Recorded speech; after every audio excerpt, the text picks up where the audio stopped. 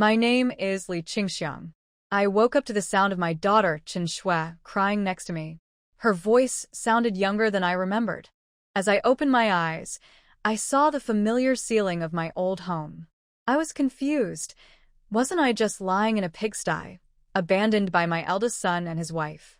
The last thing I remembered was the freezing cold, my body curled up for warmth, calling out for help that never came.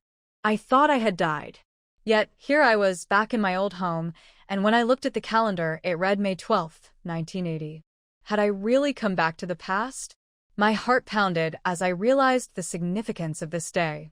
This was the day I had forced my fourth daughter, Chen Shui, to marry a man she didn't want, just so my eldest son could secure a better job.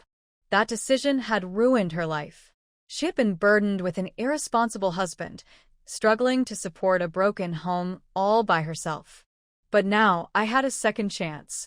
I looked at my daughter, her youthful face filled with disbelief when I told her she didn't need to sacrifice herself. She had always been a bright girl, meant for bigger things. If she could finish her studies, she would have a much better future. I would not let my past mistakes repeat. Ignoring my dizziness, I got out of bed. I needed to stop this marriage arrangement immediately. I had spent a lifetime being a kind and self-sacrificing mother, but what did it bring me? Betrayal, suffering, and abandonment. Not this time. This time, I would be different. I would no longer be just Li Qingxiang. I would be someone stronger, someone who wouldn't let others trample on me. This time, I would take control of my own fate and my family's. I turned 50 today, and my daughters who were married came home with their families. My eldest son also returned from the army, saying he had to go to the front line. I was terrified and wanted to find him a job, so he wouldn't have to go back. The village chief heard about it and offered a solution. If my fourth daughter married his son, he would help arrange a job for my son. In my past life, I agreed. I thought my daughter would have an easier life being the only daughter-in-law in that house. But now I regret it. My eldest son turned out to be heartless, and his unit never even went to the front line. Why should my daughter suffer for him? This time, I won't let it happen. I walked to the front hall, where my eldest son and son-in-law were drinking with the village chief. My daughters were busy around the house, one washing dishes, another cooking. My second daughter, Chen Feng, was always dependable. In my past life, when I was paralyzed, she took care of me the most, even though she had her own struggles. Her husband, too, treated me better than my own sons. I remember how he would wake up at night to help me, no matter the season. But he worked in a factory and later got a lung disease that took his life too soon. This time, I have to stop him from working there. Looking at my children, I realized how unfair I had been. I had favored my eldest daughter too much, ignoring how hard my second daughter worked. Even now, my eldest sat while my second daughter did all the chores. I told her to call her sister to help. Why should she do everything alone? I also remembered how my eldest daughter tricked me in my past life. She borrowed money for a tractor and never returned it. Later, when it was her turn to care for me, she always found excuses. This time, I won't be so blind. I know now who truly cares for me, and I won't let history repeat itself. I always thought having 6 children meant I'd be cared for in old age. But when I became paralyzed, I saw their true colors. Only my second and fourth daughters had real hearts. My third daughter, who lived in the city, sent money when she could. But my eldest daughter and her husband never gave a cent, and every time I tried to pass on some of the money to my fourth daughter, she refused, using it instead to buy me good food. When the village chief offered to help my eldest son get a job in exchange for my fourth daughter's marriage to his son, I refused. In my past life, I had sacrificed her, believing she would have a stable life. But I had been wrong. My eldest son was selfish, and his army unit never even went to war. Why should my daughter suffer for him? This time, I would not make the same mistake. My refusal enraged my eldest son. He shouted, blaming my fourth daughter, demanding why she wouldn't accept the marriage. I slammed my hand on the table and told him to solve his problems himself. I would not let my daughter's future be ruined for his sake. To escape the deal with the village chief, I lied. I told him I had seen my dead father-in-law in a vision, warning me against it. I even revealed a secret from my past life. His son had been involved with his stepsister, a scandal no one knew yet. The chief's face darkened, and he immediately dropped the matter. Then, out of spite, I suggested another girl for his son. Wu Yuemei, the very woman who had tortured me in my past life as my eldest son's wife. If she had made my life miserable, let her be the village chief's problem instead. When my eldest son protested, saying Wu Yuemei was his future wife, I slapped him across the face. The room fell silent. Everyone stared at me in shock. I had always spoiled my sons, but now I was done being a fool. This time, I would change everything. I slapped my eldest son across the face. He had always been spoiled, but today I had enough. I told him that as long as I was alive, Wu Yuemei would never become my daughter-in-law. If he insisted on being with her, he could leave and never come back. I would no longer recognize him as my son. My daughters looked at me in shock. I had always favored my sons without question, but today, I was different. My eldest son, Chen Dejiang, was confused and angry, asking why I suddenly hated Wu Yuemei so much. I didn't bother explaining. Instead, I asked him where he met her and why he was so sure she would marry him. He told me they had just met at a movie and she had claimed to like him. I was furious. He was a soldier, yet he was acting like a fool. Wu Yuemei had a bad background. Her uncle had been in prison. If the army found out, it could ruin my son's future. I had to keep him from making this mistake. But most importantly, I would not sacrifice my fourth daughter's future just so he could have an easy life. I told him he was staying in the army. He wouldn't be allowed to leave just so he could get a job at the grain bureau by ruining his sister's life. If he truly cared about Wu Yuemei, he could leave and stay with her, but I would cut ties with him. He quickly backed down, realizing he couldn't afford to lose his home and family. After he finally agreed to return to the army, I sat down to eat. My second daughter wanted to leave, but I insisted she stay. It was my 50th birthday. I also made sure my eldest daughter, Chen Yun, helped clean up. I had spoiled her too much, and it was time for her to take responsibility. Finally, I pulled my second son-in-law aside. He was struggling, forced to work in a dangerous mine. I needed to help him before he ended up sick like in my past life. This time, I wouldn't let history repeat itself. My second son-in-law, Qiu Jinglei, had always treated me well. He once told me that in his heart, a mother-in-law was just like a mother, and he would take care of me just as he took care of his own family. He didn't just say it, he proved it with his actions. Whenever I stayed at their house, he would handle most of my care, letting my second daughter, Chen Feng, rest a little. His kindness always touched me. Chen Feng told me that her mother-in-law had decided that next year, she and Jinglei would live separately. It made sense.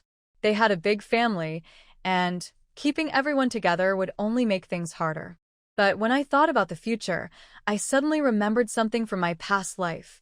Her eldest son had struggled to get married, only finding the right person at 31. His wife had been a good woman, taking care of him, her in-laws, and even me in my sickly years. This time, I wanted to help him find happiness sooner. But he was only 7 now, and his future wife hadn't even been born yet. Chen Feng's mother-in-law was a strong woman who had raised 11 children. I had worried she would make life difficult for my daughter, but I was wrong. She was strict with outsiders, but kind to her own family. At least my daughter had married into a home where she was treated well. As I held my granddaughter, Yang, I thought about how smart she was. But she had weak health, suffering from asthma, like her grandfather. In my past life, it had kept her from doing well in school.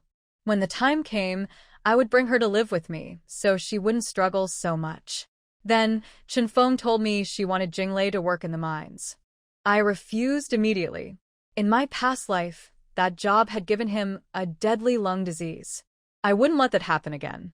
When my eldest son-in-law tried to argue, I shut him down. Safety was more important than money. I wouldn't let history repeat itself. Jinglei can earn a lot working in the mines, but which is more important, money or life? Fenger, listen to Mom. You must not let Jinglei work in the mines, I'm not kidding. Jinglei was very grateful in his heart.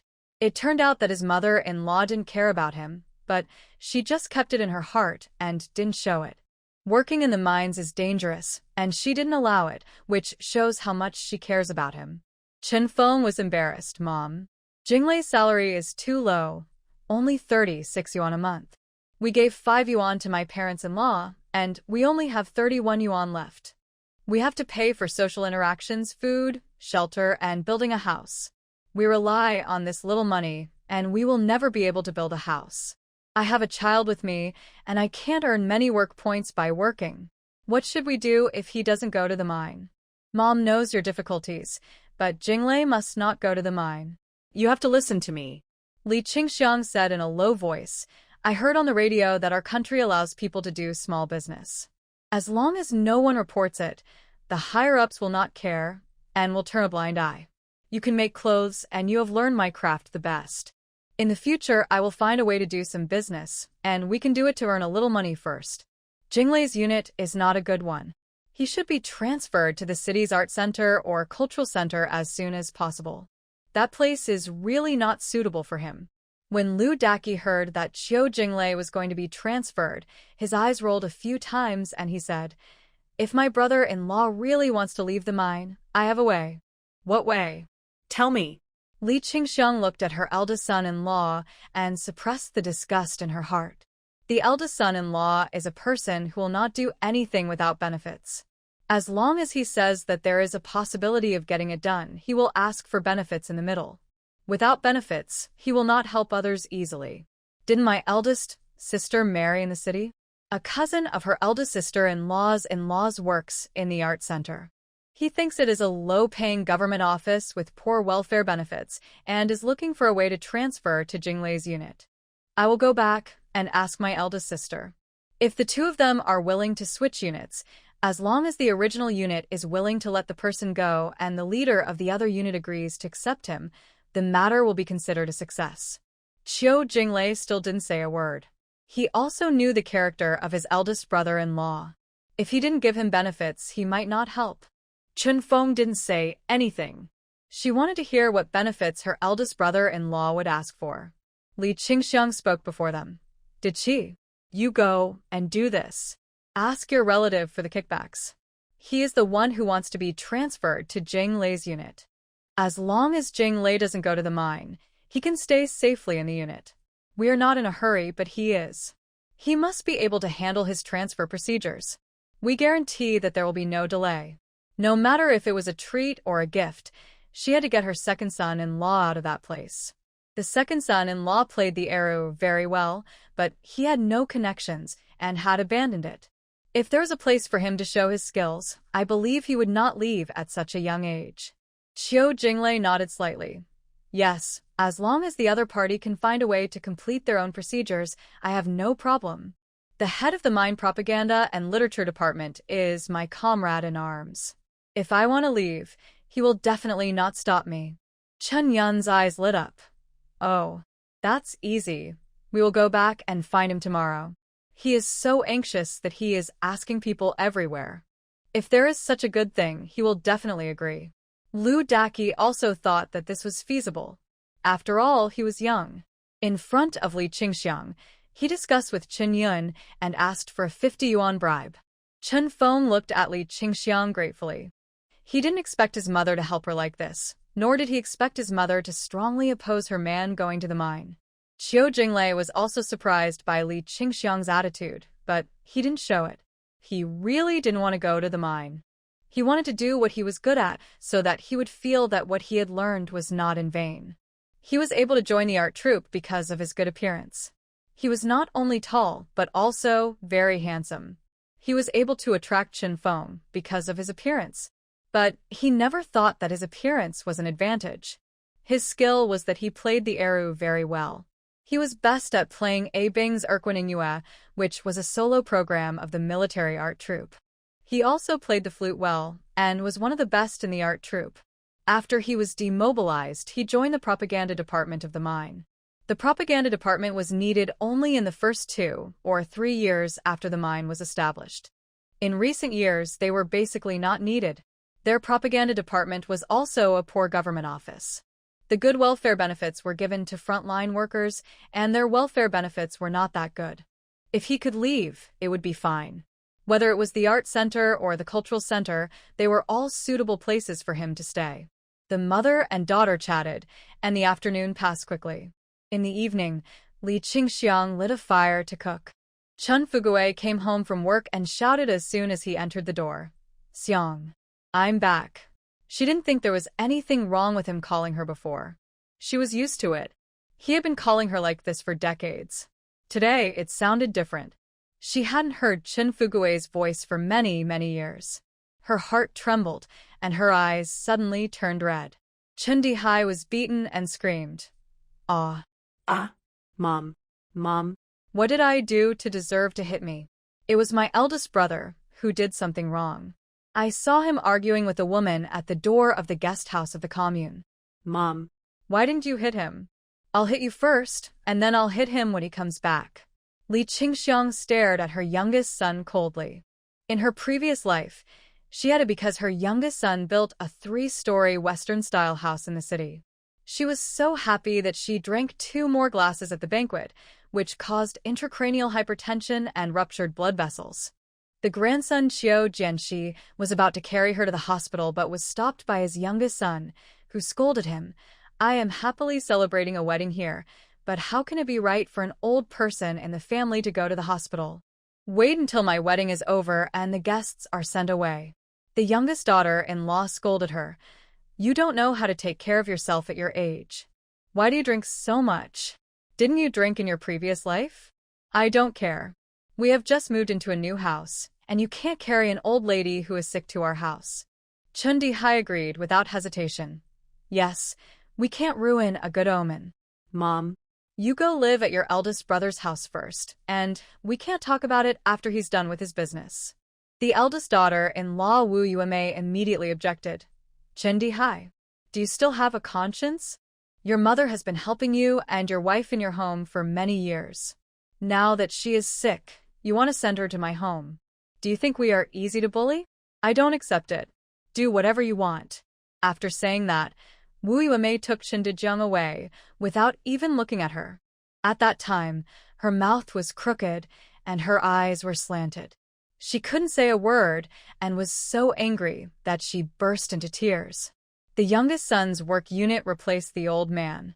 After the old man passed away, he knew that the eldest daughter-in-law didn't like her, so he went to the youngest son's house to help cook, wash clothes, and clean. She also raised her grandson by herself. Unexpectedly, when she was sick, the youngest son and his wife turned against her and immediately drove her out. She thought that her son had built a 3-story building and she could live in it in the future. The 2 sons didn't accept her. Finally, the 4th daughter and the 2nd daughter proposed a compromise.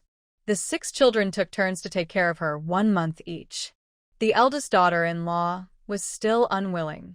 Finally, the village party secretary came forward and she reluctantly accepted her. Because she was dissatisfied, she kept torturing her. She didn't dare to do it openly at first, but when she saw that her eldest son was indifferent to her torturing him, she became more and more presumptuous and finally froze her to death. Thinking of her 2 ruthless sons, she became angry. She watched her youngest son screaming when he was beaten, but she didn't feel sorry at all. Chun Dihai covered his face and cried, "I didn't do anything wrong. Why are you hitting me?" Mom. "You are unreasonable. You don't love me anymore." Li Qingxiang nodded. "Yes, from today on, I won't love you anymore.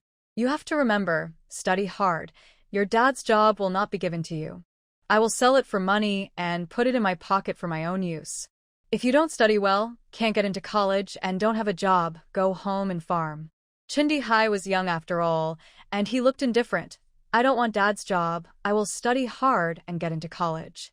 "Remember what you said today." Li Qingxiang looked at Chun Dihai. "If you can't get into college, get out of the house. I won't support idle people."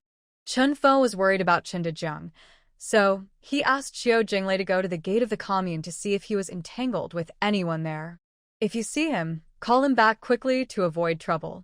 Qiu Jinglei went, came back and shook his head, indicating that he didn't see it. Chun Fugui was a little anxious. Xiang, how about I go and take a look? No need. Li Qingxiang remembered that there was such an incident in her previous life. At that time, she was forced to agree to Chen Dejiang marrying Wu Yuemei. But the incident in the previous life did not happen tonight, but after a while. Could it be early? It doesn't matter. What is coming will come sooner or later. In this life, if Chen Dejiang still can't figure it out, it doesn't matter if this barbecued son doesn't exist. She really doesn't want to worry about his affairs anymore. It's meaningless. Come on, let's eat. Why bother so much? Seeing that she was fine, Chen Fugui didn't insist. Li Qingxiang had the final say in the family affairs. His responsibility was to take good care of her. As long as he took good care of her, he didn't have to worry about anything. So, the whole family sat down to eat dinner as if nothing had happened. After eating, Li Qingxiang prepared a return gift for her second daughter to take back. People have mothers-in-law, and daughters-in-law go back to their parents' home to celebrate birthdays. Return gifts must be given, otherwise she doesn't know etiquette. The return gifts she gave to her eldest and second daughters were the same. In the past, she would give her eldest daughter something else, but now she didn't have to. Chun Feng held his youngest daughter and led his son, while Qiu Jinglei held his eldest daughter and said goodbye to everyone with the return gifts. Chen Dejiang hadn't come back yet, and Chen Fugui stood outside the door and watched. Li Qingxiang didn't say she would go look for him, and he didn't bother to care. Chen Yun diligently helped to clean up the dishes, Chen Shui and Chen Dihai were doing their homework, and Lu Daqi was chatting with Chen Fugui. What he said was that it was not easy to work in the production team, and he wanted to buy a hand tractor and haul goods for others himself. Li Qingxiang didn't say anything, but sat and listened. This eldest son-in-law was ambitious, and she would not help him again. In her previous life, she did lend him 500 yuan and later asked him to pay it back, but he kept saying that he didn't have it. He didn't have enough wood to buy to build a house and asked to borrow 300 yuan. At that time, she was smart and didn't lend it. It was probably from that time that she offended him. When she was old and needed her children to take care of her, she took care of her symbolically for a few months, but later she stopped. Beat Chen Yun in front of her. I am already old and still have to help you take care of your mother. Chen Yun, either you get out with your mother, or don't bring her to my house. It's unlucky. She has a son, and you have a younger brother, and neither of them cares about you. So why should you, a married woman, care? Get out of my house. Chen Yun was a person without temper. She didn't dare to say a word when she was beaten or scolded, and she would only cry in front of her. Mom. You'd better go to my second sister's house. I can't stay here anymore. I have children to take care of, and I can't lose my home because of you. What else can be said after saying this? He won't pay back the money, and he'll drive him away. Meeting such a heartless person, she can only blame herself for her bad luck. If he didn't borrow 500 yuan from her, how could he afford to buy a tractor? How could he make money? Since then, she has never been to their house again. No matter what kind of wedding event, she didn't go. She would rather stay at home alone. She was in this state, and she would not be welcomed if she went. Later, their family encountered demolition and became rich all of a sudden. They came to the second daughter's house to show off several times, and each time the second daughter was so angry that she secretly wiped tears. His son got married at the age of 19 and counted on his fingers at what age he would see his great-grandson and become a great-grandfather. The second daughter's son got married late, and the second son-in-law was often ridiculed by him. His daughter-in-law gave birth to a grandson as the first child, but unfortunately his brain was not very smart. He was already 8 years old, and he didn't know his surname or name when asked. Not only was he not good at studying, but he was also raised to be lazy and gluttonous. Every day he either drank or played cards, or went out to mess around with others and spent a lot of money to save people. He didn't get married until he was 28 years old, and he had a daughter. The eldest son-in-law never saw his great-grandson until he died.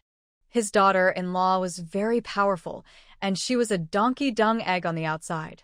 After cheating all their demolition money, she drove them out of the house and rented a house to live outside. The son didn't dare to say anything because once he said anything, the couple would start a fight. His son couldn't beat his daughter-in-law at all.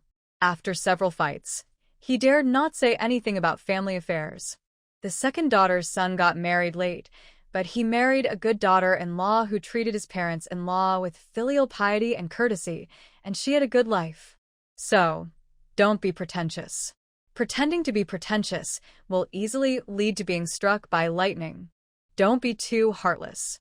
Don't spend money that you shouldn't spend, or you'll be punished. But It's all in the past.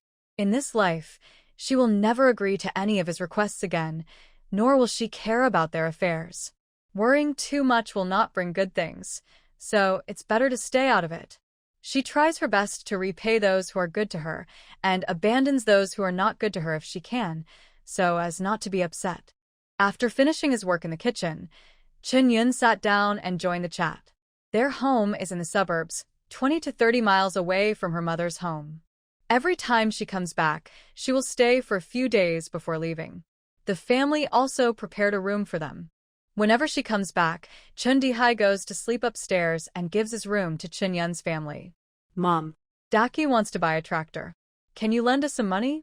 Chun-yun asked straight to the point. Buy a tractor? Li Qingxiang widened her eyes in surprise. How much does it cost? I don't have that much money. Lu Daki explained. I bought an old tractor from the agricultural machinery station. It's 50% new and has some minor problems. They want to sell it and offer 800 yuan. Chun Fugue looked at his eldest son-in-law. Can you drive a tractor? No, but as long as you buy it, the people at the agricultural machinery station will teach you until you learn it. Lu Daki said. Chun Fugue asked again. You bought a tractor. Have you considered the source of goods? If no one asks you to haul goods, how can you make money? If you buy a tractor and leave it idle at home? Lu Daki was full of confidence. It doesn't matter. As long as I buy it, people from all over the village will find me when they know about it. Li Qingxiang believed this. In his previous life, Lu Daki's tractor was very busy and he was busy all day long. It was really hard to hire people from the agricultural machinery station. Everyone was like a big boss. If you wanted to ask their tractor to go out, you had to beg for mercy. Not only did you have to pay the agricultural machinery station, but you also had to give benefits to the driver, otherwise things would not be done well. Lu Daki was a private person. He could come whenever he was called. Not only was it convenient, but he didn't have to give any benefits. The tractor could load a lot and was fast. So many people liked to ask him to go when they had something to do at home. Mom, You told me last time that you had 500 yuan in your hand. Lend it all to me. Chun Yun said easily, as if 500 yuan was just like 5 yuan in her eyes. No, Li Qingxiang refused immediately. I'm lending this money to your brother to get married. When will I pay it back? You can see that your brother is very popular and girls are all around him. He's 21, and it's time for him to get married. Lu Daki said nothing, but poked Chen Yun with his elbow, motioning her to speak. Mom, Can you please delay your brother's marriage? My case is more urgent. They said they only give me 5 days. If I can't get the money together, I'll have to sell the house to someone else. Chen Yun pleaded. Li Qingxiang still refused. I won't lend you this money. Yunea. Are you stupid? Daki wants to buy a tractor. Why are you coming to our house to borrow money? Don't your parents-in-law care? I don't believe they can't come up with 800 yuan. Lu Daki's face was surprised. It's not that my parents can't come up with the money. It's that my eldest brother and his wife are watching them, and it's not easy for them to take it. If I give it to them, I have to give it to them. We are all sons. We can't favor one over the other. My mother told us to figure it out ourselves. The family doesn't have that much money. Li Qingxiang sneered and gave Lu Daki a bad idea. Your mother's excuses are all just to see how capable you are outside. Silly child. She asked you to figure out a way. Do you really plan to figure out yourself? The money in the family is also earned by you with your life and death. If you are afraid that your second brother will make a fuss if he knows, You can put the money with your eldest sister, or put it with your uncles or aunts, and you can go to them to borrow money. In the end, it's still up to you whether the money is paid back or not. Hearing this, Lu Daki's eyes lit up, and so did Qinyun. Looking at Li Qingxiang happily, Qinyun smiled. Oh, Mom is still the one with the idea. This is a good idea. Chen Fugui echoed on the side. Money borrowed from home must be repaid. It's okay to pay back the money from your parents-in-law. You haven't separated yet, and the money in their hands is also earned by your hard work. Lu Daki nodded. Yes, most of the money in my parents' hands is earned by me and my 2 younger brothers in these years. It's natural to buy me a car. I will tell my parents when I go back tomorrow. I believe they will support me. The last sentence is a bit sour, meaning that his parents are willing to search for their own money to help him, but his father-in-law and mother-in-law can't do it. Isn't this a joke? It's natural for you to raise your parents. When you raised her, you scolded her more than anything else. Borrowing 500 yuan for decades and not paying it back, living in his house for a few months can offset it. If she lives again, she will do the same thing. She is a pig. That's for sure. They are your biological parents and will never treat you unfairly. After saying that, Li Qingxiang yawned. It's getting late. Go to bed. Go back early tomorrow morning and get this done. With just a few words, the matter of borrowing money was settled. Chen Fugui looked at her and felt a little surprised. How come Xiang was a different person today? Didn't she always agree to her eldest daughter's requests in the past? Why did she change her mind tonight? After Lu Daki and his wife left, Chen Fugui asked Li Qingxiang in a low voice, Xiang, what's wrong with you today? You look a little different from usual. Li Qingxiang's nose was sore when she mentioned this, and she threw herself into Chen Fugui's arms. Fugui, what's wrong? Chen Fugui hugged Li Qingxiang, patted her back and comforted her. Why are you crying? Tell me what's the matter, and I'll do it. Li Qingxiang shook her head, trying to suppress her emotions and let go of Chen Fugui. I'm fine. I just had a very strange dream. In the dream, I saw my whole life. Hey. Dreams are the opposite. If you don't live well in your dreams, you will live a happy life in reality. Chen Fugui took out a handkerchief from his pocket and wiped Li Qingxiang's tears. Don't be sad. As long as I'm here, your life won't be bad. We only have 2 sons, and even if the eldest one retires, he can come back and work in the grain bureau. But I think it's not thoughtful to exchange Schwer's happiness for it. Xiang. Why don't we spend some money? It's better to use money than to use people. What do you think? Li Qingxiang's eyes fell on Chen Fugui's gentle face. Her eyes moistened, and tears burst out. He said the same thing in his previous life, but she didn't care about anything for her son's future at that time. What's wrong with using her daughter to exchange for her son's stability? The money can be saved for marrying a daughter-in-law. Who knew that the work at the grain bureau only lasted for more than 10 years, and then it didn't work? Finally, the work was disbanded, and the eldest son was idle at home. Those who went to the army with him at that time did not retire, and each stayed in the army until retirement. When he came back to meet with his old comrades, Chen Dejiang was the most useless one. He didn't say he blamed her, but he must be blaming her in his heart, right? If she hadn't been so afraid of death and insisted on his demobilization, he wouldn't have come back and would have stayed in the army like his comrades. When he retired and returned to the retirement home, he would get a pension of 7,000 or 8,000 every month. He let Wu Yuemei abuse her because he hated her in his heart. I don't need anything. Let Chen Dejiang go back to the army. My Schwerer is going to take the college entrance examination. I have finally trained her to high school. She can't be ruined at the last minute. Yes, Xiang. It's best that you think so. Schwerer is smart and good at studying. Our family will also train a college student to bring honor to the family. Xiang, your decision is so wise. Seeing Chen Fugui giving her a thumbs up, Li Qingxiang laughed again. She is an extremely lucky woman in her life. She has never suffered any grievances since she married Chen Fugui. Chen Fugui had a hard time when he was a child. There were wars everywhere at that time. He and his mother came to the town to beg for food. There was no place to live, and his mother was sick. At that time, she was kind-hearted.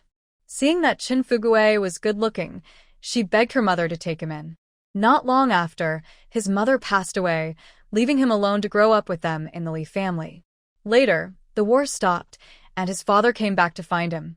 The father and son reunited, came to the town to buy land and build a house, and married her.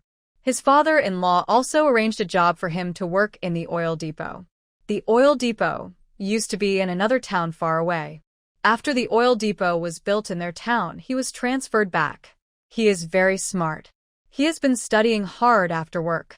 Now he is the director of the reserve department of the oil depot and a cadre. Fugue. After having that dream, I suddenly came to my senses. Children are fake. Only good health and money in hand are real. Both sons are ungrateful, the eldest one too. Only the second and fourth are good. The third one is far away in the provincial capital. He just throws some money back and doesn't care about anything. I will try my best to treat them equally. No matter whether they are sons or daughters, I have to help them. Chin Fugue nodded. No problem. You can arrange the family affairs. I support it. I want to bring Yang to take care of her. The child has asthma and can't stand the cold. Everyone is not at home, and I am alone with nothing to do. Fomer takes care of 3 children and has to go to work. It's really hard. Li Qingxiang likes her 5-year-old granddaughter Qiu Yangyang very much.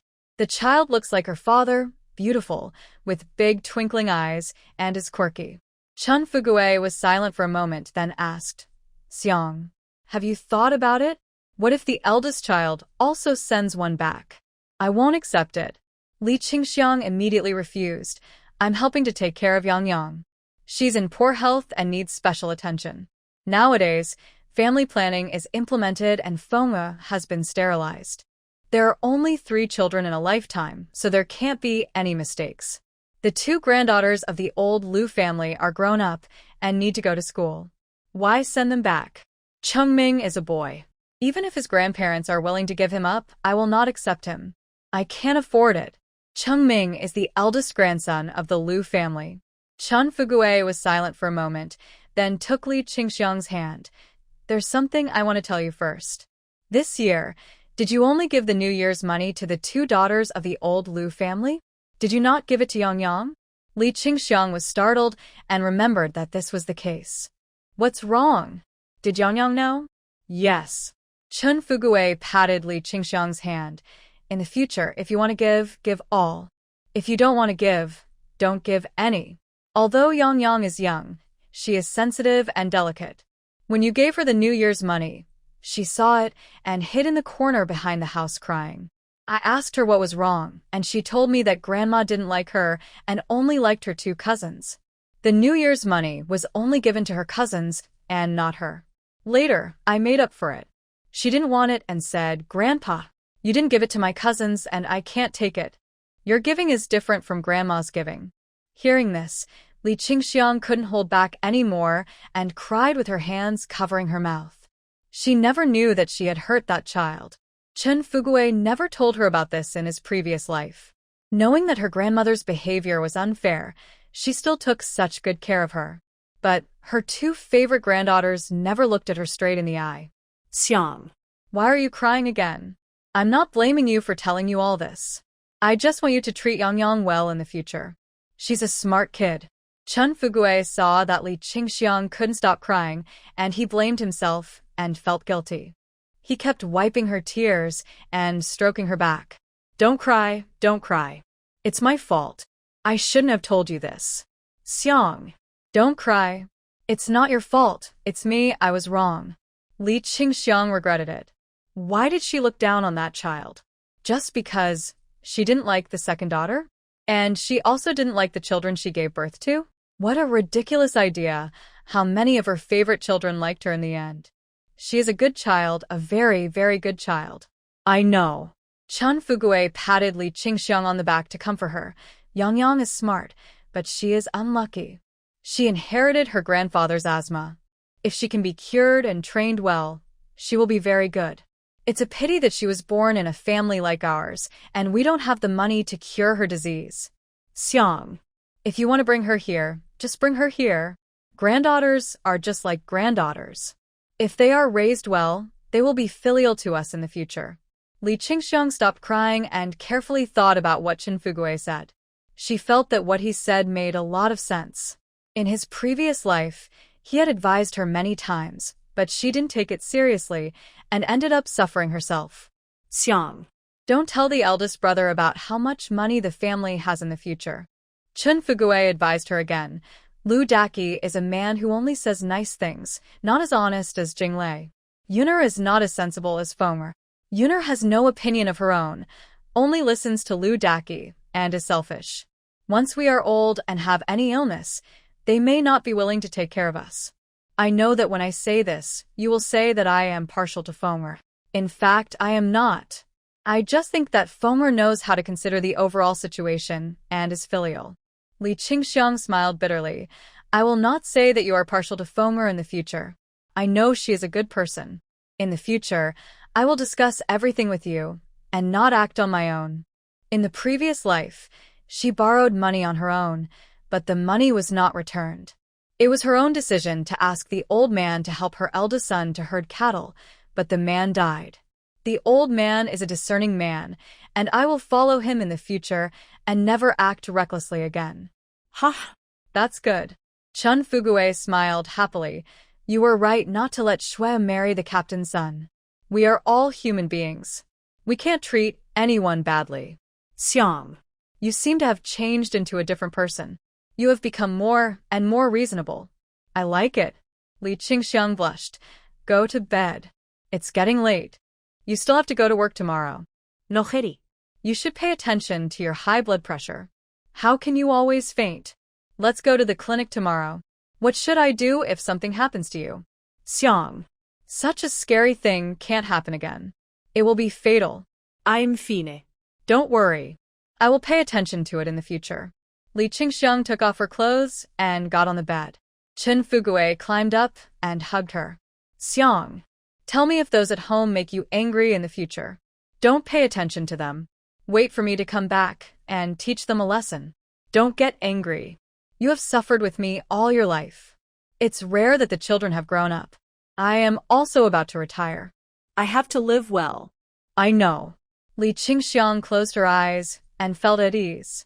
She swore that she would never get angry at anyone who didn't deserve it and would take care of herself calmly. Taking good care of the old man was better than anything else. Dawn the next day, Chen Dejiang came back secretly. Li Qingxiang pretended not to know when she knew about it. She couldn't say whether the incident in the previous life would happen again. Seeing her eldest son like this, it must have happened.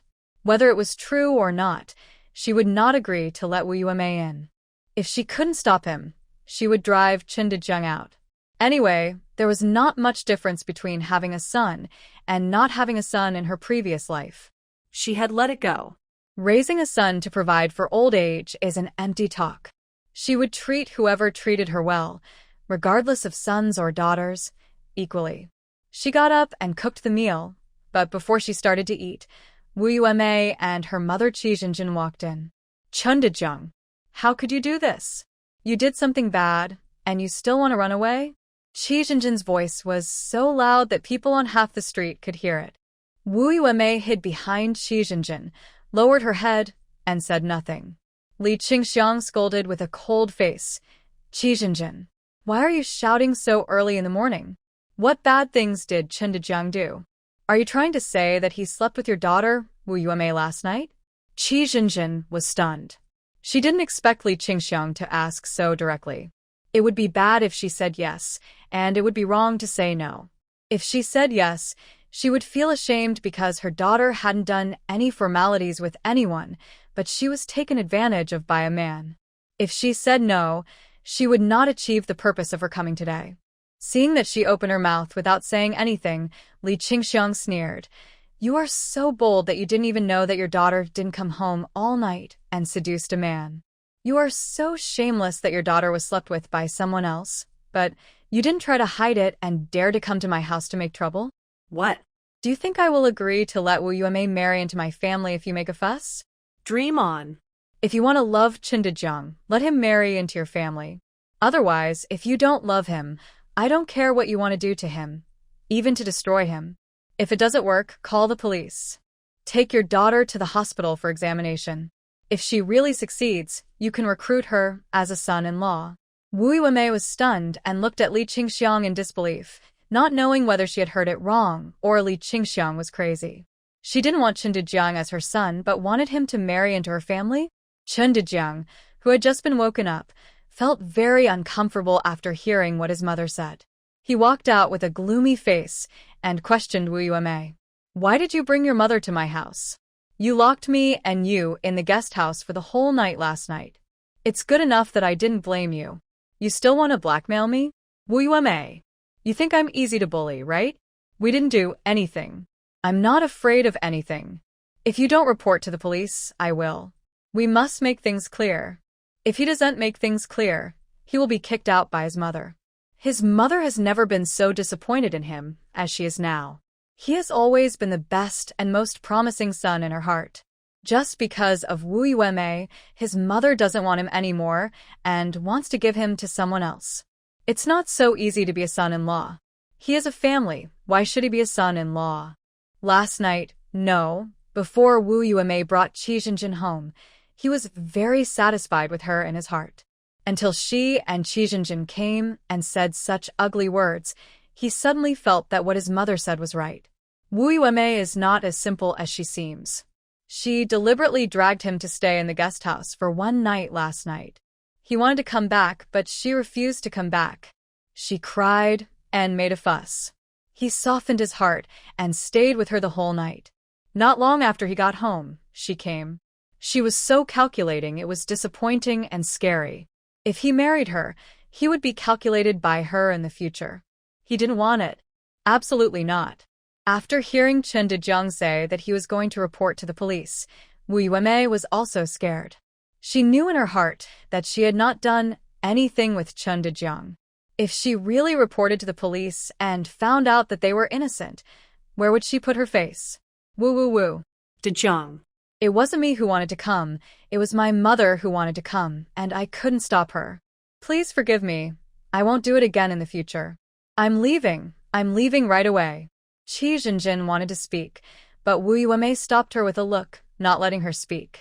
It was she who wanted to make trouble in the first place, and she didn't say anything wrong, so why was she quibbling? Li Qingxiang blocked Wu Yuemei's way. You are not allowed to leave. We must make it clear today. Wu Yuemei, if you want to marry Chen Dejiang, the only way is to marry into your family. Think about it, whether to marry or not. Chen Dejiang looked at Li Qingxiang complainingly. Mom. It's not that she wants to marry or not, it's that I can't marry. I am the eldest son and grandson of the Chen family.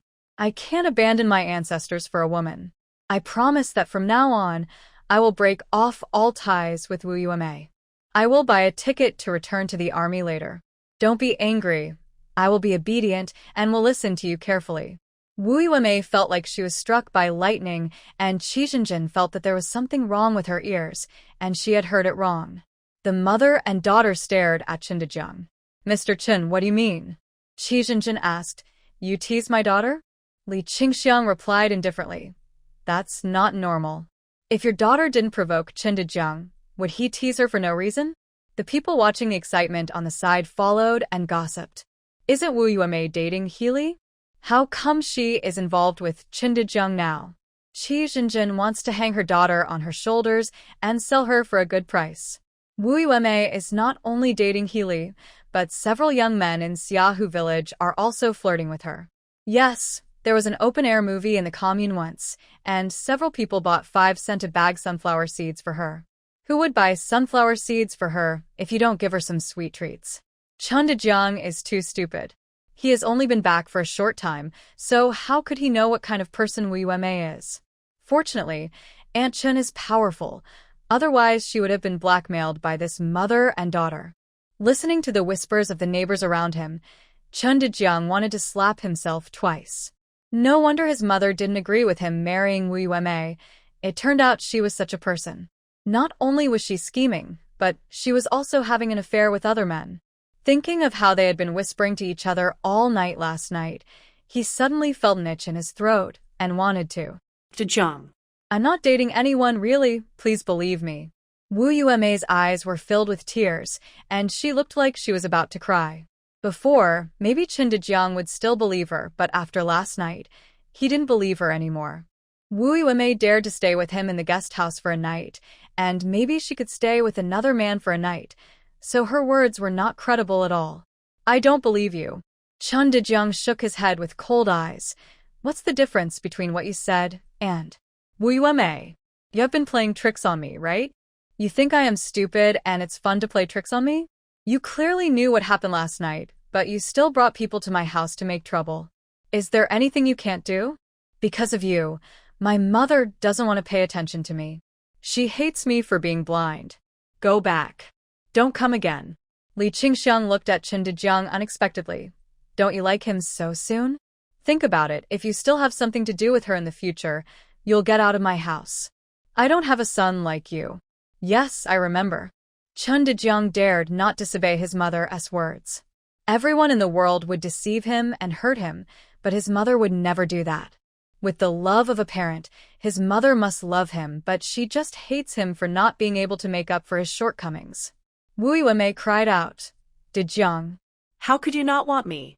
you said last night that you would marry me. Why did you change your mind at dawn? You still have the nerve to mention last night? Qin Dejiang sneered. What did I tell you last night? What did you promise me? Did you change your mind, or did I? Since you broke your promise, why can't I? Qi Zhenjin wanted to throw a tantrum, but when she saw the big broom in Li Qingxiang's hand, the idea in her mind was instantly extinguished. Li Qingxiang's fierceness was well known throughout the town. If she really made a fuss, she would not let herself go easily. It was obvious that her daughter had nothing substantial with Qin Dejiang, so what would happen if she made a fuss? If they reported to the police, it would be a small matter for her daughter not to blame Qin Dejiang, but it would be a big matter if her reputation was ruined. Even if there was really something wrong, Li Qingxiang had made it clear that she would not marry and wanted to drive Qin Dejiang out of the house, so they could not blame the Qin family. It was a serious crime to deny one's parents in order to marry a wife.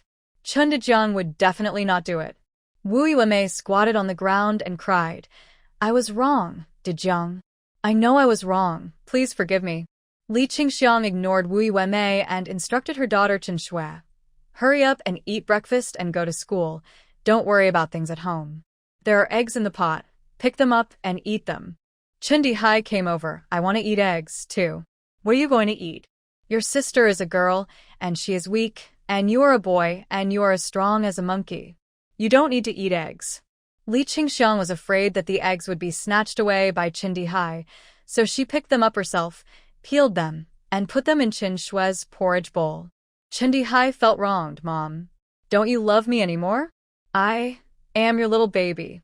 Now that you have grown up, I will never call you by your nickname again. Li Qingxiang looked at her youngest son with a serious tone. You are a man and must stand tall and upright. If you don't listen just like your older brother, get out of the house. Qin Dihai didn't dare to speak. Getting out of the house was incomparable to eating eggs. He could not eat eggs, but getting out of the house was absolutely not allowed. He didn't know what stimulated his mother to suddenly become strict with him. He was so scared. The two children went to school. Li Qingxiang sat down to eat porridge and didn't ask Qin Dejiang to eat. He wanted to argue with Wu Yuemei, so he could go and argue. She didn't want to care at all. Qin Dejiang knew his mother's attitude towards him, so he didn't argue with Wu Yuemei. He picked up the bowl to eat porridge. After eating, he had to go to the city to buy a ticket. His behavior made Li Qingxiang want to laugh.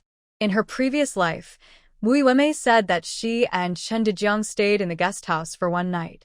She agreed to her son's marriage without saying a word, but ended up marrying a yiksha who wanted to take her life.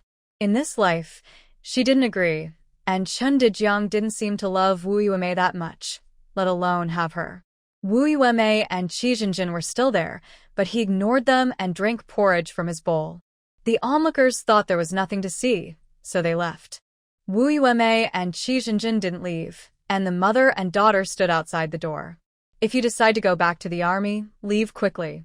Don't stay at home and make trouble. Li Qingxiang ate porridge and talked to Qin Dejiang. If you don't want to break up with Wu Yuemei, just go to her house.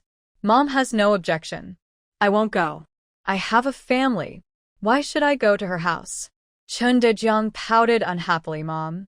You can dislike her, but why don't you like me too? Because you're a. Li Qingxiang slammed the chopsticks in her hand on the table with a loud sound, which scared Chun Dejiang so much that he shrank his neck. Why didn't you go home last night? Why did you have to mess around with Wu Yueme? Your second brother-in-law went to look for you, but he didn't even see you. Your second sister was worried about you before going home, and what about you? What are you doing? Do you do whatever Wu Yueme tells you to do? Do you have parents in your eyes and heart? Do you have brothers and sisters? Would the daughter of a good family spend the night in a guest house with a man casually? Chun Dejiang didn't dare to say a word and buried his head in drinking porridge. When his second brother-in-law went to look for him yesterday, he saw that Wu Yueme didn't let him greet his second brother-in-law, saying that she was shy. At that time, his mind was in a mess, so he listened to her and hid in the room of the guest house. His second sister was very good to him. He was not used to the army when he first went there. It was his second sister who wrote letters to encourage him, asking him to persist, work hard, and strive to be a good soldier. He was assigned to the driver's company and was arranged to learn to drive with the veterans. His second sister taught him how to get along well with people and learn the skills. She came back yesterday and must have a lot to say to him, but he was called away by Wu Yueme. I don't know when I can see her again after leaving today. I had already agreed with Wu Yueme yesterday, asking her to wait for me to come back at home. He is only 21 years old this year, and it's okay to delay getting married for 1 or 2 years. There is no rush. He clearly agreed at that time, but after one night, he changed his mind and went to his house to make trouble. If this kind of thing happens, it may not be him who suffers, but she herself. She said she would come back to make a decision after 1 or 2 years. Why is she not willing to wait even for this little time? He has to be forced to make a decision now. How can he marry her if he can't get past his mother? Forget it. Let's just break up. Wu Yueme is not a good girl. She has been dating several men at the same time. Such a woman is not worth his lingering. I was wrong. I won't do it again. Mom, don't be angry. I'm going to the city to buy a ticket to go back to the army. Please give me some money. After eating the porridge, Chun Dejiang made a request. Li Qingxiang glanced at Wu Yueme outside. Are you willing to do it? Why shouldn't I be willing to do it? She's pushing me so hard, I won't marry her. After all, she was young and had a bad temper. Chun Dejiang deliberately raised his voice. She can't make the decision for herself in her own affairs. She is at the mercy of others. She can go back on her word at any time, even though we have agreed on something. Such a person is not worth my attention. Wu Yueme rushed in and knelt at Li Qingxiang's feet. Aunt, please make us happy. Dejiang and I are truly in love. Really? Li Qingxiang sneered. Then are you and Healy faking it? More than a month ago, you and Healy also stayed in the guest house for a night, and you two didn't do anything? Do you want me to find someone to call Healy for a face-to-face confrontation? Li Qingxiang vaguely remembered that Wu Yueme had quarreled with Chun Dejiang in her previous life and mentioned this matter. Today she used it to trick her and make her son, who is Char Siu, completely give up the idea. What? You have also stayed in a guest house with others? Chun Dejiang felt that he had been deceived and was furious. Wu Yueme, it turns out that you are a fickle woman. No wonder my mother doesn't let me marry you. Get out. Get out. Disgusting. Wu Yueme didn't expect Li Qingxiang to know that she and Healy had stayed in a guest house for a night. She did it so secretly. Who leaked her secret? She couldn't call Healy to testify, otherwise she would be too embarrassed to see anyone. Qi Zhenjin came in and pulled her daughter up. Look at the kind of man you found. He is dominated by his own mother. Such a man is unreliable. It's better to break up. Li Qingxiang smiled. Take your daughter away quickly. Don't dirty my family's land. My good son was led astray by your daughter. He stayed in a guest house with others for a night without knowing what he was doing. It's unlucky. Wu Yueme left. Chun Dejiang stood up with a grim face, went into the house to pack his things, and prepared to return to the army. He couldn't stay at home anymore. It was too embarrassing being played around by a woman, and he almost married her. Fortunately, his mother tried to stop him, otherwise he would have a lot of stigma on his head. Hurry up and leave home quickly. If people find out, he will have no place to put his face. After all, he is a soldier, and being played around by Wu Yueme is too cowardly. Chen Dejiang wanted to leave, and Li Qingxiang couldn't just ignore it, so she took out the money and handed it to him. These are enough for you to return to the army. Now that you have grown up, there are some things that I need to make clear to you. When you were a child, I loved you and loved you. I hope that when you grow up, you can be someone who is worthy of heaven above, earth below, and your parents, brothers, and sisters in between. You're only 21 years old. Why are you in such a hurry to get married? It won't be too late to talk about these things after 3 or 4 years. You are a driver in the army. That is a skill. Try to perform well and stay in the army. Don't think about running back home. Our place is too small, and there is not much development. Your army is a good place. It is on the coast and will have a lot of room for development in the future. Even though it is in the north, it is many times better than our place. It is a big city there, comparable to Kyoto. When you go back this time, do things more actively, strive to make meritorious service, strive to be promoted, and strive to stay in the army for life. Chen Dejiang looked at Li Qingxiang in astonishment. Mom, what's wrong with you? Why do you feel like a different person? Li Qingxiang sneered in her heart. After living a second life, I have become a different person. You can't know about this. What's the point of changing? I've let it go. My children are my flesh and blood. I can't just take care of my sons and offend my daughters. I don't know if I can count on you to support me in the future. Why should I be so ruthless? Remember, you have to rely on yourself for everything. Don't even think about relying on your family. In our family situation, you can't rely on them even if you want to. You have to have a long-term vision and not be short-sighted. You only see the little kindness and wisdom in front of you. No matter how beautiful Wu Yueme is, she is still a rural woman with no knowledge. You should marry a virtuous and smart girl. You can attract good girls if you're excellent. If you don't have any ability, how can good girls like you? Chen Dejiang was depressed. Mom, I remember. This barbecued son seems to be able to be saved. As long as he doesn't get involved with Wu Yueme and doesn't retire and go home, he may really be able to make a career in the army. At least he can stay in the army and have a generous pension when he is old, and he won't blame himself for ruining his future. Just remember it. Work hard when you return to the army. The driver class is very good. Practice hard, and you will be able to make a name for yourself wherever you go. Buy the ticket and leave. Don't waste too much time in the city. If Wu Yueme bothers you, go to the station early to wait for the bus. Don't bother her. If you get involved with her and can't be separated from her, don't come home in the future. I can't afford to lose face. Li Qingxiang gave Chen Dejiang a shot of prevention. She didn't know whether Wu Yueme would go to the city to bother her. What if? She said it in advance, so that her son would know what to do. I won't pay attention to her again. Chen Dejiang's face was not good. Thinking of Wu Yueme's deception of him, he felt uncomfortable as if he had swallowed a green-headed fly. Mom was right. He was still too young and easy to be deceived. It was fine that she lived in a guest house with other men, but she also dragged him to live there.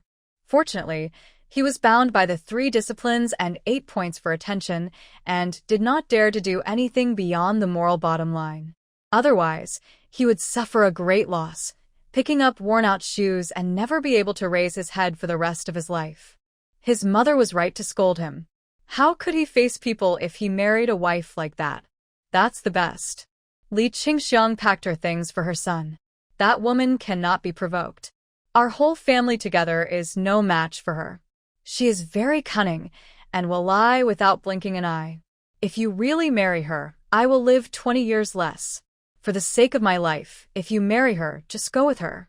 I won't see anything. Break up with her and find someone better than her. I'll be more satisfied with her. If you really can't find one, it's not bad to be single for the rest of your life. It's better than getting Wu Yueme back and making the whole family uncomfortable. Chun Dejong's heart was like a tsunami. He was extremely shocked and couldn't understand why his mother's mind changed so quickly. Yesterday morning, I told him, bring home the girl you like. It's time for you to start a family. If you don't want to join the army, then don't go. Demobilize and come home, find a job and do it well. Then our family will live together in peace. How long has it been? Suddenly, he changed his mind.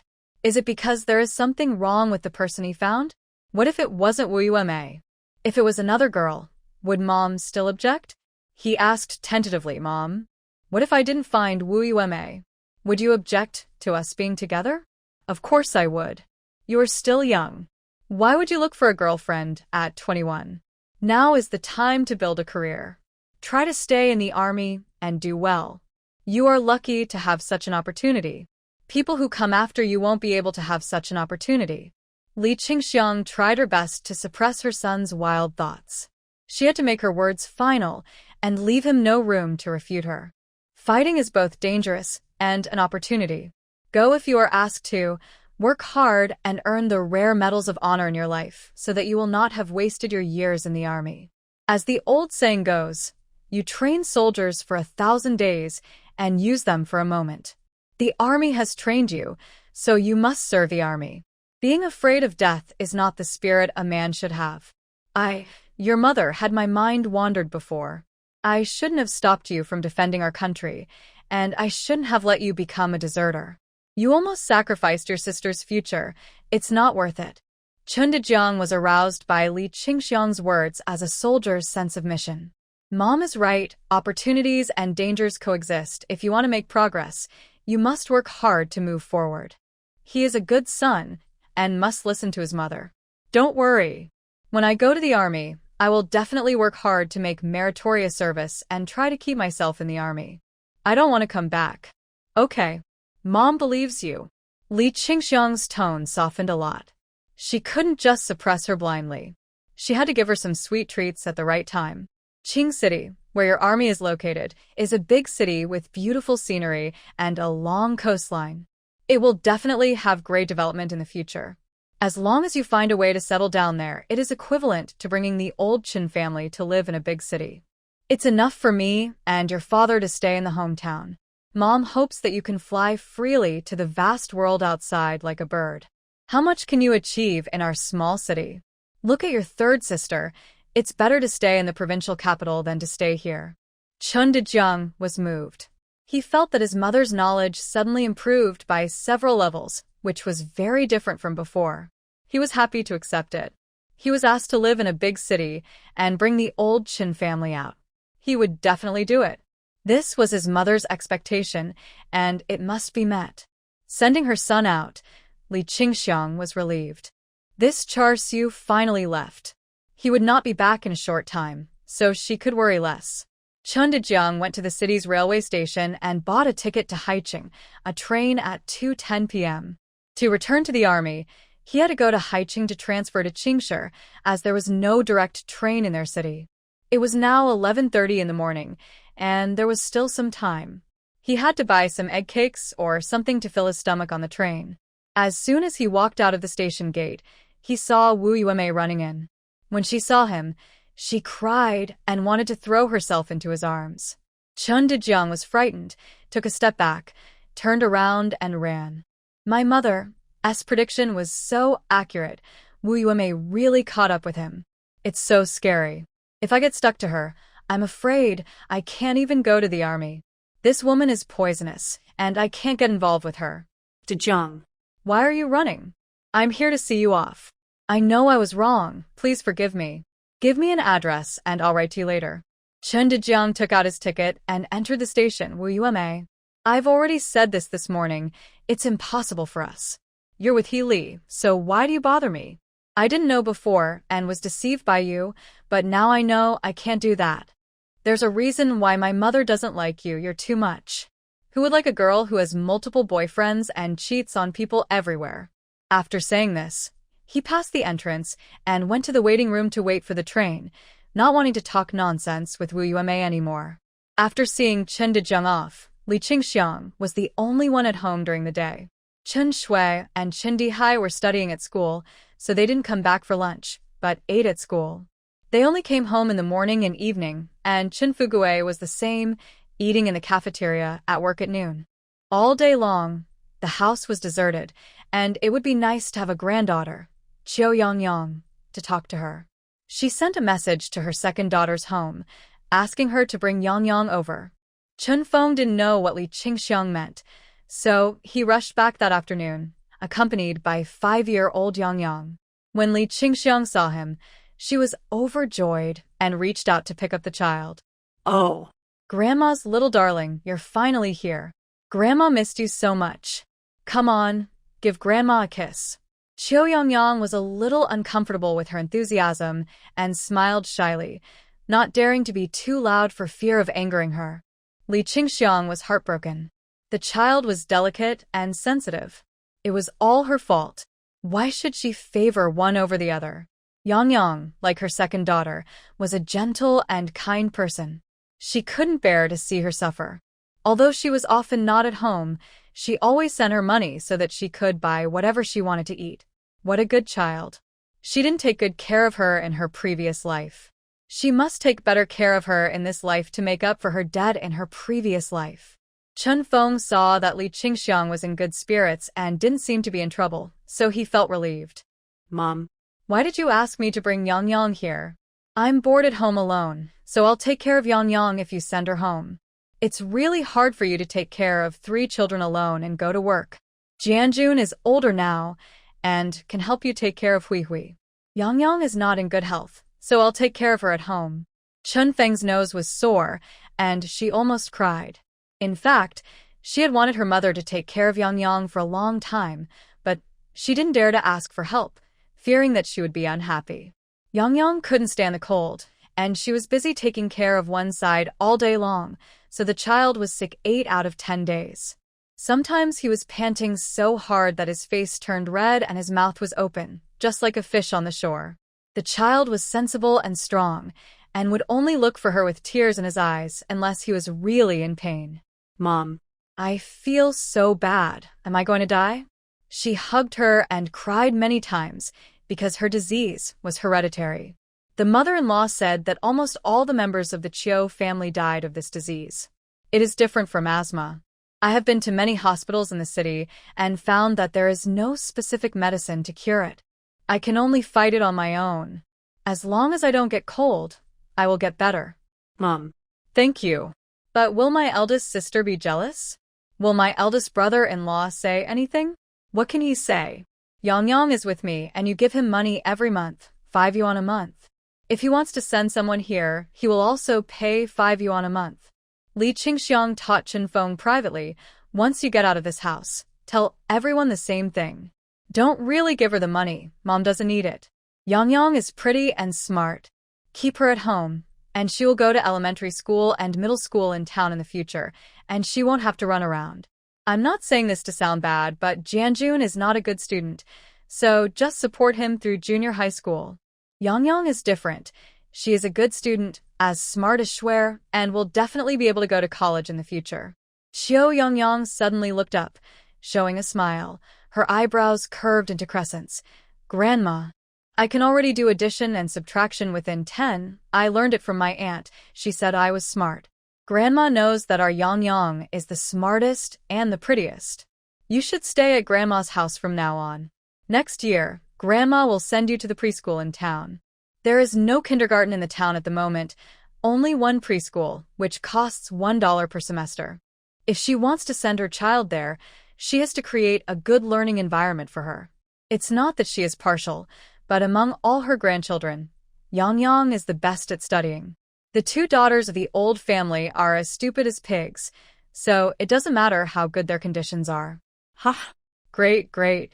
I like going to school the most.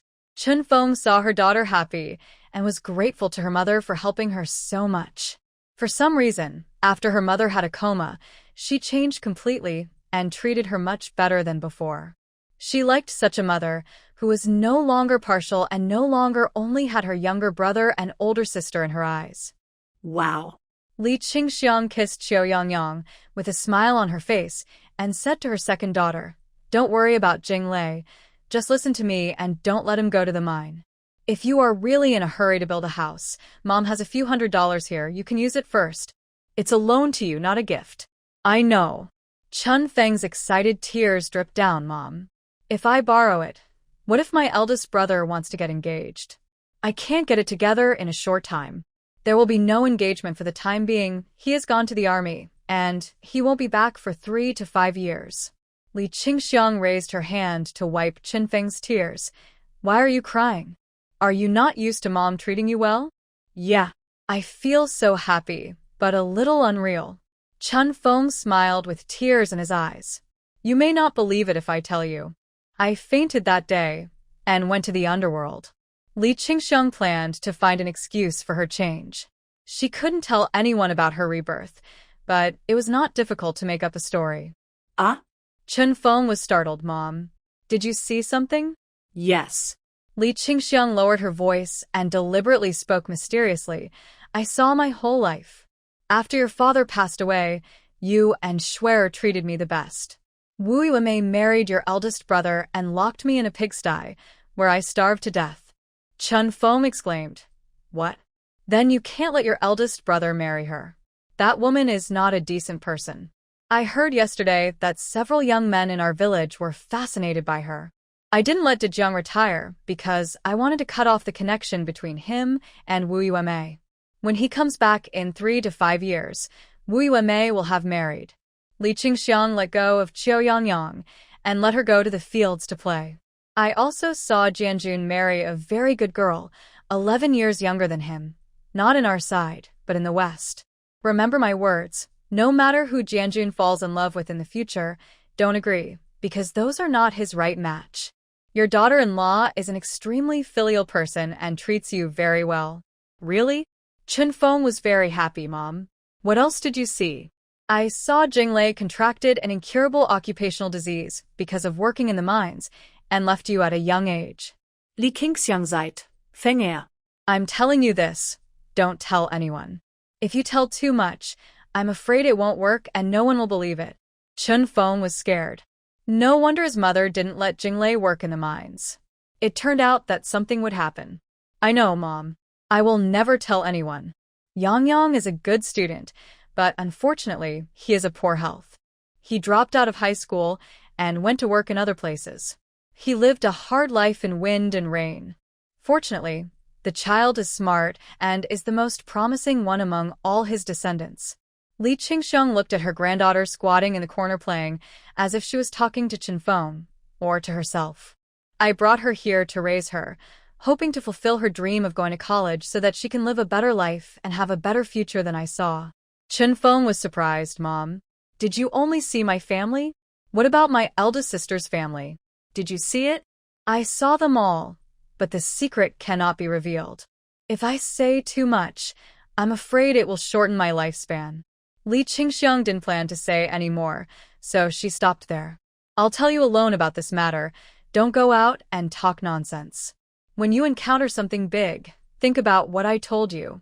Hearing that it would shorten Li Qingxiang's lifespan, Chun Feng dared not ask any more questions. His mother had finally become fair and just, and he couldn't make her unhappy. If she changed back, it would be more trouble than it was worth. Yes, I've remembered all of that. Chun Feng stood up. Then I'll go back. I'll herd cattle in the afternoon. I've talked to a few people and sneaked out for a while. I have to go back quickly because the production team's cattle are still outside. Okay, go back. Li Qingxiang didn't try to keep her. Her second daughter was diligent and didn't want to lose work points. Don't worry about leaving Yang with me. If anyone asks, just tell them that you paid them. Tell Jinglei when you go back as well. He's an honest man, so don't let anything slip. Okay. Then I'm leaving Yang. Be obedient at Grandma's house, okay? Yeah. Qiu Yangyang nodded vigorously.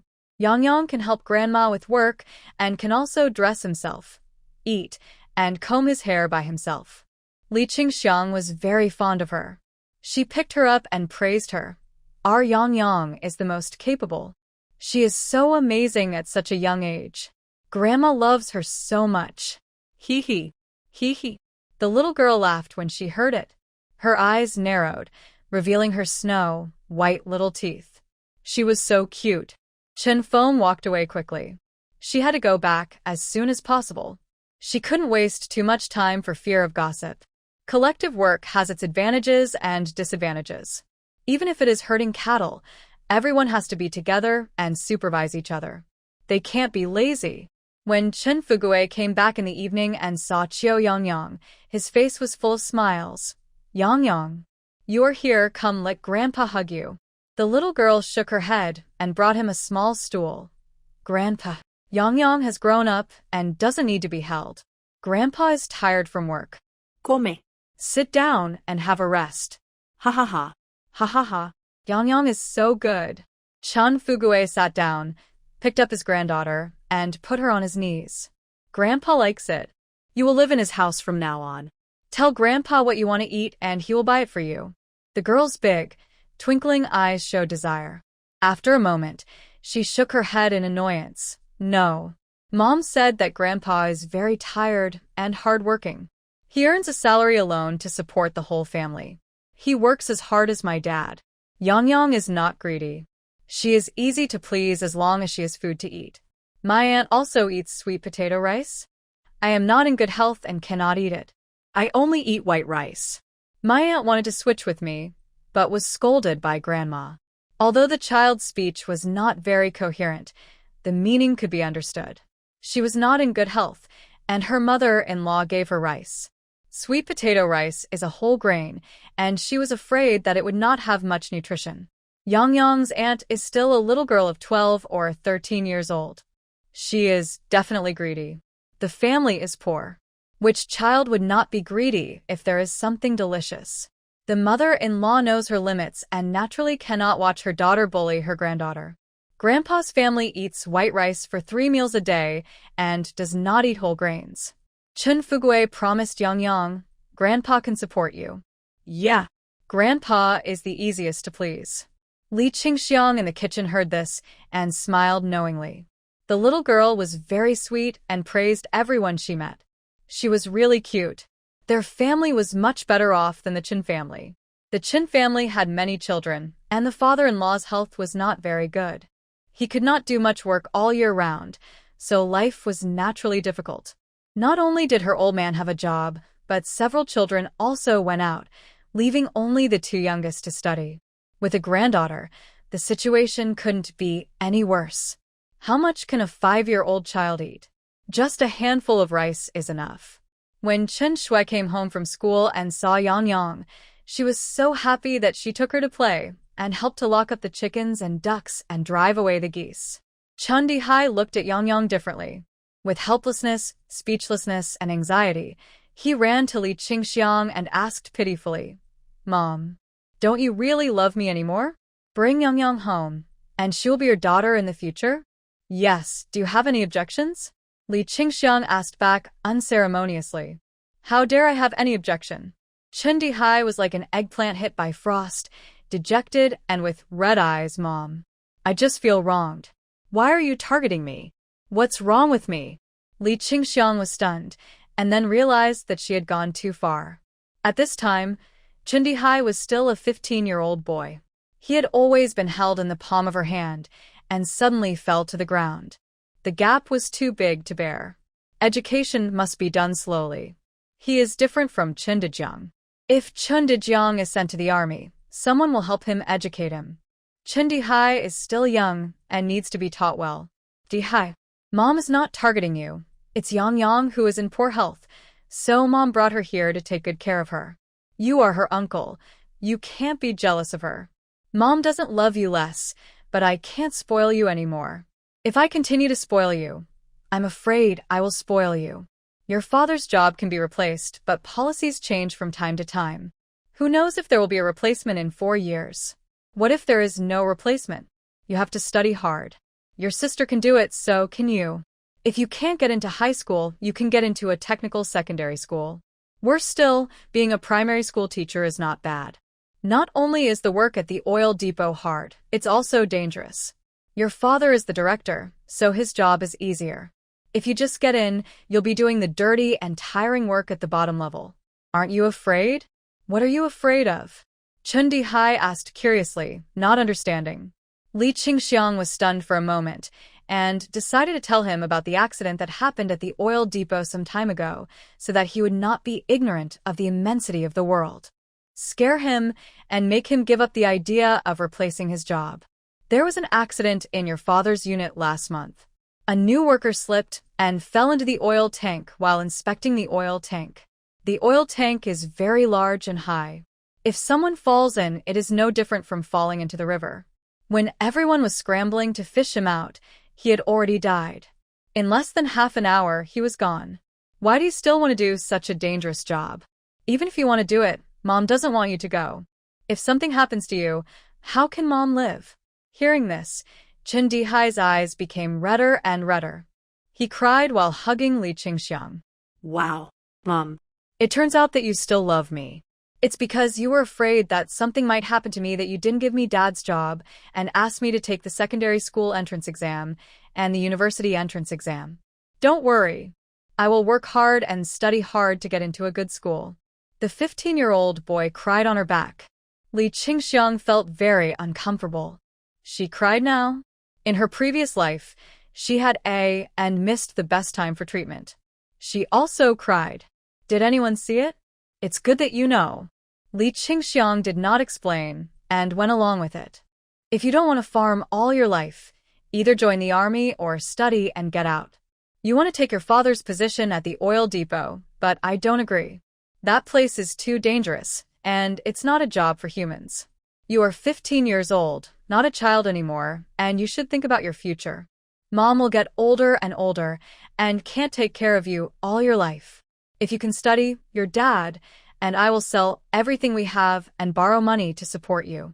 I know. I will study hard and try to get out. Chun Dihai smeared his tears on Li Qingxiang's clothes in revenge, and then laughed again, laughing like a fool. He. If I can't get into university, I will go to junior college. Mom. Don't ignore me with a stern face anymore. At this time, Chun Dihai had not yet revealed his cruel side.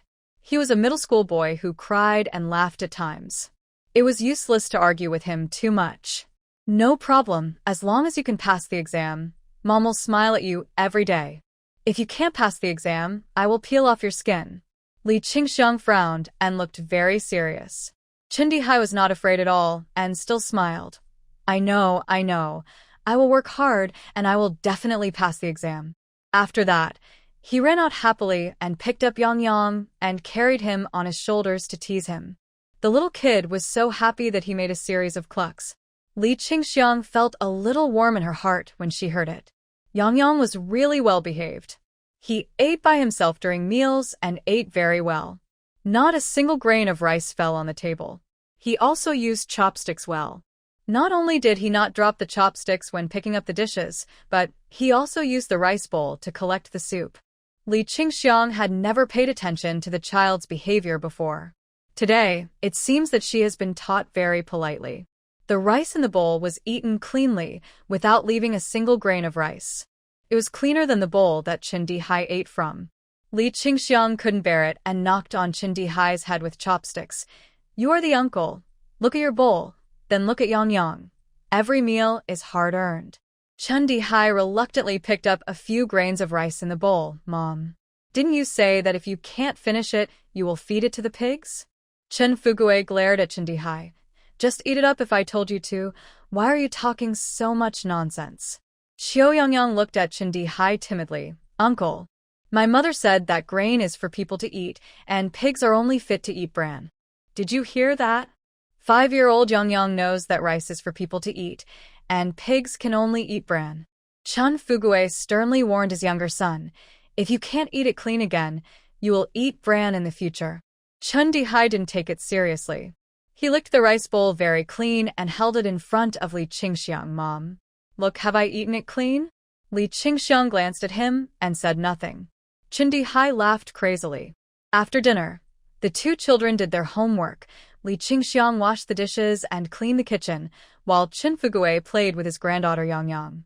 After washing the dishes, Li Qingxiang added a small bed in her room for Qiu Yang to sleep. The child will stay at home for several years, so she must have her own bed. a sense of belonging, and can also exercise her independence. Self-reliance is a personality she will develop in the future. Only such children will have a promising future, and it is not a good thing for parents to spoil their children too much.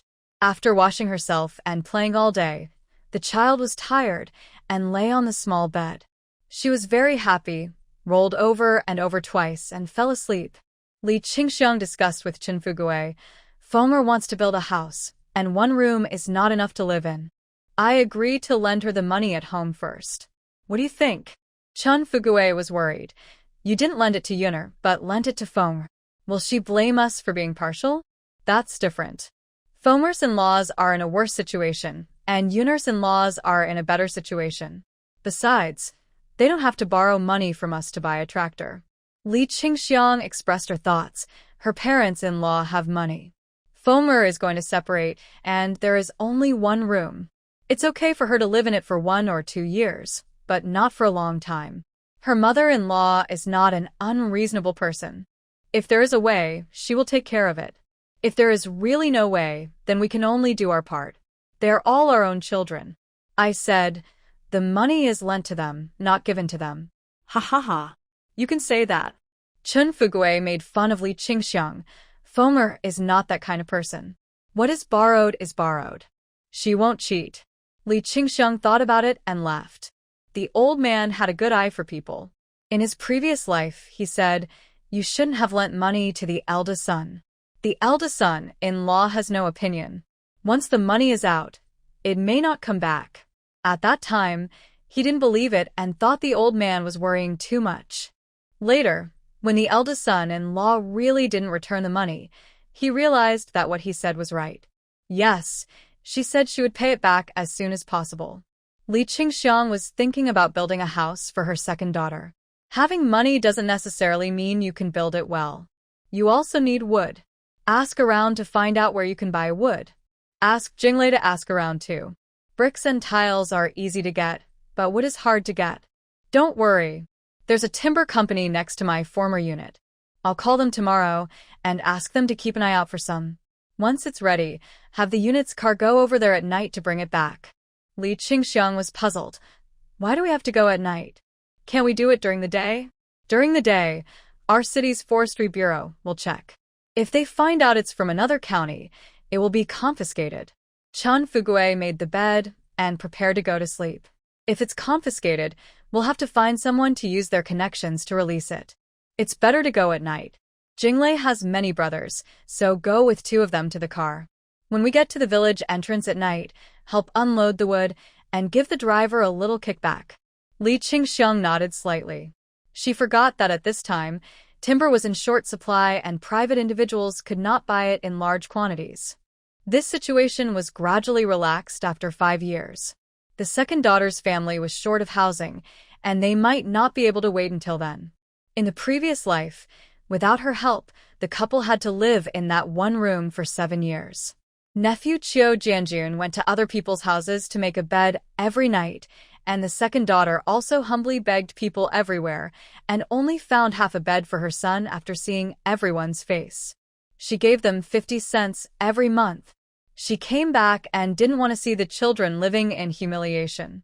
If she could help, she would help as much as she could, as a way to repay them for their care in her previous life. At this moment, Chen Feng was also discussing building a house with Qiu Jinglei. They would separate after the new year, and the room they lived in was only 3 or 4 square meters. A bed was placed, which almost took up more than half of it. There were 3 children in the family, and the wardrobe took up a corner, the small dining table took up another place, and a small stove had to be built.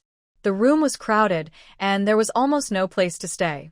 If 2 rooms could be built quickly, they would live more spaciously. It felt very suffocating to be squeezed here. Jinglei. Mom said she can lend us 500 yuan to repair the house. Qiu Jinglei, who was coaxing her little daughter to sleep, suddenly looked up, his eyes widened, and he was extremely surprised. Fonger, are you serious? Mom wants to lend us money. Give it to us? Yes. Chen Feng smiled and pushed his already sleeping son into the bed, and then took the little daughter in Qiu Jinglei's arms, smiling happily. Is it very surprising? Qiu Jinglei nodded, not only surprised, but also excited. Mom doesn't dislike me, but she has been hiding it in her heart. She opposed me going to the mine, and saw that Mom still cares about me. Patting the little daughter's back, coaxing her to sleep, helping her take off her outer clothes, and putting her in the innermost part of the bed. There is no other way. The house is small, and I can't put up another bed. The two children can only sleep one at this end, and the other at the other end, just spliced together. When Yang is at home, he can only sleep next to the little daughter. Chenfeng sleeps in the middle, and Qiu Jinglei sleeps on the outermost. Normally, he could only sleep on his side, not lying flat on his back. If he did, most of his body would be exposed outside the bed. Today Yang was not here, so he could sleep on his back. Mom agreed to take Yang away, which lightened the burden on the bed. Sighing with satisfaction, Chenfeng smiled at Qiu Jinglei. Mom doesn't dislike you. She's just mad that I took the initiative to date you. Now that I'm no longer mad, I'll be fine. Yang will live at Mom's house in the future. She's not in good health, and Mom said she would help take care of her. We'll tell others that we'll give her 5 yuan a month for living expenses, but in fact we don't have to give her a penny. Qiu Jinglei thought about it and felt that this was not right. How could he let his father-in-law's family raise the child he gave birth to? It was good enough that they were willing to take the child over and take care of him. He couldn't let them waste their energy and money and food. Fengyao. Yang is our daughter. She can't take advantage of our parents. Remember the $5 a month, and we'll have to give it to you when we can relax. My elder sister and my brothers and sisters are all watching. We can't make things difficult for our parents. I know, I've remembered them all. Chenfeng smiled at her man. She liked his clear-headed personality. I know you won't think of taking advantage of our parents. Mom likes your personality. Be honest, reliable, and not overambitious. Jinglei, Mom has helped us so much. We have to remember her kindness, and we need to lend a hand when we are old. We can't just stand by and watch. Of course. Qiu Jinglei hugged his wife, his heart warm. The housing issue can be solved. We don't have to worry about anything. It's just about raising 3 children with my salary, the vegetables grown in the family plot, the chickens and ducks you raised with your hard work, and paying off the foreign debt. Our life will be good. Looking forward to the beautiful future, Chenfeng smiled with light in his eyes.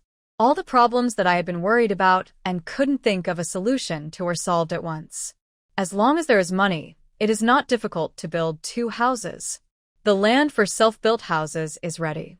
My mother-in-law said that as long as they have the ability, they can build as many houses as they want. They are the eldest in the family, so the land for the house will naturally be used by them first. What will happen to the people behind them will be decided later. Jinglei, Mom agreed to lend me money. I want to build 3 big tiled houses. Chenfeng did the math for Qiu Jinglei. Building a house is not a small matter. We may only build one in this life. I want to do it right the first time. In the future, Jianjun doesn't need to build it again when he gets married. We have more than 800 yuan and more than 900 kilograms of food coupons. Mother-in-law said that these food coupons were saved when you were in the army and given to her after you retired. You gave them all to me a few days ago. Qiu Jinglei was moved and his eyes were wet. After so many years, how come Mom has not used them at all? Chenfeng admired his mother-in-law's skills. More than 900 kilograms of food coupons were not a small amount. Jinglei retired, and she didn't know him yet. It should be the family's property if he gave it to the family. There is no reason to take it out. Knowing that she wanted to build a house, the mother-in-law said nothing and gave her all the more than 900 kilograms of food coupons. There was also an apologetic look on her face. You are a person who knows how to live. I feel relieved to give you the things. My family can't give anything else. You can keep these food coupons as a token of appreciation. Just think of them as gifts from your family. She was dumbfounded when she received the food coupons. The family was in financial difficulty and could only eat a few meals of white rice throughout the year. They basically only had vegetable rice, melon rice, sweet potato, and sorghum to fill their stomachs. My mother-in-law had so many food coupons in her hands. She had kept them for almost 10 years. Why didn't she think of using them to buy some food? This is what Jinglei saved when he was in the army.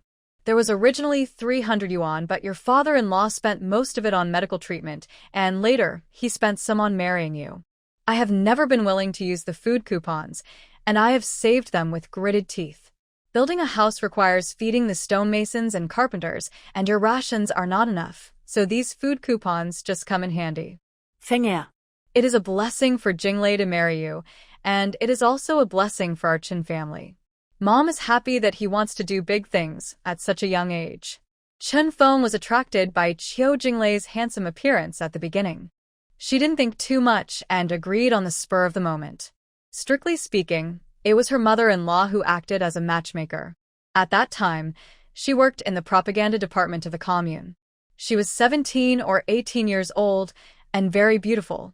After Qiu Jinglei retired from the army, he was temporarily requisitioned by the propaganda department of the commune, and they became colleagues. Many girls were attracted to him, and one by one they wanted to date him, and her mother-in-law chose her. She asked Jinglei to write her a letter, and her mother-in-law handed it to her personally.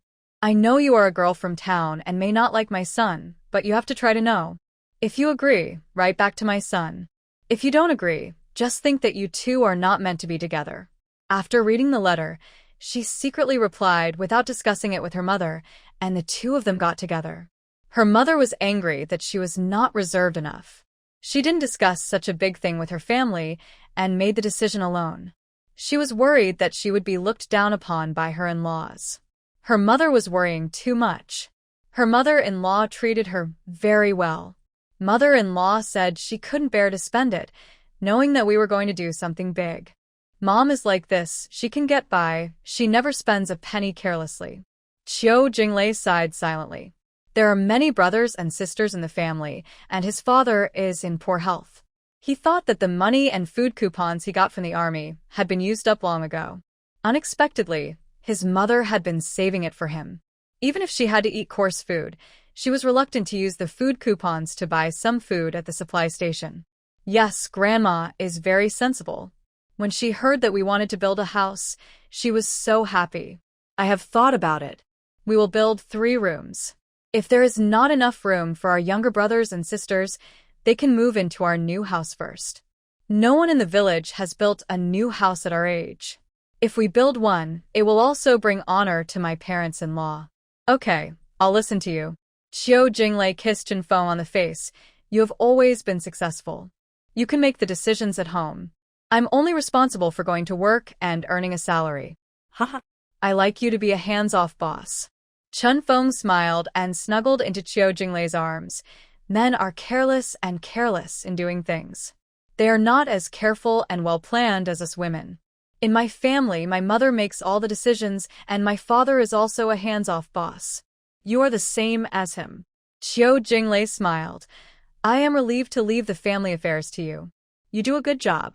I'm lucky. Other mothers-in-law will bully their daughters-in-law, but mine won't. She won't scold me when I make a mistake. She will teach me what to do to get things done.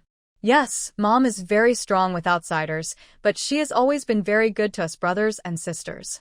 Qiu Jinglei suddenly thought of a question. My eldest sister borrowed 30 yuan from us 3 years ago. Did she say when she would pay it back? Chen Feng shook his head. No, my eldest sister's life is not easy, so let's not force her. You also know that your eldest brother-in-law's mental state is sometimes good and sometimes bad. My mother-in-law is almost worried to death. She always blames herself for hurting my eldest sister. My eldest sister-in-law's husband is my mother-in-law's nephew. My mother-in-law was afraid that her daughter would suffer after getting married, so she found a family in her mother's village. My eldest brother-in-law was an accountant in the production team. He graduated from high school and was well educated. Later, my eldest brother-in-law was falsely accused of falsifying accounts and embezzling, and he lost 30 yuan. He couldn't stand and fainted all of a sudden. When he woke up, he was not normal. He often cried and laughed alone, and he was also weird. The elder sister-in-law came home and cried so many times. Her mother-in-law insisted that she had a bad fate and was unlucky with men, and drove her whole family out.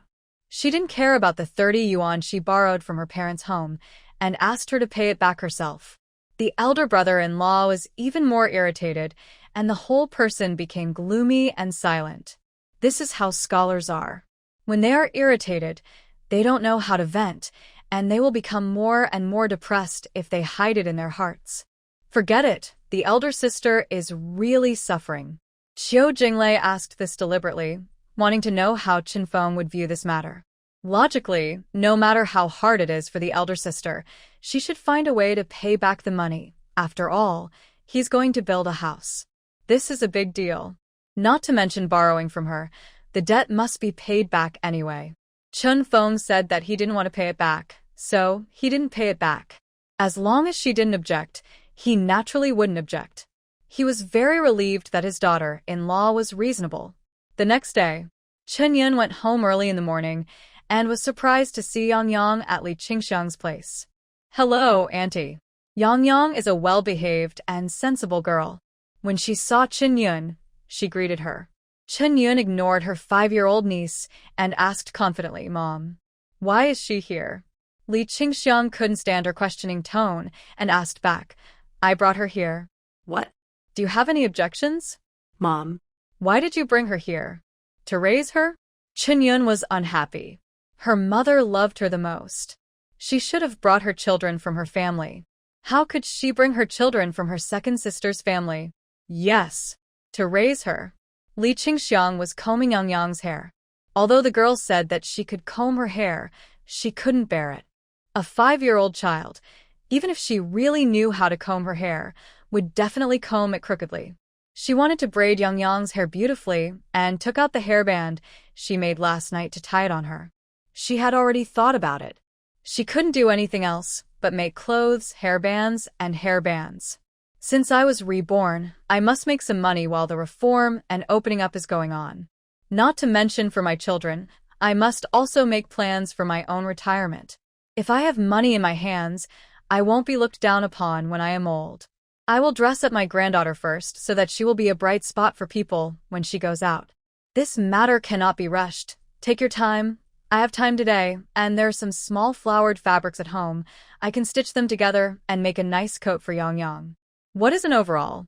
It is a piece of clothing with a round collar, worn backwards, and open at the back. It is most suitable for little babies. Mom. If you raise Yang Yang, you have to raise one for my family, too. Chen Yun relied on Li Qingxiang's pampering of her and was always unrestrained in her words. She said whatever she thought. You can't just favor the second sister. Sure. Fomer gives 5 yuan a month. You should give 5 yuan too. Chen Yun screamed. What? I have to give money too? Li Qingxiang braided one side of Yang Yang's hair and began to comb the other side. How can I raise her if I don't pay? Yang Yang is not in good health, and Fomer can't take care of her. She asked me to help take care of her for a few years. You heard it carefully, it's a few years, not a few days. What will Yang Yang eat and drink if I don't pay? If you give me money, I don't mind raising one more child. Forget it. Chen Yun shook his head repeatedly. I don't have money. I can't afford it. Why does the second sister want to send Yang Yang home? And give her 5 yuan a month? She really doesn't know how to live. A 5-year-old child can't even spend $5 on food in a month, so my mother would scheme against me. My second sister is a fool. She has to be grateful to her mother even after being schemed against. If this continues, she will never be able to build a house in her lifetime. Li Qingxiang raised her eyes and glanced at her eldest daughter indifferently and sneered. Yes, your second sister doesn't know how to live, but you do. You are so ungrateful. What are you doing back home so early in the morning? Are you still thinking about borrowing money? Hee. Mom is really awesome. You've guessed it before I said anything. Chen Yun faked a smile, his face full of flattery. My parents-in-law refused to lend me money, saying that the money at home had other uses. Did she ask me to come back to Mom to think of a solution?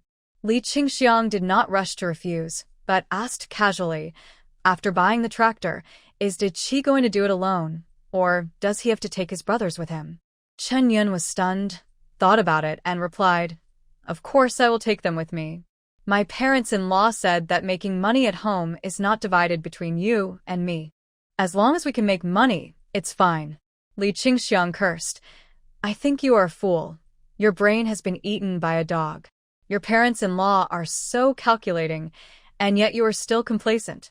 What do you mean by making money is not divided between you and me? How dare you say that? If making money is not divided between you and me, why is it so clear to spend money? Idiot. You can't divide the money you make, and you can't divide the money you spend. You want to make money, but you don't want to spend money.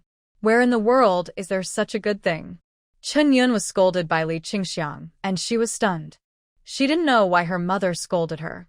It was her parents-in-law who refused to lend money, not her. Why scold her? Thinking carefully, her mother was right to scold her. Her parents-in-law were really unkind. They had money at home but refused to give it to her. They had to let her go back to her parents' home to borrow money. Before the tractor was bought, she said that she would make money with her two brothers-in-law in the future. Using her parents' money to make money for the Liu family? It was indeed unreasonable. No wonder her mother was angry. Li Qingxiang knew the situation of the Liu family. Liu Daqi had a more flexible mind, and his two younger brothers were not as good as him. After the tractor was bought, the three brothers worked together. They didn't pay her back after making money, and all the money went to the old couple of the Liu family. She was stupid and did stupid things in her previous life. In this life, they still wanted to fool her? Impossible. She would never lend money to him even if she was beaten to death. She would never do such things as throwing meat buns at a dog and saying that something could not be returned. Mom. I understand. I'll go back and explain everything to them. Chen Yun turned around and was furious. Li Qingxiang then threw out a sentence. Fomer came back yesterday and said she wanted to build a house, and the money at home should be used by her first. What? My second sister wants to build a house? Mom. Didn't you say you would lend me the money? Why did you suddenly change your mind? Did my second sister say something bad about me in front of you? Why did you lend her the money? If you lend it to her, she has to lend it to me. I said you are stupid, and you are really stupid. After combing Yang hair, Li Qingxiang let her go out to play alone and scolded her rudely. Why did you borrow money? Is it necessary for you to worry about buying a tractor? Your parents-in-law have money, more than enough to buy a tractor. If you don't believe it, you can go to the credit union on your street to check. Your father-in-law's money is not kept at home, but in the credit union to earn interest. He is smart. He puts his own money in the credit union to make money and asks you to come back to your mother's house to borrow it. Go back and ask him if it makes sense. The money earned from buying the tractor is not yours alone. Why do you worry about it? Chen Yun was scolded by Li Qingxiang. He lowered his head and dared not say a word. There was some truth in his mother's bad words. If the father-in-law really had the money but didn't give it to them, it would be too disrespectful to the couple. Your second sister's family is different. They will separate next year. There is only one room for 3 children and 2 adults. They eat, drink, defecate, and urinate in that room. How can they live? Not to mention your sister. Even if it is someone else, if they encounter such difficulties, you should help them if you can. Go back and tell Liu Daqi that the money is gone and you lent it to Fonger. Let him ask his parents for money to buy a tractor. If they can't get it, don't buy it. The money he earns doesn't belong to him alone. Chen Yun nodded. I know. I'll go back and tell him. Li Qingxiang cooked a bowl of noodles for Chen Yun and asked her to eat it before going back. The eldest daughter is greedy. Every time she comes home, she has to eat something before she is willing to leave. Knowing her character, she was not vague. She brought a full bowl of noodles to her and made her eat to her satisfaction. Chen Yun came out of her mother's house and went straight to her own home. She didn't rush home, but went to the cooperative. When she came to the counter, she asked openly, I want to check if the money my father deposited is still there. Can I? The staff of the cooperative readily agreed. Of course. What's your father's name? Let me check. At that time, the rules and regulations of the cooperative were not so strict. Whether it was depositing money or withdrawing money or checking the account, as long as you could say the name, they would generally make it convenient. Liu Youfu, he said that his passbook was lost and asked me to come to the bank to check. Chen Yun Lit. The staff took out a notebook and flipped through it night after night to look for it. Not many people saved money in this era, so they found it quickly. The money is still there, it hasn't been taken away. Chunyin became more cautious. Can you tell me how much money it is? I want to see if the amount I told him is correct. The staff member took a closer look. A total of 1,000 yuan, and there will be more than 1,000 when it expires. It will expire in a few days. Yes, that's right, he said that it was due, so he found the passbook and was going to come to you to handle it. As a result, he couldn't find the passbook, and he was very anxious at home, so he asked me to come and see if the money was okay. God bless. I'm glad that it's okay. Seeing Chunyin patting his chest with a relieved expression, the staff member smiled. Go back and tell your father, don't worry. The money is kept with us. It won't disappear for no reason. You must look for the passbook carefully, and it must not be taken away by anyone. If someone else takes it away, it is not our responsibility. Chunyin smiled and responded. I know, I will go back and tell him right away. After leaving the door of the cooperative, her face was very gloomy, and she felt that she had been cheated. The father-in-law was so cunning that he played them as fools. There was clearly 1,000 yuan in the family, but he lied to them that there was only 800. Who would the 200 yuan be left for? The second son was married, and only the third son was unmarried. Was the money left for him? Fortunately, her mother taught her a trick, otherwise she would not know that her father-in-law had saved so much money. When she got home, Lu Daqi pulled her aside and asked, How is it? Did you borrow the money? Chunyin did not answer, but asked, Do you know how much money your father saved in the cooperative? Lu Daqi was puzzled. I ask you about borrowing money from your parents' home. Why are you asking me this? How do I know how much money your father saved? Then, did he tell you that our family saved money in the cooperative? Chunyin asked again. No, my father didn't tell you. Lu Daqi remembered very clearly that his father did not tell him that the money was in the cooperative, but told him that the family had money, but could not lend it to him to buy a tractor. What about the 3 brothers? If he lent it to him, what about the other 2? If he wanted to buy a tractor, he had to figure it out himself. What else could he do? If his family wouldn't lend him the money, he could only go outside and ask for someone to borrow from. Could he conjure up the money? I went to the cooperative and asked. Dad has deposited 1,000 yuan there. When it's due, there will be more than 1,000 yuan, which will be due in a few days. Chunyin asked Lu Daqi angrily, Why can't the money be used to buy a tractor first? The family obviously has money. Why don't they give it to you? Haven't we paid enough for this family over the years? Dad is unfair. Did he tell you the truth? The 3 brothers learned how to buy the tractor together and drove it together.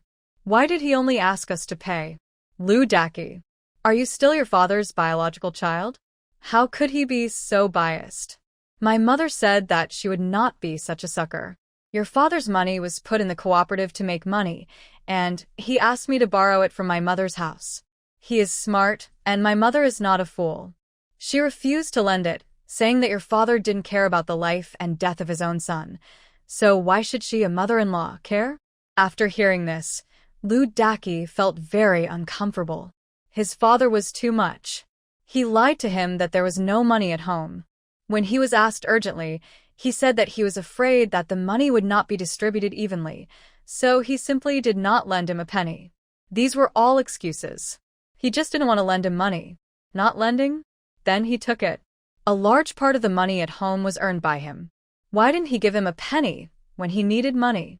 Seeing him getting anxious and angry about money these days, with blisters all over his mouth, he was so cruel. Yunner, did you really see it clearly? Our family has 1,000 yuan deposited in the cooperative? Lu Daqi suddenly asked in a low voice. Chunyin nodded. I saw it clearly and I asked the staff and they checked it clearly. Our family does have money. The problem is how to get Dad to take it out. That was earned by my 2 younger brothers with great difficulty. It can't just lie in the cooperative. I need to use it. Lu Daqi pursed his lips and thought, he must find a way to take out the money to buy a tractor. The mother-in-law is a shrewd person, and she is right. Is it appropriate for the Lu family to borrow money from her to buy a tractor? If the family really can't come up with a penny, it's fine. Obviously, the family has money, and he needs it. Why not give it? The money of my father-in-law's family is decided by the mother-in-law. If she says she won't lend it, then she will definitely not lend it. If Dad wanted to give it to you, he would have given it to you long ago. He just didn't want to give it to you on purpose. So, what if you need it? Chun Yun was angry and said in a bad tone, "You are the eldest son in the family and earn the most, but the money doesn't fall into your hands. No matter how much you earn, it's useless. I think it's better not to buy this tractor. If we do, no matter if the family pays for it or we pay for it ourselves, the money will belong to Mom and Dad. Why do you have to suffer?" Lu Daki's eyes were dark. "I will make it clear this time. I can't give it all to the family. I have to keep some in my hands." Chun Yun grabbed Lu Daki, who was turning to leave, and whispered in his ear, "I think you might as well take out the passbook and use the money to buy a tractor. Do it first and report later, so as to avoid confusion after talking about it." Lu Daki thought for a while and shook his head. "No, we can't do this. I won't do such a shameless thing. I'll talk to Dad and make him take out the money." Okay, go and see if you have the ability to make him take out the money." Chun Yun let go of Lu Daki in annoyance and pushed him. "Not only is your father a miser, he is also a miser who only takes in but never gives out." Lu Daki stumbled and almost fell down after being pushed. He glared at Chun Yun and walked away angrily. He felt that everyone was bullying him. His mother-in-law had clearly agreed to lend him the money, but suddenly changed her mind and refused to lend him the money. His father had money to put in the credit union, but no money to buy him a tractor. If he didn't take out the money this time, then the family would be divided. He had had enough. He always said that his younger brother was young and asked him to wait until both brothers were married before dividing the family. After waiting for so many years, what did he get? He was 31 years old, and his eldest daughter was already 10 years old. He couldn't get a penny out of his pocket, and he had to ask his father for money to do anything. It depended on his mood, whether he would give it or not. This kind of life was too depressing, and he had had enough. Lu Youfu had just come back from work and sat under the eaves smoking a pipe. Seeing that his eldest son looked unhappy, he didn't ask and continued to smoke his cigarette. Lu Daki's family lived in 2 side rooms, which were 50 or 60 meters away from the old house. Chun Yun did not go to the old house when she came back, but went directly to the side room. Lu Youfu did not see her, but judging from the eldest son's expression, it should be the eldest daughter-in-law who came back and did not borrow the money. "Dad, how much money do we have?" Lu Daki looked like he was about to explode. "I hope you tell the truth." Lu Youfu stopped smoking. "Didn't I tell you how much money it is? Why are you still asking? Are you telling the truth?" Lu Daki glared and raised his voice a lot. "I want to hear the truth. The truth is what I said." Lu Youfu was also angry. "Why? Your mother-in-law doesn't lend me money? My mother-in-law said that you have the ability to put money in the cooperative to make money. Why should she lend me money? My own father doesn't care, and she, as a mother-in-law, is even less likely to care." Lu Youfu didn't say anything.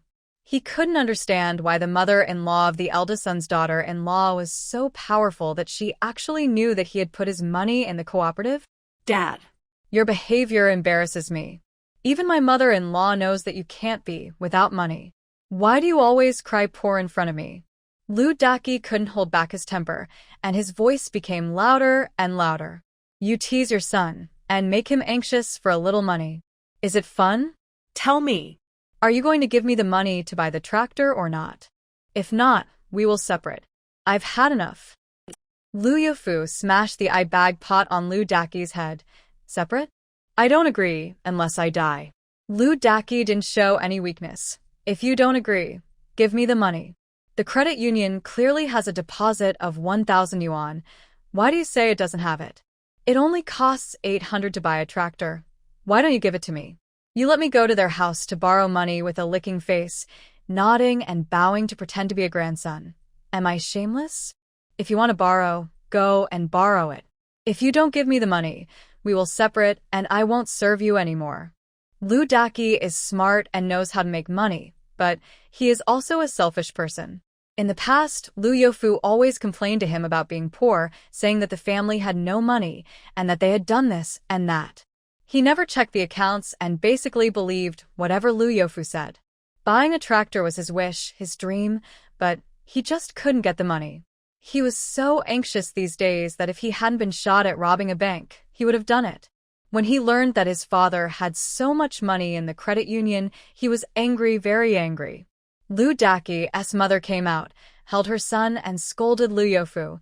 I told you that the family should listen to the eldest brother about making money, but you just won't listen. Why force him? Just buy a tractor. It will also bring honor to the family. I don't know what you're worried about. My mother-in-law is not someone who can be fooled. You made a wrong calculation if you want her to lend us money to buy a tractor. Lu Daki looked at Lu Youfu disappointedly. Forget it, you keep the money. We will split up. The money from the credit union will be divided equally among our 3 brothers, and I will buy the tractor myself. The second son of the Lu family came in from outside. Brother, I will lend you the money that was divided to me. I want to learn to drive a tractor from you. Hearing this, Lu Youfu was unhappy, but he couldn't do anything to his 2 sons. The money from the credit union was found out by the eldest son, and there was no point in hiding it. He originally wanted to trick the eldest son into borrowing money from his mother-in-law's house to do big things for his family, but he didn't expect to fail. Fortunately, Li Qingxiang didn't know. If she knew, she would definitely scold him harshly. The old man is very bad. Okay, I'll give you the money to buy a tractor, okay? Lu Youfu picked up the pipe on the ground and continued to smoke. He had a smoke, feeling upset. The money will be due in a few days. Go say hello to the people at the agricultural machinery station and pay them in a few days. Lu Daki's grievances in his heart partially dissipated. I've already told them that no one will buy their tractors except us. You coward, you can't even do this. Lu Youfu glared at Lu Daki. Did you tell others that our family has money in the credit union? Don't tell others. I didn't even know about this. Lu Daki was furious. When did you tell me that our family has money in the credit union? I'm a coward? What's wrong with me? I'm a coward just because I can't cheat my mother-in-law's money? Aren't you afraid of being laughed at if you tell others? What a joke. Your mother-in-law's family has money. Who else should they give it to if not you? Lu Youfu smoked his cigarette nonchalantly. You are the eldest son-in-law in their family, and her son is not married yet. What's wrong with taking her money for temporary use? It's not like you're borrowing and not paying it back. Lu Daki's mother couldn't stand this and scolded the old man. What nonsense are you talking about? Don't let anyone hear it, or they will criticize you. The family has money. Why should the eldest son go to the mother-in-law to borrow money? If our 2 daughters come back to borrow money, will you lend the money?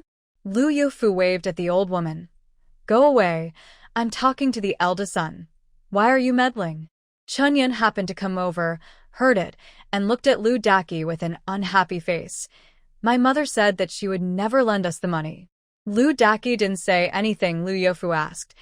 Didn't you agree before? Why did you change your mind suddenly? My mother doesn't want me to be a fool, working like every day, and not even knowing how much money there is at home. Chunyan replied indifferently, which made Lu Youfu choke. My second sister has separated from the family. The place she lives in is too small, so she needs to build a house. I lent her the money.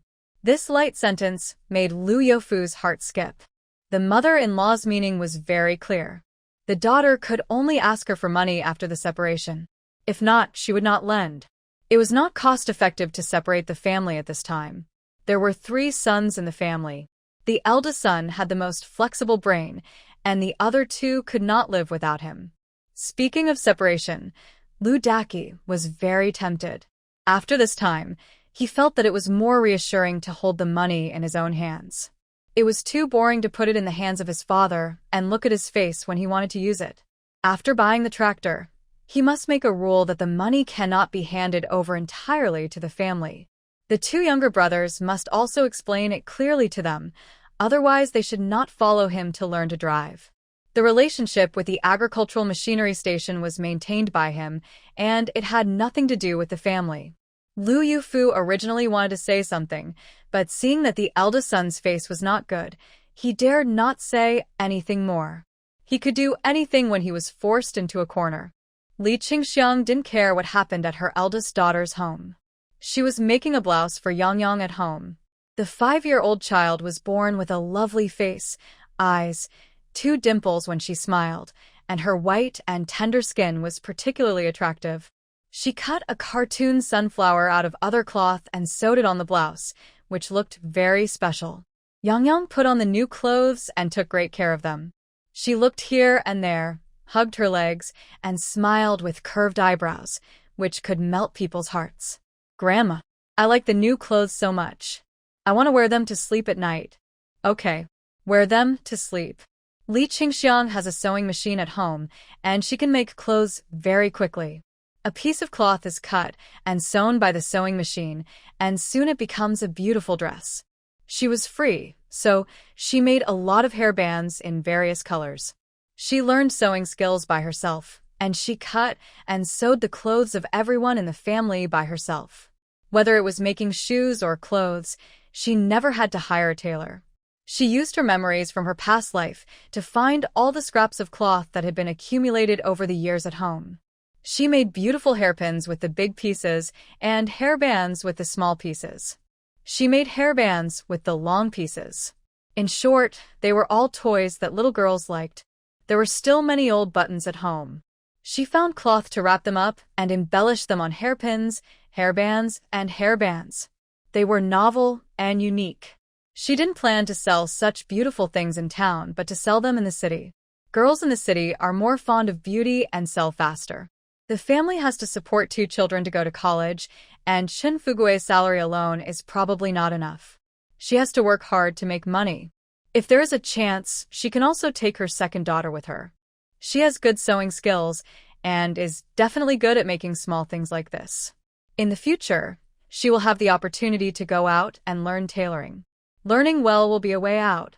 She made 2 more blouses for Yang, one for men and one for women. She plans to go to the city and has to prepare more things. The men's blouse was made of cloth with a cartoon giraffe, and the women's blouse was made of cloth with flowers and butterflies on the edge. On a sunny day, Li Qingxiang wrapped all the things in cloth, took Yang by the hand, and the grandparents boarded the bus to the city. The ticket was 25 cents per trip and 50 cents for a round trip. If you can ride a bicycle, you don't have to take the bus. Li Qingxiang can't ride a bicycle, so she can only choose to take the bus. When she was young, she always walked to the city. Today, she took Yang with her, but she didn't dare to walk for fear of tiring the child and herself. Yang was very happy on the bus. It was her first time to ride a car, and she was so curious that she kept looking at the scenery outside the window. The female ticket seller was not very old. Seeing that Yang was not only beautiful but also dressed very beautifully, she couldn't help but take a few more glances. Pay special attention to her blouse, which had small emerald green flowers and a lovely sunflower pasted on the front with pure yellow cloth. It was unique, pleasing to the eye, and bright. The hairband on her head was also beautiful. It didn't look like it was bought in the city, but rather it looked like something from Haicheng. Li Qingxiang noticed the conductor's gaze and asked with a smile, "Girl, do you think the hairband on my granddaughter's head is special?" Yes. The conductor nodded with a smile. "Where did you buy it?" "It wasn't from Haicheng, was it?" "Haicheng?" Li Qingxiang had an idea and felt that it wouldn't be a bad idea to describe the things in her hands as more high-end. People here admire big cities like Haicheng and Hangzhou. If she said she made the things herself, everyone would think that the things were not very good. What good things could a little old lady make by herself have? If she said it was from Haicheng, it would be different. Many people would think that the things were precious. With this in mind, she prepared a set of excuses. "Girl, to be honest, this thing is indeed from Haicheng." Then Li Qingxiang deliberately lowered her voice and leaned close to the little girl's ear. "My relative went to Haicheng on a business trip some time ago. He saw that this hairband was nice and not very expensive, so he bought a lot. I have better-looking ones here. Do you want to pick 2? Really?" The ticket seller was very happy. "I wanted Annie. When we get to the city station later, you come with me. I will take you to our fleet. There must be a lot of people buying it." "Okay." Li Qingxiang agreed with a smile. She came here to sell these things today. It doesn't matter where you sell them. As long as they can be sold, it doesn't matter where you go. At this time, no one has set up a stall openly. It will take 2 or 3 years for the policies from above to be fully implemented. I remember that in the previous life, it was only after the land was distributed to households that the street trading was officially liberalized. At this time, everyone turned a blind eye. As long as it was not too excessive, no one would be arrested. She just sells hairpins, headbands, and hairbands. It's not a big business. It can't be charged as speculation. If she stays away from people, there will be no problem. The town is not far from the city, about 15 li, or 7-8 kilometers. However, the road surface at that time was not good enough, full of potholes, so the bus dared not drive too fast. In addition, the bus stopped and started frequently, picking up and dropping off passengers, which delayed a lot of time. If I drove myself, I would arrive in just a few turns. The bus was not much faster than the old ox cart. When it arrived at the station, Li Qingxiang did not rush to get off. After everyone got off, she held Yang, carried her things, and followed the conductor into the station. Auntie. My name is Li Mingming. I'll introduce someone to buy it for you.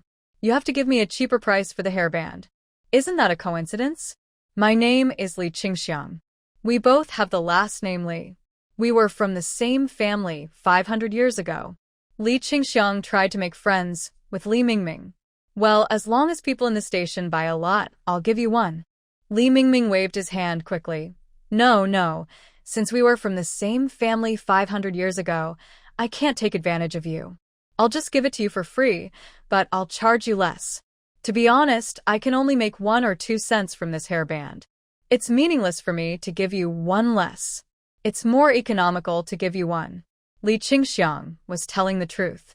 There was no need to pay less for a hairband. Just give it to her. Only 1 or 2 cents. Li Mingming was ashamed. She thought she could make a lot. She could only make 1 or 2 cents from each hairband. Why should she ask people to pay less? She bought a hairband to wear. Why would she care about 1 or 2 cents? My relative brought these things back not for making money, but to show them to his relatives and friends at home. I think he is squandering such good things. Why share such good things among relatives? Wouldn't it be better to sell them in the city and earn money for train tickets? After hearing what I said, he thought so he let me bring them all. What hasn't Li Qingxiang seen at her age? She is good at telling lies. As long as it is not illegal, no one will know if she makes up a few lies. Auntie. Then you don't have to pay me less. I will pay as much as others. Li Mingming felt that it was not easy for Li Qingxiang to be old. Selling things and taking care of a child showed that her family was not well off. If she really had no worries about food and drink, who would bring a child to sell things? Li Qingxiang thought to herself, you don't understand this. My Yang is pretty. With her as a model, my blouses are selling fast. Aren't you attracted by the hairband on my Yang's head? I will take her with me wherever I go in the future. This child looks festive and brings wealth. Little friend Yang. So, I am a lucky cat. Following Li Mingming to a room, Li Qingxiang put Yang down and warned her not to run around. She opened the cloth bag in her hand and spread it on a designated table. Li Mingming shouted to the other girls in the room, come on, I found some fun things for everyone. This aunt's relative brought a batch of hairbands from Haicheng. If you need them, come and pick them up. Hearing that they were from Haicheng, the girls quickly gathered around. From Haicheng? Then I have to buy a few. I want some too. Wow. These hairbands are so beautiful, and there are also hairbands. This hairpin is beautiful, and it is in the shape of a bow. It will definitely be eye-catching when you put it on your hair. I like the black one, it's elegant, and it's decorated with red, which is pleasing to the eye. I like this pair of golden ones. They are small and exquisite, and they must be made with the craftsmanship of people from Haicheng. The things they make are exquisite. Li Qingxiang wanted to laugh when she heard it. What's from Haicheng? It's just her craftsmanship. However, she used a hairpin style that only appeared in later generations, which was naturally attractive. For the bow hairpin, she used the largest steel wire clip. She fixed the finished bow on the clip with needle and thread. When she had time, she could use the crochet hook to make the hairpin look good. She was very good at making such small things. The cost was low, and the profit was high. As long as there was a market, it would not be difficult to make some money. The price of a hairband was 20 cents, and the cost was estimated to be only 2 cents. The cost of a hairpin was higher, and the price was also high, 50 cents each. You don't need to buy so many hairpins, just buy one, tie your hair, and clip it on. It really looks good. The little girl loves beauty. It only costs 10 or 20 cents, and she came from Haicheng. She was afraid that if she bought it this time, she would not have it next time, so everyone picked a lot. There were hairbands, and hairpins. People at that time were honest and didn't bargain. Whatever they said was what they got. Everyone was used to buying things at the supply and marketing cooperative, and no one wanted to bargain. After 3 to 5 years, this habit will slowly change. After buying the hairpins, a little girl took a fancy to the men's cardigan made by Li Qingxiang. It was so cute that she loved it very much. Auntie, is this dress also from Haicheng? It's so beautiful. This is the only one for boys. Li Qingxiang nodded. Yes, this is the only one. There are 2 women's dresses. My granddaughter wears one. I can't bear to give this one to her, so I plan to sell it. Oh. This cardigan is beautiful, and the pattern is special. I want the men's one. How much is it? Li Qingxiang was a little embarrassed. She didn't know how much this dress should be sold for. If she asked for a high price, she was afraid that people would think it was too expensive. If she asked for a low price, she was afraid that they would suspect that it was not from Haicheng. Just as she was hesitating, Li Mingming explained for her. Annie, this dress was brought back by a relative who was on a business trip in Haicheng as a gift for her granddaughter. She doesn't know how much it costs, but judging by the workmanship, it must be expensive. Look at the giraffe. It was pasted on with cloth, and it looks vivid. Another little girl said, things from Haicheng are unique and must be expensive. Xiaoyan. Want to buy it for your nephew? The girl named Xiaoyan replied, yes, my nephew will look good in this blouse. He has fair skin. I think it looks good, too. Li Mingming looked at Xiaoyan. This dress must be at least 5 or 6 yuan apiece, and the applique alone took a lot of effort. So, expensive? Xiaoyan was a little reluctant. I can make 2 for 5 yuan. Li Qingxiang picked up the dress and unfolded it, fully showing the appearance of the giraffe. Miss Xiaoyan, this dress may not be worth much in Haicheng, but it is unique in our city. Your love for your nephew is not measured by money, but by your unique love to show your love for him as an aunt. Unique? This is good, I'll buy it. Xiaoyan took the dress and looked at the giraffe on it. She was more and more satisfied and paid for it happily. There was also a women's blouse bought by another little girl. She said she would give it to her niece. There were still some hairbands left, and Li Qingxiang planned to try her luck at the entrance of the cinema. Before she finished packing, a few men came in and saw it. They saw that all the girls in the convoy were wearing hairbands on their heads. They were from Haicheng, so they bought some and took them back to please their wives and daughters. It's rare to come across such good things, so you can't miss it. A package of things was basically sold out, with only 2 hairbands left. Li Qingxiang stuffed them into Li Mingming's pockets. Li Mingming wanted to pay, but she held him back. Don't be so formal with me. My relative will go to Haicheng on business in the future. If there are any good things, I will need your help.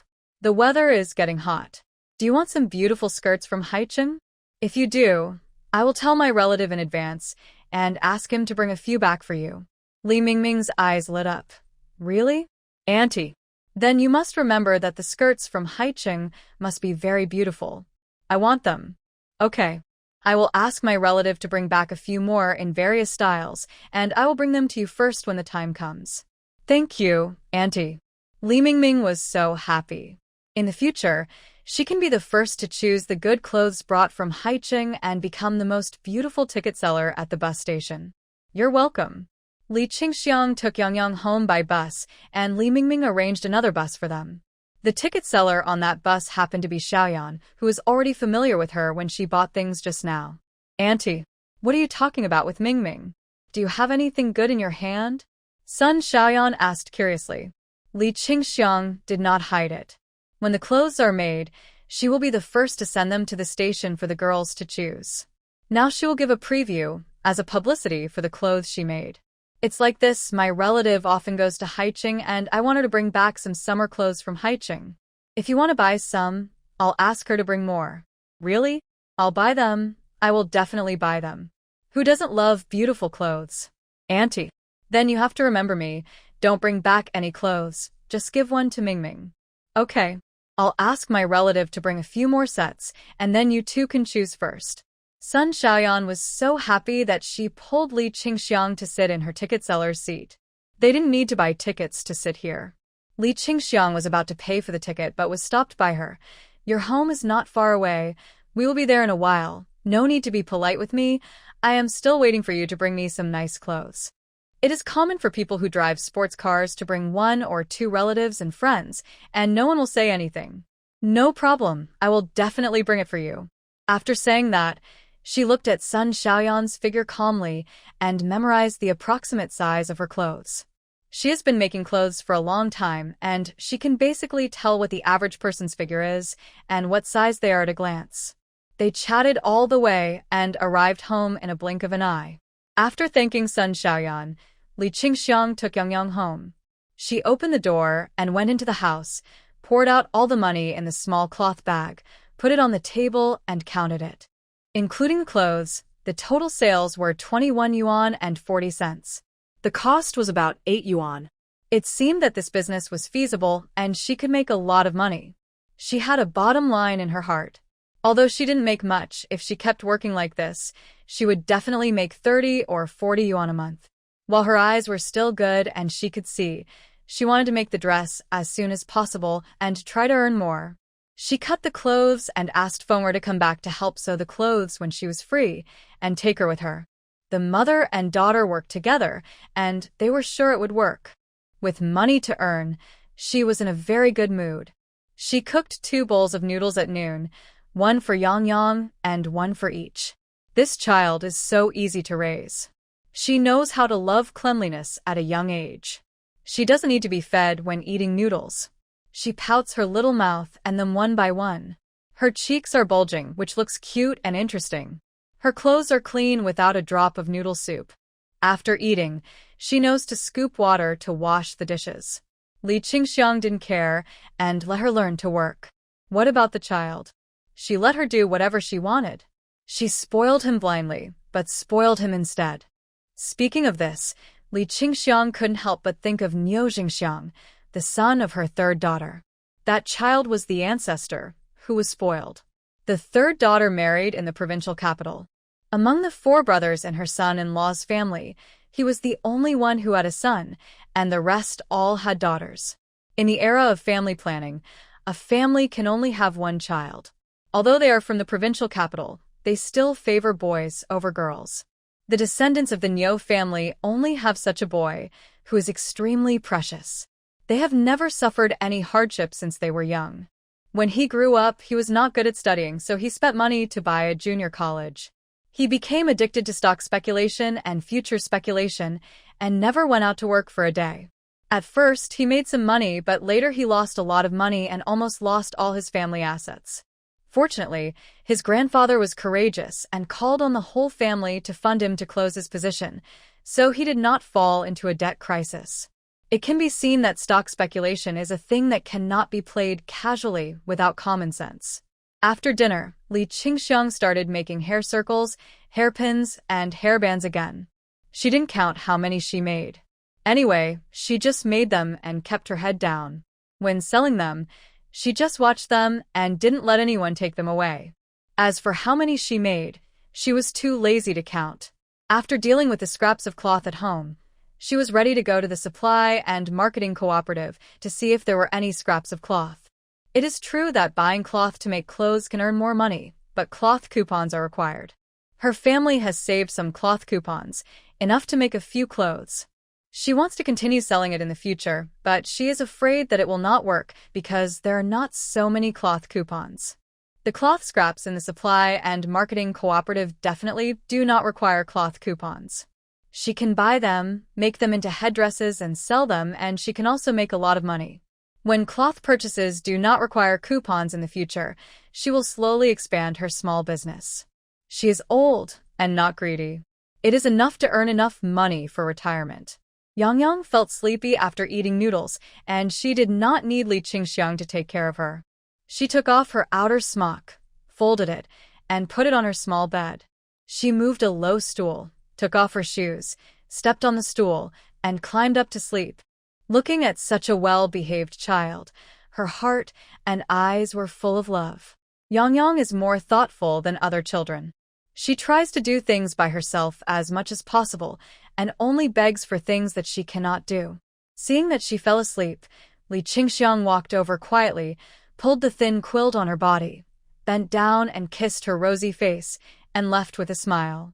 She wanted to go to the supply and marketing cooperative to see if she could buy some scraps of cloth. It was noon and there were not many people in the supply and marketing cooperative.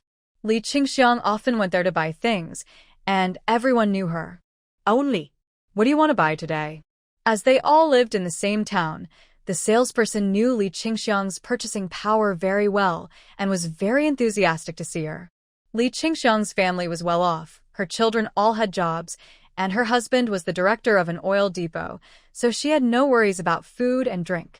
She bought the most of the good things in the supply and marketing cooperative and was considered one of the richest families in the town. I want to buy some scraps of cloth that you don't want, Xiao Zhang. Can you find some for me? Scraps? What do you want them for? Zhang Chunhong, the salesperson, asked in surprise. Li Qingxiang didn't say it explicitly but smiled. I have a use for them, help me find them. I'll take as many as you have. Zhang Chunhong pushed open a small room behind the counter and pulled out a sack. The scraps of cloth left over from this period are all here. If you want them, I'll go ask the office director to see how to charge them. Looking at the sack of scraps of cloth, Li Qingxiang was overjoyed and immediately smiled. Okay, go ask, I want them all.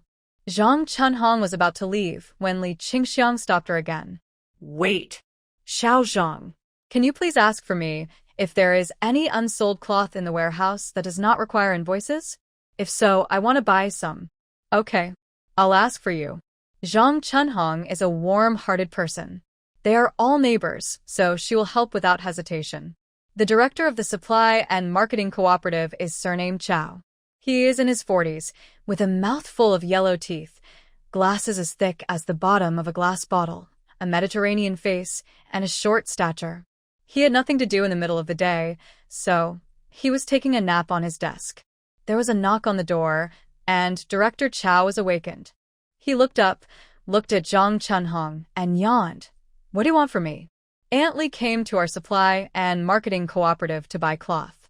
I don't know the price, so I came to ask the director. She also asked if we have any unsold cloth that does not require invoices. Director Chow suddenly became energetic and quickly stood up. Are you serious? Aunt Li wants to buy cloth? The supply and marketing cooperative below handled the cloth improperly, and the cloth became moldy. He was worried about what to do, and someone came to the door. He had to seize this opportunity.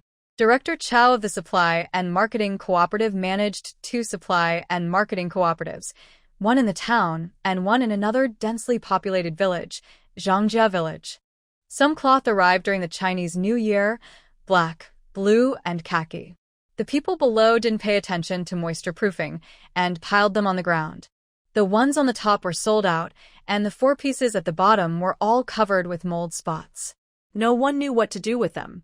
No one wanted to deal with them internally, and the mold spots were quite large. Some people bought them and took them home to wash them, but they couldn't be washed clean at all. They were still yellow and ugly. They couldn't be treated as waste, so they could only put them aside and wait for the people above to come down to check, and then he would bite the bullet and report it. He was sure to be scolded, but there was no other way. If he didn't report it, he would have to buy it out of his own pocket. He had to take his salary back to support a large family, so where would he get the money to subsidize him? When he heard that Li Qingxiang wanted to buy cloth, he rushed out like the wind. Zhang Chunhong, who was following behind him, was stunned by his tricky operation and didn't understand why the director suddenly went crazy. Auntie Li, do you really want to buy cloth? Director Chow's voice came before she arrived. Li Qingxiang was startled and nodded slightly to Director Chow, who rushed in front of her.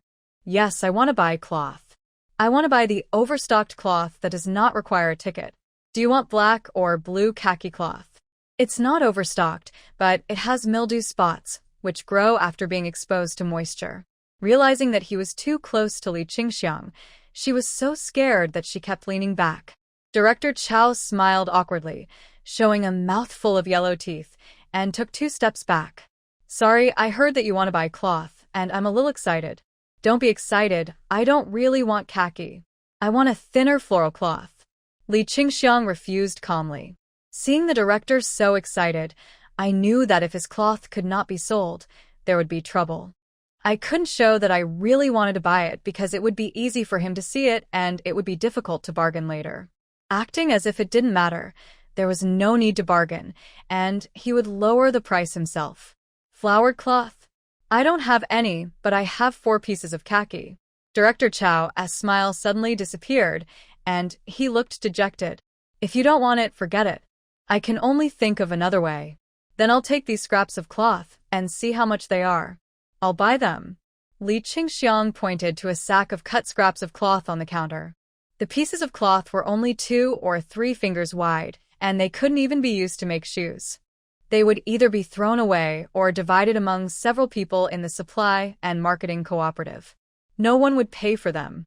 They were too broken and not practical. Director Chow knew what was going on with the scraps of cloth and waved his hand. Giving them away for free seems like the supply and marketing cooperative is wasting national resources. You really don't want the khaki cloth? How about I give you a 10% discount based on the purchase price?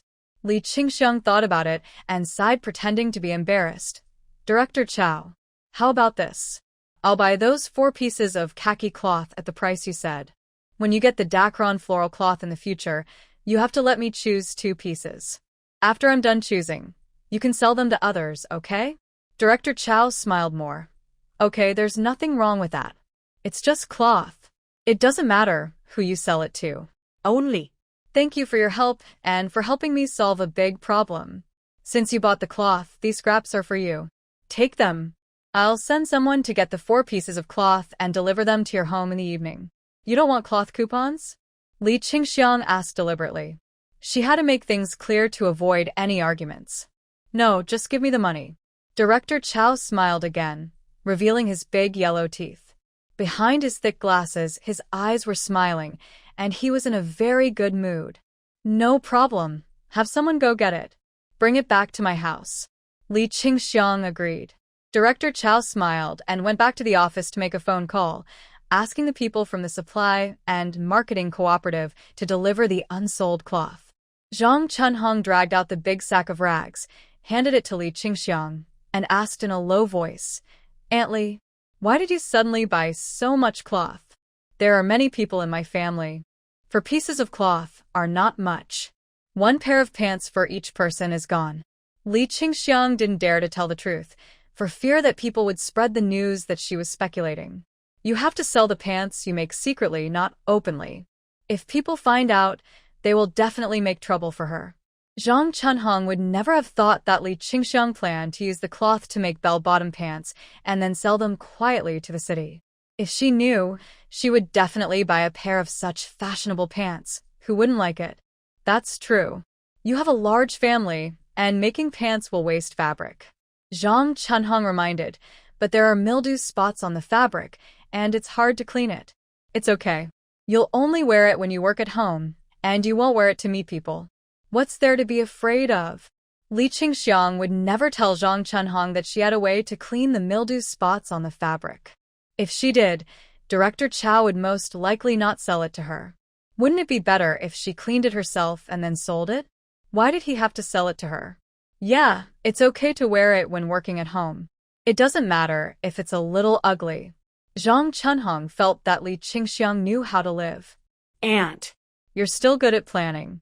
Li Qingxiang pulled the big sack over and tied the mouth of the sack tightly. There's no other way. A family needs to eat and drink. If I don't plan, life will be hard. I'll go back first. My granddaughter is sleeping. I'll ask the cloth delivery person to bring the sack back in the evening. What do you think? Of course. Zhang Chunhong helped Li Qingxiang and carried the big sack on her back. Aunt, go slowly. It's okay, it's not heavy. After thanking Zhang Chunhong, Li Qingxiang left with a big sack of cloth on her back. So many pieces of cloth were enough for her to make for a few days. When the 4 pieces of cloth arrived, she would find a way to remove the mildew and make the bell-bottom pants that were popular in her previous life and sell them to Li Mingming and Sun Xiaoyan. Bell-bottom pants have been popular for a long time. She had made them in her previous life and had experience. When she got home, she found Yang Yang had woken up. She climbed out of bed, got dressed, and sat at the door. She didn't cry or make a fuss, but just sat quietly. When she saw her come back, her little face instantly blossomed like a flower, revealing a smile. "Grandma, you're back." Yang valket towards her with her short legs. Da. She was not very fast, and she would easily breathe heavily if she walked too fast. The child knew how to not suffer for herself and not let the adults worry. Li Qingxiang felt so distressed when she saw this. Children of this age like to run and jump the most. Because of her asthma, Yang rarely runs fast, and she always walks calmly and slowly. She is just like a lady from a noble family who has been taught to smile without showing teeth since she was a child. Yang, you woke up so soon. Don't come over. Stand there, Grandma is here. Okay. Yang stopped where she was, watching Li Qingxiang approach her, stretching out her little hand, holding the sack on her back, as if this would lighten her burden. The grandparents and grandchildren entered the house. Li Qingxiang put down the sack, patted the dust off her body, washed her hands, and picked up Yang. You didn't see Grandma. Are you scared and want to cry? Yang nodded, then shook his head and answered in a baby voice. I know Grandma went out to work. In the past, when I was at home, Grandma and Mom went out to work, and I stayed at home alone. Grandma said that we should keep a good eye on the house and not let chickens and dogs come in to steal food. I have been guarding the house and didn't let them in. Ha ha ha. Yang is so good. Li Qingxiang smiled and kissed her. The child felt itchy and laughed giggle. After laughing, she took out an apple, cut it in half, peeled it, cut it into pieces, and handed it to Yang. Eat apples, wash your hands, and eat them piece by piece. She took the apple, washed her hands first, shook off the water, picked up the first piece, and couldn't bear to eat it herself, so she handed it to Li Qingxiang, who was sorting the rags. Grandma, you eat. The 5-year-old child tilted her head, stood on tiptoes, and raised her hands desperately to stuff the apple into her mouth. Li Qingxiang lowered her head and bit it, and smiled. Okay. Grandma eats it. You go sit on the stool over there and eat. Grandma is tidying up the cloth. There is dust. Don't come over again. Yes. Yang smiled with curved eyes, holding the bowl, sitting on the designated stool, eating the apple in small bites. Give the child half an apple every day, hoping to strengthen her physique. The apple was bought secretly a few days ago. It was originally intended for the eldest daughter. After rebirth, I thought about it and didn't give it to her. I left it for Yang to eat. The child's physique is not good, to put it bluntly, because of poor diet. Eat nutritious food all the time, and it will be fine. Yang can't stand the cold, so she often gives her wormwood tea and tea to remove the cold in her body. Pay attention to keeping warm and prevent her asthma from frequent attacks, which should not affect her future schooling. When she takes the college entrance exam in the future, she will definitely suggest her to go to a coastal city in the south and stay there to work. Just like in her previous life, her illness will gradually disappear. There are so many scraps of cloth in the supply and marketing cooperative. Pour them out, pick out the ones that are as big as your palm, and put them together. Use the beautiful floral cloth to make various bows and fix them on hairpins. Use the smaller ones to make hair ties and the longer ones to make hair bands. In her eyes, these scraps of cloth are all money.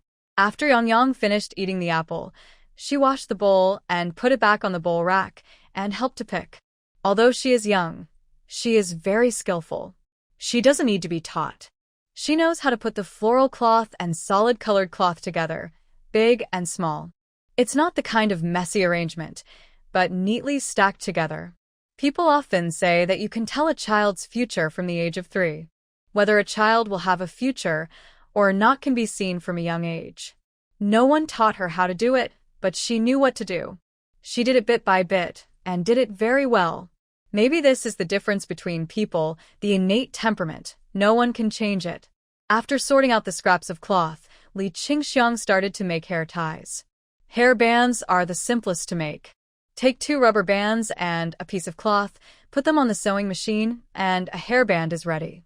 She bought 2 large bags of rubber bands, all from the supply and marketing cooperative, and also bought wire clips and other things there. Hair bands can also be sewn. After sewing, turn them over and press them with an iron. Nowadays, irons are all charcoal burning. When cooking, take out a few pieces of charcoal, put them in the iron, and iron them after cooking. Her hands and feet have always been quick and dexterous. When Director Chow brought the cloth in the evening, she had already made a lot of hairbands and put them in another cloth bag so that no one could see them.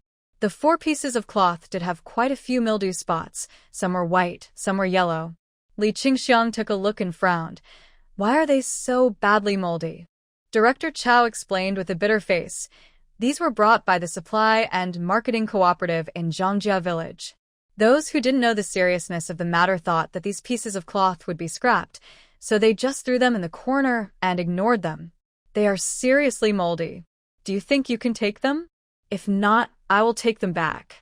It's already here. How can I take them back? Li Qingxiang paused. Director Chow. How about this? Give me 2 feet of red cloth. I'll take them all. 2 feet of red cloth didn't cost much. In order to avoid being scolded, I would take 2 feet of red cloth. The mildew spots on these 4 pieces of cloth were indeed much more serious than the last time he went to see them, and it was not excessive to ask for 2 more feet of red cloth. Okay, I agree. Director Chow waved his hand, and Li Qingxiang got the 2 feet of red cloth. She wanted the 2 feet of red cloth to add highlights to the hairpin. If Director Chow refused to give it to her, she would have to buy it. It was good to get the red cloth without paying. After paying the money as agreed, Chen Fugue came back and was shocked to see the pile of cloth in the house. Xiang, why did you buy so many moldy cloths? Li Qingxiang replied, I have a use for them, a great use for them. What for? Chen Fugue was still curious. Are you going to make pants for your family? Those cloths were all khaki, black and blue. He couldn't think of any other use for them except making pants. I am making pants, but not for my family. Li Qingxiang was deliberately mysterious. Duan asked, you will know when the time comes. Chen Fugue was itching and pestered Li Qingxiang. Xiang, can't you tell me first? If you don't tell me, I can't sleep all night. Knowing that he was a worrier, Li Qingxiang leaned close to his ear and said, I make pants and sell them in the city. I have connections. What? Chen Fugue felt that his ears were not working well, and he heard it wrong. Are you serious? I want to make pants and sell them in the city? Xiang, you have never been to the city. Where do you get the connections? Don't worry about it. I have them anyway. Li Qingxiang put the cloth away and prepared to go to the kitchen to cook. The old man was back, and the 2 students in the family should be back too. I had to cook quickly, otherwise Chindi Hai would complain about being hungry when he came back. How can I just ignore it? You have to explain it to me clearly so that I can feel at ease. If you leave it halfway, I'll get anxious. Chen Fugue was really anxious, fearing that something might happen to Li Qingxiang. He was a man who seldom went to the city, and suddenly told him that there was a way to sell pants. He was very brave if he didn't scare to death. Don't worry, I'll tell you now. Li Qingxiang told Chen Fugue everything she had done in the city today while cooking, which made Chen Fugue's eyes widen to the limit. Xiang, you didn't lie to me? What you said was true. You went to sell things today? And you sold more than 20 yuan? Yang Yang heard it, looked up at Chen Fugue, and pulled his hand. Grandpa. Grandma has a lot of money. He. Yang Yang saw it. Where is Grandma's money? Chen Fugue lowered his head and asked. I didn't expect his Xiang to be so powerful, and he actually knew how to make money with his expertise. After thinking about it, it didn't matter. Li Qingxiang has always been a very capable person. She is in charge of everything at home and outside. Whether it is in the fields or the children's affairs, she handles it very well. Even if some places are not in place, he thinks it's good. Yang Yang didn't rush to answer, but looked at Li Qingxiang with his black eyes, as if waiting for her response. Li Qingxiang did not respond to her. The little girl shook her head vigorously. I can't tell you. That's Grandma's money. Heh. You little devil. Chun Fugui bent his fingers and scratched Yangyang's nose. Grandma took you with her to earn money? Yangyang smiled and nodded, patting her belly. Grandma earns money to buy delicious food for Yangyang. I ate noodles and apples today. Yangyang likes it. Chun Fugui picked up his granddaughter and pricked her with his beard, which made Yangyang giggle. Does Yangyang like Grandma to earn money very much? Giggle. Giggle. Yes, Grandma earns money and Yangyang has apples to eat. Li Qingxiang watched the two of them playing while cooking, with a satisfied smile on her face. Yangyang's crisp voice made people happy. With more children in the family, it was much more lively. Mom. I'm back. Is there anything to eat at home? I'm so hungry. Chun Dihai came back from outside like an arrow, with his school bag hanging around his neck, swaying. His voice came before he arrived. Every day when he got home from school, the first thing he asked about was food. No food. The meal is not ready yet, wait a minute. Chun Fugui looked at his youngest son with disdain. You are a starving ghost reincarnated. As soon as you come back, you yell for food. I don't know how hard your mother works at home every day. Chun Dihai didn't dare to speak and walked into the house with his school bag. He smelled the fragrance of apples, sniffing like a dog, sniffing the unique sweet smell in the air. He dropped the school bag in his hand, found half an apple in the cupboard, picked it up, put it in his mouth, and took a bite. Mom. You didn't tell me that you had an apple, so you let me find it myself and surprise me? Li Qingxiang walked over quickly, snatched the apple from his hand, and shouted angrily, Who told you to eat it? This is Yangyang's apple. Chun Dihai was completely confused. He didn't understand why his mother was so mean to him. After a second, he reacted and looked at Li Qingxiang aggrievedly. Mom, am I still your biological son? You are reluctant to give me half an apple? Aren't you too cruel? I am cruel? I think it's because I have spoiled you too much since you were a child, and you have no sense of propriety. Li Qingxiang looked at the apple in her hand that had been bitten a big bite. She felt that it would oxidize and look ugly if she kept it until tomorrow, so she simply stuffed it back into Chun Dihai's hand. I bought this apple to supplement Yangyang's body. Today's half is a bargain for you. You can't eat it without my permission in the future. Chun Dihai's tears were about to fall. He looked at the half-eaten apple in his hand. It was not right to eat it, and it was not right not to eat it. Mom.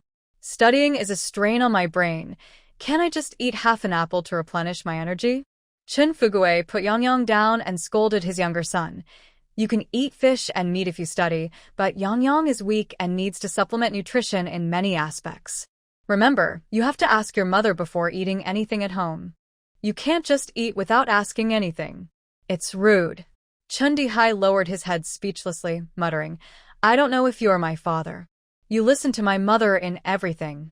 You give all your salary to her, and I can't even give her a dime for pocket money. Now, you can't even eat half an apple.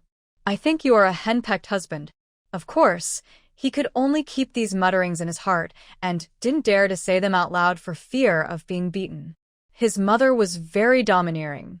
If she was annoyed, she would beat him without negotiation.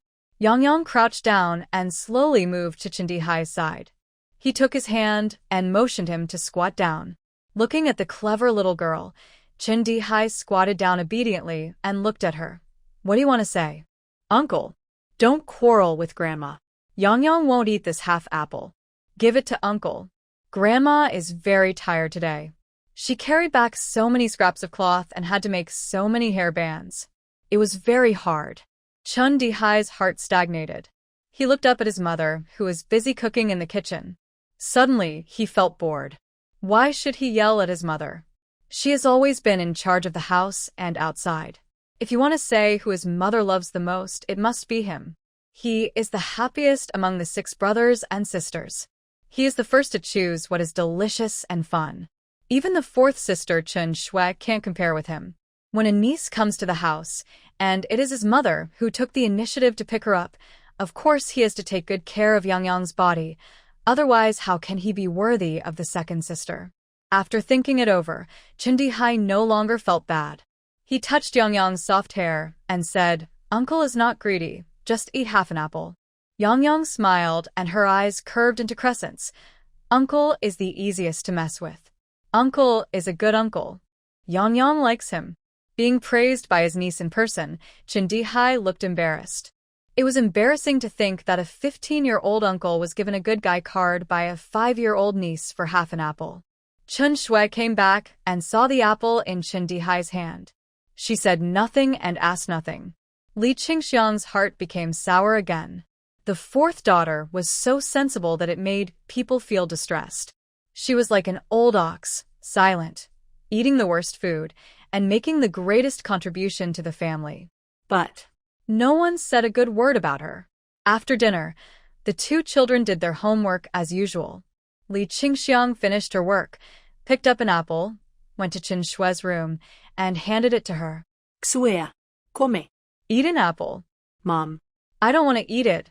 Leave it for Yangyang.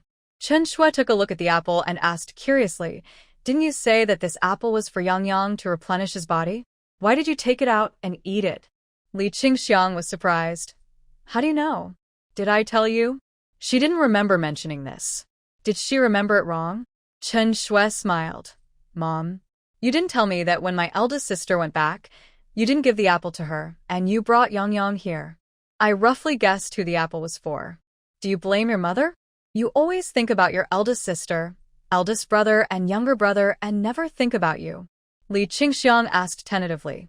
She owed the most to her fourth daughter, and she didn't know what the child thought of her, and whether she would blame her for being partial. "Mom, it's great that you can support my education." Chen Shui put down the pen in her hand and leaned into Li Qingxiang's arms.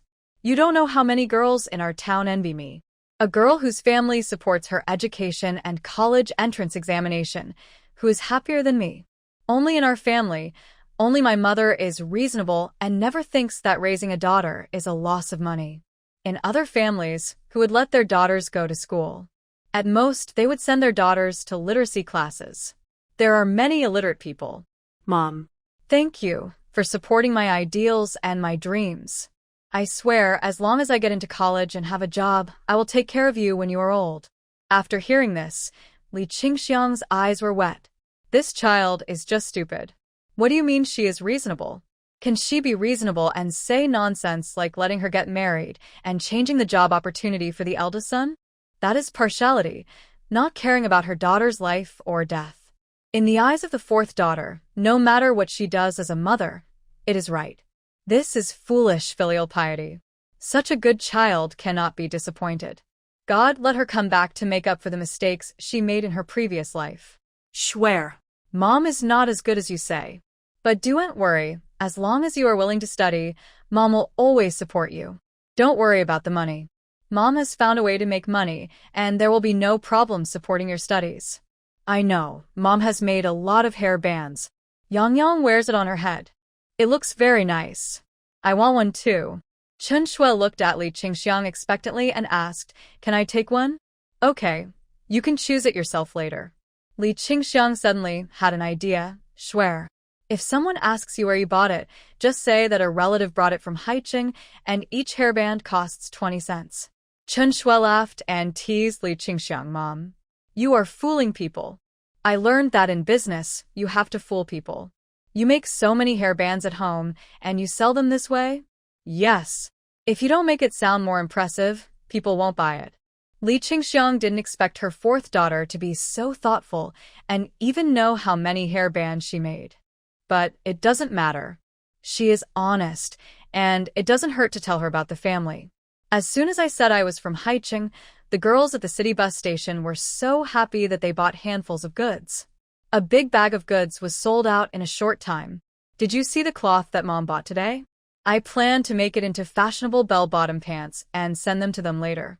They will definitely sell well and make a lot of money. Xue. Mom hopes you study hard, get into university, and try to go to Kyoto.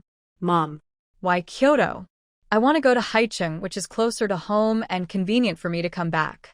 Chen Shui acted coquettishly. Li Qingxiang didn't agree with her and insisted on her own opinion.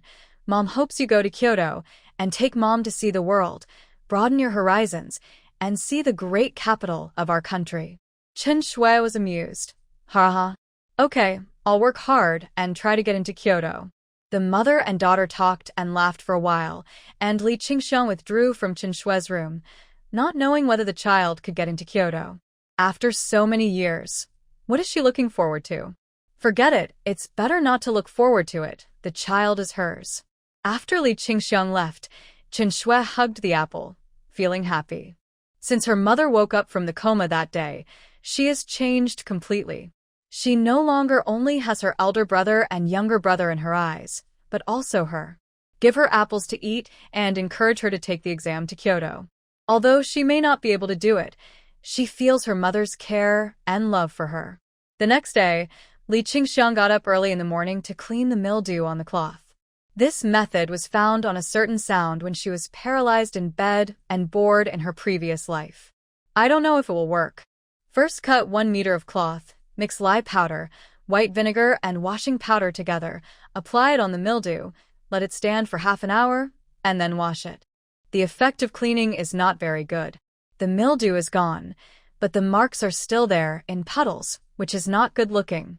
She then tried the second method, which was still lye powder, white vinegar, and washing powder, and even added a little white wine and poured it into the pot with water to boil.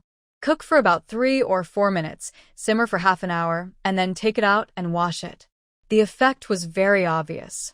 All the mildew spots were removed, and no traces could be seen. Li Qingxiang was very satisfied with this. She then increased the amount, cut more cloth, boiled it in the pot, and washed it after it was done. She did nothing all morning, and was busy cleaning these cloths. The mildew spots on the cloth looked a lot longer on the outside, but the inside was actually quite clean. There was no need to boil it, just rinse it with hot water in the pot. Yang Yang was responsible for watching the firewood in front of the stove. Although he was only 5 years old, he was very efficient at work. The firewood was also well controlled. He burned when he was told to burn, and stopped when he was told to stop. He was very cooperative. The grandparents and grandchildren cooperated tacitly and worked hard. The whole morning passed like this. Fortunately, there was a well in the backyard of Li Qingxiang's house, so she didn't have to leave the house to wash these cloths. After washing, they were hung in the backyard. The front door was closed, and people thought she was not at home. At noon, I fried egg fried rice, ate it with Yang Yang, and continued to make hair bands. In the afternoon, Chen Feng took some time to come back and saw Li Qingxiang making hair bands, with a face full of surprise. Mom, what are you doing with these? Yang Yang answered for her. To sell them. Grandma is so good. She sold a lot of money and bought Yang Yang a lot of delicious food. Mom. Are you serious, Yang Yang? Chen Feng helped while talking. This kind of hairband is too simple, she can learn it after just one look. Li Qingxiang happened to be a little tired, so she stood up and gave the sewing machine to Chen Feng. Help me make a few. What Yang Yang said is of course true.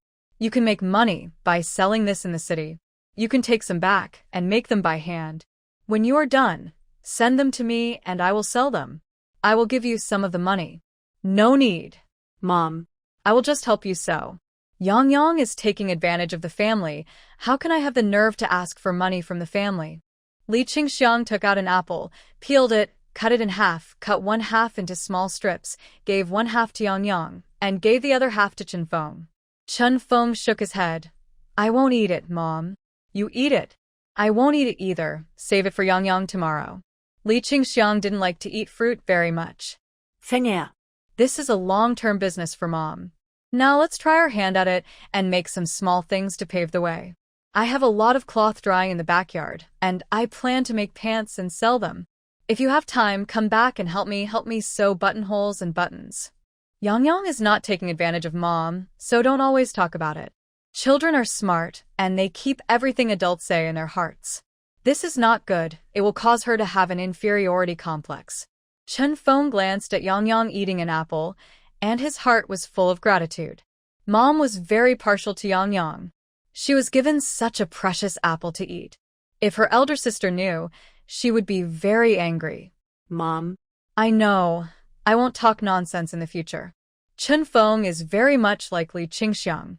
He works very quickly. In just a short time, he sewed several hairbands. I don't know how much this thing sells for. Is there really anyone in the city who buys it? She was very curious and even more surprised that her mother was becoming more and more powerful. It's good that you know. Li Qingxiang turned over the sewn headbands and ironed them flat at night. I need to make a lot of pants. If you have time, help me. I'll pay you. Chen Feng didn't object. Okay, Mom will take care of it. This thing is easy to make. I'll take some back to sew. Sure. Then I won't do it. I'll make them all for you. Li Qingxiang found a cloth bag and put the materials for the headbands in it. Have you told Jinglei about building a house? How big do you plan to build? 3 rooms.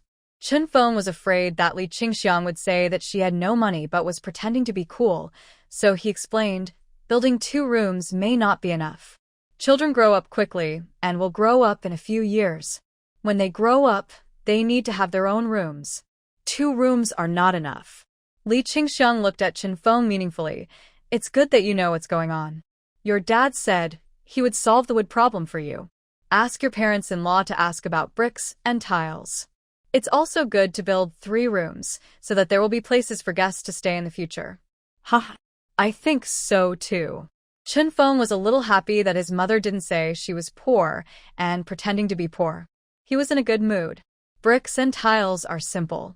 As long as you have money, you can go to the brick factory and kiln to order them. They will also deliver them. But you have to provide meals. These days, you have to provide meals no matter what you do. Just go and do it. If you are too busy, Mom will help you cook. No need. When several aunts and cousins in my family heard that I was building a house, they all agreed to help. My mother-in-law also said that she would help me. Chen Feng suddenly whispered to Li Qingxiang, my mother-in-law gave me the 900 kilograms of food coupons that Jinglei saved in the army. She was afraid that there would not be enough rice to provide meals for the craftsmen. Ah! Li Qingxiang took a breath. Jinglei has been discharged from the army for more than 10 years, right? You have kept the food coupons hidden all this time? Yes, I haven't moved them. They are all national food coupons. Your mother-in-law knows her limits. Li Qingxiang sighed. The Qin family has so many people to feed, but she can hold on to the food coupons so tightly, which shows how much she is thinking. It is certain that she will have to invite people to dinner when building the house. She thought about this day first, so she was reluctant to use those food coupons. Feng'er. Remember your mother-in-law's kindness to you in the future. It's your blessing to meet her. My second uncle found out about this and insisted that the family should also give him food coupons. Mom. Guess what my mother-in-law said? Li Qingxiang didn't guess, but asked directly. What did she say? Chen Feng imitated the tone of his mother-in-law. How dare you ask for food coupons? Your job was obtained by your eldest brother's sacrifice. If he hadn't changed his career, how would you have the opportunity to work in the mine? You have been picky but incompetent over the years. You have been looking for many people but were not satisfied with any of them. You dragged it until now to get married. How dare you ask for things from your family? Huffed. Li Qingxiang laughed out loud. Your second uncle is really picky. He thinks he has a job and eats commercial grain, so he looks down on this and that. Finally, he found a teacher's daughter, and everything is going well. Chen Feng pouted. My mother-in-law said that I should be separated first, and then the 2 of them will be separated after my 3rd uncle gets married.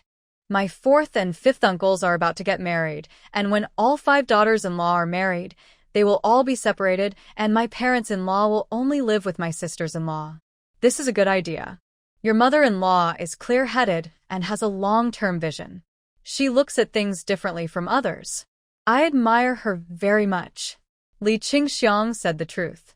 The mother-in-law of the Qiu family was the most rational person she had met in her previous life. At that time, my nephew Qiu Jianjun had never found a wife, and the second daughter was worried all day long, frowning and worried, afraid that her son would not be able to find a wife. Her mother-in-law always comforted her. Why are you worried? There are thousands of girls in the world, and there will always be one who belongs to our Jianjun. Those who couldn't be kept meant that they were not the right match for Jianjun. You and Jinglei didn't do anything bad. On the contrary, you were filial to your elders and friendly to your brothers and sisters. How could your son not be able to find a wife? Just wait. Your daughter-in-law is on the way, and she may be better than anyone else's daughter-in-law in the village. What she said was absolutely right. Jianjun's wife was indeed an extremely good girl. She was not only virtuous but also hardworking. She gave birth to 3 children for Jianjun, 2 girls and 1 boy. It was a pity that the mother-in-law had passed away at that time, and she didn't see the good of Jianjun's wife, but she saw it. In fact, I admire her very much. She arranged everything about the family's eating, drinking, and defecation with just a few words. Chen Feng spoke more and more casually in front of Li Qingxiang. In the past, she had to think about how to talk to her, for fear that a wrong word would make her unhappy. Now it seems that she doesn't have so many scruples, and she can say whatever she wants. It would be too unpleasant to be trembling in front of her mother.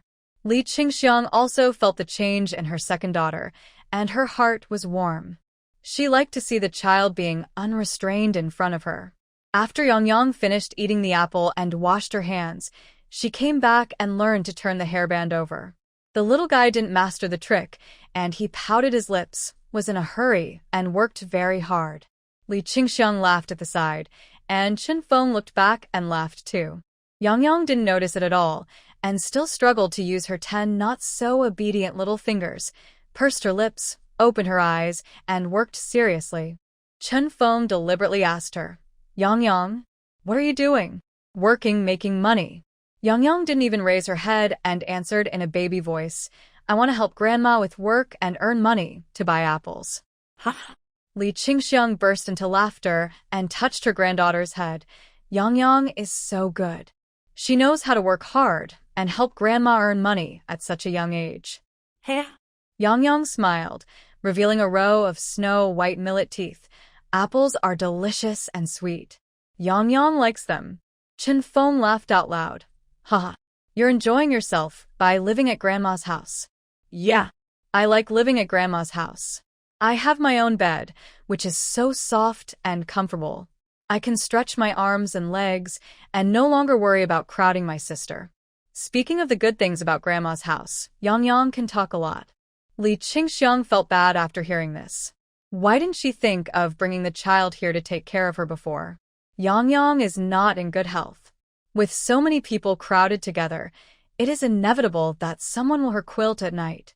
As long as she catches a cold, her body will have problems and she will breathe like a bellows. When we build a new house in the future, we don't have to sleep together. Then I won't go back either. I want to study at Grandma's house. Yang seemed to be afraid that her mother would take her home. Grandma's house has a school and is close. I want to live at Grandma's house. Li Qingxiang smiled and agreed. Okay, I will live at Grandma's house in the future until I get into college. Mom, don't spoil her. If she lives there for so long, my eldest sister will have objections. Chen Feng opposed Li Qingxiang's decision. If my eldest brother gets married in the future, his wife will also object to Yang living at home. Hearing this, Yang's face fell, and she stared at Li Qingxiang eagerly, even forgetting to work. Li Qingxiang glared at Chen Feng and hurried to comfort him, fearing that it was too late and the child would cry. What nonsense are you talking about? Your eldest brother is not getting married so soon. Even if he really gets married, it doesn't matter if Yang lives at home. I can make money, and your father still has a salary. How much trouble can it take to raise a child? Besides, after you pay off the foreign debt for building a house, you will have to pay for Yang's schooling yourself. Of course. Although he was talking, Chen Feng's hands did not stop. He lowered his head and continued to post on the circle. Jinglei said that we will take Yang's living expenses. 5 yuan a month will be recorded in the account first, and I will give it to her when I have money. She is our daughter and cannot be raised by her parents. I'm afraid that if I let her stay at home all the time, my eldest sister and my younger brothers and sisters will have opinions. Li Qingxiang didn't think so. She was relieved when she saw the smile on Yang's little face. The child is sensitive and fragile, and her young heart cannot be hurt. You gave them money. What can they have any objection? I also told your eldest sister when she came back that it's 5 yuan a month. If she is willing, she can also let Jingjing and Fong come. I don't care. It's the same whether it's one sheep or a flock of sheep. Anyone who is willing to pay can come. Just treat it as an after-school class I run. What is an after-school class? Chen Feng turned around and asked curiously. Li Qingxiang was stunned. She accidentally said a word that only appeared in later generations. She must be careful next time and not say nonsense. It's to help you two sisters take care of the children's study and meals. Ah, So that's what it means. Chen Feng was stunned for a moment after understanding it. Mom. Your name is so nice. Li Qingxian. It's not my name. I learned it by imitating others. Chen Feng stayed at home for a while and made a lot of hairbands and hair ties for Li Qingxiang. Seeing that it was getting late, he hurried back. Qiujia village, where she married, is not far from the town. They belong to the same town, but Qiujia village is in the valley.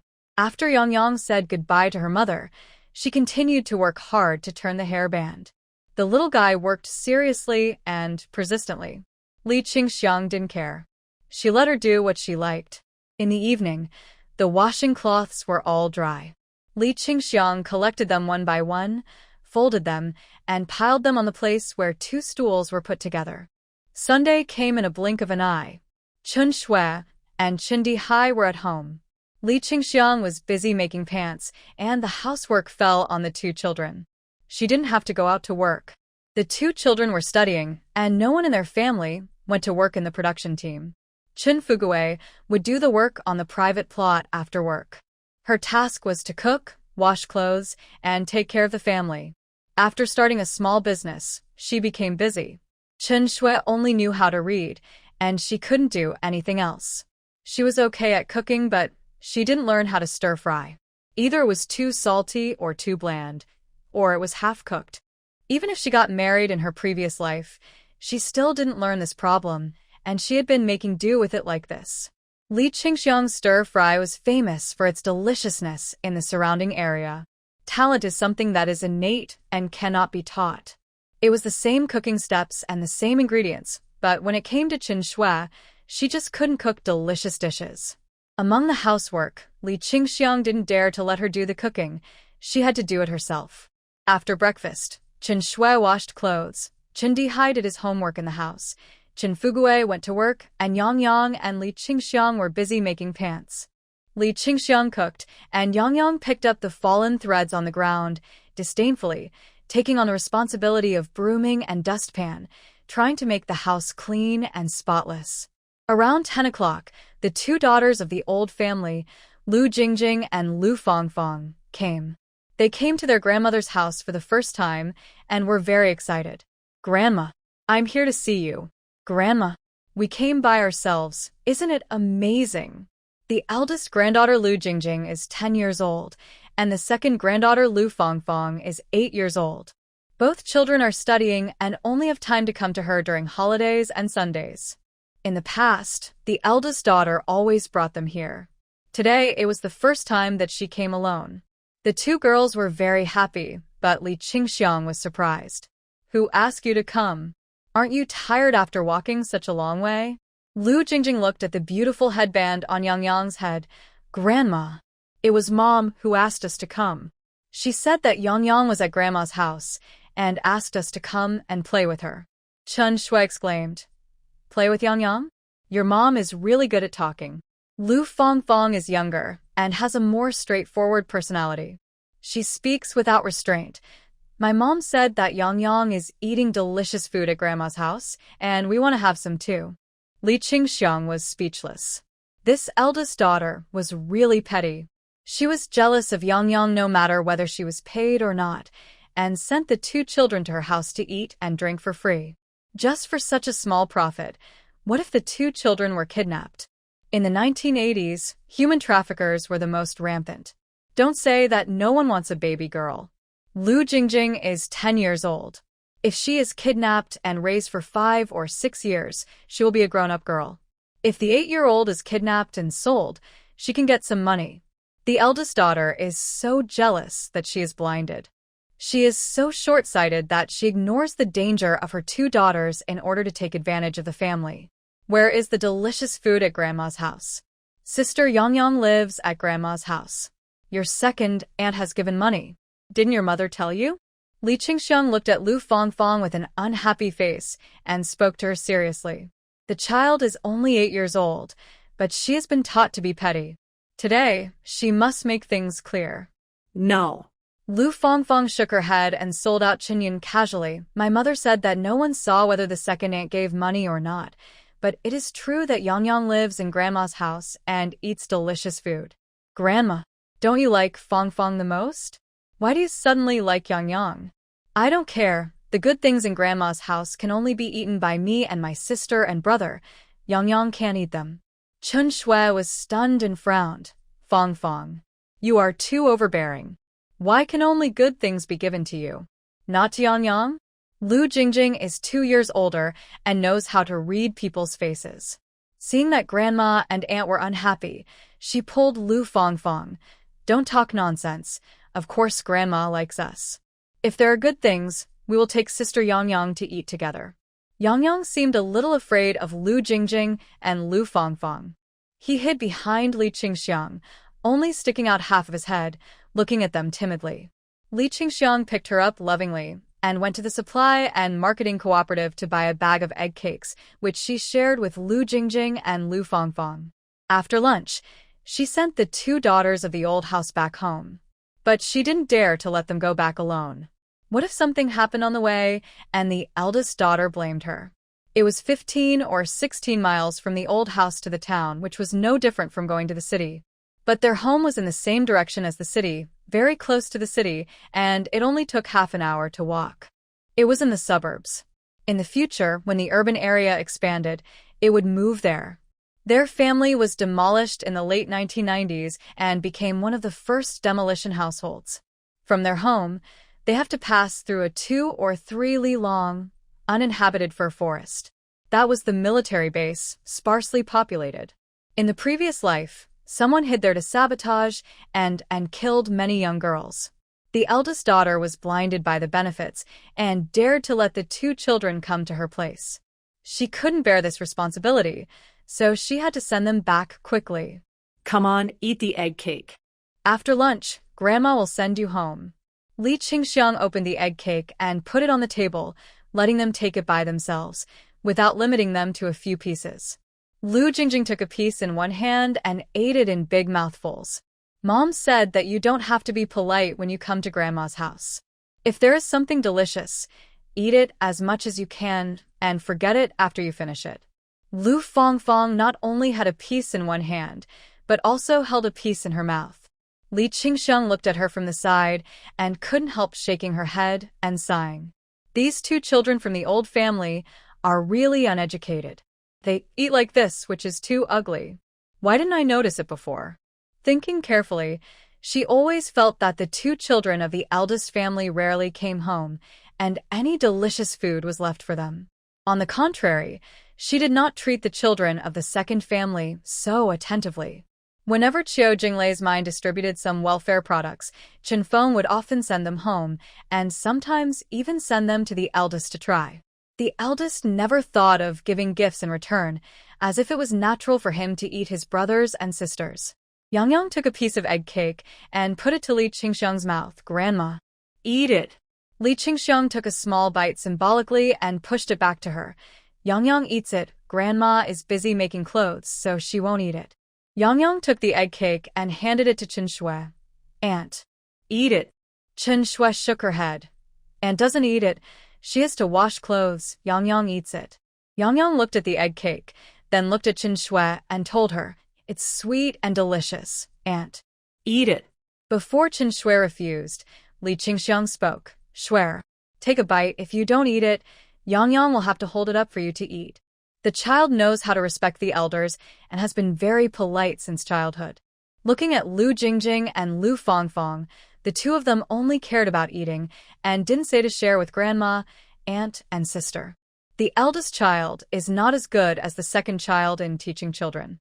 Although Lu Jingjing's man in the previous life could make money, he was also a scumbag. As long as she had some dirty money, she would raise 2 mistresses outside.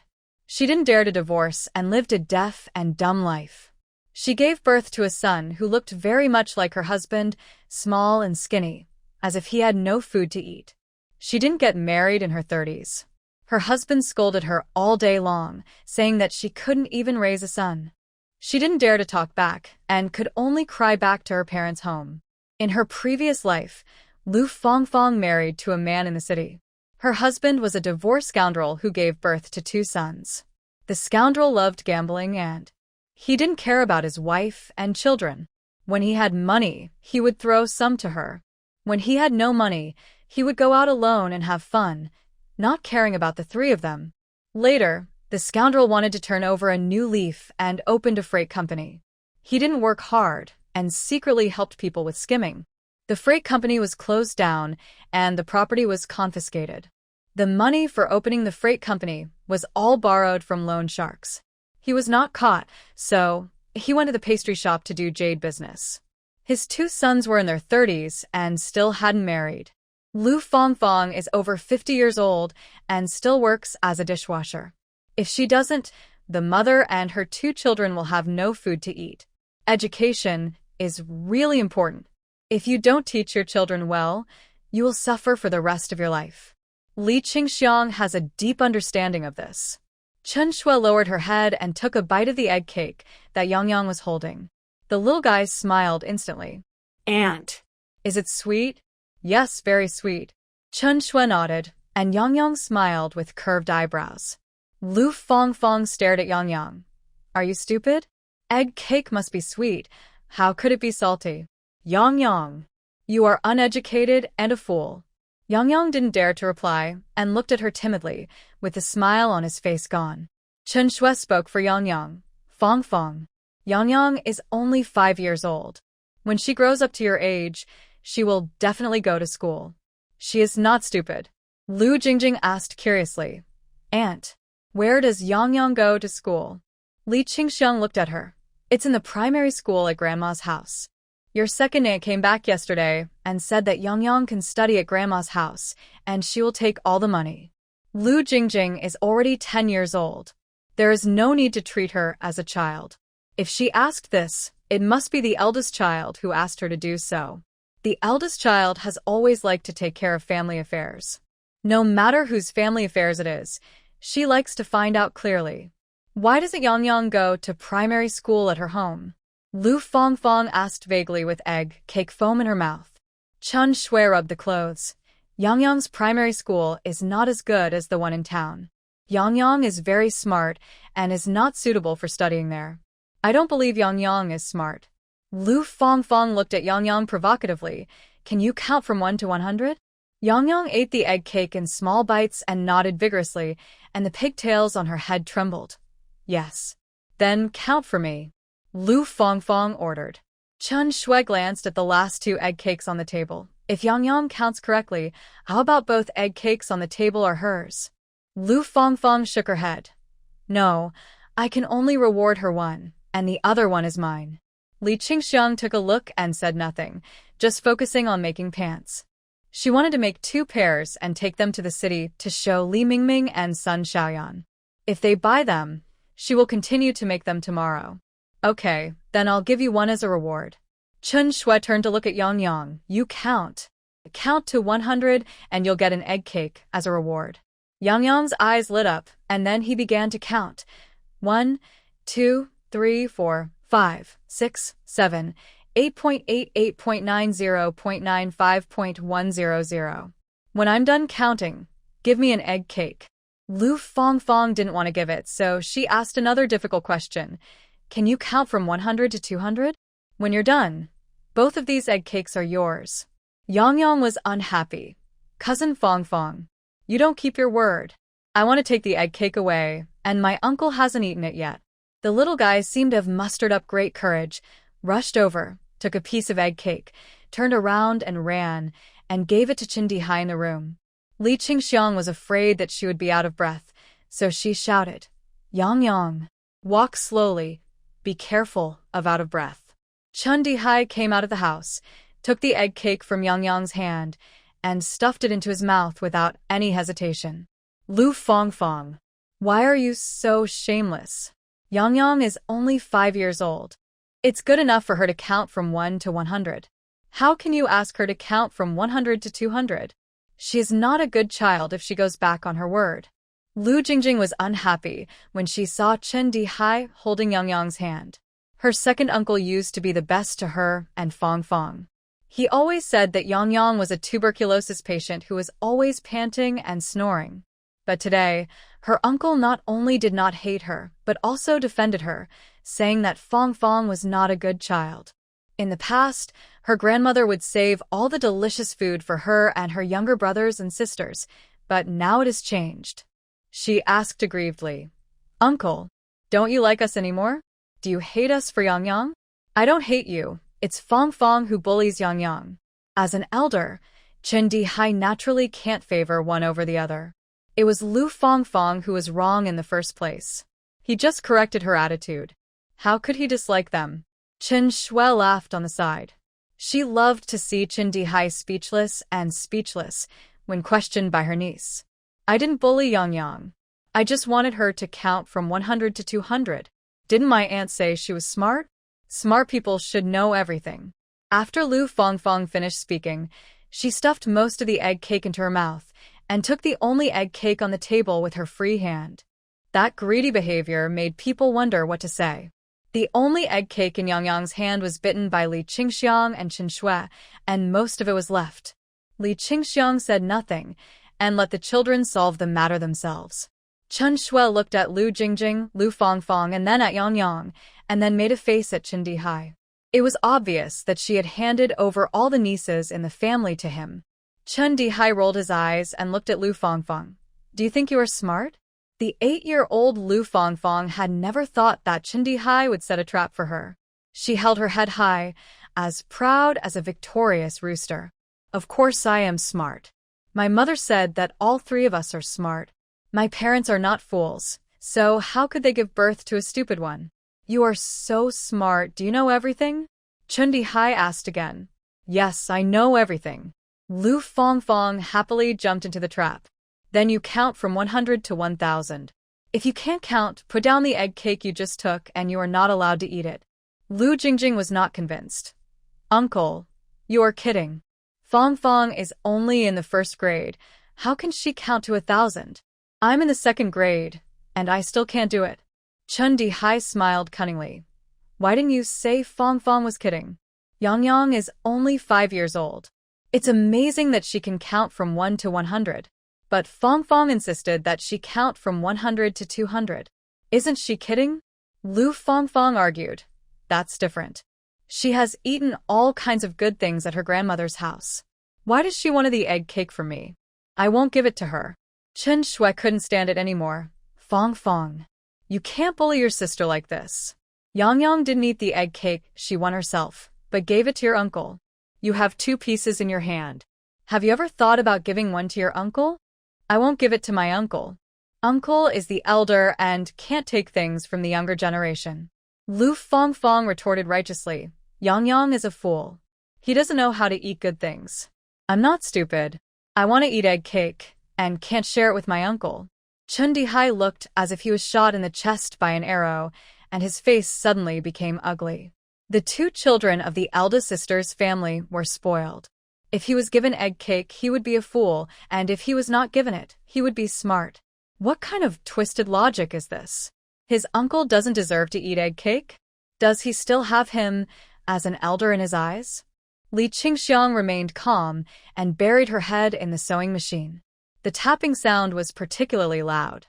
Chen Shui looked back at Chen Dihai and laughed. "Ha ha. Dihai, what are you thinking at this moment?" Chen Dihai swore. "What an idea." After the clothes were made, Li Qingxiang immediately ironed them, locked the buttonholes, sewed on the buttons, and packed them in a cloth bag.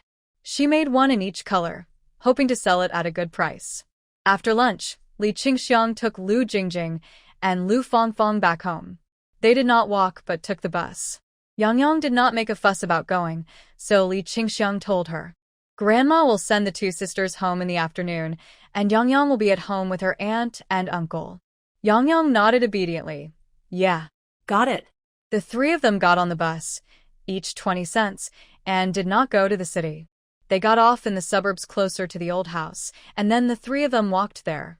They came early, and Qingyun was at home and had not yet gone to work. Seeing Li Qingxiang, she was stunned for a moment. Mom, why are you here? How dare you say that? I can send the two children home, and I don't worry about them being kidnapped. Li Qingxiang did not go to the Lu family's old house, but came to Qingyun's wing. Lu Daqi was not there, so she spoke without being polite. Yunea. What's wrong with your brain? Two beautiful children, walking more than 10 or 20 miles back home. What if they are taken away on the way? You let them go, but I don't let them come back, so take a car to send them back. Chunyin laughed dryly and poured a glass of water for Li Qingxiang. No way. They are so old. How could they be abducted? After taking a sip of the water, Li Qingxiang put the teacup on the table, and her voice was a little loud, indicating that she was dissatisfied at the moment. I say you have no brains, but you still don't accept it. Even if they are not abducted, what if something happens on the way? Now there is family planning and people are more valuable? Next time you want to go home, someone must accompany you. Otherwise, don't let them go. If anything happens, I will not be responsible. Chunyin was also dissatisfied. He always felt that Li Qingxiang had become disliked their family since she fainted that day. Not only did she not lend them money, but she was not even willing to let the two children have a meal at home. She was too stingy and obviously looked down on them. Mom. Why do you hate us? You promised to lend me money, but then you regretted it. That's fine, but how come my Jingjing and Fong Fong are not your granddaughters? Yang Yang can eat and live at home, so why can't they? Am I your biological child? Li Qingxiang asked back. What do you think? Are you my biological child? Just because you are jealous of Yang Yang, you let your two daughters go home? What if something happens? How can I explain to Dachi? How can I explain to your dad? Jingjing is 10 years old. If someone takes her away and raises her for 5 or 6 years, she will be a big girl. How come you don't have any awareness of guarding against bad people? It's not easy to raise two children. Just to go home for a meal, you push your two daughters out? Don't you consider the danger? Can you use your brain? Chunyin didn't believe it, Mom. Don't talk so sensationally. Don't I know you? Don't you let my two children go to your house for dinner? I just don't let them go.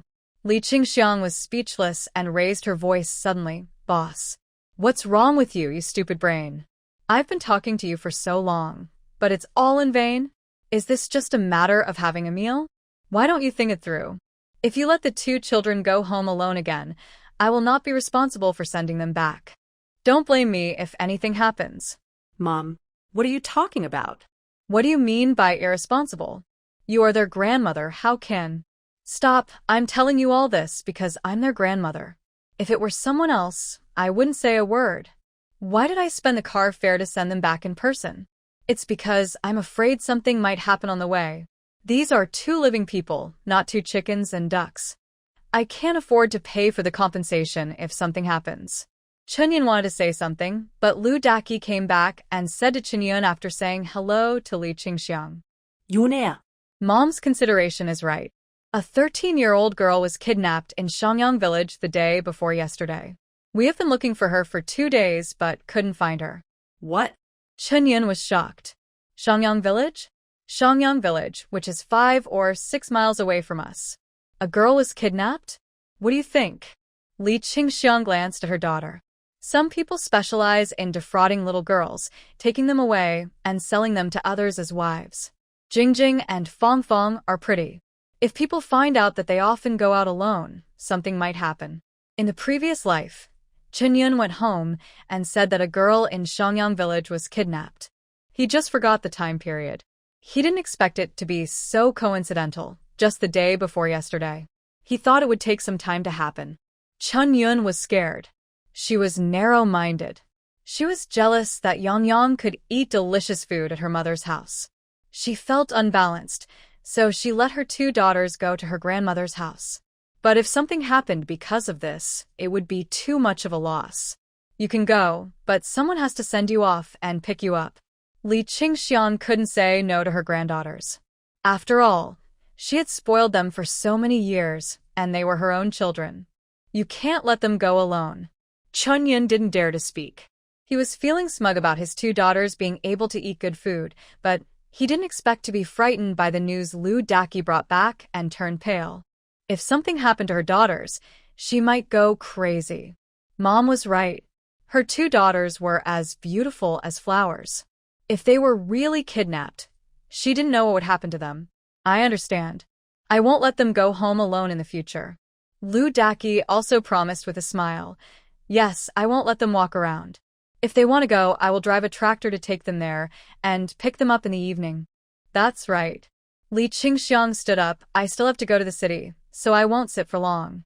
Yunea. Remember my words. Take good care of the 3 children. No one is important no matter what. Chunyun had a smile on her face. Yes, I remember. Mom. I'm sorry. I misunderstood you. I thought you didn't like my 3 children. Lu Fongfong came out from the inner room and told her, Grandma doesn't dislike us. My sister and I ate the most of the egg cake she bought, and Yangyang only ate one. Li Qingxian. You are a talkative person and you know how to comfort your mother. Lu Daki's face darkened, and he pretended to scold Lu Fongfong. How dare you say that? Why did Sister Yangyang only eat one? How many did you eat? 5. Lu Fongfong stretched out her palm. Sister also ate 5, Yangyang ate 1, and second uncle ate 1, and that was it. 12 egg cakes were eaten in 1 pound, and they were just finished. Lu Jingjing came out to say goodbye to Li Qingxiang. Grandma's cooking is also delicious. I had a full lunch. Lu Daki asked, what delicious food did Grandma make for lunch? Egg custard, stir-fried meat with tofu, and bean sprouts were added. It was very fragrant. Lu Fongfong rushed to answer, I didn't eat other dishes, just these 2. Li Qingxiang picked up the cloth bag she brought. Grandma has gone back. When you have time, let your father drive you to Grandma's house. You can't go by yourself. It would be terrible if you meet bad people. Okay. Lu Jingjing and Lu Fongfong agreed and watched Li Qingxiang walk away. After leaving her eldest daughter's house, Li Qingxiang chose to walk to the city bus station. She has high blood pressure and is a little fat. She should exercise more to avoid another. It's not tiring to walk for half an hour. She can go home and take the bus later. Fortunately, she made some money a few days ago, so she doesn't feel bad about spending money on the bus. When she arrived at the bus station, Li Mingming and Sun Xiaoyan were not there, but other girls were there. They were surprised to see her. Only. Are you here to sell hairbands again? What new ones have you brought this time? Let me take a look. Let me tell you, your hairbands are in great demand. I bought 5, and they were all snatched away by my sister, my younger sister, and my mother. I have to buy 5 more, no, 10, and wear different ones every day. And me, I want to buy some too. Several of my neighbors want them. I'll buy a few too. My wife's colleague wants them. Li Qingxiang smiled awkwardly. I'm sorry, I didn't bring hairbands today. I have a lot of them at home. I was in a hurry to bring you the new pants from Haicheng, so I forgot to bring the hairbands. I'll get them for you in a few days, and you can take your time to choose. The hairbands are still with Chinfeng. They should not be ready yet, so they are not available even if you want to. New pants from Haicheng? Let me see. A little girl reached out and took the cloth bag in Li Qingxiang's hand. Li Qingxiang opened it, took out the bell-bottom pants inside and shook them. This is a new style from Haicheng. It is said that we have never seen it. We have only seen it on TV. It is popular in Hong Kong. I don't have a TV at home, so I don't know whether it is true or not.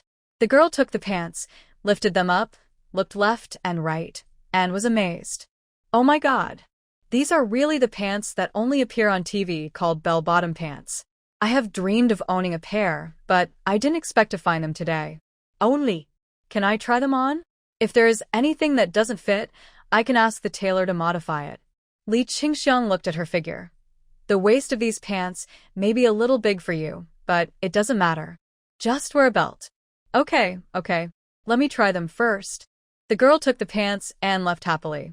Another little girl looked at Li Qingxiang eagerly. Andy, you only brought 1 pair of pants? Oh.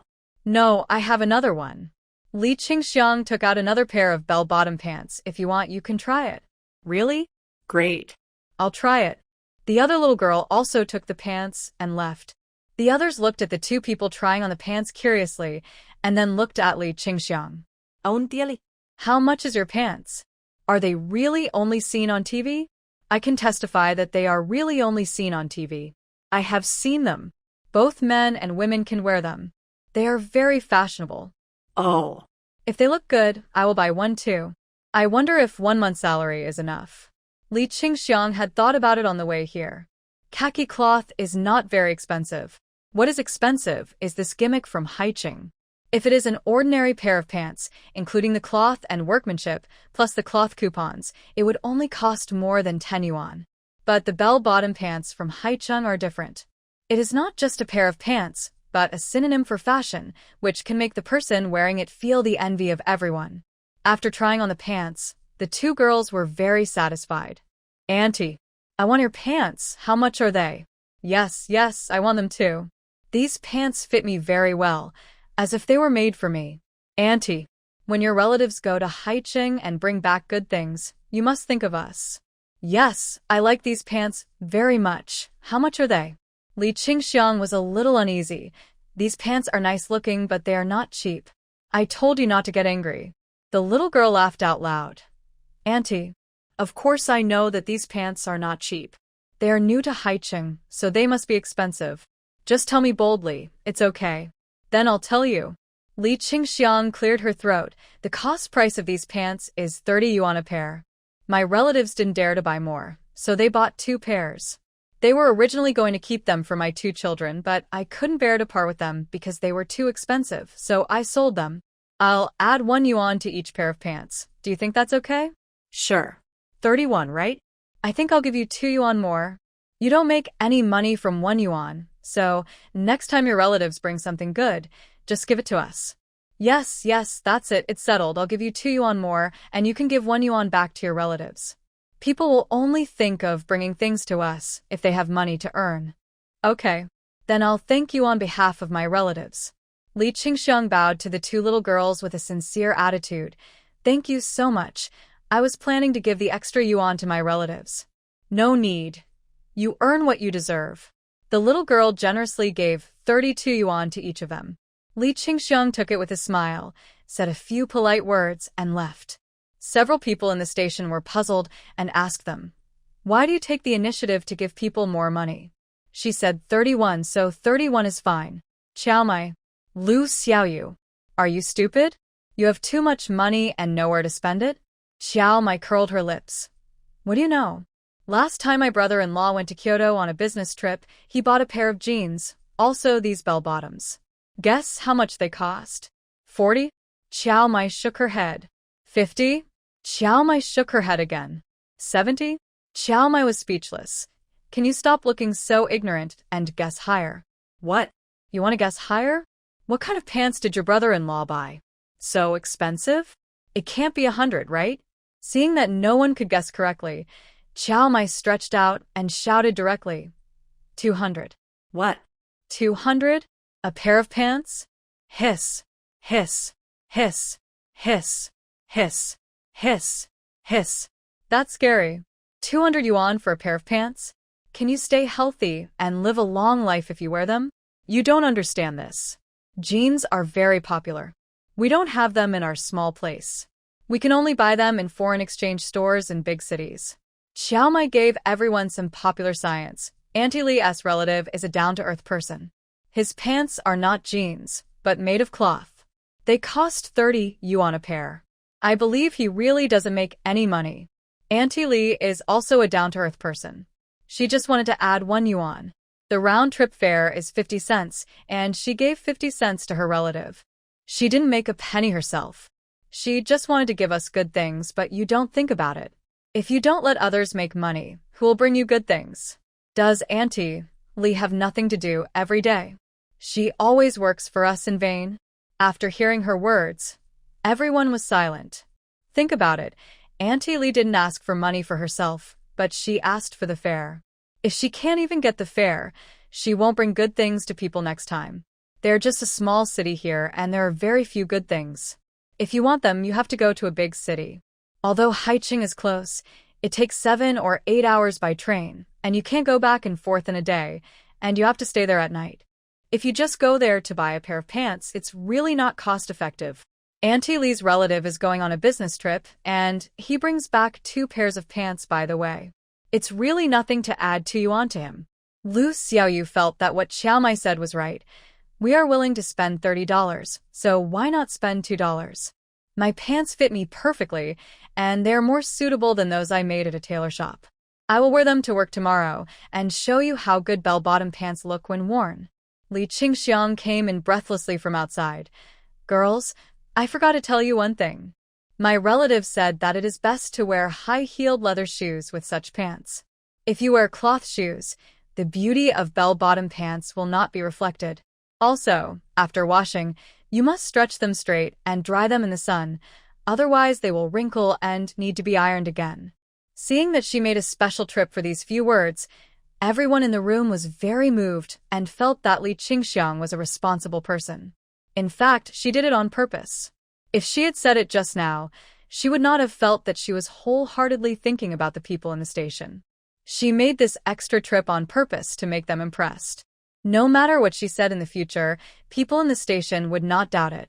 Xiao Mai smiled and thanked. Thank you, Aunt Li, for coming back to tell me. If you hadn't reminded me, I wouldn't have thought of it. Okay, I'll remember what you said. Lu Xiaoyu looked grateful. Aunt Li, did your relative say what kind of clothes to match with the upper body to make it look good? Yes, but I don't think it's necessary to do it according to her. She said that it's best to match the upper body with a white or a red shirt. If it's cold, put on a thin sweater outside, and you must wear high heels on your feet, otherwise the trouser legs will drag on the floor, which will not look good. Okay, I'll remember it. Thank you. Are you going back? I'll pay for your ticket. Li Qingxiang quickly stopped Lu Xiaoyu. No, I make money. I'll pay for it myself, I have money. Lu Xiaoyu didn't insist too much, thinking that Li Qingxiang was right. She made money, so buying a ticket was not a problem. The policies above have been relaxed a lot. Many people who go on business trips bring something back to share with relatives and friends. As long as it's not excessive, no one will check. Li Qingxiang brought not many pants, just 2 pairs, which were sold very quickly. With more than 60 yuan in her arms, she was a little excited. It was the first time in her 2 lives that she earned so much money. She worked a lot when she was young, but she had never earned so much money at one time. She wanted to make a fortune quietly and ignore everyone's gossip in the future. She would make clothes at home and sell them for money. She took the bus home and put the money together with the money she earned from selling hairbands last time. Seeing that she had earned almost 100 yuan in the past few days, she felt sweet, at ease, and satisfied. With a way to make money and an old man who treated her very well, she was not afraid of anything. Even if her 2 sons were unfilial in the future, as long as she had money in her hands, she would not be despised. The old saying is right. The sons around you are not as good as the money around your waist. With money, you can do anything easily. I don't ask for great wealth. I just ask for health and success. These pants can't be made and sent immediately. I have to wait for a while, and I can't send too many at a time, just 2 or 3. 1 bolt of cloth is about 10 zhong, or about 33 meters. It takes about 1 meter 3 or 1 meter 4 to make a pair of pants, so 1 bolt of cloth can make about 25 pairs of pants. She didn't want to use all the cloth to make pants, so she could make a few vests and sell them with the pants. If she made all the pants from 4 bolts of cloth, she would have to make 100 pairs, and she was afraid that she wouldn't be able to find so many customers. If she made it into a vest or a windbreaker, it would be different. The girls would definitely like it, so there would be no problem selling it.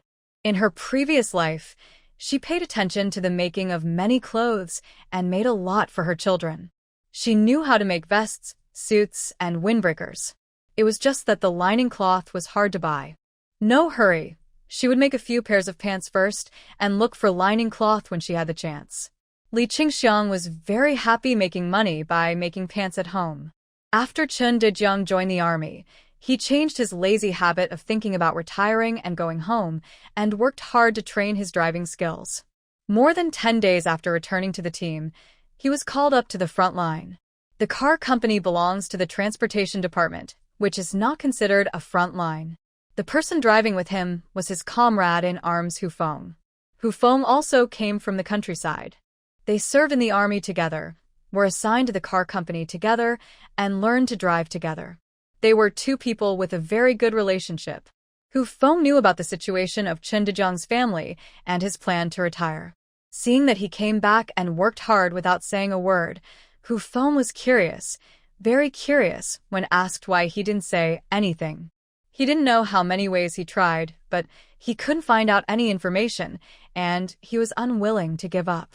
Old Chen, what happened to you when you came home this time? Tell me. You have been unwilling to tell me, and I am so curious. Since we are on the way to the front line, please tell me. Otherwise, I will die with regret. Everyone wrote a suicide note and put it with the leader. If someone gets into trouble, the suicide note will be sent to their parents at home. If they come back safely, the suicide note will be returned to them to deal with it. Chen Dejiang also wrote one. His suicide note was very simple, just one sentence. Dad. Mom. I am not afraid of sacrifice. I am not afraid of bloodshed. I will be your pride. Take care. Wait for my triumphant return. Comrades were excited and ready to join the war. He suddenly felt that it was shameful for him to be a deserter. We were all comrades in the same trench. Why should he retire at this juncture? Although there were some who retired, they were not many, and the leaders would not stop them. As long as you wanted to retire and met the requirements, you would be approved. Watching those who retired, he never envied them again. His mother said that opportunities and dangers coexist. War is cruel, and it is also an honor to be lucky enough to participate. He wants to participate and be a real soldier. Don't talk nonsense. We are a transport team. There won't be any danger. Chen Dejiang closed his eyes to rest, listened to Hu Feng's words, opened his eyes, glanced at him, and then closed them again. There's nothing much to say about my affairs. It's too cowardly. I don't want to mention it. Cowardly? Why cowardly? Hu Feng was a chatterbox. This time I went home to visit my family, and my family heard that I was going to the front line, and they were all happy for me. My mother also arranged a marriage for me. I'm telling you about this, but don't shout it out. My girlfriend is very good-looking and has a nice voice. I like her very much. Chen Dejiang opened his eyes again, leaned back in the co-pilot's chair, turned to look at Hu Feng. Tell me, does your fiancé like you as a person, or like you as a soldier? What's the difference? It doesn't matter what she likes about me, as long as she likes it. If I were really useless and not attractive at all, she would never agree to marry me. Hu Feng chuckled. I've decided. I'll file a marriage report after I get off the battlefield. Chen Dejiang turned his head and looked ahead, his eyes deep. Hu Feng is 2 years older than him. He is 23 this year, and he is only 21. It is indeed too early for him to get married at such a young age. It is better to be 2 years later to avoid being cheated. Congratulations. Chen Dejiang perfunctorily replied weakly. But Hu Feng was not going to let him go. Tell me, what happened to you at home? Nothing, I don't want to say. You have to tell me. I have told you my story. Why can't you tell me your story? If I am really glorious, I will have no regrets, right? Hearing his persistence, Chen Dejiang smiled bitterly. Okay, it's okay to tell you. I met a girl when I went home. She was good-looking and took me to stay in the commune guest house for one night. What? Old Chen, did you do that to that girl? Hu Feng was quite surprised. He turned his head and looked at Chen Dejiang. You are violating discipline. Chen Dejiang rolled his eyes at him. Old Hu, you look down on me too much. Am I that kind of person? I didn't do anything with her. We just slept in there. I didn't expect that she had a boyfriend and had stayed in a guest house with someone. My mother opposed my association with her and said that she would kick me out if I wanted to marry her. What's more infuriating is that she brought her mother to my house the next day to make a scene. My mother was so mad that she threatened to send me to her house as a son-in-law. It's so pathetic just thinking about it. Being played around by a woman is so embarrassing. I'm a soldier, but I didn't realize that she was having multiple relationships. Ha ha ha. Ha ha ha. Hu Feng laughed. It was really funny. No wonder you didn't say a word when you returned to the army. It turns out you were cheated. Are you so happy that I was cheated? Are we still brothers? Chun Dejung punched Hu Feng's arm, but he didn't dare to use force. He was driving. If the steering wheel tilted, it would be no joke. They were on their way to the front line, and the transport team was not allowed to make any mistakes. They had to deliver the goods safely to the designated location. Ha ha ha. I'm not laughing at you, I just think the whole thing is ridiculous. After all, you are young and inexperienced. When it comes to finding a partner, you still have to listen to your parents. They are older and know how to judge people. After laughing, Hu Feng educated Chun Dejung seriously. You have been in the army and seldom go home. You can't even tell who is who. You actually dared to stay in a guest house with a woman for a night. You are quite a rascal. Chun Dejung pondered for a moment and felt that he was right. Indeed, he was a bit rascal. But she pestered me at the beginning. She was gentle and considerate. I felt that we would get married sooner or later. What's wrong with staying for one night? So I agreed to her. You are wrong to think so. Fortunately, you didn't have any substantial relationship with her. Otherwise, you would be in trouble if she pestered you. Expulsion from the army would be the lightest punishment. Hu Feng's eyes widened suddenly, and he thought of something. By the way, did she go to your house to blackmail you? Yes. My mother said she would report to the police, so she didn't dare to do it. Chun Dejung covered his face, feeling very embarrassed. Your mother is a decisive person. You should not get involved with that kind of person. I guess that woman did it to you on purpose. Just let the police handle it. Hu Feng stretched out his right hand and patted Chun Dejung on the shoulder. Old Chun, when you find a partner in the future, listen to your parents more. You are too young and easy to be deceived. Chun Dejung closed his eyes again and leaned back in his chair. Very frustrated. My mother is very disappointed in me. She told me to find a way to stay in the army, and it would be best if I never go back. You're just a fool. Hu Feng cursed. Your mother is not disappointed in you, but she is spurring you on. Our army is a good place. I also plan to stay here for the rest of my life. As long as we go to the battlefield this time, it is necessary to stay. Chun Dejung was stunned. Really? Of course. Hu Feng analyzed according to his own thoughts. Think about it. Why can our troops go to the front line? Why don't other troops have such opportunities? Chun Dejung really didn't know this, and immediately sat up straight and asked curiously, why? Opportunities are rare. Hu Feng analyzed mysteriously. The country advocates peace, and some people don't know how to live or die and want to test our bottom line. Such opportunities are rare, and the army leaders have fought for them. If you miss it, you may not meet them again in your lifetime. We are soldiers from the countryside, and the driver's company is a good place. As long as we work hard enough, it is only a matter of time before we make contributions. Hearing this, Chun Dejung's eyes lit up and he admired Hu Feng's insights. What he said was similar to what his mother said, that we should seize this opportunity and create a good future for ourselves. Old Hu, listening to your words is better than reading for 10 years. My mother also told me the same thing. She told me to stay in the army and Qing City, and she didn't want me to go back to the small city of my hometown. Hu Feng gave Chun Dejung a thumbs up. Your mother has vision. Qing City is indeed better than the small city of our hometown. My parents also said that I should behave well and strive to gain a foothold in Qing City and not think about going back every day. There are very few good units in small places, and you may not be able to find a good job after demobilization. It's different to stay in the army. You'll have the opportunity to be promoted in the future and stay in the army for the rest of your life. The treatment of cadres who demobilize and return to their hometowns is very different from that of soldiers who demobilize and return. Old Chun, your mother has vision and you will be right to listen to her. Hey, what's going on up front? Why did it stop? Something must have happened. I'll go down and take a look. Chun Dejung opened the car door, jumped out, and ran forward. Hu Feng stuck his head out of the car window and shouted at him. Old Chun, Take it easy. Chun Dejung turned around and waved at him. I know my limits.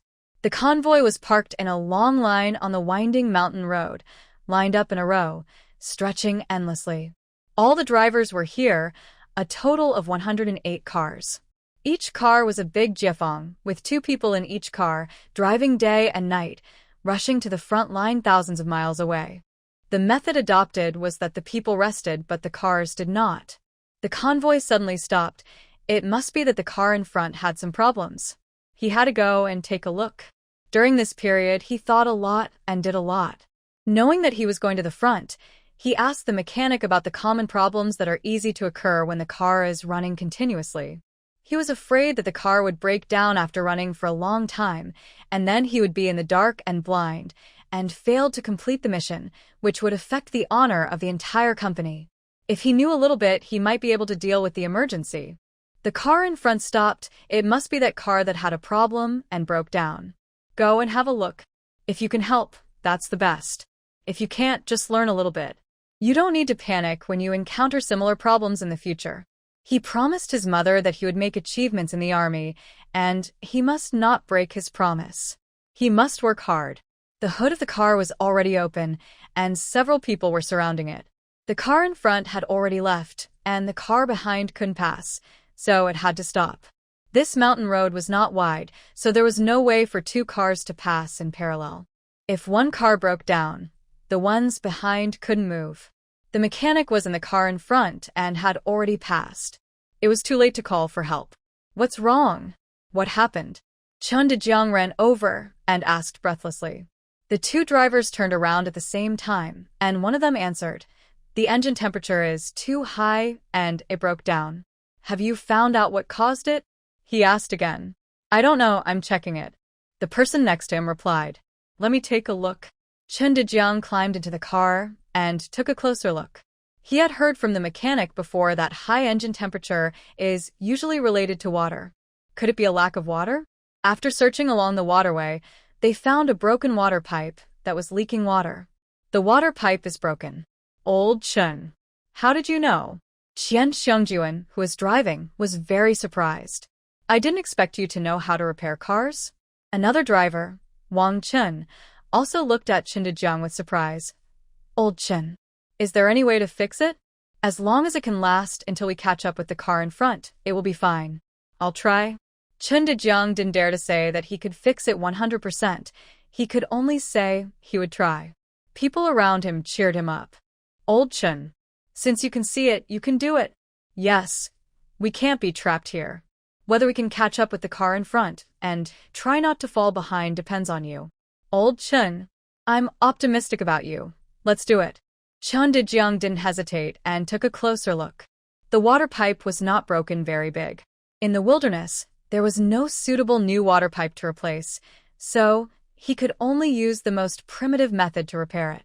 He found a piece of plastic sheet and tightly wrapped it around the broken water pipe, wrapping it layer by layer, and then wrapped it with black tape to temporarily seal it. This method was told to him by the mechanic, and it was fine for emergency use. "It's okay." Chun Dejiang jumped out of the car and signaled Qian Xiangjuan, "Fill the water tank with water, start the car, and try to catch up with the convoy in front, and quickly find a place to replace the water pipe. This method of mine can only be used temporarily and can't be relied on for a long time." Wang Chun laughed out loud. I know. It's good enough to be used in an emergency." "Old Chun, you are really amazing." After filling the water tank with water and starting the car, the water temperature did not rise again, but slowly dropped. Qian Xiangjuan gave Chun Dejiang a thumbs up, drove away quickly, and the people behind him followed. Chun Dejiang ran back, saw his car, and climbed up quickly. Hu Feng asked, "What's going on up front?" "Nothing. Qian Xiangjuan's car water pipe cracked. It will be fine after repair." "You repaired it?" Hu Feng looked at Chun Dejiang in surprise. "When did you learn all this?" "I learned it after returning to the army." Chun Dejiang leaned back in his chair and began to close his eyes to rest. "My mother always said that you should learn from what you do." Thinking that we were going to go out to drive a sports car, I was afraid of accidents, so I learned a little bit from the mechanic about minor problems, hoping that I would never need to use them, but I didn't expect that I would still need to use them. "You are good. You have learned to be smart." Hu Feng patted Chun Dejiang on the shoulder. "It's a good thing you are here today. Otherwise, all the cars behind us would have to stop and lie down." It would be too embarrassing if our company delayed the transportation mission because of this. Chun Dejiang didn't say anything, and what he thought most in his mind was his mother's teachings to him. I always thought she was annoying before, but now I think about it, everything she said is right. His second sister once wrote to him and said, "It's always good to have many skills. Learn all the skills of the army well, so that you will not suffer any loss no matter where you go in the future."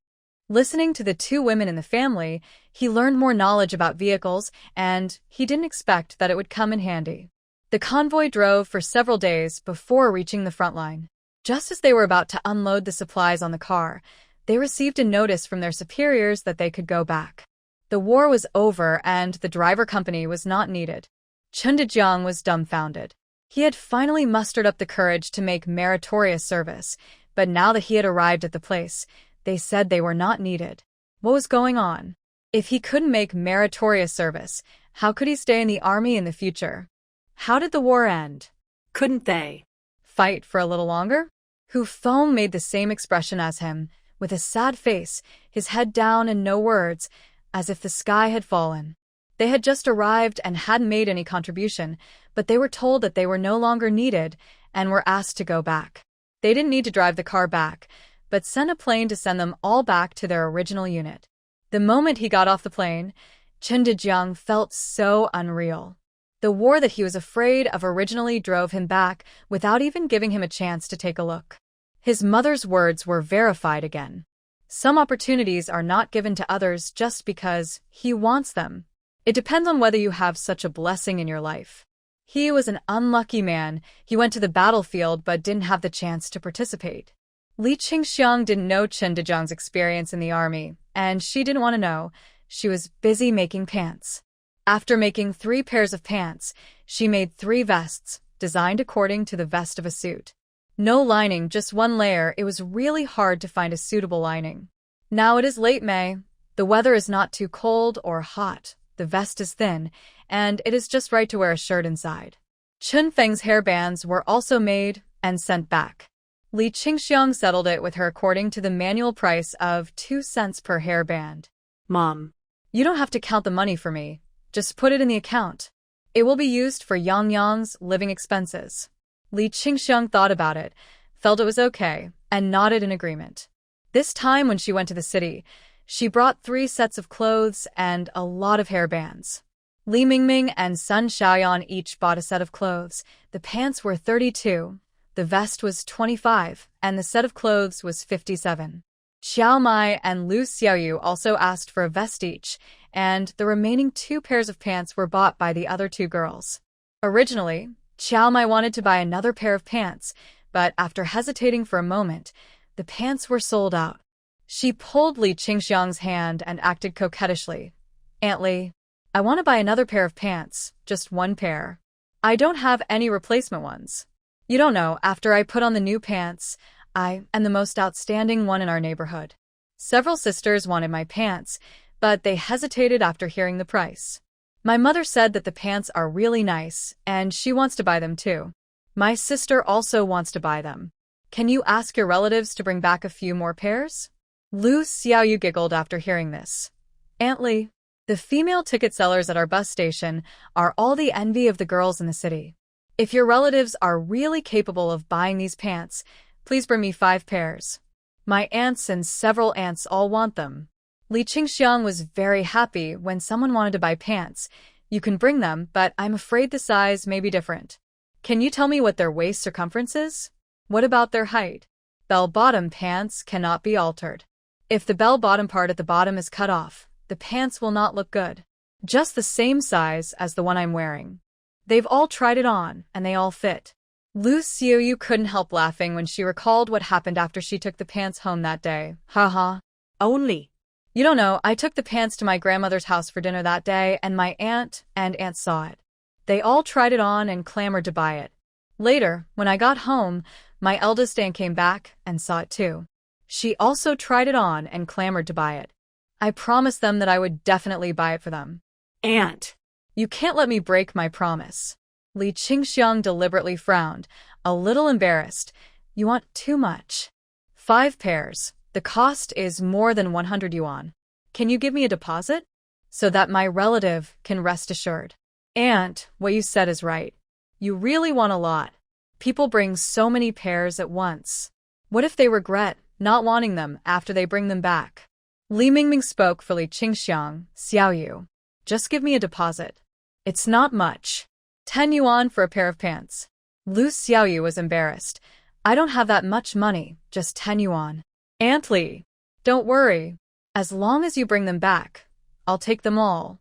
If you don't believe me, let them testify for me. I won't lie. Xiao Mai smiled. I want 3 pairs, the same size as what I'm wearing, Aunt Li. Don't worry. As long as you bring the pants back, I won't regret it. Li Qingxiang didn't really want people to pay a deposit, but she used this to bring up a topic so that when the pants are made in the future, it would be good to have an explanation. Although the pants she made were not difficult to sell, she really didn't plan to make all the cloth into pants. If they were made into windbreakers, they might sell at a better price. 3 sets of clothes, 57 yuan per set, sold for 172 yuan.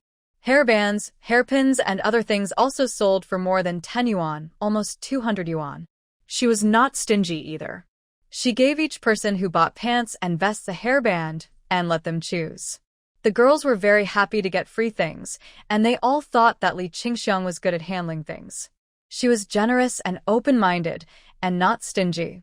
After Qiao Mai took the hairband, she gave her a ticket. Annie, I'm not taking your things for nothing. This ticket is for you. It's issued by our company. I ride a bicycle to and from work, and I haven't used it this month. You can use it. Unexpectedly, there would be such an unexpected surprise. Li Qingxiang took the ticket. There was cash on it, a total of $1, enough for her to take 4 buses. Thank you so much.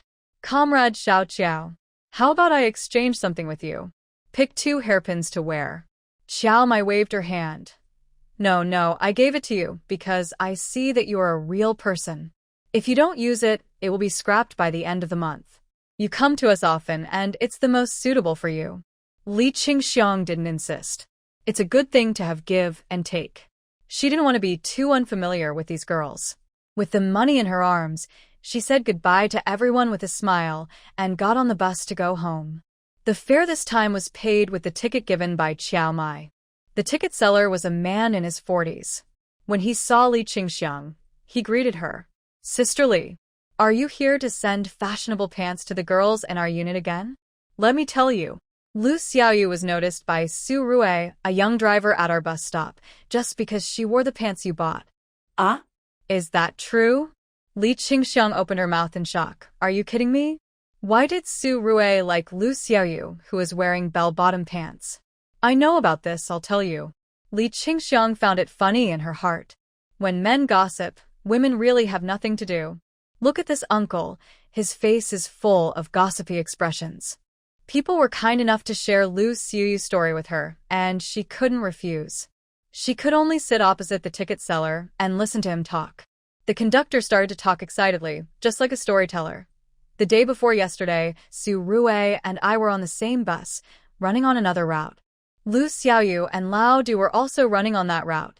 When the 2 buses met, Su Rui took a look at Lu Xiaoyu on the bus and was shocked by her beauty. He kept asking me, Lao Zhou, who is the conductor on Lao Du's bus? I said it was Lu Xiaoyu. Su Rui's eyes widened and he said, she is so beautiful. I want to pursue her. Sister Li, do you think it is your pants that made Su Rui fall in love with Lu Xiaoyu? Li Qingxiang did not dare to take credit for it, but just smiled. I dare not say that. Maybe Su Rui already had Lu Xiaoyu in his heart. You are talking so excitedly. Did Su Rui pursue Lu Xiaoyu? Lao Zhou felt guilty for a moment, but he said firmly, of course he can. Su Rui's father is the Secretary General of the municipal government. It is not difficult for him to pursue Lu Xiaoyu. Maybe not. Li Qingxiang asked deliberately. What if Lu Xiaoyu doesn't like Su Rui? It's too early for you to jump to conclusion. Ha ha ha. Lao Zhou laughed. Whether it's too early to jump to conclusion or not, we'll just have to wait and see. By the way, Sister Li, do you still have that hairband? I bought one for my daughter last time, but my wife was unhappy and she wanted one too. Yes. Li Qingxiang opened the cloth bag and let Lao Zhou choose for himself. My suggestion is that your wife is old, so pick something simple and elegant like this, it'll look good. I'll listen to you, sister. Lao Zhou picked a black one with gold thread and wanted to pay for it, but was rejected by Li Qingxiang. Don't give me any money. I didn't spend any money on this ticket. Just consider it as you buying the ticket for me. I'll give one to the driver in front as well. I wonder if he wants it.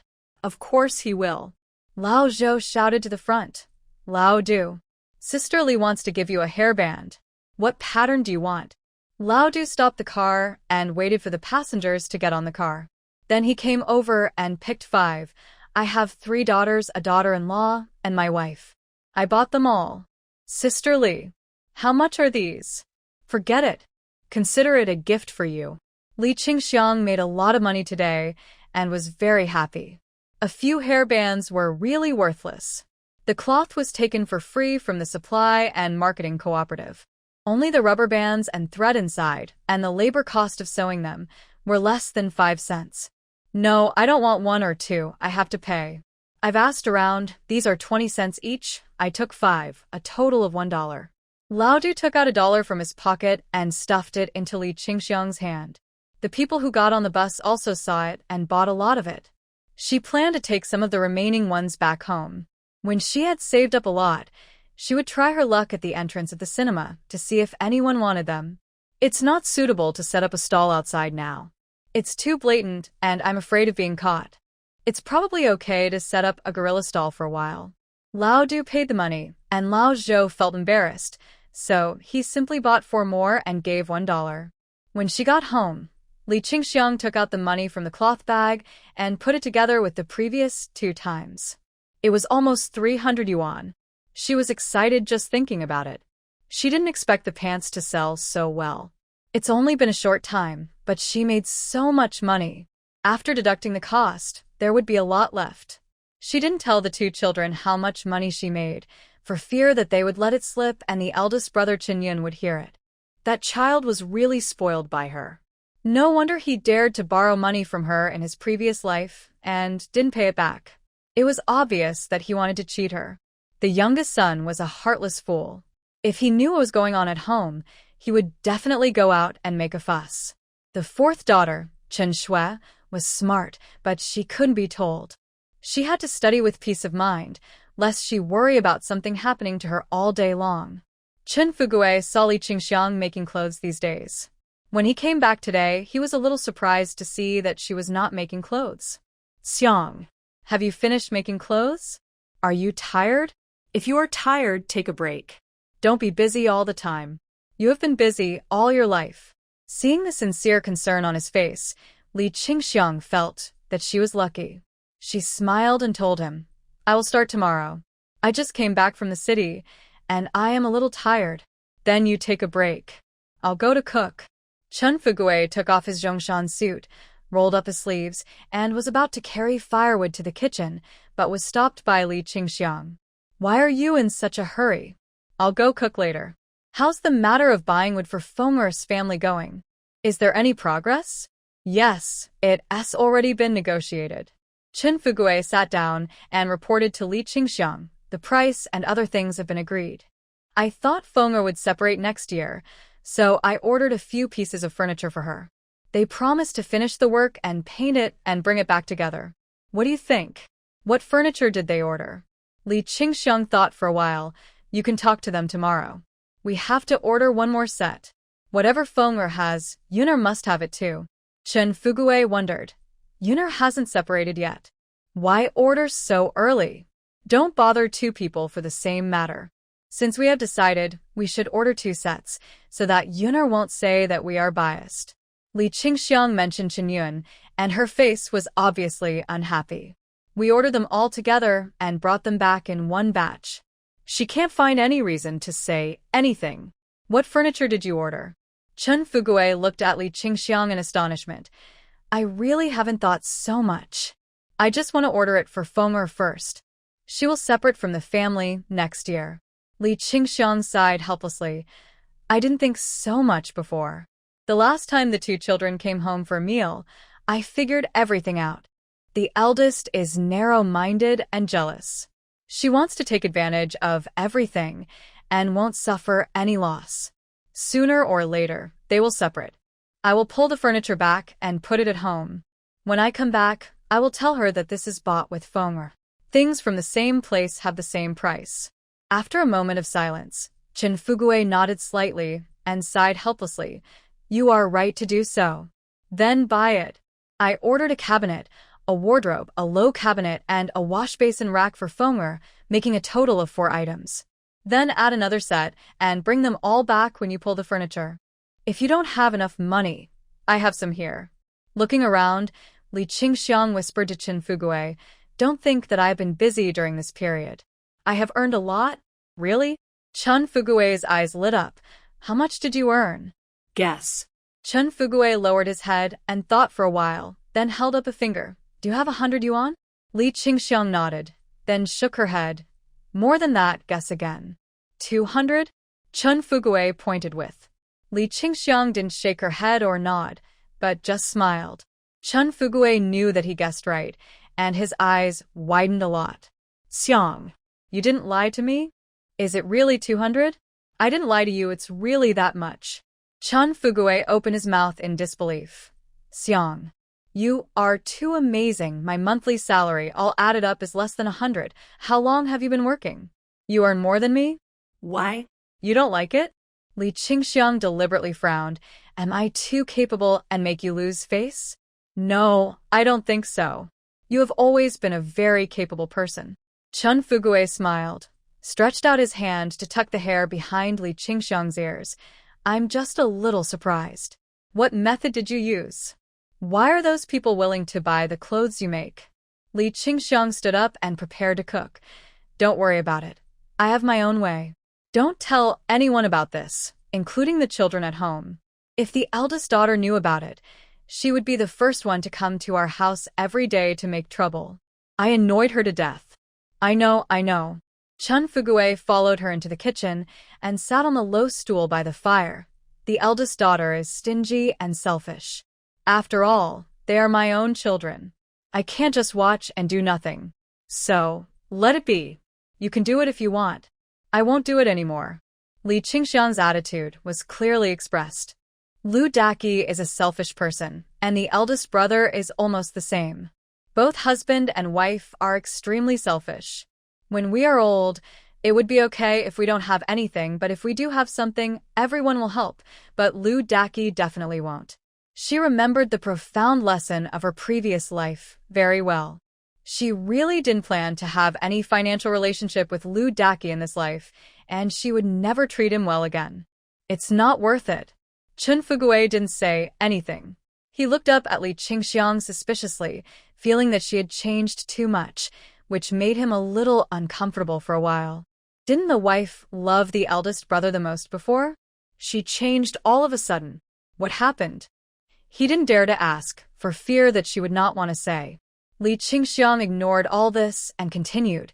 The eldest daughter's behavior chilled my heart. Just because Yang Yang was with us, she had to send her 2 daughters to our house for dinner.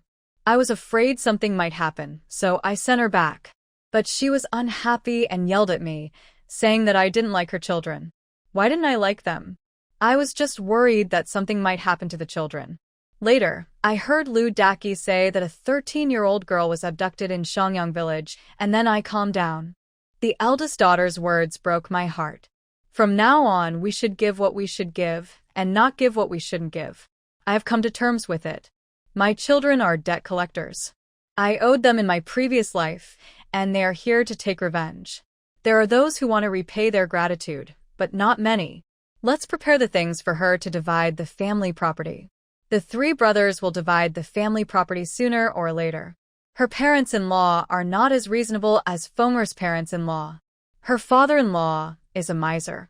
He obviously has money in his hands, but he doesn't want to spend a penny to buy a tractor for his son, and he lets the eldest daughter come to our house to borrow. What a human being. Chin Fugue sighed. Xiang, let's not think about those unpleasant things. You have high blood pressure, so you can't get angry, otherwise your blood pressure will rush up. When the eldest comes back, I will talk to her. In the future, You have to think before you speak, and you can't say whatever you want. Forget it. The eldest is used to saying one thing in front of you and another behind your back. Li Qingxiang covered the pot and stood by the stove. She agreed to everything in front of you, but later she made a fuss. This is also my fault because she is the first child. I love her more, but I didn't expect that she would get spoiled. As long as she and Lu Daki are fine, we won't say anything and don't interfere. Behind the kitchen, there was a small figure squatting, listening to the conversation between Li Qingxiang and Qin Fugui. If you look closely, you will find that this person is Yang Yang. Although the child is only 5 years old, he knows a lot. Hearing that the aunt and grandma were angry because of her, the little person's eyes were filled with tears. She didn't want to go home, so she wanted to stay at grandma's house. Grandma treated her very well, not only making delicious food for her, but also making her stop panting. Grandma would often make her medicine to drink. Although the medicine was bitter, it made her feel comfortable after drinking it, and she could run properly. Grandma and Mom were very busy and didn't have time to take care of her all the time. Sometimes she couldn't breathe, her chest was stuffy and painful, and her head was dizzy and uncomfortable. When she came to Grandma's house, she didn't have such sad days, and she would occasionally breathe for a while. She felt so happy staying at Grandma's house, but if she didn't go home, Grandma would be scolded by her aunt. Grandma was so pitiful. She felt so distressed that her aunt scolded her for her.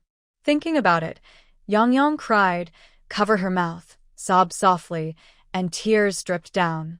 Li Qingxiang heard the noise and walked out in surprise. She saw Yang Yang squatting on the ground and crying non-stop. She was very nervous. What's wrong? Yang Yang, where do you feel uncomfortable?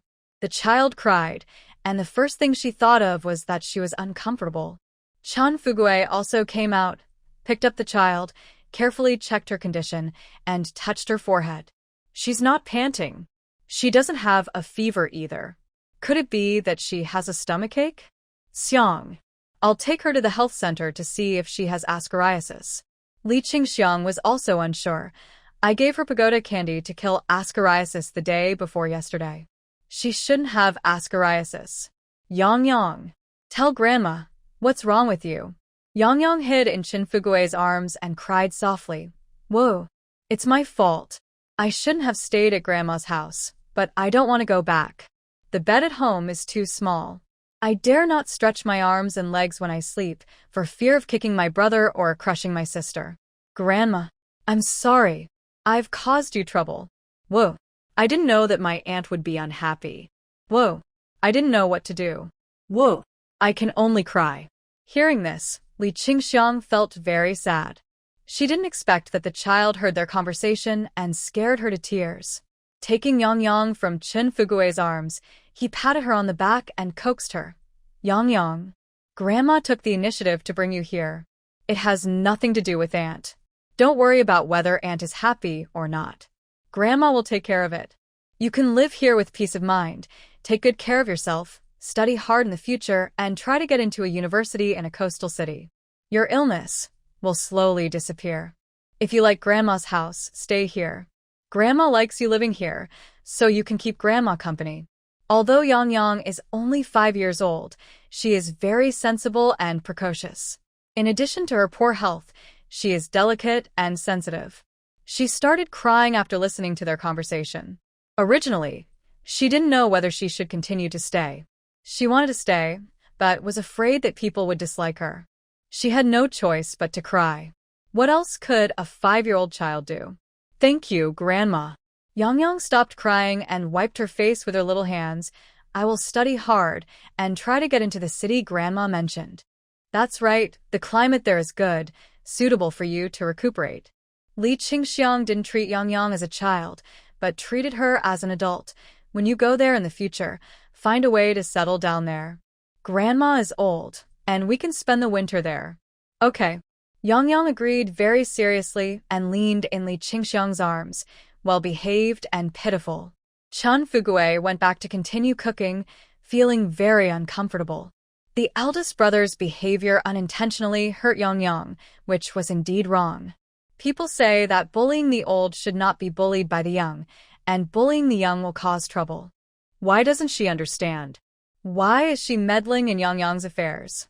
The second daughter promised to give 5 yuan a month, but she hasn't given it yet.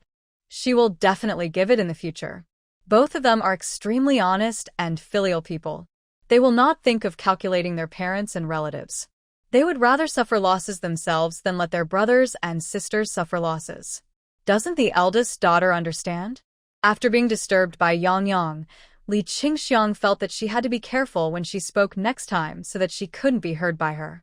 In the future, when the eldest daughter comes home, she must warn her not to talk nonsense and hurt the child's young heart. After thinking about it, she felt that it was unnecessary. With the eldest daughter's temper, she probably wouldn't believe her even if she said it. Don't waste the effort.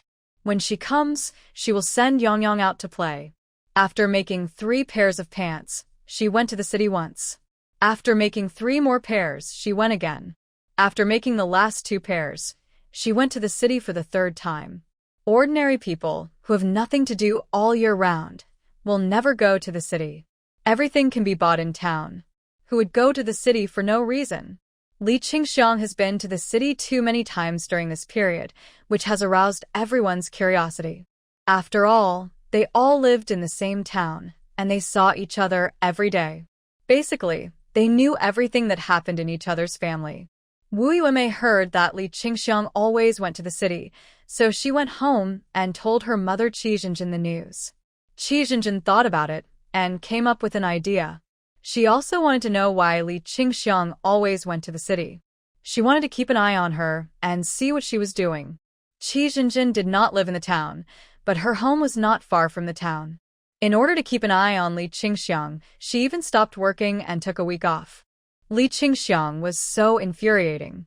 Her daughter and her son had stayed in a guest house for one night, but she still did not admit their relationship. She made a mistake and ruined her daughter's reputation, and Wu Yuemei did not marry Qin Dejiang as she wished. It was all because Li Qingxiang stopped her. Otherwise, the marriage of the 2 children would have been settled long ago. During this period, rumors about their daughter were everywhere, and Healy's parents forced him to break up with his daughter. Everyone in the village made fun of her family, saying that her daughter Wu Yuemei would never get married and no one would want her. She was so angry that she pounded the bed at night when she was asleep. She had to make Li Qingxiang a joke as well. She went to the city every now and then, and she must have done something shameful to find something to hold against her, embarrass her, and vent her anger. Li Qingxiang didn't know yet that she was being targeted by Qi Jinjin. Now the policy has been changing, and big cities have already started to implement it. They didn't know if the documents had been delivered to their small place, but they should know something about it. It's just that it hasn't been officially launched yet, so she's one step ahead of others, and she should be able to get rich before others. The bus came, and Li Qingxiang got on. The conductor was Sun Xiaoyan. Seeing her, she was very enthusiastic. "Aunt Li, going to the city again. What good things did you bring this time?" Li Qingxiang sat down, took out the money for the ticket, and handed it to Sun Xiaoyan. "Nothing good. I'm going to the city to buy some apples for my granddaughter. She is in poor health and needs nutrition." The apples at home had been eaten a long time ago, and she wanted to go to the department store to see if she could buy glucose powder. Milk powder is expensive, and it is not easy to afford it. If there is glucose powder, I can buy a bag to make it for Yang Yang. Malted milk makes her get a sore mouth every time she drinks it, and she can't even eat. I didn't dare to give her more, so I gave it to Chen Shui. The child is weak and can't be supplemented. She needs to be nursed back to health slowly. The Dragon Boat Festival is in a few days, and I have to buy some peanuts or something. The supply and marketing cooperative in town doesn't have it, but the department store in the city must have it. When Qi Jinjin heard what Li Qingxiang said, she sneered. She is not a granddaughter. Why should she eat apples? She is lucky to have food to eat. Li Qingxiang looked at her and said nothing, not wanting to talk to Qi Jinjin. Sun Xiaoyan disliked Qi Jinjin and asked, "Auntie Li, do you have any objection to giving apples to her granddaughter?" The people in the car followed suit. "If you have any opinions, just keep them to yourself. If someone is willing to feed the child, no one can say anything." "That's right. Granddaughters and granddaughters are all your descendants. If you can treat them equally, try your best to treat them equally. What granddaughters and granddaughters? They will all be granddaughters in the future. In the era of family planning, many families have one daughter. What's the point of distinguishing between you and me? Some people also said that's different. A grandson is a grandson, and a biological grandson is a biological grandson. People say that nephews are dogs. Nephews are dogs. They wipe their mouths and get up and walk away after eating.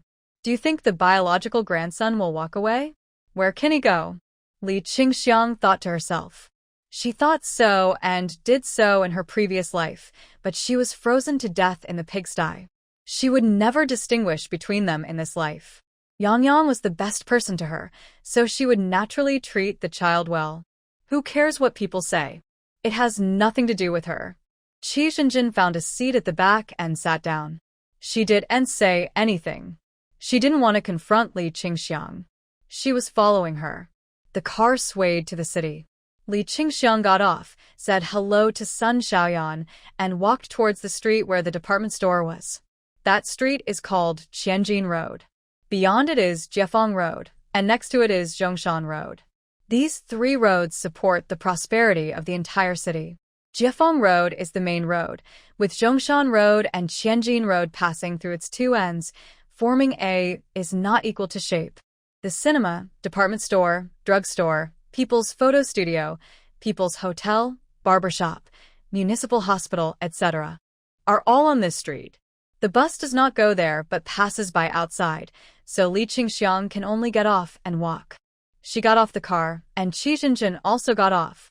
She was 5 or 6 meters away from Li Qingxiang and followed her to the entrance of the cinema. She squatted behind a roadside tree and watched Li Qingxiang go to the window to talk to the staff.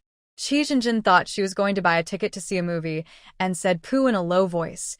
She's a bit cultured, so she's pretending to be cool. She goes to the city every day to see movies. Only that idiot Chen Fugue is willing to spoil her. If it were someone else, such an indecent woman would have been kicked out long ago. Chen Fugue doted on Li Qingxiang, from young to old, and everyone in the town knew it. Chen Fugue was very handsome when he was young, and everyone didn't like him. He had a job and got his salary on the 15th of every month. It was said that when his salary was paid, every penny was given to Li Qingxiang, and if he wanted to spend it, he had to take it from her. Chen Fugue didn't smoke, drink, play cards, or flirt with women. He spoiled Li Qingxiang wholeheartedly. All the women in the town, young or old, envied her. She also had a good eye for choosing sons-in-law. After her 2 daughters got married, they never went back to their parents' home because of quarrels between husband and wife. Unlike other people, daughters and sons-in-law often fought and scolded each other over trivial matters and went back to their parents' home crying. Qi Zhenjin wanted to marry her daughter to Chen Dejiang because she wanted her daughter to live a happy life and not to quarrel with men like she did. But Chen Dejiang was controlled by Li Qingxiang. If she said she would not let him marry her, Chen Dejiang would not marry her. Li Qingxiang was too mean. She must grab her by the hair and force her to agree to let her daughter marry Chen Dejiang.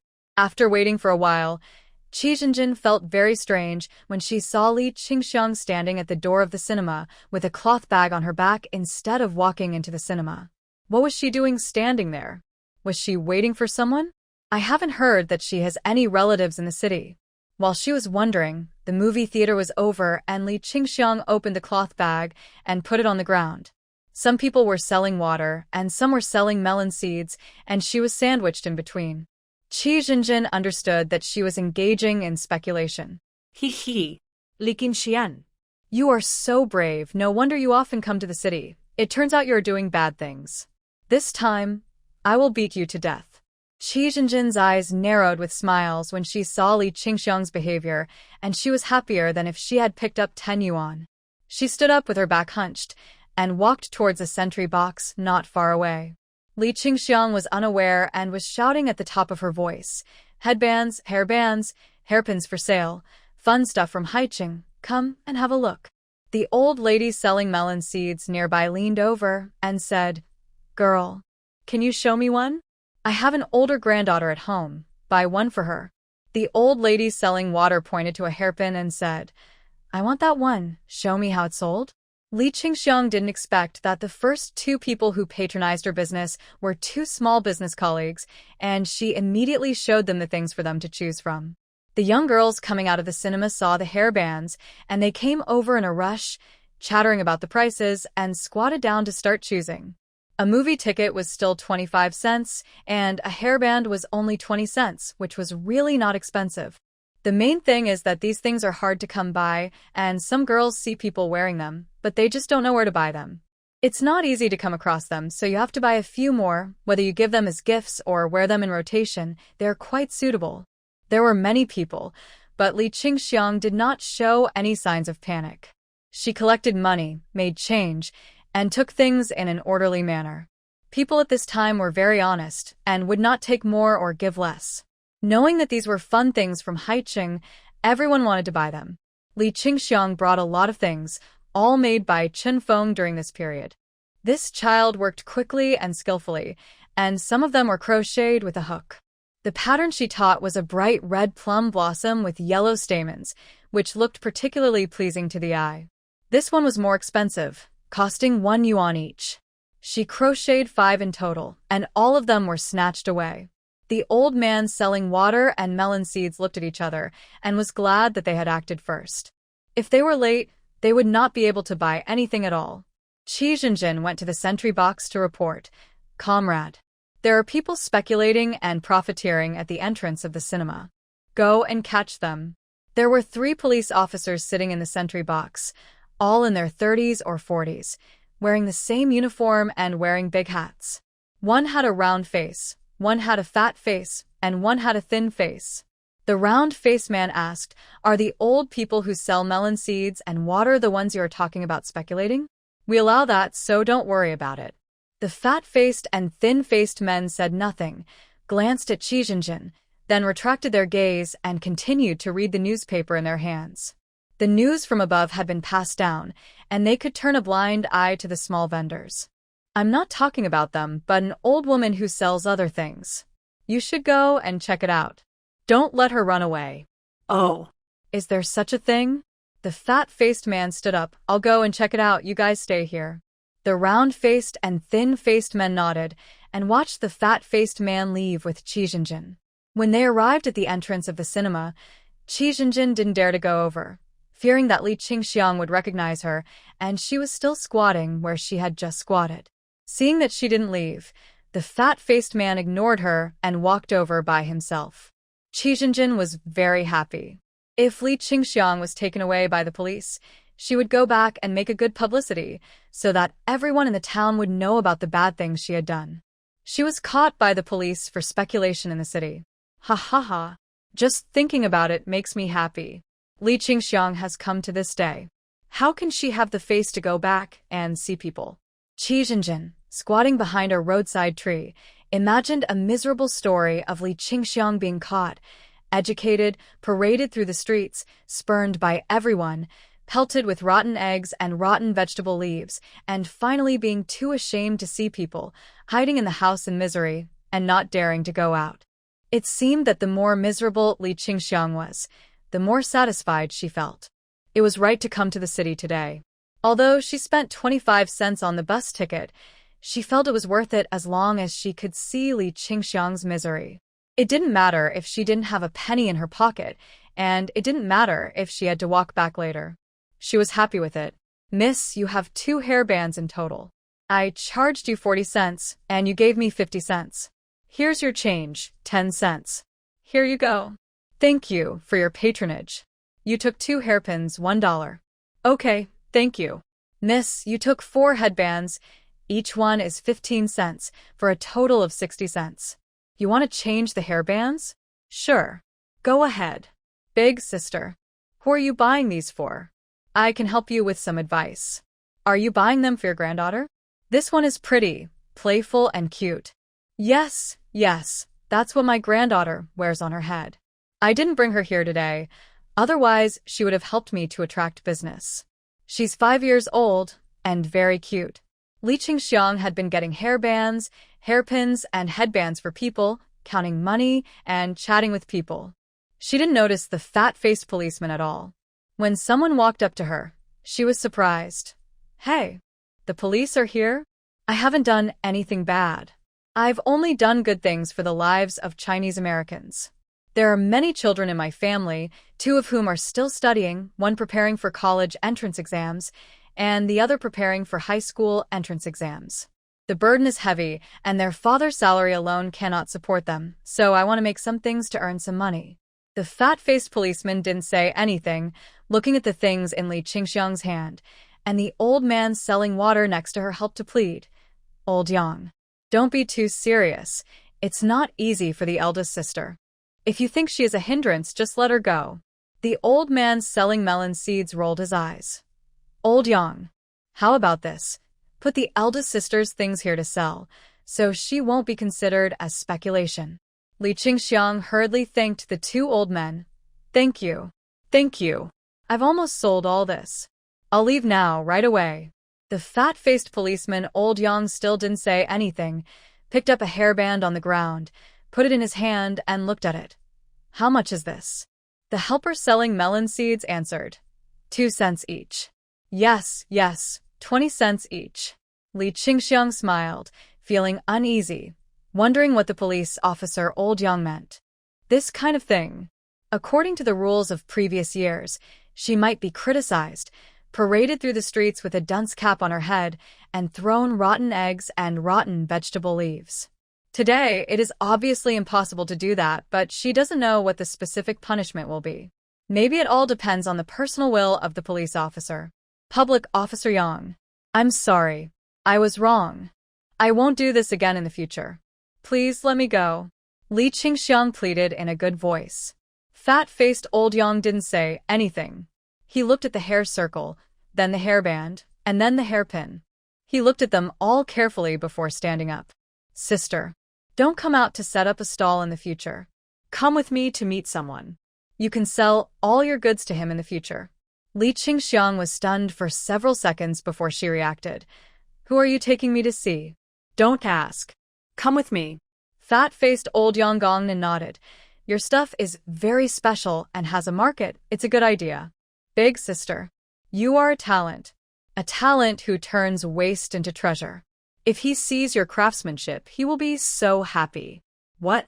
Li Qingxiang glanced at the hairbands, hair ties, and hairpins in her hand. It seems to be true to say that it is turning waste into treasure. Turning some scraps of cloth into beautiful hair accessories and selling them for money is indeed turning waste into treasure. Generally, supply and marketing cooperatives would abandon such scraps of cloth, and it was she who thought of such a small business. But who is he in Yang Gong'an's mouth? Come on, come with me first, don't sell them all, you have to keep some samples to take to him to see. Yang Gongnan helped Li Qingxiang put away the cloth bag. When the people nearby saw the police coming, they were frightened. Those who wanted to buy things gave up and turned around to leave, fearing that they would be called in for questioning. Those who had already bought things had also left. Why stay after getting the things in hand? They left quickly.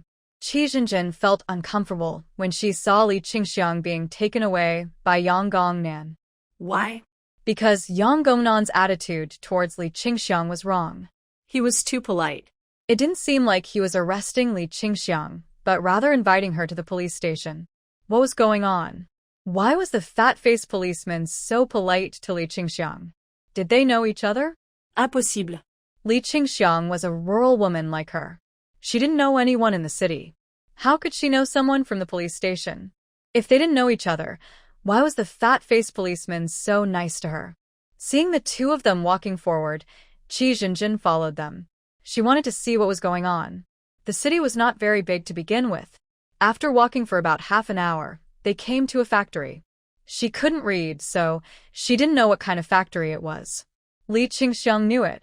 It was a garment factory. She can read, and she learned it from Qin Fugui. The garment factory has no name but is named after the city, Fengyu City Garment Factory. Fengyu City is the city where Li Qingxiang is located, and the town where she lives is called Dashan Town. This is how it was in those days. No matter where it was generally named after the city. There are Fengyu City Carton Factory, Fengyu City Rattan Chair Factory, Fengyu City Umbrella Factory, Fengyu City Cotton Mill, etc. Yang Gongnan took Li Qingxiang into the garment factory, but Qi Jinjin did not follow them in. After they left, she quietly approached and asked the guard, "Brother, what did those two people come for?" The guard looked at Qi Jinjin and felt that there was nothing to hide, so he told her, "Yang Gong'an is the brother-in-law of our factory director. He brought that female comrade to see our factory director. I don't know what they did, so he didn't say." Qi Jinjin was puzzled. "To see the factory director?" "Yes." The guard nodded affirmatively. "Our factory director is here, and he must have something important to talk to him about." "Something important?" Qi Jinjin pouted. "I know that woman. She's just a rural woman. What big deal can it be?" "Did you hear it wrong?" The guard looked at her again and felt that this person had bad intentions and immediately frowned. "Who are you? Why did you come to our factory? Do you want to cause trouble?" The woman spoke harshly, and she didn't come to see anyone, but to find trouble. He had to drive her away quickly. If the factory director knew about it, he might blame him for not adhering to his work principles. Not everyone can enter the garment factory. "I'm curious about what kind of damage you're doing, so I came over to ask." Qi Jinjin knew that the security guard was going to chase her away, so she turned around and left without staying for long. If she stayed again, she was afraid that the security guard would yell at her. It would be too embarrassing if Li Qingxiang came out and saw it. She didn't know what was going on with public security Yang. Why didn't he arrest Li Qingxiang? What was he doing bringing her to the garment factory? She couldn't just leave like that. She had to stay and see the whole thing. She had to find out Li Qingxiang's purpose in coming to the garment factory. Following Yang Gongnan, Li Qingxiang entered an office where a man in his 50s was sitting behind the desk. Li Qingxiang didn't recognize him, but judging from the grandeur of the office, he should be the factory director. "Brother-in-law, I knew you were in the factory today." Come on, sit down. "This is my brother-in-law, Zhao Qingyun, the factory director of the garment factory." After that, he introduced Zhao Qingyun. "Brother-in-law, this is Sister Li whom I just met. She is a talented person." Zhao Qingxuan's attitude was not very enthusiastic.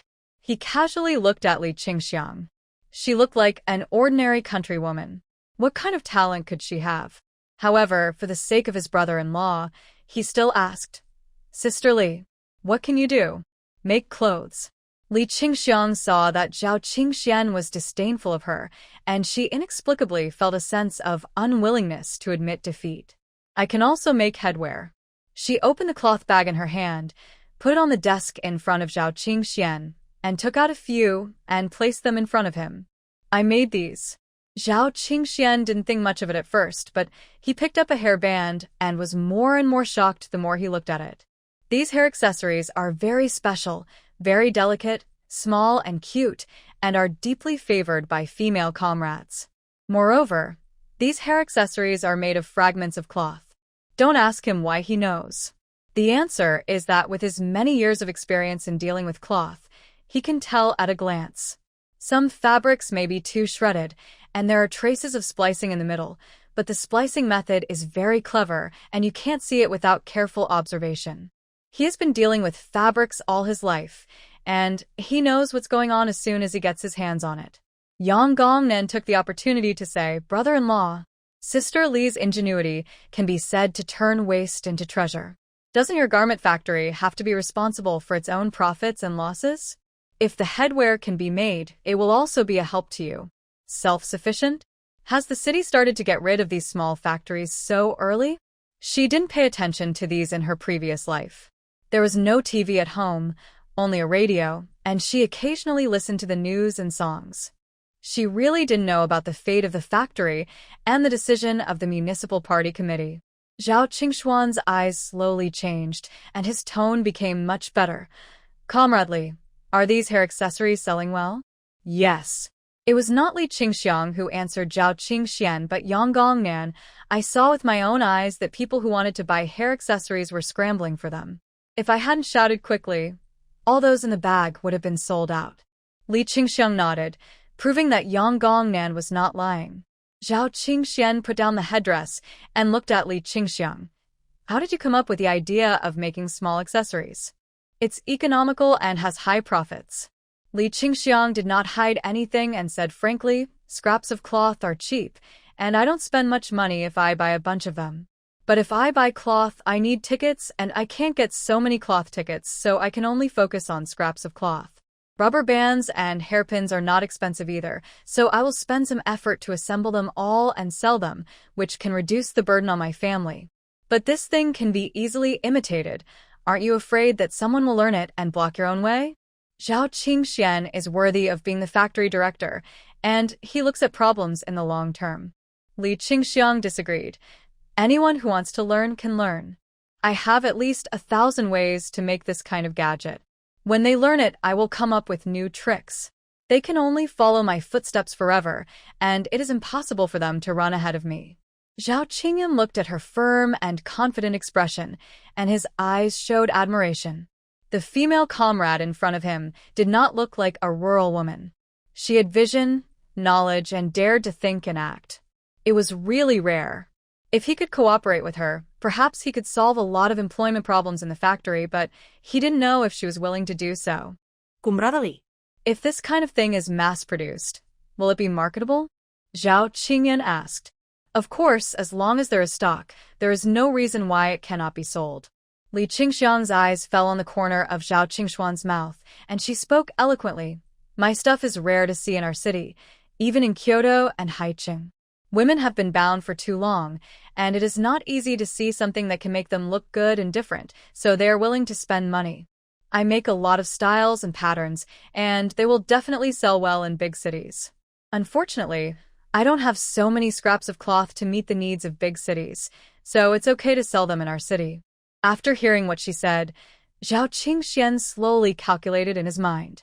There are plenty of scraps in the rag factory, and rubber bands and hairpins are also easy to buy. If you make them, you can give them to the family members in the factory. You can either contract them out and send them to the department store to sell them, or rent a small place in the department store in Haicheng to sell them. On second thought, the family members in the factory don't know what to do, so they have to ask this Sister Li to be a consultant, but will she be willing to come? Sister Li, there are a lot of scraps of cloth in my factory. If I contract it to you, how much can I make? Li Qingxiang thought for a moment. I can't guarantee this. Rural women have to go to work during the day and do housework when they get home. They have no time to do it. I don't plan to contract it. If the factory wants to do it, it needs efficiency. It's okay to make a few small ones to earn some extra money. If the factory is ready to do it, my suggestion is to let the employees in the factory do it. Just start with the simplest hairbands, make a batch, and send it to Haicheng for pilot. If it works, continue to move forward. If not, think of other ways. I'm afraid it won't work if it is outsourced. One is that the quality is not easy to control, and the other is that the quantity may not keep up with the order requirements. This thing is cheap, everyone can afford it, and the sales should be good. Li Qingxiang's suggestion made Zhao Qingxian fall into deep thought. He felt that Li Qingxiang in front of him was really incomparable with rural women. Her words and deeds revealed unique insights, vision, and calculation. The previous operating model of the garment factory was under the jurisdiction of the city's finance bureau, and the workers' wages were paid by the finance bureau. Last month, he suddenly received a notice that the wages of the workers in the garment factory would no longer be paid by the finance bureau, and they were asked to bear their own profits and losses. He calculated that with the current production volume and the production customers, there was no way to pay the workers full-year wages. In the end, the self-financing means that the workers' wages are in arrears. There are more than 180 workers in the factory, which is equivalent to more than 180 families. If the wages cannot be paid, he, as the factory director, cannot escape the blame. Suddenly seeing a way, he was unwilling to give up and always wanted to try. It is not impossible to allocate some people to make hair circles, and it is also okay to go to Haicheng for sales. At worst, he will go there himself. It is better to have a way to go than to have no way to go. Sister Li, thank you for your advice. Your advice is very good. Zhao Qingjun made tea for Li Qingxiang and brought it to her. He no longer sat behind the desk, but sat next to her. His attitude was gentle and humble, and he was completely different from his previous indifference. Li Qingxiang watched all this calmly. Her heart was calm, and there were no waves. In the past and present lives, she understood everything and looked at it lightly. To put it bluntly, the relationship between people is a relationship of interest. If you are useful to others and can help them make money, everyone will look up to you and think you are his benefactor. If you are useless to others, it is impossible for others to look up to you. Zhao Qingyun's attitude changed because he realized that he was useful to him. The city asked us to be responsible for our own profits and losses. I calculated that I am afraid that we will not be able to pay the annual salary to all employees. If you can make your hairbands, headbands, and hairpins, maybe it will be okay. But we don't know how to make these things to attract customers to buy them. Can you come to the factory as a consultant? I will pay you a salary every month. How about 30 yuan a month? No need to pay me a salary. I can teach the workers in the factory for free. This thing is not difficult. You can learn it at a glance. Li Qingxiang didn't want to be tied to 30 yuan a month. She didn't want to be a consultant.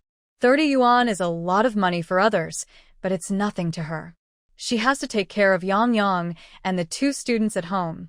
If Chen Fugue can't find her when he comes back, he can tolerate it for 1 or 2 days, but he can't stand it for a long time and will complain. The first thing he does when he gets home from work every day is to look for her. If he can't find her, he will keep looking. He has to see her before he can work steadily. The habit formed over the years can't be changed at all. What's more, she can't ride a bike. Coming to the city every day, the ticket money alone is 15 yuan a month. What can the remaining 15 yuan do? Besides, making hair accessories is a small business, and what she wants is a big business. It doesn't matter if the small business is given to the garment factory, but only by holding the big business firmly in hand can you make money. Today is the first time we meet, so let's not talk about those things, just talk about hair accessories. Zhao Qingjun smiled awkwardly. Sister Li, I want to cooperate with you for a long time. If you don't accept, how can I update my products in the future? Can I still come to you? Sure.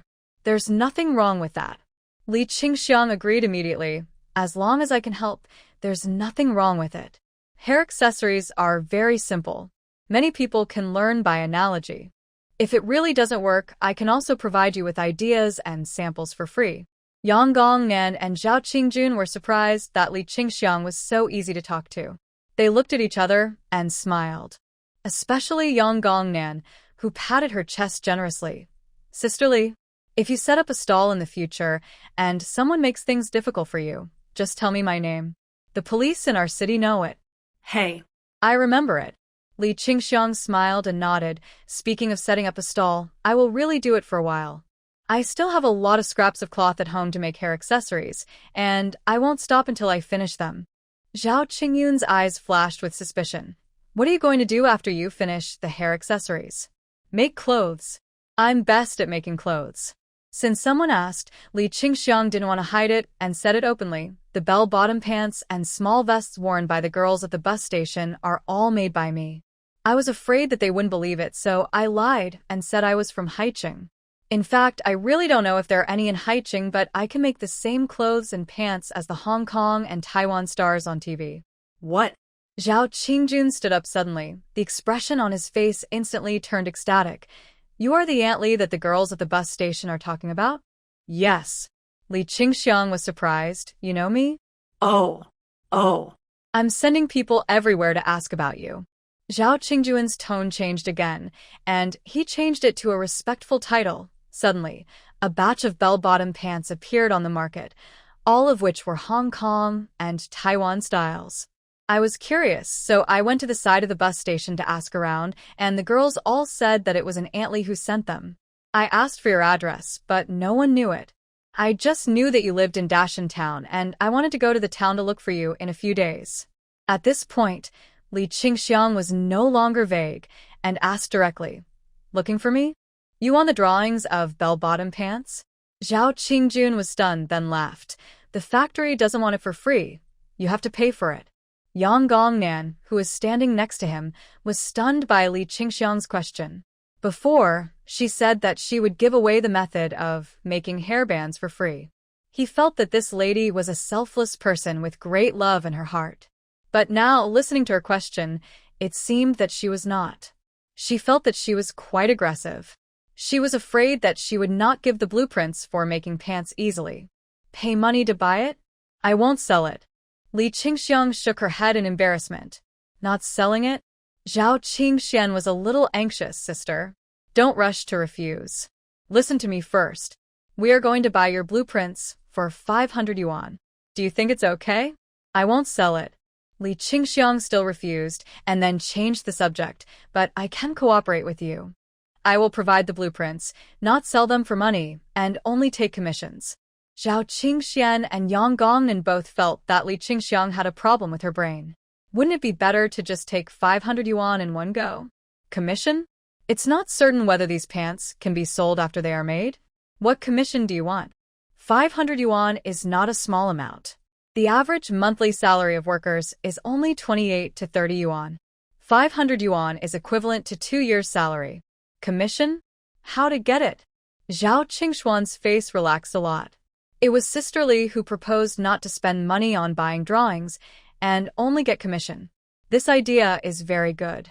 He was still thinking about how to explain the 500 yuan to everyone during the meeting. She said she wanted commission, so there was no need to explain to anyone. Just get the drawings and start working.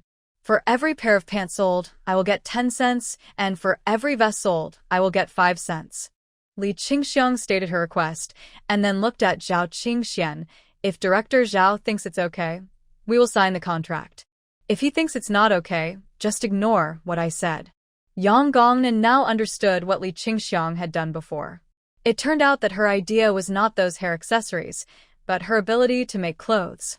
Afraid that Zhao Qingxian still had concerns, Li Qingxiang added fuel to the fire. In fact, I can also make windbreakers in Hong Kong and Taiwan styles, but the weather is hot now, so it's not easy to sell. If Director Zhao is willing to cooperate, I can also send you the samples of my windbreakers, and I will still calculate it based on commission. A pair of pants costs 1 cent. 10 pairs are 1 yuan, 100 pairs are 10 yuan, 1,000 pairs are 100 yuan, and their factory has to make 5,000 pairs of pants for 500 yuan. 5,000 pairs is not a small number, and their factory may not be able to do it. But her commission is not high, and she can agree to it. Windbreakers in Hong Kong and Taiwan should also sell well, so there is no rush. He will make some pants first and sell them in Haicheng. Okay, I'll hold a meeting today, and I'll go to Dashan Town to find you tomorrow if I have news.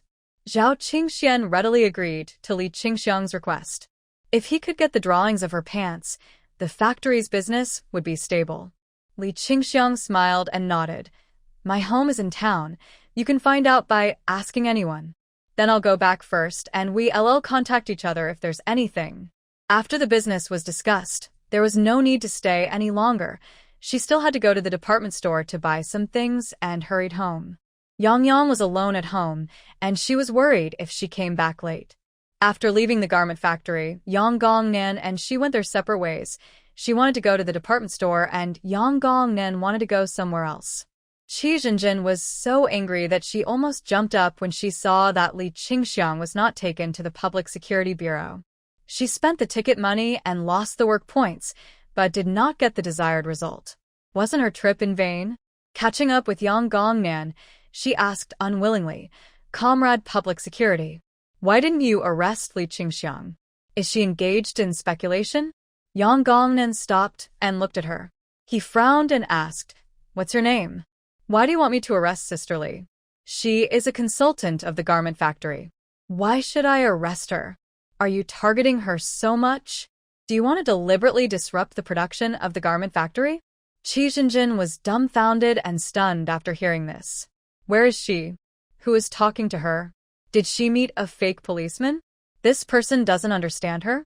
She said Li Qingxiang was speculating, but he insisted that she was a consultant of the garment factory. What is a consultant? What does she do? I didn't target the garment factory. I saw Li Qingxiang doing small business, which is digging into the socialist market, so I reported her. Since she is not, forget it. I'm leaving right away. If she didn't leave, she was afraid that she would be arrested. This policeman must be fake. She was sure and certain that the real policeman would not ignore the people who set up small stalls. As soon as he said he was leaving, he ran away. Fearing that he would be caught, Qi Jinjin ran faster than a rabbit. Yang Gongnan looked at her from behind and sneered.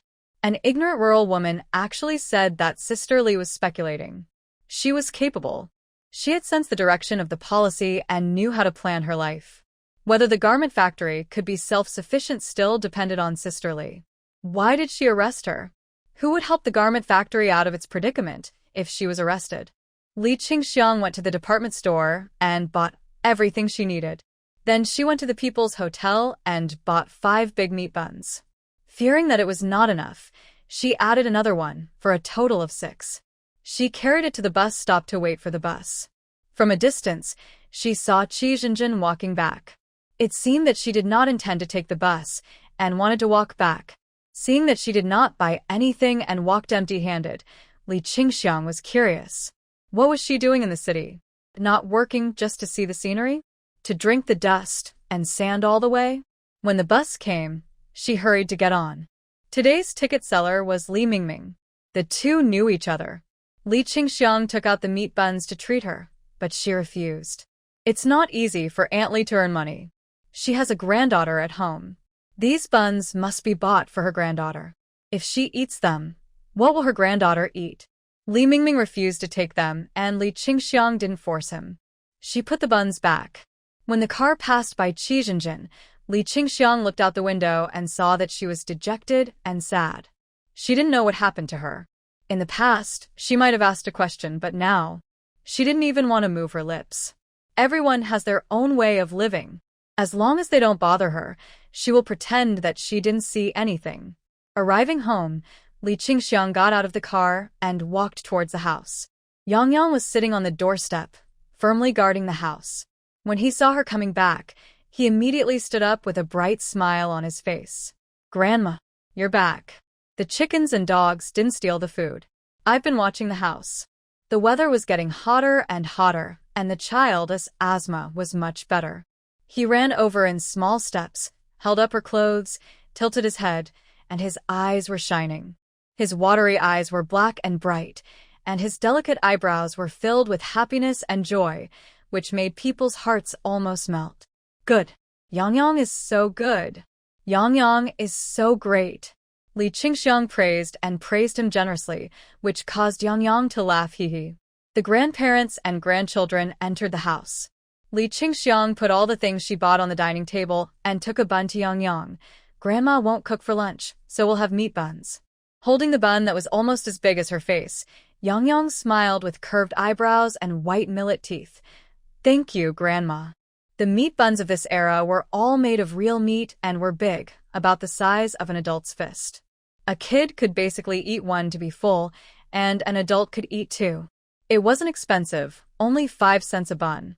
After pouring herself a glass of water, Li Qingxiang also ate a bun, and the remaining 4 would be eaten when the people who went to school or work came back in the evening. Yang Yang had to eat another one. The little guy loved eating buns, and he ate them with relish, and he didn't get his clothes dirty. The Dragon Boat Festival was just a few days away, and she put away the peanuts she bought. On that day, her 2 daughters would come home to give them festival gifts, so she had to prepare delicious meals for them. Lu Daki's tractor had already been bought, and he would drive the tractor to give gifts this year, and he probably had to brag about it. He always liked to speak in a superior manner, with a full sense of superiority. His family lived in a good location in the suburbs, and he was good at making money. As long as he heard the news, he would find ways to make money. The money in his family was basically earned by him and his 2 younger brothers, but so what? No matter how good he was at making money, he never thought of being filial to his mother-in-law. This year's Dragon Boat Festival was on June 17th, just after the salary was paid. Li Qingxiang bought 2 pounds of meat, a carp, and a pound of dried tofu. Early in the morning, Lu Daki drove a tractor rumbling to the town, and many people in the town gathered around curiously. The tractor stopped in front of Li Qingxiang's house, and Chunyin jumped out of the truck with 3 children, looking very proud. "Mom, we haven't had breakfast yet. Can you make some noodles for us?" My son Qingming said he wanted to eat noodles, and I happen to be greedy too, so I'll lay a few eggs by the way. Chun Shui and Chun Dihai were eating porridge with rice dumplings. After hearing what Chinyan said, they looked at each other and felt that the eldest sister was really bold. Noodles are precious things, and ordinary people can't buy them at all. If my father hadn't been familiar with the people at the grain station, where could he buy noodles for their family? In the past, my mother favored my eldest sister, and I didn't think it was a big deal. Since my mother tried to treat them equally, I felt that my eldest sister's words were becoming more and more selfish. When she came to her mother's house to celebrate the festival, she didn't even buy half a caddy of meat, but brought a few rice dumplings and a caddy of sugar, and opened her mouth to eat noodles, and also poached eggs. The custom of the Dragon Boat Festival here is to eat rice dumplings, pickled garlic, and eggs. The eggs are all boiled in water, and the garlic is also boiled in water. Li Qingxiang has prepared 2 large plates and is waiting for the 2 daughters to come home to eat. Chen Shui and Chen Dihai finished eating porridge, rice dumplings, eggs, and pickled garlic and left with their school bags. In this era, there is no holiday for the Dragon Boat Festival. Today is Tuesday, and they still have to study.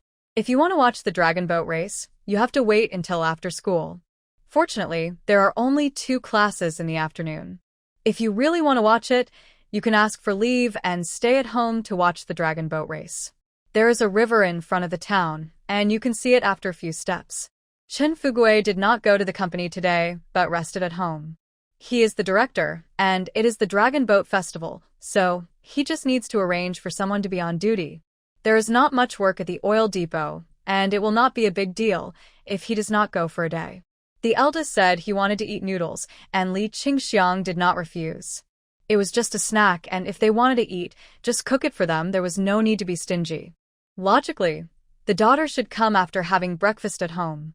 It was like this in previous years. This year, maybe because there was a tractor, she came earlier to show off. The second son, Chen Feng, may come later. I don't know if Jing Lei is working or resting today. The propaganda team should have nothing to do, and they are probably resting. They will not come for breakfast, but will come in the middle of the morning.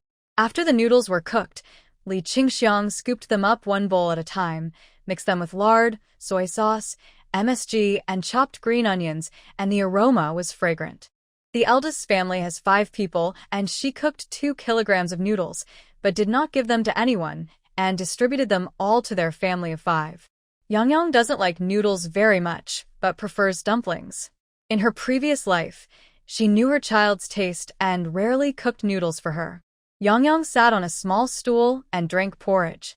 There was an egg in her bowl and a few peeled garlics. It looked white, without even a drop of soy sauce and vegetable soup. It didn't taste good at first glance. In fact, she was drinking sugar porridge with glucose in it. Li Qingxiang bought it at the city department store last time. It was originally used to soak her in water, but today she wanted to eat sugar garlic, so she put glucose in the porridge bowl. Lu Fongfong was a chatterbox and loved to show off. She walked to Yang with a bowl in her hand. "Look at what you are eating. Look at what I am eating." As soon as I came, Grandma cooked noodles for me, with eggs and chopped green onions. It smelled very good. Chiu Yang. Grandma doesn't like you, so she gives you white porridge. Humph. What's the point of you staying at Grandma's house? Grandma hates you. Yang looked at the noodles in Lu Fongfong's bowl, then looked at the porridge in her own bowl, picked up the bowl and drank it slurping, and licked the corner of her mouth after drinking. Sweet. Delicious. Chunyin took a look at her movements, whispered something in Lu Jingjing's ear, and poked her. Lu Jingjing walked to Yang, picked up a noodle, and put it in her porridge bowl.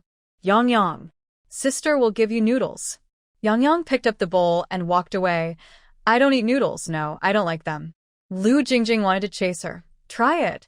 It smells so good. I don't want it. Yang ran to the kitchen. Grandma. Grandma. Save me. Chunyin laughed when he heard it. Ha ha. Ha ha ha. Yang, why are you running? Are you scared by a piece of noodles? What did you put in your porridge? Li Qingxiang came out, glared at her eldest daughter, and protected Yang behind her. Jingjing.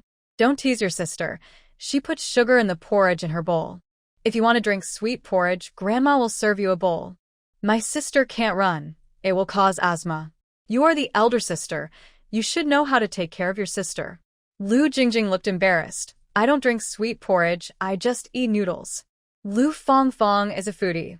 I want to drink sweet porridge after eating noodles. Okay. Li Qingxiang arranged Yang to sit on the stool she had sat on before. Grandma told you clearly that there was braised pork for lunch.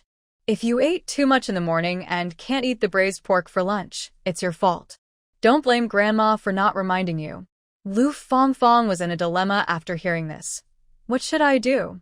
I want to drink sugar porridge and eat braised pork. Chen Yun encouraged her. Eat both.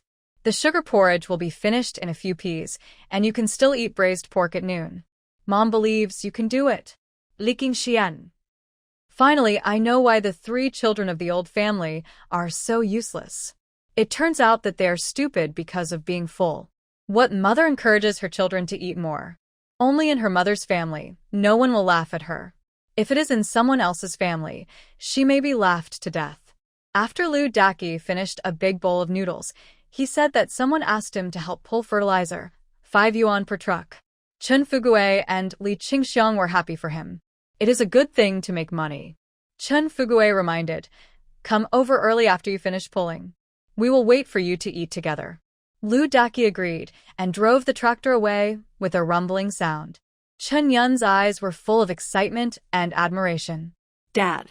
It was a good decision to buy the Daqi tractor. After 3 days of practice, the people at the sawmill asked me to haul wood. 1 load costs 3 yuan, and I earned 30 yuan after pulling 10 loads. After deducting the 10 yuan for gas, I made a net profit of 20 yuan. My parents-in-law were grinning from ear to ear, and I was happy to see it too. Li Qingxiang didn't say anything, but listened from the side. She decided not to get involved in her eldest daughter's affairs. The couple loved to show off their money everywhere, and they couldn't stand people saying things that spoiled their fun. Otherwise, they would be unhappy and silently hate people for the rest of their lives. They are both in their 30s, with their own vision and lifestyle, so let them be. At around 9 in the morning, Chen Feng and Xiao Jinglei arrived. Chen Feng was holding their little daughter Hui Hui. Xiao Jinglei was carrying gifts for the Dragon Boat Festival, and Xiao Jianxi followed behind him. My mother-in-law prepared the candy and rice dumplings. Xiao Jinglei put the things on the table, and Chen Feng explained to Li Qingxiang, I bought these 2 kilograms of loaches on the way here. I saw someone casting a net and caught some big loaches, so I bought them. Mom. Let's have loach boiled with vermicelli for lunch. It's so delicious. Chunyan stretched his head to take a look at the loach and said dissatisfiedly, Second sister, why didn't you come back earlier? Mom just cooked noodles for me. If loaches were put in, it would be more delicious. Li Qingxiang thought it was funny. Do you think Feng'er is a worm in your stomach? Did she know that you would come home early in the morning to have breakfast? If she came early, she wouldn't meet the people casting the net, and she wouldn't be able to buy loaches, and you wouldn't be able to eat loach boiled noodles. Chen Fugue took out a basin to hold the loaches. Yunner, you don't say things like an older sister. This kind of thing is hard to come by, you have to have the right time to get it. If you can't eat it in the morning, you can eat it at noon. Loach boiled rice noodles are also delicious. I'll go buy some rice noodles and soak them later. To buy rice noodles, you have to go to the supply and marketing cooperative. When Chen Fugue raised his leg, Lu Jingjing, Lu Fongfong, and Lu Qingming all followed him. Xiao Jianxi also went, leading the 4 children, and walked forward in a mighty manner. Chen Feng laughed, Mom. Look at Dad. He went to the supply and marketing cooperative, and a bunch of children followed him. Li Qingxiang looked back and didn't say anything. Just now, she noticed from the corner of her eye that it was Qin Yun who asked Lu Jingjing to take her younger brother and sister to follow. She never knew that the eldest son was so sneaky. The old man asked the children to follow him when he went to buy rice noodles. It was probably to buy food. The last time the 2 children came to buy a pound of egg cakes, basically all of them went into the stomachs of her 2 children. This time, she didn't know what she would ask the old man to buy. Buy it. She made some money, so she bought some. To put it bluntly, they were her grandchildren. As long as it was excessive, she couldn't be heartless and cut off relations with them. After all, it hadn't come to that point yet. Satisfying the appetites of several children was a small matter. If she was too fussy, it would make her seem less kind as a grandmother. Go out with Grandpa. There will definitely be something delicious later. Chun Yun inadvertently exposed her greedy face. Chen Feng put his little daughter, Hui Hui, on the ground and let her play with Yang Yang. Qiu Jinglei loved Yang Yang the most. After coming here, he always pulled Yang Yang to tease her. Yang Yang was amused by her father and laughed giggle. Li Qingxiang took a look and the corners of her mouth curved up involuntarily. Chunyan asked casually, Mom, what did you feed Yang Yang? I feel that she has grown taller, fatter, and her skin has become whiter. What else can she eat? It's just simple food. Li Qingxiang would not tell Chunyan the truth, lest she turn her face away again. Chun Feng looked at his daughter, and his eyes were full of gratitude for his mother. She knew what her mother fed Yang Yang, but she didn't dare to say it, fearing that her elder sister would make a fuss. Apples, malted milk, glucose powder, 1 egg every 3 days, and sometimes stewed meat pie soup for her. She was taken care of carefully on weekdays, and she didn't get sick often, so Yang Yang's face was naturally rosy. Second sister, this is your fault. Yang Yang's health was poor before, and she was raised like a little girl. Didn't you feed her enough? Chun Feng was stunned for a moment, and it was difficult to explain anything. He could only pinch his nose and admit, yeah. Is your mother-in-law's family so poor? They don't even feed the children enough? Chun Yun exclaimed in surprise. Brother-in-law pays wages. Your mother-in-law is too cruel, isn't she? Chun Feng. When did I say my mother-in-law was cruel? What does the elder sister want to do by talking about this? Li Qingxiang couldn't listen anymore. Yunner, what nonsense are you talking about? Your mother-in-law is not that kind of person. Yang Yang did not have enough food at home, but because no one took care of her, she often fell ill and was tortured into a yellow-haired girl. Second sister, I think your Yang Yang is a debt collector. I don't know what bad things you did in your previous life, so God gave you a sick child. I'm different. My 3 children are healthy and nothing happened to them. Big brother, are you stupid? Li Qingxiang glared at Chen Yun angrily. The children are still young. Can you stop talking nonsense? You have been sterilized, and it is impossible to have a baby. Don't let your mouth waste the blessing given to you by God. In fact, the eldest brother's blessing was almost gone in the end. The 2 daughters seemed to have married well on the surface, but in fact they were not happy. The daughter-in-law he married was very powerful. She emptied all the money of the old couple and kicked them out, not caring about their life or death. It is said that people are like grass with 3 sections, and it is unknown which section they can live well. Chun Yun also knew that she said something stupid, and she was not angry even though her mother yelled at her. Such words really should not be said around her mouth. The children are still young, and she should not say such nonsense. If something happens in the future, she will be laughed at. Seeing her embarrassment, Chen Yun hurriedly tried to smooth things over. Don't be afraid. It's just us sisters talking and laughing, it's okay. Big sister, don't dare to say it in front of outsiders.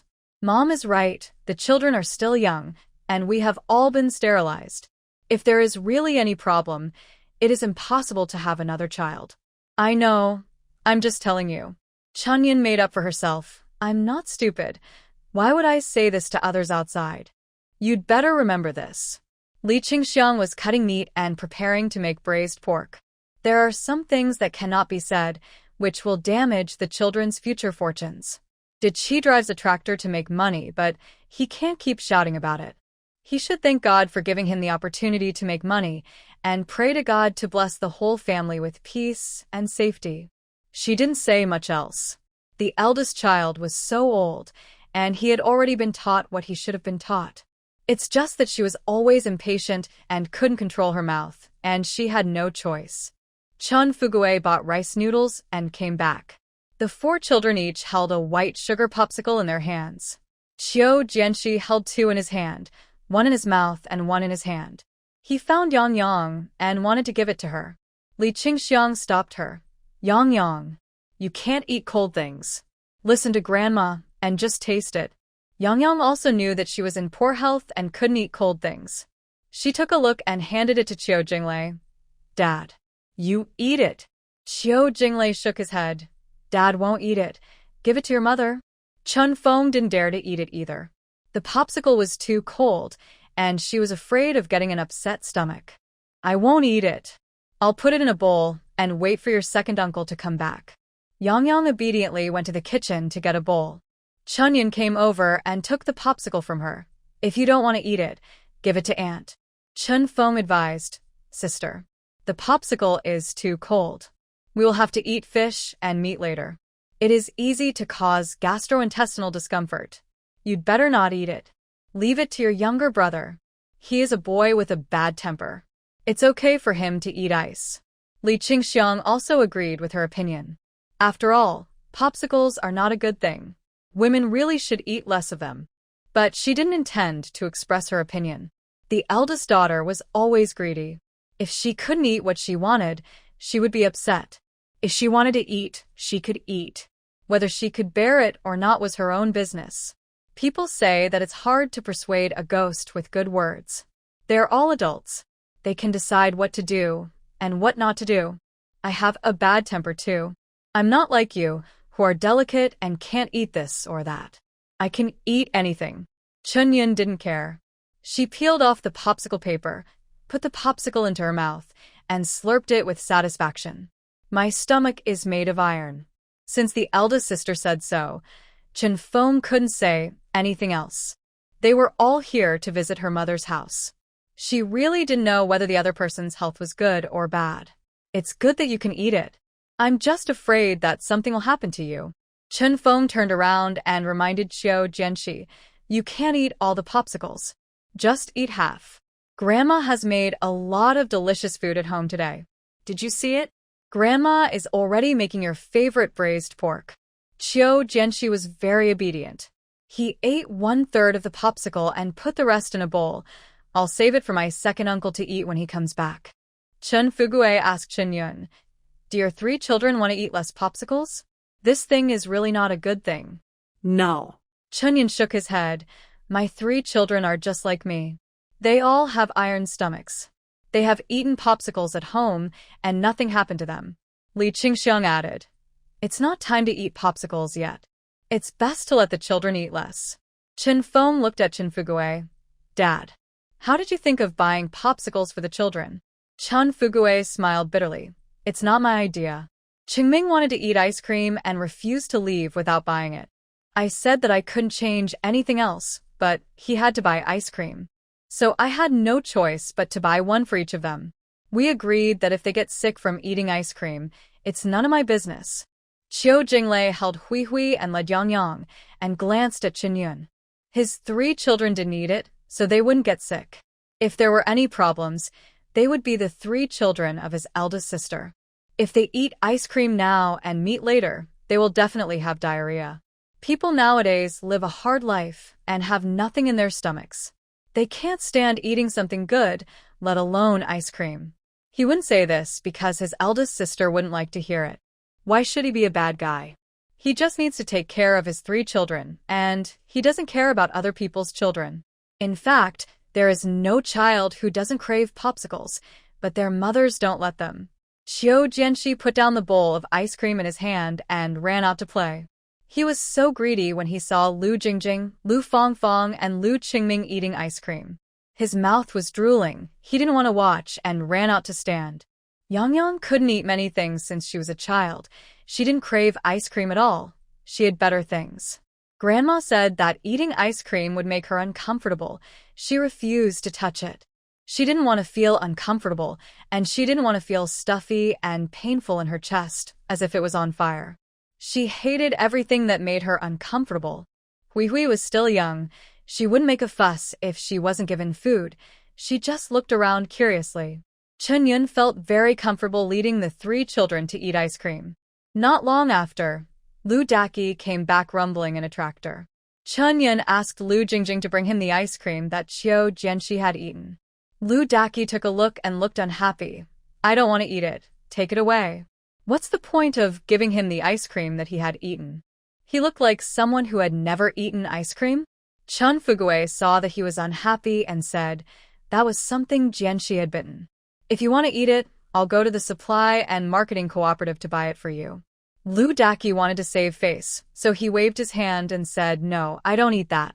Li Qingxiang put the braised pork into the pot and cooked it. Then she covered the pot and simmered it over low heat. You just came back from under the scorching sun. You really shouldn't eat cold things. It's bad for your stomach. Daki. Last time I said that your relative wanted to exchange jobs with Jinglei. Is there any follow-up? Hearing this, Lu Daki instantly became interested. He sat opposite Qiu Jinglei and reported to Li Qingxiang. Yes, my relative has prepared everything. Today, he asked me to negotiate with Jinglei. As long as he completes the procedures here and takes it to the city's art center for filing and acceptance, the job transfer will be settled. Jinglei, what do you think? Do you really not want your job in the mine? Do you want to go to the art center? Qiu Jinglei looked at Li Qingxiang and nodded slightly. I'll listen to Mom. If Mom tells me to go, I'll go. Li Qingxiang was relieved. Jinglei, Mom won't harm you. You are not suitable for working in the mine. Your expertise cannot be used there. Going to the art center is at least related to your major. I know. I will go to file a report for job transfer tomorrow. How could Qiu Jinglei not understand Li Qingxiang's painstaking efforts for his benefit? The propaganda team of the mine was about to be disbanded, and everyone was panicked and didn't know what to do. He had a way out, which was an excellent choice. Then let's make it a deal. Go back home in the evening and tell my relative that you're already processing the transfer procedures. Lu Daki was relieved to hear that Qiu Jinglei was willing to transfer. He was given a bribe of 50 yuan, and the money was already in his pocket. If Qiu Jinglei suddenly said he didn't want to transfer, he would have to return the money. His family didn't know about this, and Chunyin didn't know either. It was hidden on him, and it was his little treasury. He felt very happy. Sure, I also hope to be transferred earlier. I'm afraid our propaganda team will be disbanded. In front of his family, Qiu Jinglei did not hide anything. 2 people in the team have been transferred to work in other places. I heard that they are the county's cultural bureau. It would be good for me to be transferred to the city's art center. It is better than the mine. I can do the job I like steadily. Things were about to be settled. Li Qingxiang was in a very good mood. As long as he left the mine, her second son-in-law would not get an occupational disease, let alone die so early. It was her compensation to him after she was reborn. Chunyin took credit on the side. Brother-in-law, you can be transferred to the city's art center, thanks to your brother-in-law. You have to remember this favor, and you have to remember this kindness. Your brother-in-law has been to the city for your sake. Enough. Li Qingxiang rolled her eyes at her eldest daughter, with a hint of anger in her heart. You don't understand anything. Why are you saying these things? What do you mean by remembering the kindness of your eldest brother-in-law? I have said it before, if you want benefits, go to your relatives, not your brother-in-law. His job in the mine is very popular. I don't know how many people are eager to be transferred there. If your relatives want to work in the mine, how can they not spend some money? Yunea. Fonger is your sister after all. How can you bear to accept her benefits? Besides, you have to look at the situation before you speak, and you have to know who you should look for. Chun Fugue also felt that the eldest brother had gone too far today, speaking and doing things, floating in the air like the wind. Didn't he just buy a tractor? He is so arrogant. The poor people who suddenly become rich do not know the immensity of the world. If it wasn't for his daughter, and today was a holiday, he would have to give her a lesson. Look how angry his wife was. Li Qingxiang didn't just say this to Qin Yun, but also to Lu Daki. He had to let him know who to ask for the kickbacks. He couldn't bring it up again and again, as if Qiu Jinglei had gotten a great deal by going to the city's art center. Even if he got a good deal, it would only be reflected later, not now. Lu Daki also knew how much loss Qiu Jinglei suffered when he was transferred out of the mine, and said to Li Qingxiang with a smile, Mom, don't listen to Yun'er's nonsense. The kickbacks were promised, and as long as the matter is done, I will definitely not get any. My brother-in-law did suffer a little loss when he was transferred from his original unit, but it was his own will, so there is nothing to say. Chun Fugue came over. Daki, we have to make it clear today about this matter. You also know that Jinglei suffered a loss, so there is definitely no kickback. Sisters should not argue about this matter in the future. Chun Feng and Qiu Jinglei did not speak, but sat on the side and listened silently. The one who asked for the kickbacks was the eldest sister, so it was meaningless for them to say anything. Their parents were already helping them speak, so there was no need for them to say more and appear aggressive.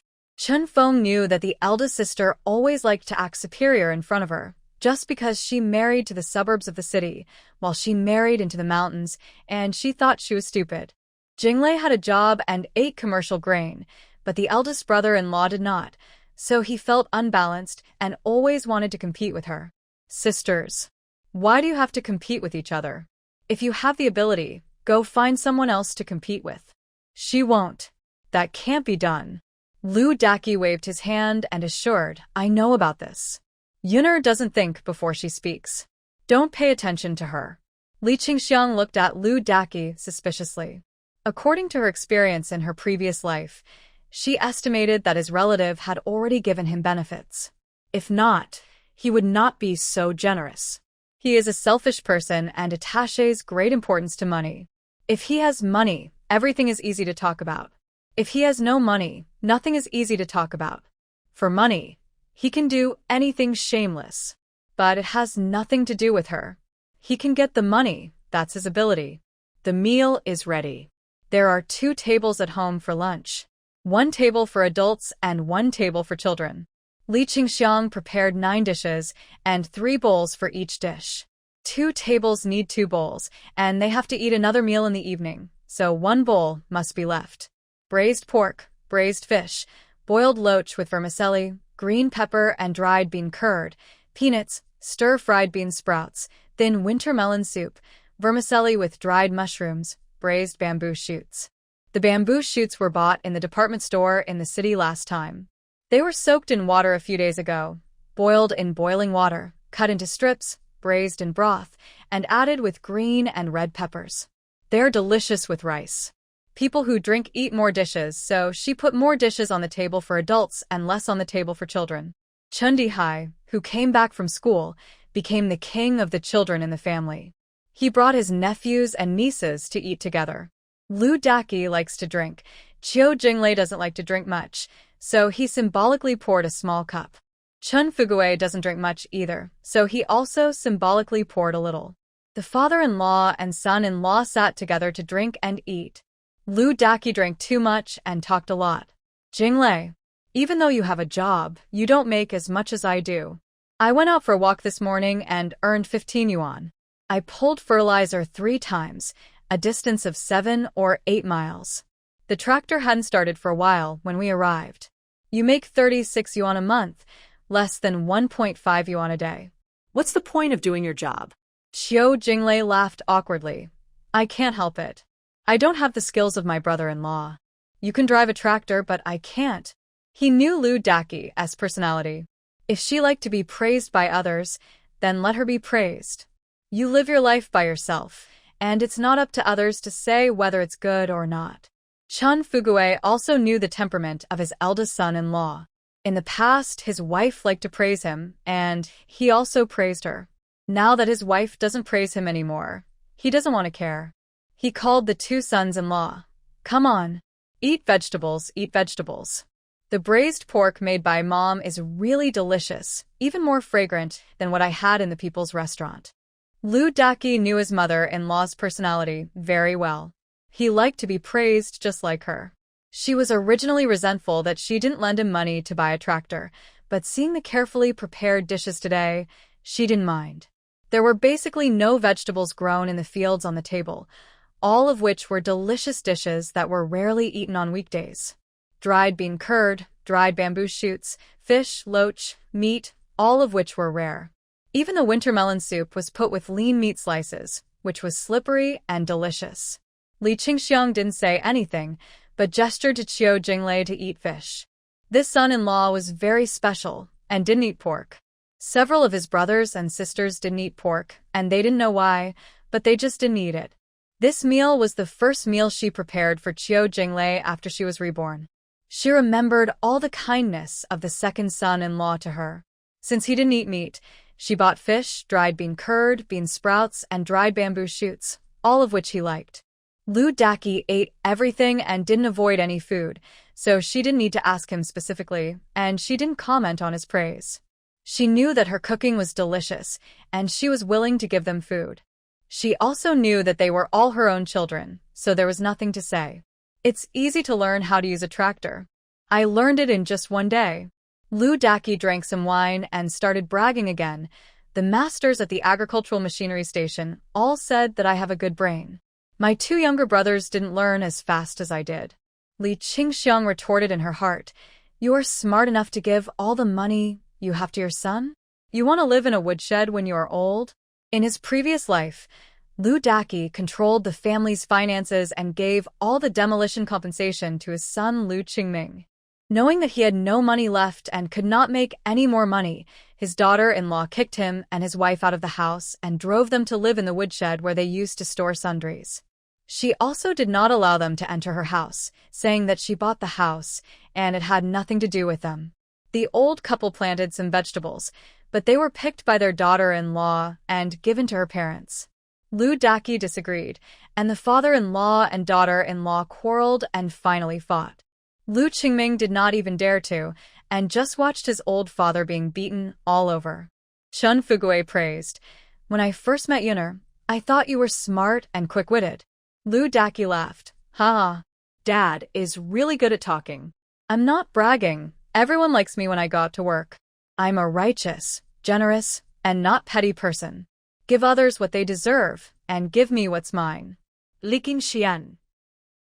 You should give what you deserve and what you shouldn't. Chen Feng and Chen Shui were eating quietly. Chen Yun looked at Lu Daki and smiled, her face full of pride. Her man was more likable than her second sister's man. Qiu Jinglei was a dull person, and he couldn't get anything out of him. "We just bought the tractor, and there aren't many in stock. If there were more, we would definitely make money." Lu Daki was obsessed with money and talked about it every 3 sentences. Qiu Jinglei didn't say anything. He didn't want to respond to Lu Daki's words. If nothing unexpected happened in this life, he could only live on his salary, and he wasn't good at anything else. Chun Fugui interrupted with a piece of news. "Jinglei's family is building a house, so I bought a lot of wood for him and ordered some furniture for you 2 sisters. Foma will separate after the new year, and the furniture is our gift to the separation. Yunar's share will be kept at home first, and when you separate, I will drive over to take the things back." When this was mentioned, Lu Daki's face looked unhappy. "Actually, I really want to separate. My dad is unreliable. He always tells me that he has no money even when he has money. I hate his way of doing things. I'm not as open-minded as you. I haven't even separated yet, but I've already prepared the things for the separation." "Dad, can you tell me what you have prepared?" "4 things in total." Chun Fugui finished his drink and got up to get food. Chun Feng served him a bowl, and he reached out to take it: a vegetable cabinet, a wardrobe, a low cabinet, and a wash basin rack. "They promised to paint them, so we don't have to do anything when we bring them back. We can just use them directly." Chun Feng and Qiu Jinglei were surprised when they heard this, especially Qiu Jinglei, who felt bad. Yang Yang lived in his father-in-law's house. He just mentioned the matter of building a house, and his father-in-law helped him buy all the wood. To be honest, his father-in-law was not so good. "Dad, you gave us a share of the family property, so you should just buy a vegetable cabinet as a token of your appreciation. Why did you buy so many at once? It's too expensive. Let's put it this way. The vegetable cabinet and wash basin rack are your gifts to us, and we will buy the wardrobe and low cabinet ourselves. We are embarrassed that you spend so much money." Lu Daki's face sank, and he said nothing, lowering his head to drink. In his heart, he was cursing Qiu Jinglei for being an idiot. Why did he refuse the things that his father-in-law said he would buy? If he refused, what should he do? He was a fool, and he didn't even know how to take the things. At the beginning, he was able to take a fancy to Qinyun because he thought her father had a job and was richer than the average family, so he could take advantage of her. Over the years, it has been proved that his vision was not wrong, and he did benefit a lot from the Chen family. Let alone other things, just today's meal, that is not something that ordinary people can prepare. His sisters at home didn't eat so well when they went home for the festival. The father-in-law is capable, so what's wrong with helping them? Why not? Li Qingxiang put down the chopsticks in her hand and looked at Qiu Jinglei. I said I would give it to you, so if you feel embarrassed, just remember our kindness, and when you are old, just help take care of us two old people. Mom. Jinglei and I have discussed it, and I will definitely take care of you when you are old. Don't worry. Chun Feng expressed his opinion. Qiu Jinglei nodded. Yes, my parents don't treat us as sons-in-law, but as sons. When we get old, we will naturally not ignore them. Chan Yun ate loach in her mouth and spit out the thorns. It is the second sister's duty to take care of my parents, and my parents helped her take care of Yang Yang. Lu Daqi glanced at her and blamed her for speaking directly. You can't even stop talking when you eat? Why are you jealous of my parents taking care of Yang Yang? Didn't you say that Jinglei gave money? Qiu Jinglei looked at Chen Yun. We will give money. 5 yuan a month, I remember it. Chun Fugui changed the subject. Jinglei, this furniture is not only for you to divide the family, but also for my daughter to marry. At that time, you were not allowed to have a grand wedding, and you didn't even prepare a camphor wood box. Taking advantage of this purchase of wood, I ordered a few pieces of furniture as a supplementary dowry. Let's not talk about the money first. This is the heart of an old father for my daughter, and there will never be such a good thing in the future. Chun Feng was soft-hearted, and her eyes were red when she heard it. Only her parents would think of making up for her dowry. If she put it in someone else's house, there would be no dowry. When she got married, she really had nothing, just a winnowing basket with a few pieces of fabrics given by others for marriage. There was indeed no wardrobe at home, and the clothes were put in a tattered basket, which was still there. She remembered all the kindness her parents had shown her, and she would definitely repay them if she had the chance in the future. Only parents in the world would think about their children. Thank you, Dad. Lu Daqi heard that his father-in-law did not intend to let them give money, and his face looked much better. I am lucky. After so many years of marriage, Dad still thinks about making up for the dowry. Chun Shui glanced at him calmly, with a meaningful look in her eyes. The eldest brother-in-law was really good at talking, and he was the best at flattering. Just now, when he heard the second brother-in-law say that he would pay for the furniture, his face suddenly sank. Now that he knew that he didn't need to pay, he immediately changed his attitude.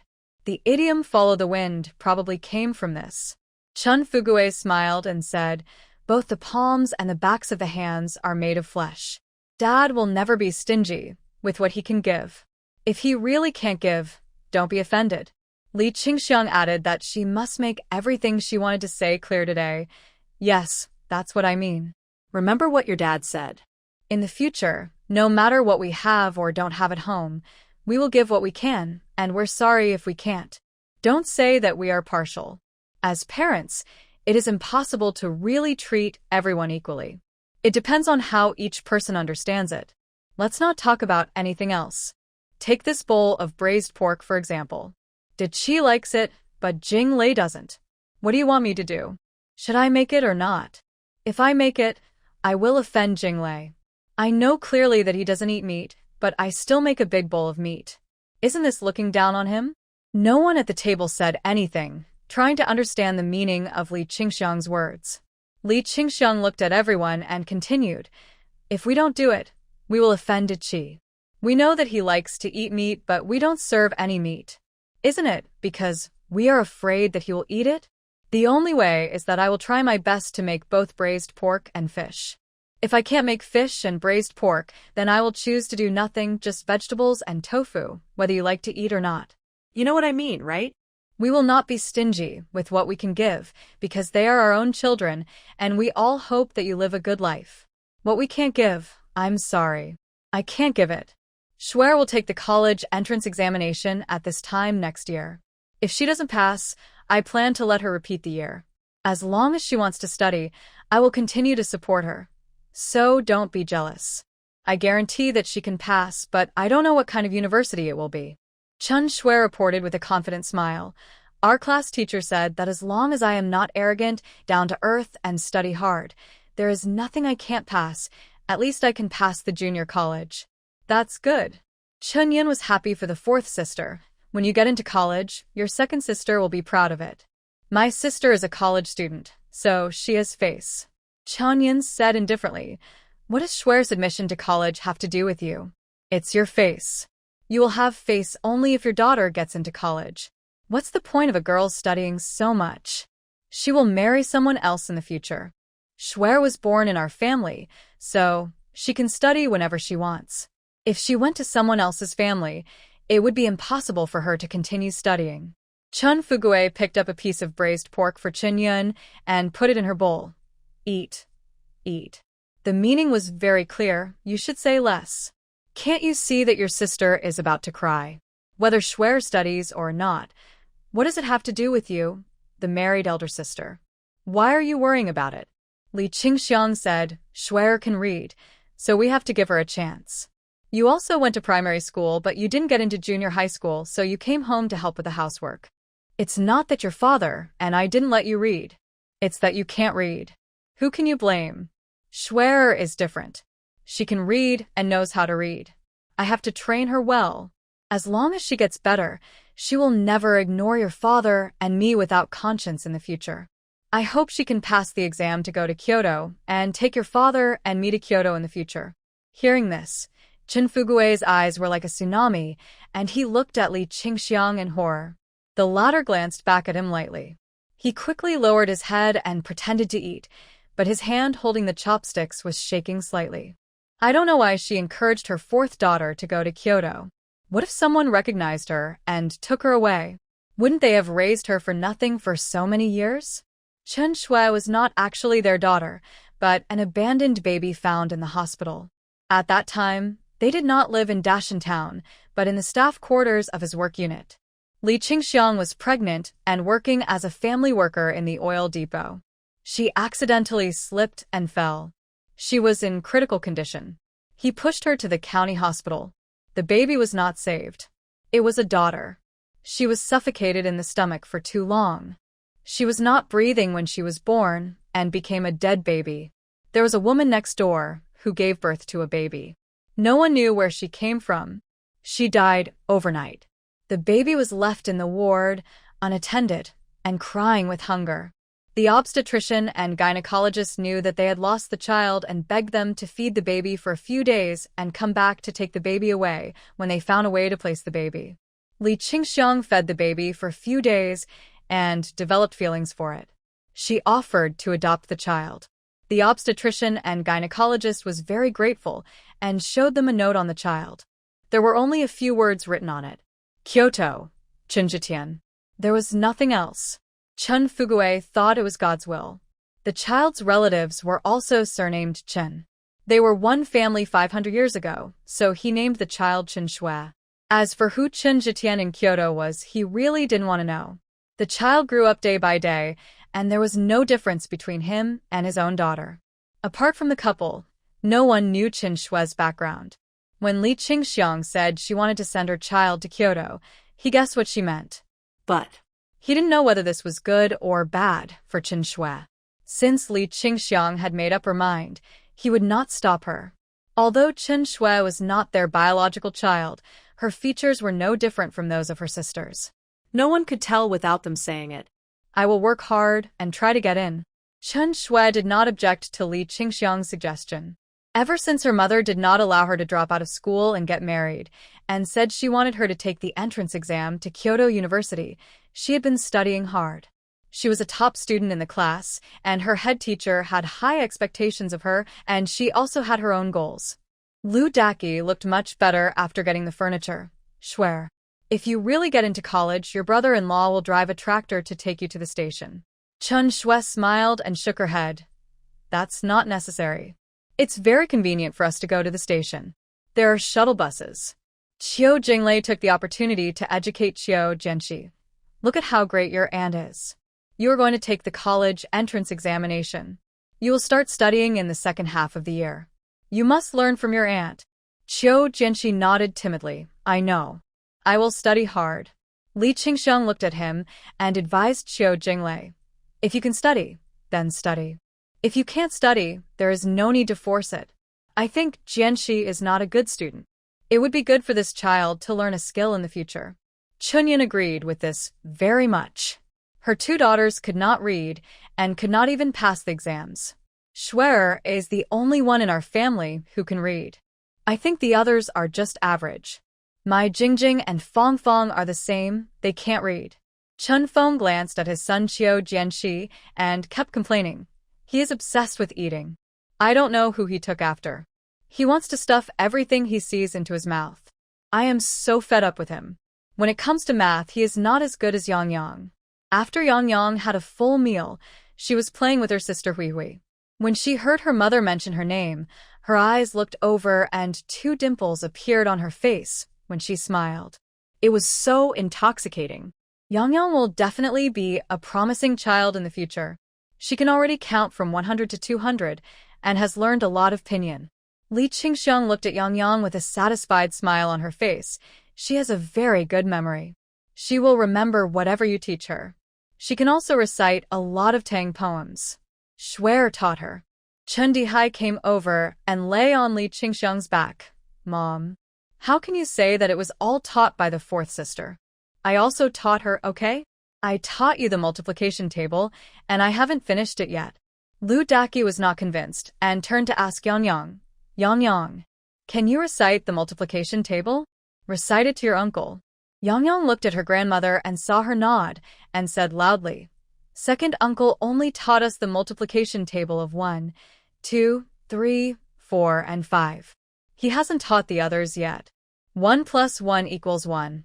1 plus 2 equals 2. 5 plus 5 equals 25. I have memorized it all, but 6, 7, 8, and 9 haven't been taught yet. Seeing that Yang Yang was good at reciting, Chinyan also wanted to show off, so he told his second daughter Lu Fongfong. Fongfong, you can recite 1 too. I don't want it. Lu Fongfong refused. I'm here to celebrate at my grandmother's house, not to memorize the multiplication table. After saying that, she ran away. Are you kidding? She can't do it well. If she memorizes it wrong, she will definitely be beaten by her mother. She won't memorize it. CA and she just have fun? Why memorize the multiplication table? Seeing that everyone had finished eating, Chen Feng stood up to help clean up the dishes. Chen Shui was also helping.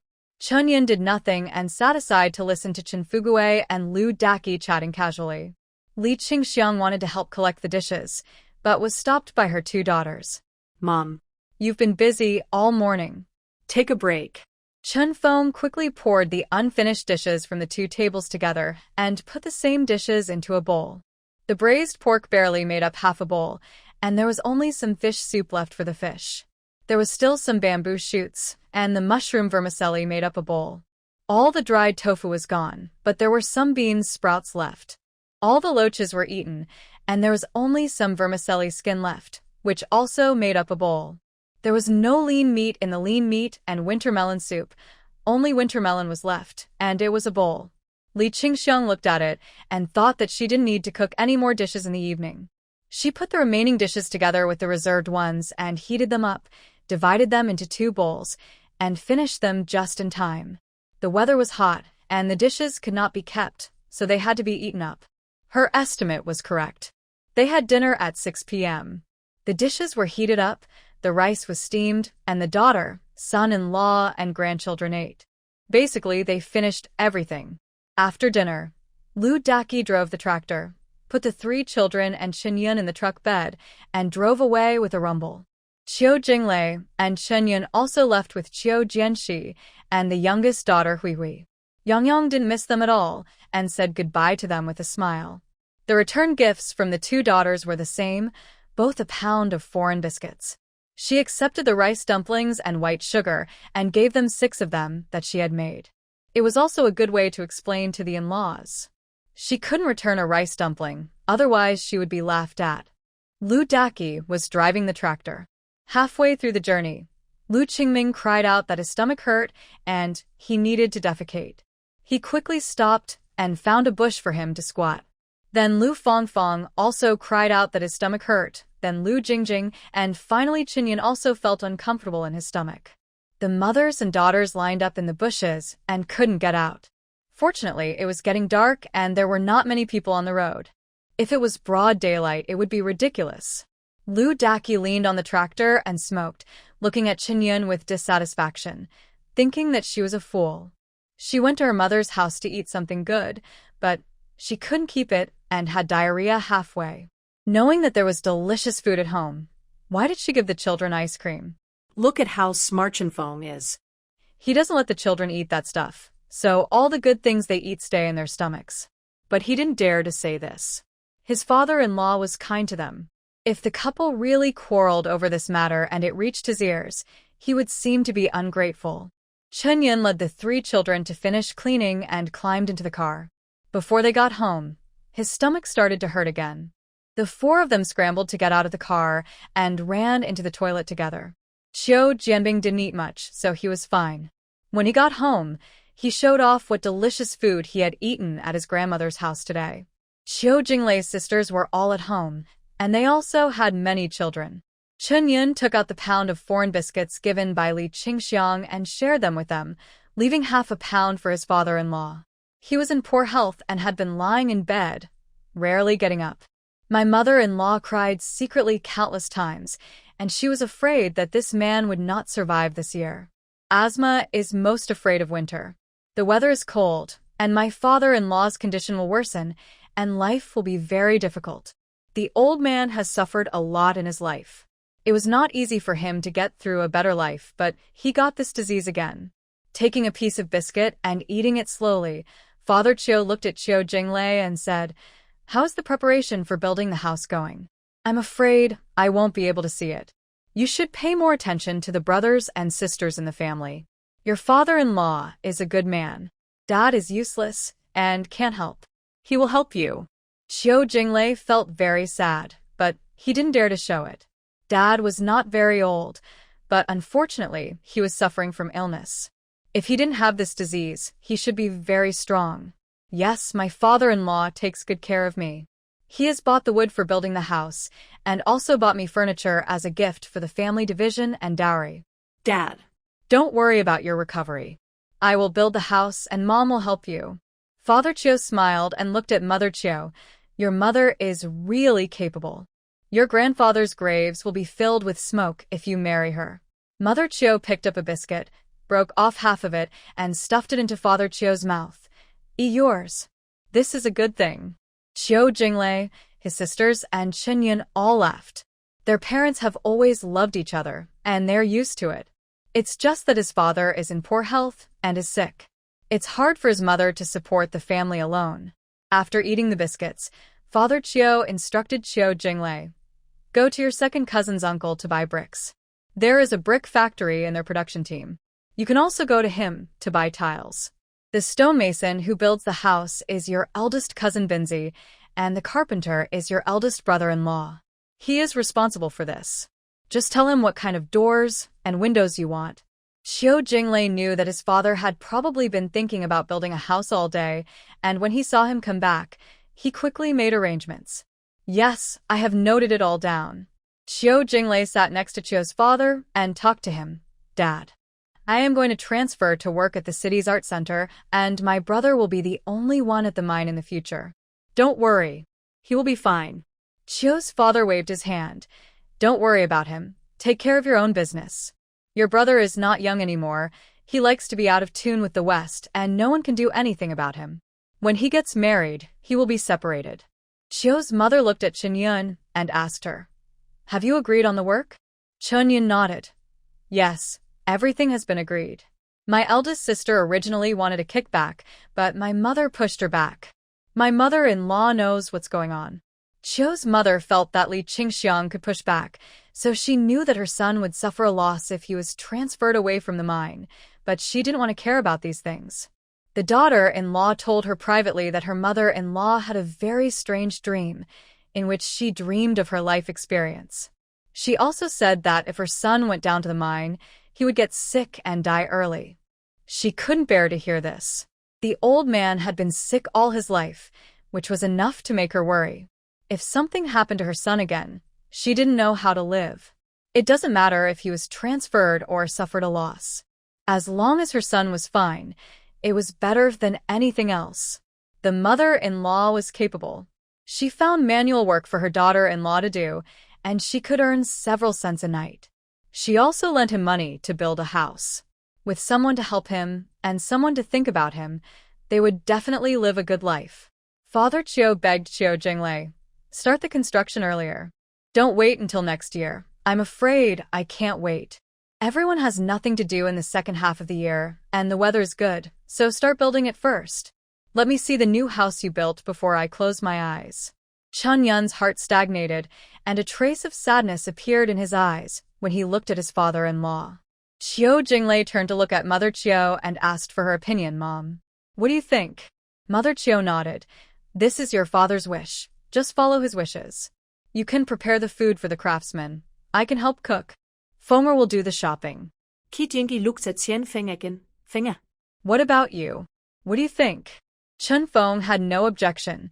"According to Dad's wishes, we will make plans as soon as possible, but I don't know if the second uncle and the third uncle will say that we are taking advantage of the family." Father Chiu guaranteed, "Don't worry about this. If those little dare to talk nonsense, I will break their legs." What is taking advantage? They are the ones who take advantage. Jinglei has paid too much for this family. We all know it in our hearts. Several sisters-in-law of the Chiu family also helped to speak, and Chun Yun did not say anything. "Since this is the last wish of my father-in-law, try to satisfy it as much as possible." After taking a bath, Li Qingxiang sat in the yard to enjoy the cool air. Yang Yang was sleepy and lay on the bamboo bed beside her. Chun Fugue was holding a cattail fan and driving away mosquitoes for her. Chun Shui and Chun Dihai were both doing homework in the room. Xiang. "Why do you want Shui to take the entrance exam for Kyoto University? Are you going to tell her about her life story?" Li Qingxiang did not answer immediately, but remained silent.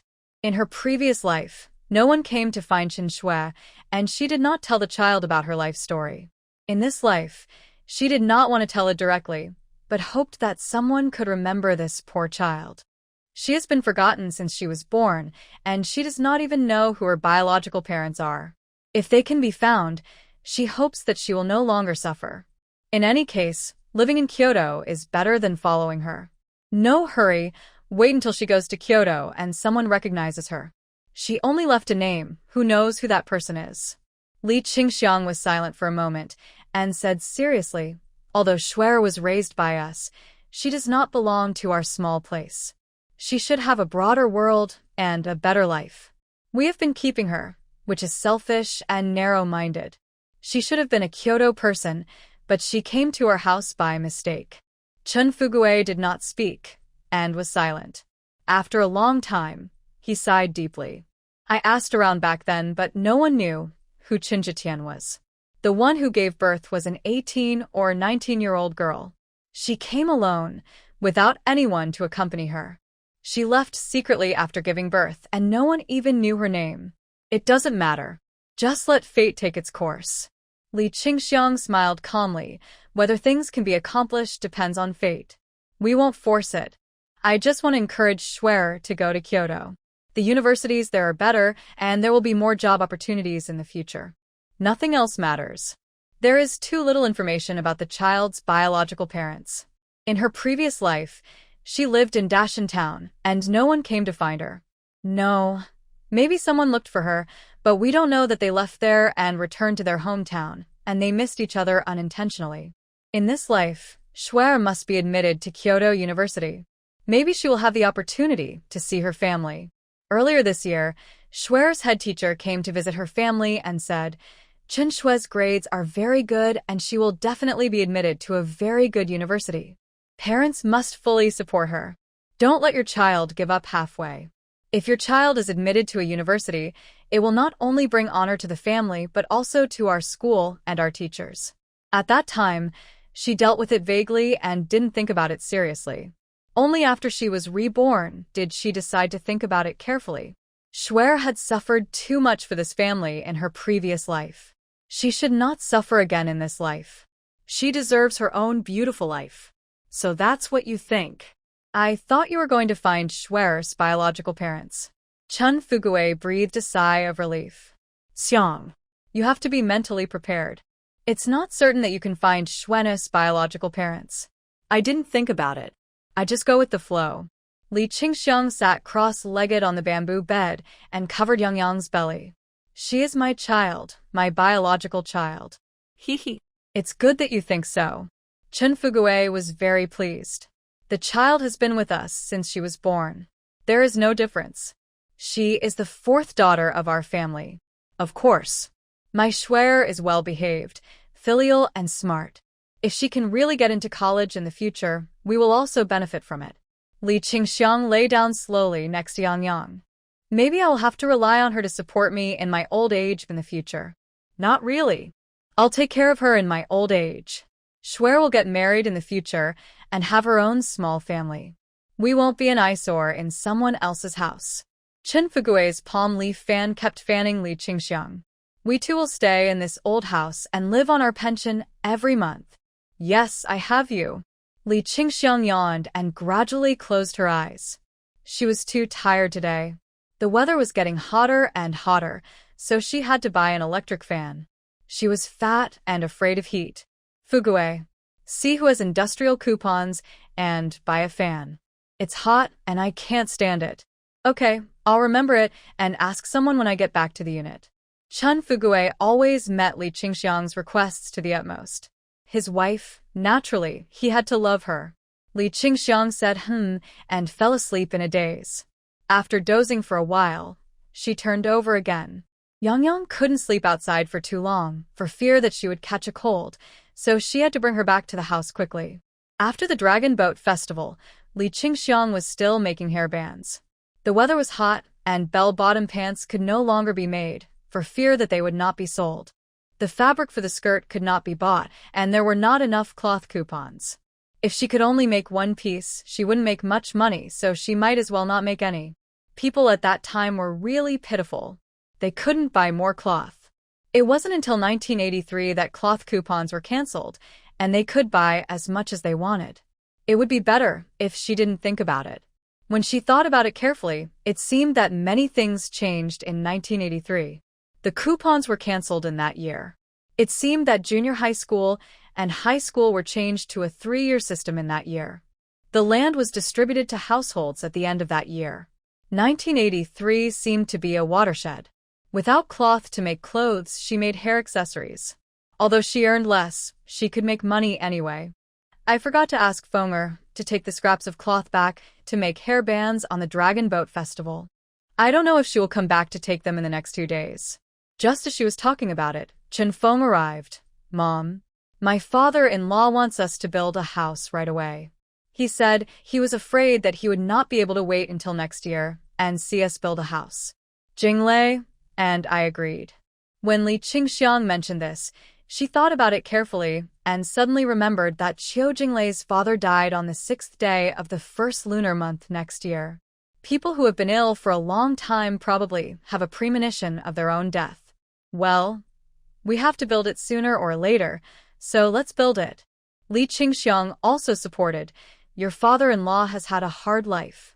If he can see his son building a new house before he dies, maybe his condition will get better. Chen Feng shook his head. I'm afraid it will be difficult. My father-in-law's disease is very serious, and he often has difficulty breathing. I don't worry about anything else, but I wonder if Dad can get someone to transport the wood? Don't worry about that. I'll tell your dad when he comes back tonight and ask him to arrange for someone to transport the wood back. Li Qingxiang also knew how important wood was to building a house. As long as there is money, there is nothing that cannot be done. Mom, I feel relieved when you say that. Chen Feng breathed a sigh of relief. Jinglei has gone to the mine to handle the transfer procedures. We will try to get it done as soon as possible. It's easier to work at the art center than at the mine. We need to build a house at home, so it's just right to lend a hand. Li Qingxiang disagreed with her. Fenger, we don't have to have him there to build a house at home. He can't take leave often when he goes to the new unit, otherwise the leaders will not like it. The art center is different from the mine. It is a real cultural unit. If Jinglei is always away from the unit, he will be ostracized. Chen Feng was stunned, and then he realized, Mom, I understand. Put his work first. That's right. Li Qingxiang looked at Chen Feng gently. A man's work is very important.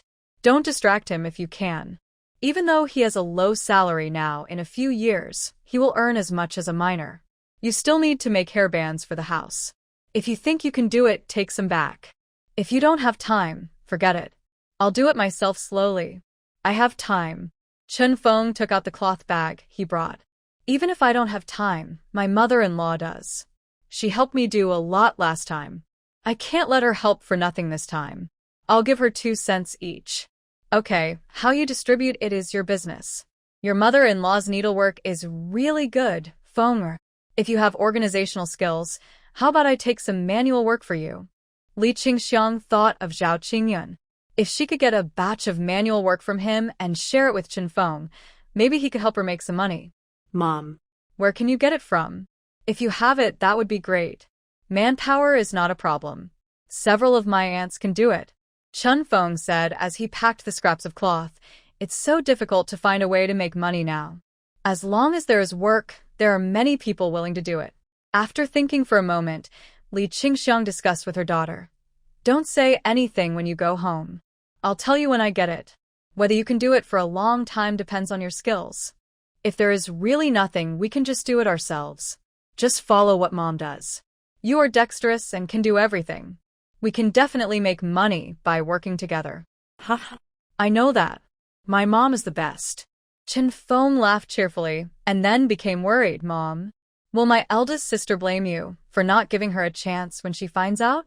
She is clumsy and has never liked to do these things. How can she learn anything else when she can't even knit a sweater?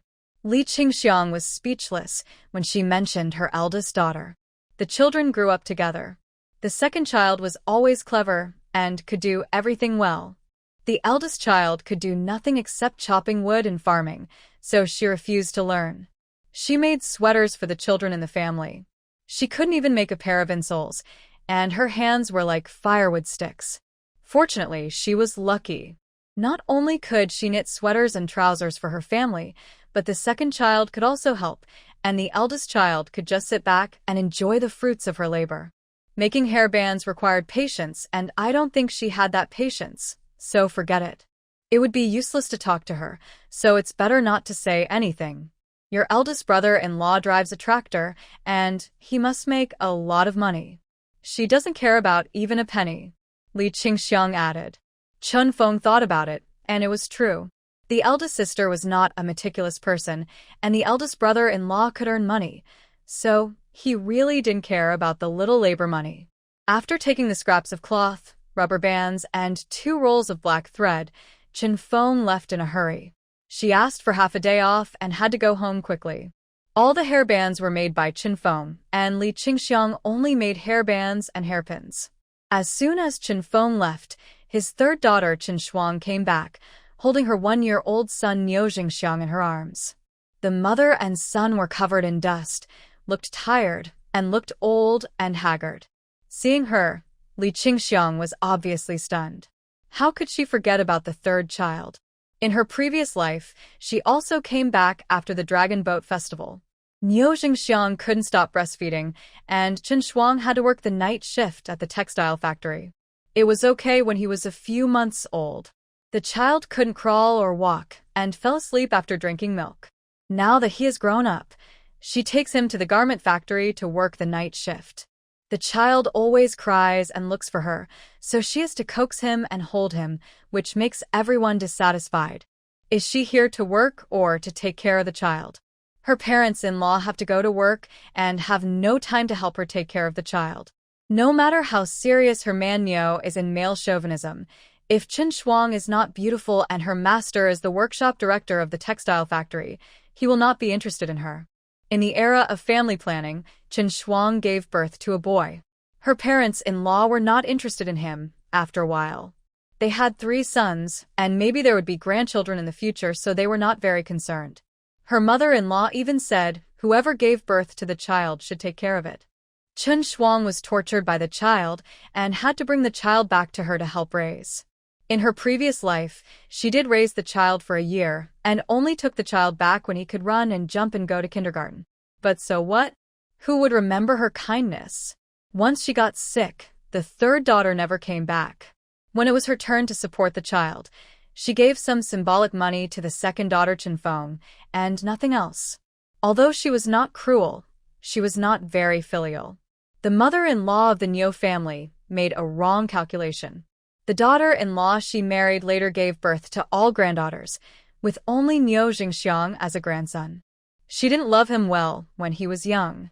Knowing that he was the only male in the next generation of the Neo family, she spoiled him to death. Neo Jingxiang was spoiled to no end. He got into a fight with a classmate and smashed his head. Chen Shuang wanted to teach her son a lesson, but her parents-in-law protected him tightly.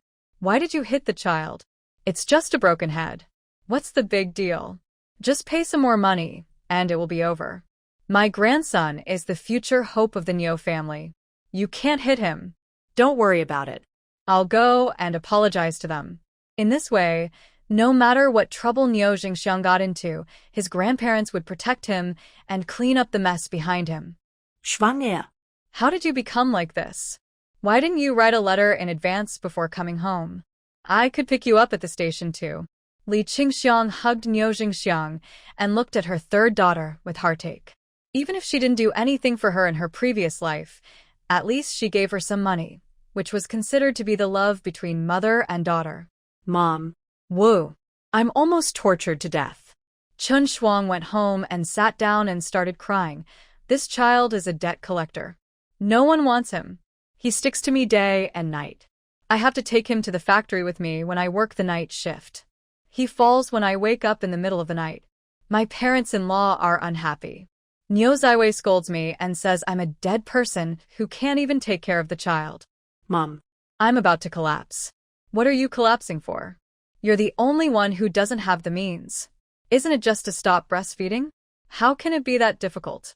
Li Qingxiang looked at Chen Shuang unhappily and gave her advice, find some cooling oil and apply it. You can stop breastfeeding in 2 days. Chen Shuang shook her head. No. If I don't give him milk, he will be hungry and won't eat anything. My mother-in-law saw this and said I was cruel and didn't even care about my own son. Your mother-in-law is talking without any pain in her waist. Li Qingxiang knew her mother-in-law's thoughts. If Niu Jingxiang was not weaned, Chen Shuang would have to take the child away when she went to work late. If Niu Jingxiang was weaned, the daughter-in-law would have to work late and the child would have to be taken care of by her mother-in-law. If you don't want to take care of the child, just say so. Why bother to say anything? Chen Shuang finished crying and wiped her tears. Yes, she just doesn't want to take care of the child for me. Mom. You help me take care of the child. Just take care of him for a year. Li Qingxiang refused. I won't take care of him. This is the only grandson of their Niu family. If he is left in our house, what if the child doesn't get close to your parents-in-law in the future? The only grandson? Chen Shuang was surprised. Mom, what are you talking about? I'm not lying. Zhengxiang is the only boy in their Niu family. Keep this in mind and keep your eyes open in the future.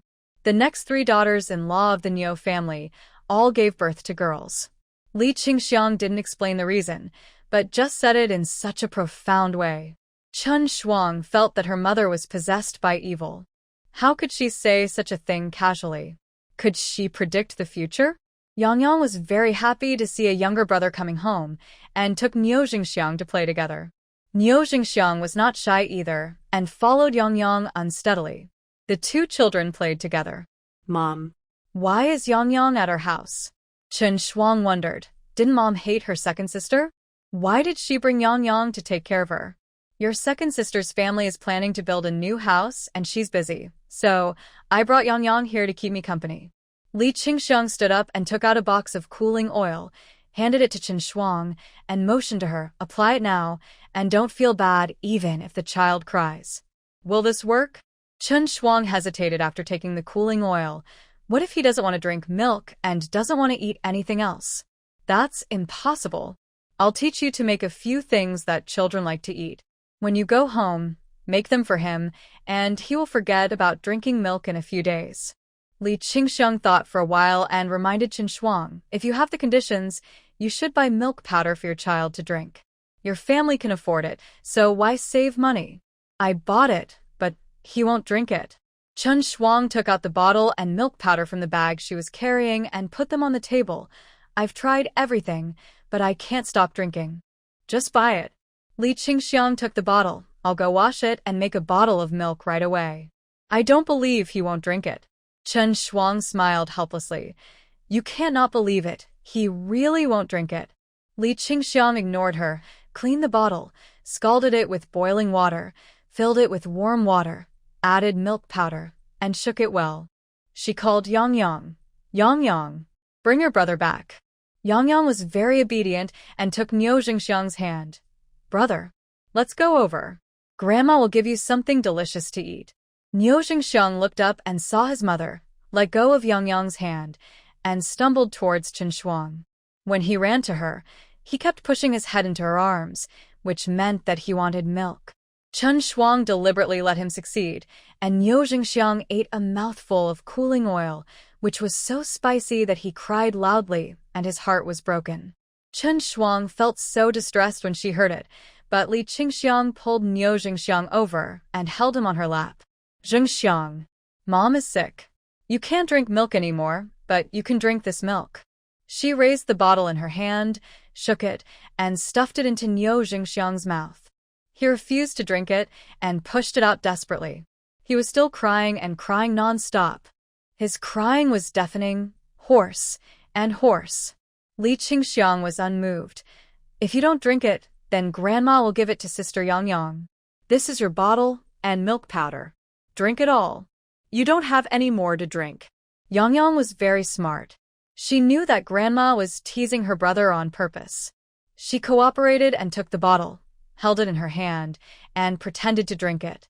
Niu Jingxiang stopped crying immediately, snatched the bottle from Yang Yang's hand, stuffed it into his mouth in a panic, and drank it with big gulps.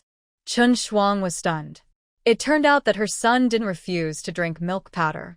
He had a choice. When he had no choice, he would drink it. After a few sips, Niu Jingxiang didn't want to drink anymore. Yang Yang quickly reached out. Brother, are you full? It's my turn now. No. Niu Jingxiang held the bottle tightly, put it in his mouth again, and started drinking again. A bottle of milk went into his stomach in just a few gulps.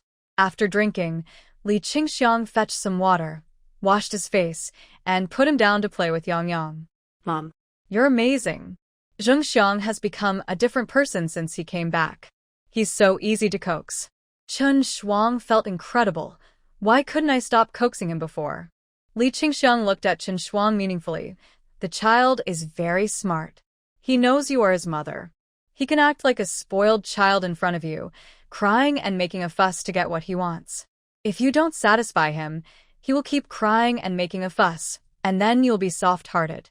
If you are not soft-hearted and stick to your principles, he will stop crying after crying twice without any effect. Children are rather stingy and are unwilling to share their things with others. I heard that he wanted to give his milk powder and bottle to Yang Yang, and he would definitely disagree. The way if he disagrees is to let him drink it up so that outsiders won't get the benefit. He is just over 1 year old. How can he be so smart? Chen Shuang didn't believe what Li Qingxiang said and felt that she was exaggerating. Why not? Although the child is small, he is very smart. Li Qingxiang stood up and prepared to wash the bottle. Remember what I said? Apply cooling oil for the next 2 or 3 days so that he dare not get close. By the way, how many days can you stay at home? 1 week. I asked for a week's leave. Chen Shuang looked at her son, who was following Yang Yang, with a smile on her face. Jingxiang had a lot of fun at home. Mom, you really don't help me take care of him? Why take care of him? The child will be alienated from you if he is not with him. Li Qingxiang did not plan to take care of the child for her third daughter and found an excuse to refuse. You only have this one child. Are you happy to see that he is not close to you? Children have a short memory, and they will forget you if they don't see their parents for a while.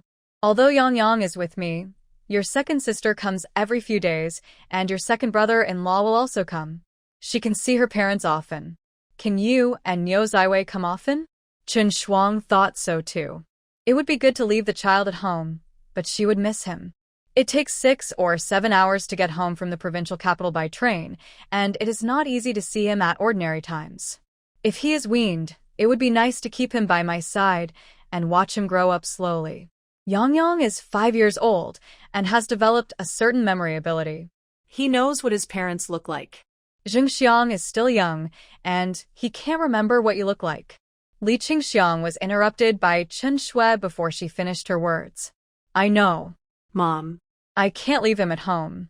I will take him back after he is weaned. Chen Shuang also knew that the child was still young and couldn't remember what they looked like.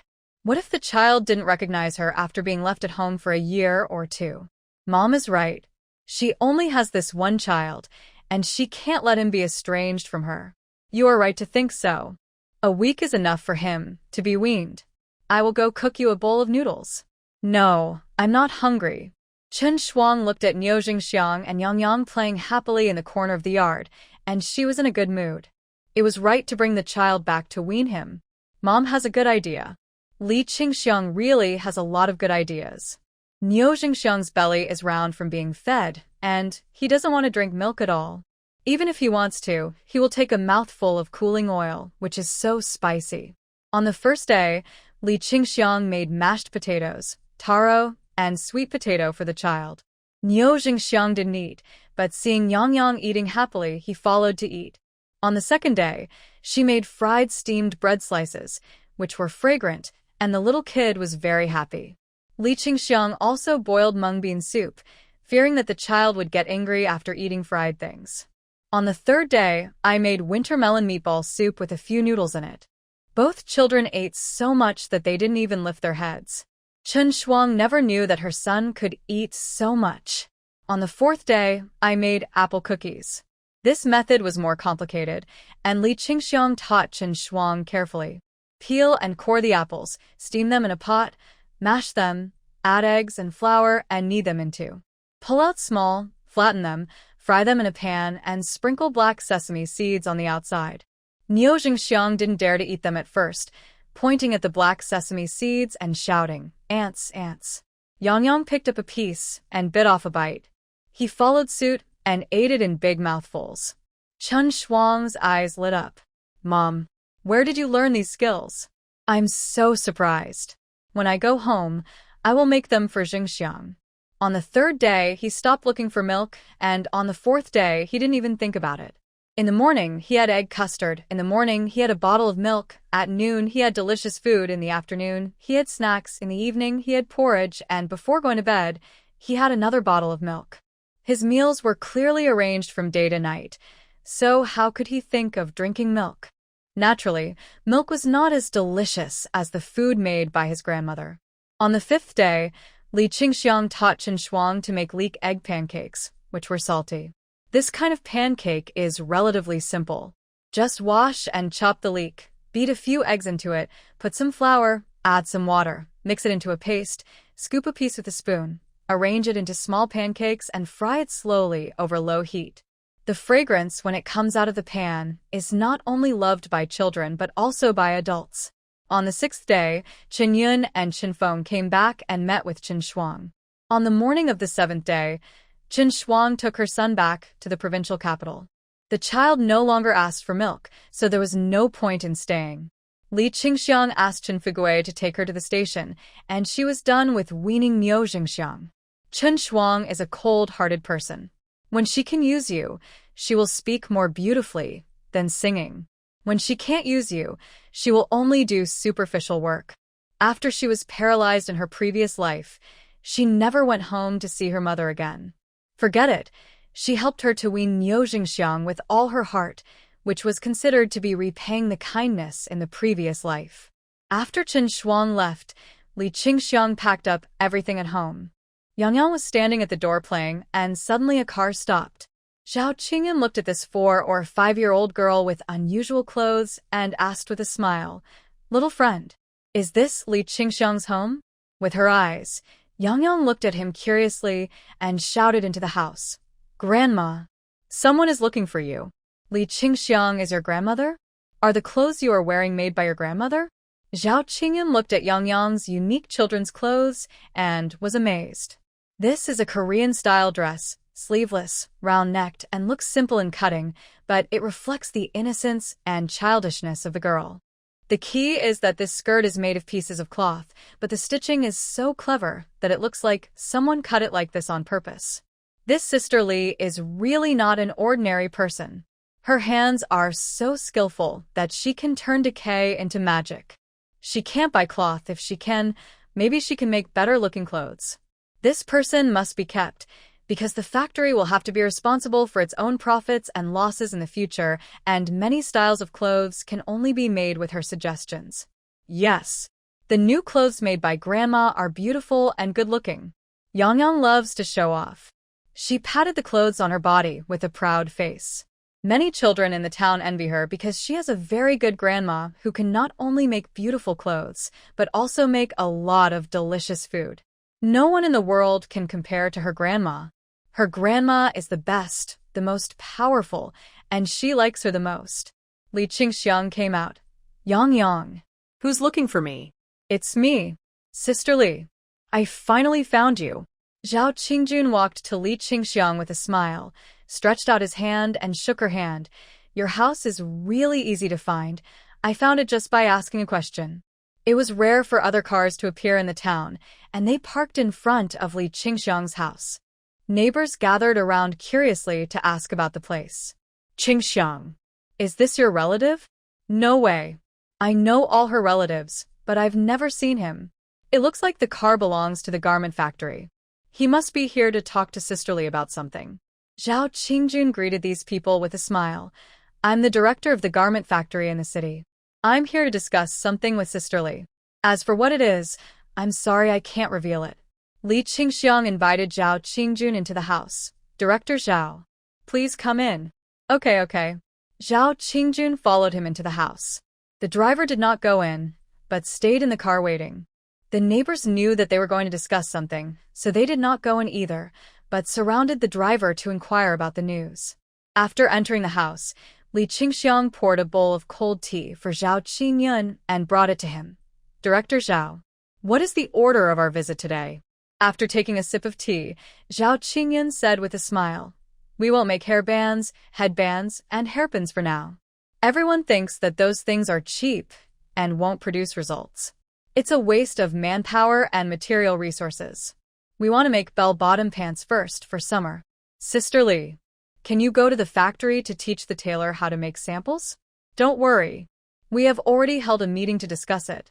We will do as you wish and get a commission of 1 cent for a pair of pants. That's no problem. As long as we agree and sign the contract, I will go to the factory immediately to teach the tailor how to make patterns. It's just... Li Qingxiang asked hesitantly, if you don't make hairbands, can you sell me the scraps of cloth in the factory? You want to make it? Zhao Qingyun frowned. It's okay to sell you the scraps of cloth in the factory, but the problem is that you make so many hairbands. Aren't you worried that no one will buy them? Are you planning to sell the pants in the factory in Haicheng? Li Qingxiang probed. Yes. We are heading to Haicheng. There are many rich people and a large population there, so there must be a lot of buyers. Zhao Qingjun told the truth without hiding anything, and then looked at Li Qingxiang. Why are you asking this? I just want to take a ride and sell the finished hair accessories and pants in Haicheng to see if they can be sold. Zhao Qingxian lowered his head and thought, what if there is a market? Can you make it? I'll try my best. Li Qingxiang didn't dare to say it confidently. She had to make it first to know if there was a market. She thought it should be able to be sold, as people in Haicheng love beauty more. Sister Lee, you are the most daring and enterprising person I have ever met. We will sell all the scraps of cloth from our factory to you in the future, and you can go and get them anytime. If you can't find a car, I'll send a car from the factory to help you get them back. Thank you so much. Li Qingxiang smiled and thanked her. If possible, I would like to get some back as soon as possible, and I'll arrange for someone to do it right away. Zhao Qingxian smiled and agreed. Okay, I'll ask the people in the warehouse to help you pack a few big bags when I go back. When the pants are made, we'll go to Haicheng. Okay. Thank you so much. Leaving Yantanketesh. You're welcome. Zhao Qingxian waved his hand. The factory has already held a meeting to discuss this. We will set up a workshop to make bell-bottom pants. Sister Lee, can you follow me to the factory now, cut out the pants, and hand them over to the master for pattern making? And sign the contract, by the way? So soon? Li Qingxiang hesitated and looked at the clock on the table. It was not yet 10 o'clock in the morning. The two children would not go home at noon, and Chin Fugue would come back. If he didn't see her, he would probably be annoyed. He went to the city to send Chin Shuang to the train, and when he came back, she was gone. Is there something at home that you can't leave? Zhao Qingxian asked. It's not a big deal. It's just that my old man went to the train station, and he will be worried when he finds that I'm not here when he comes back. Li Qingxiang took out a pen and paper. I'll write a note and leave it at home. Do you have a phone number for the factory? Leave one for him. That's easy. I'll tell you the phone number. Write it down. Zhao Qingxian told the phone number, and Li Qingxiang wrote it crookedly, put it on the table, and pressed it with a teacup. Fugue, I have something to do at the clothing factory in the city. Don't worry about me. Followed by a string of phone numbers. Okay, let's go. Li Qingxiang stood up, called Zhao Qingxian, closed the door, and held Yang. No one is taking care of my granddaughter. I have to take her with me. Zhao Qingxian had no objection. Okay, let us go. After getting in the car, he discussed with Li Qingxiang. Sister Li, did you make the clothes on your granddaughter? How did you think of making the clothes like this? What a special design. Li Qingxiang has a say in clothing. In her previous life, she had seen too many beautiful clothes. Whether it was men's clothing, women's clothing, or children's clothing, she had seen many different styles. At that time, she was old and didn't make clothes anymore, but she always liked to think about it. When she saw new clothes on people, she liked to think about how they were made, how they were cut, how they were sewn, how the buttons were nailed on, and how much spacing was there between each button. Not to mention that the buttons were all sewn on with needle and thread. Some of them were not at all but were machine-made. It is not that advanced yet, and it is hard to say in the next 10 years. It can't be called design, but it is just a reference to the clothing concept of the Koreans. Li Qingxiang smiled calmly. I have nothing to do at home every day, so I like to think about it. I saw people from Hong Kong and Taiwan wearing bell-bottom pants on TV, so I thought about it for several days. It looks better with a vest on top. Yes, I have seen the female ticket sellers at the bus station wearing them, and they are indeed beautiful. Zhao Qingyan really went to see it and asked the deputy director to see it as well. We will make the vest later, and try to make 100 pairs of pants first, and take them to Haicheng to sell. What? Only make 100 pairs? Li Qingxiang laughed in surprise. Director Zhao, you are too cautious. How much money can be left after taking out all kinds of expenses for 100 pairs of pants in Haicheng? Zhao Qingyan thought about it, and it seemed so. 100 pairs seemed too little. But there are not many people in the factory, and it takes a lot of time to make 100 pairs. If the sales are good, I will deliver the goods continuously. That will also increase the factory's extra expenses. Haicheng is a big place with many people. 100 pieces are not enough to fill the gaps in our teeth. Sister Li, in your opinion, how many should be produced? Zhao Qingyan could see that Li Qingxiang was a person who could do big things. From the fact that she dared to pack the rags in the factory and said what she said just now, it shows that she is not a short-sighted person.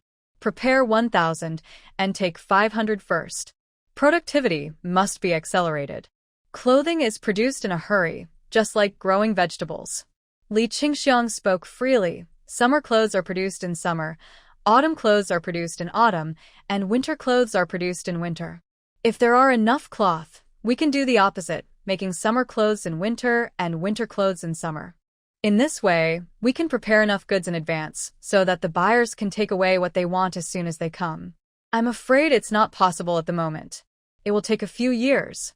But there is no rush. Take it slowly. There will always be that day. The driver listened to her words and couldn't help but sigh. Sister Li, your views are really different from others. Other rural women, at most, think about what to eat for lunch and dinner, but you can think so far ahead.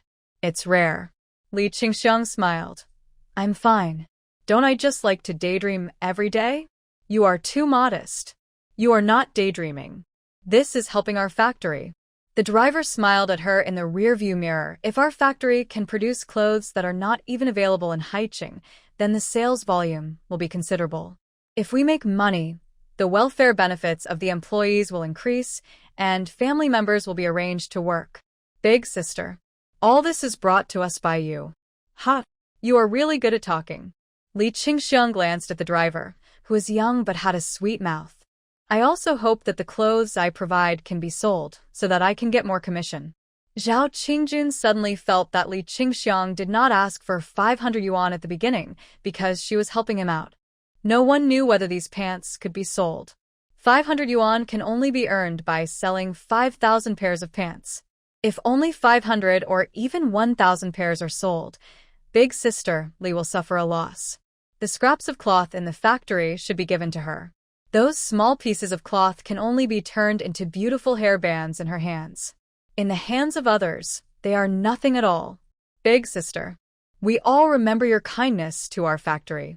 Zhao Qingxian said with deep emotion, if you take the pattern of these pants to Haiqing, it will definitely sell for a good price. But you gave it to our factory and even didn't ask for money, just a commission of 10 cents.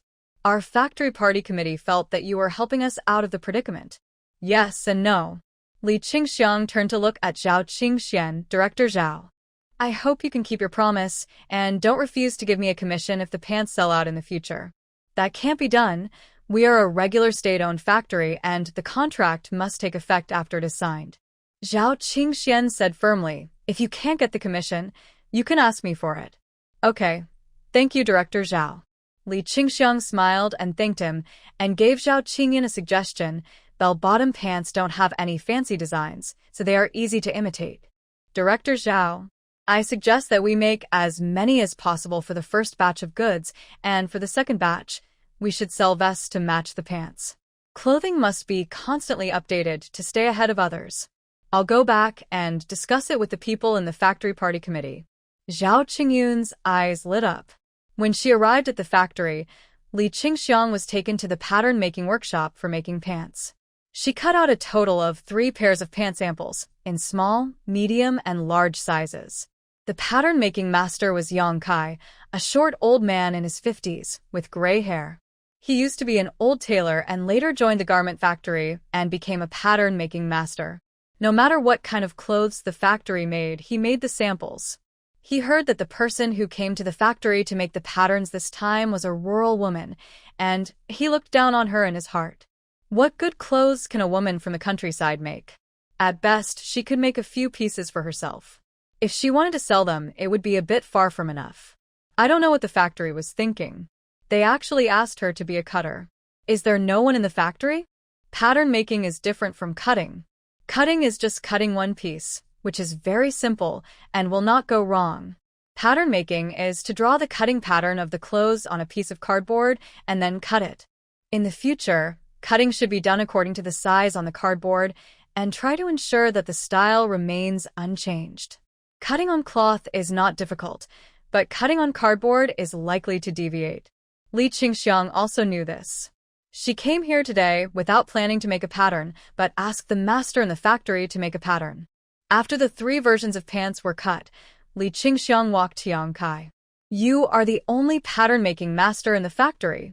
Director Zhao told me on the way just now that I should give you the cut pants to make a pattern. You can't?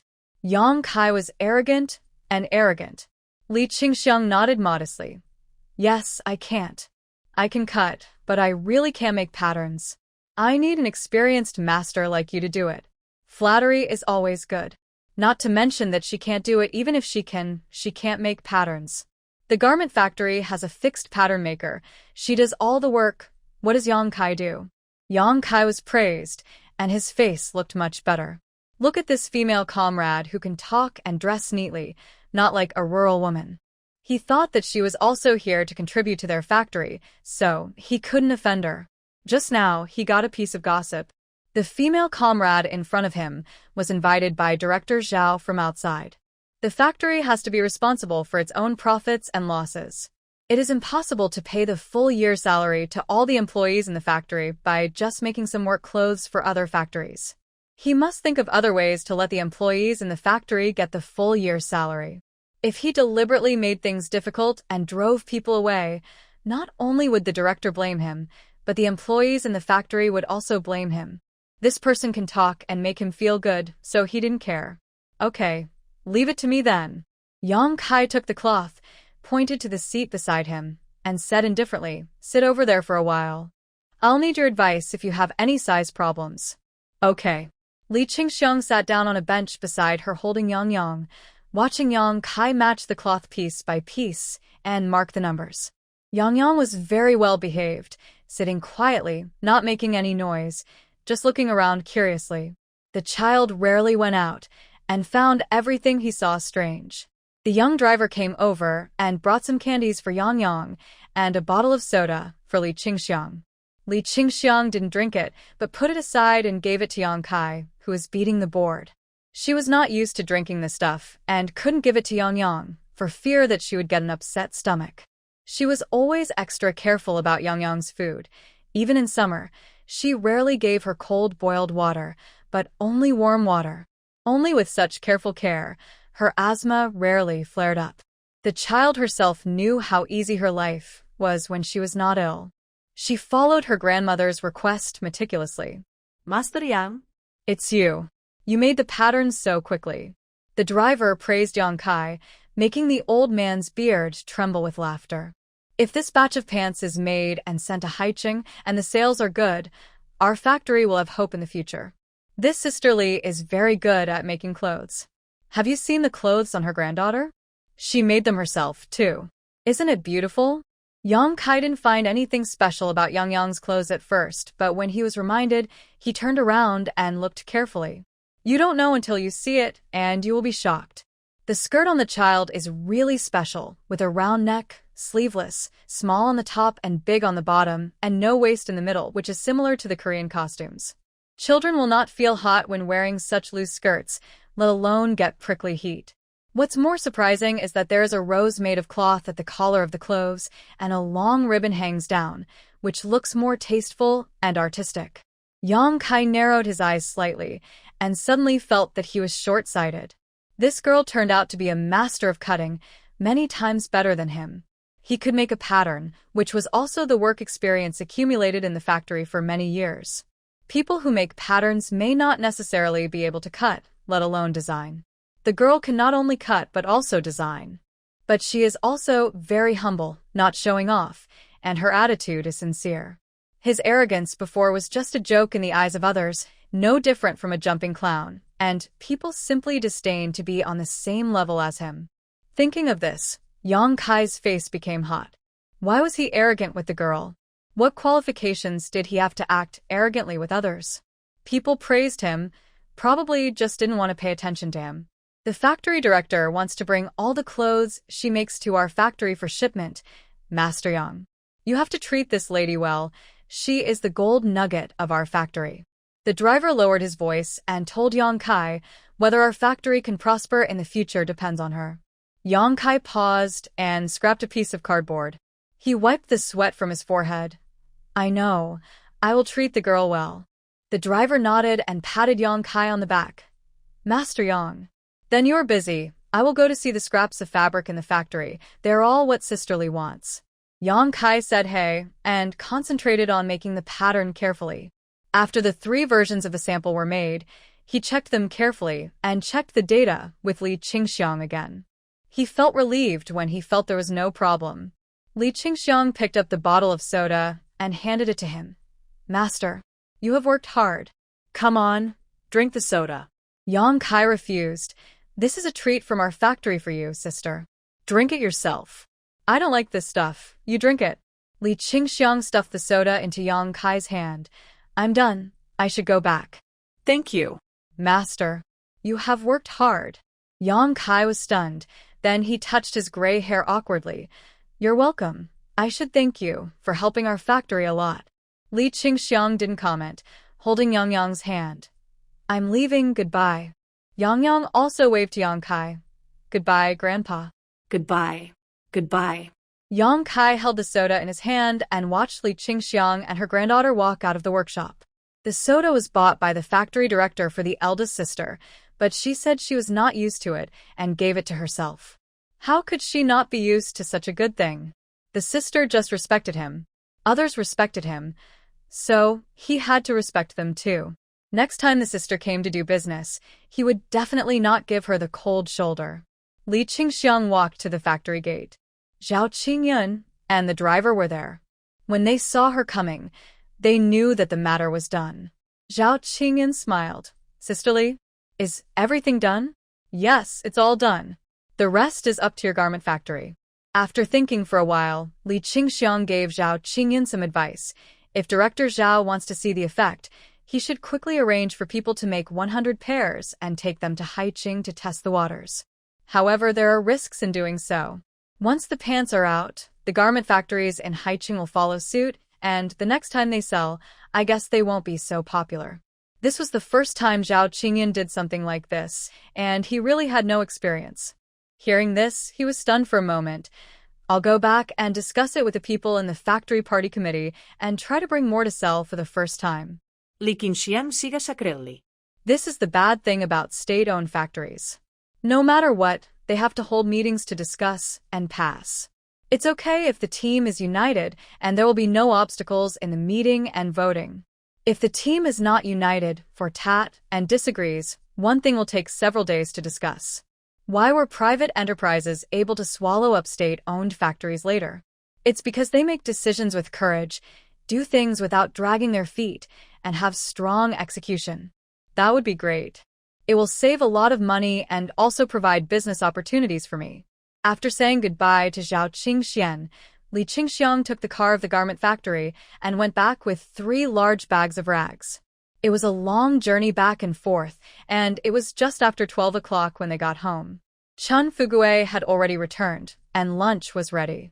Seeing a car parked at the door, Li Qingxiang got out of the car holding the sleeping Yang Yang, and he hurried out to greet her. You're back. I'll hold Yang Yang. Where have you been? I went to the garment factory in the city and brought back some rags. Li Qingxiang handed Yang Yang to Chun Fugue, put him in the house, and come back quickly to help me move the rags. Okay. The driver got out of the car, took down the 3 large bags of rags from the car, and put them on the ground. He wanted to help move them into the house, but was stopped by Li Qingxiang. Just leave it there, I can move it myself. Come on, let's have lunch at my house before leaving. No, I'm going to the factory cafeteria to eat. I've already told them to keep the food for me. The driver climbed into the car and started it. Sister Li, I'm leaving. Okay. Thank you for your hard work. Li Qingxiang waved to the driver and said goodbye. Drive slower, goodbye. Chun Fugue came out of the house and looked at Li Qingxiang.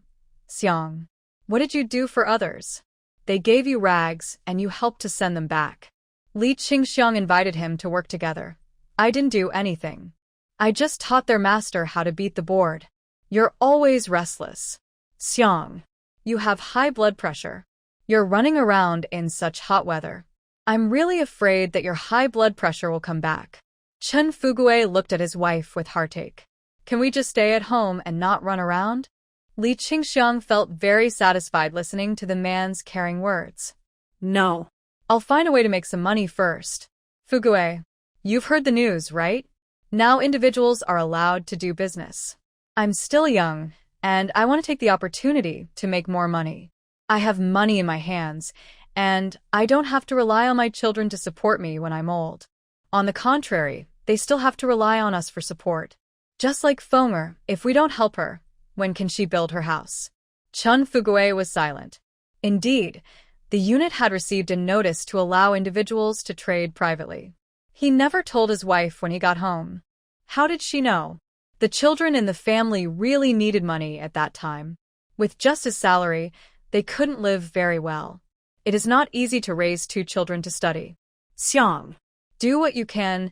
Don't treat yourself like a beast of burden. You are not young anymore. I know. The 2 of them brought back the 3 bags of cloth and threw them in the hall. After washing their hands, Li Qingxiang sat down and waited for dinner.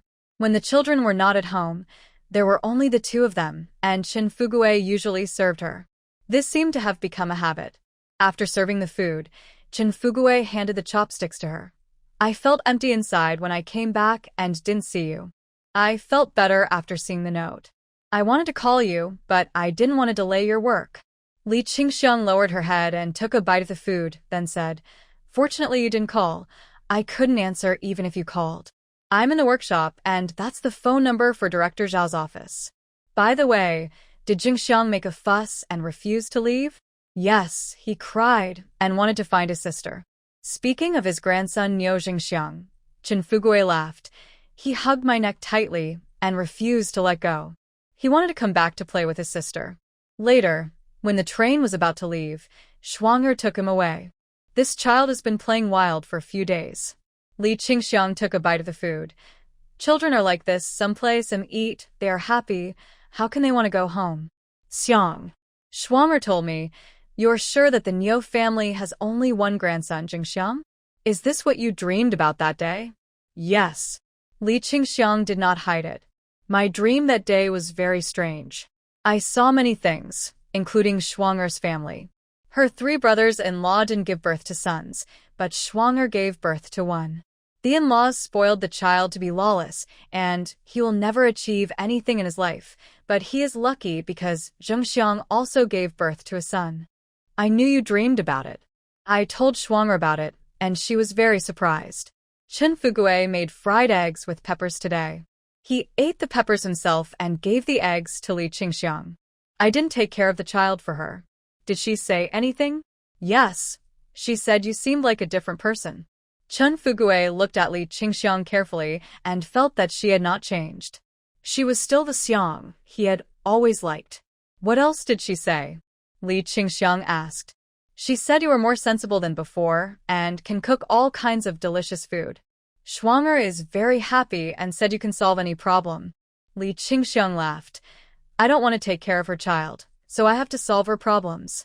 I already have Yang at home, and I really can't take care of another one. I said the same thing to Schwanger. Chen Fuguei comforted Li Qingxiang. Don't worry. Schwanger can understand. Yang woke up, got up by herself, walked to Li Qingxiang, and called softly, Grandma. Li Qingxiang put down the bowl and chopsticks, picked her up, and sat her on her knees. Wake up. Do you want to eat? Yang shook his head and leaned on her. I had a dream. I dreamed that Grandma disappeared. I was so scared that I woke up. Hee hee hee. You're scared because Grandma disappeared? Chen Fuguei teased her. What about Grandpa disappeared? Are you scared? The child looked up at him, his face blank. He was stunned for several seconds before nodding vigorously. I am scared too. Chen Fuguei reached out and touched Yang's head. Little rascal. You only know how to fool people. Wait, Grandpa will serve you food. Thank you, Grandpa. Yang smiled with curved eyebrows, got down from Li Qingxiang's knees, climbed onto another stool, sat down, and waited for food. Suddenly, he remembered something, rummaged in his pocket, took out 2 candies, and put them on the table. Chen Fuguei put the food in front of her, and she pushed the candy to his hand. Grandpa, eat candy, and Uncle gave it to me. Li Qingxiang looked at her with love in her eyes. The child has known how to be filial since she was young. She was reluctant to finish the candies given to her by others, and kept them and brought them back to her grandfather. Grandpa doesn't want to eat them. You can eat them yourself. Chen Fuguei looked at Yang with a satisfied smile on his face. Li Qingxiang teased him. It's not in vain to raise her. This child is very filial. Chen Fuguei nodded. Yes, Yang is indeed filial. Yang can eat by herself without being fed. She can also hold chopsticks very well and will not drop the food when picking up food. Her lunch dish is steamed egg with mincemeat. Other dishes have peppers, which she can eat. The little girl scooped a mouthful of egg with a spoon and then took a mouthful of rice. Her cheeks bulged up with food like a little squirrel, not to mention how cute she was. Li Qingxiang really spent a lot of effort to raise her, and the 3 meals a day were very delicate. In fact, this child took too much care of her in her previous life. Every time I think about it, I feel that I owe her. She was not very good to her children. She left all the delicious food on her shoulders to Lu Jingjing and Lu Fangfang. She also made clothes for them, using the excuse that Chen Yun could not make them, but Chen Feng could. As a result, she fell ill, and the eldest brother's family did not take her seriously at all. She gave her pocket money every month to her least favorite granddaughter Yang, and told her to buy whatever she wanted to eat. She would also write to her separately and tell her about interesting things outside. She bought her clothes for all 4 seasons, shoes, beautiful scarves, and hats.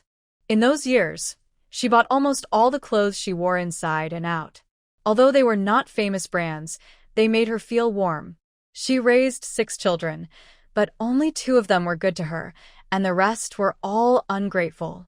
Thinking of these, she felt that no matter how good she was to this child, it was not excessive, and she owed her in her previous life. When I grow up, I will make a lot of money and buy a lot of delicious food for Grandpa and Grandma. Yang patted her chest while eating and promised, I keep my word. The look of a little adult made Li Qingxiang laugh. Ha ha. Okay. Grandma is waiting. Chen Fugui also laughed. Yes, Grandpa is waiting too. When Grandpa is old and can't walk, Yang will be his walking stick, okay? No. Yang shook her head seriously. I will drive like the uncle in the morning and take Grandpa and Grandma out to play. Li Qingxiang tapped Yang forehead, boasting. In her previous life, Yang didn't learn to drive at all. She was carsick and didn't dare to learn.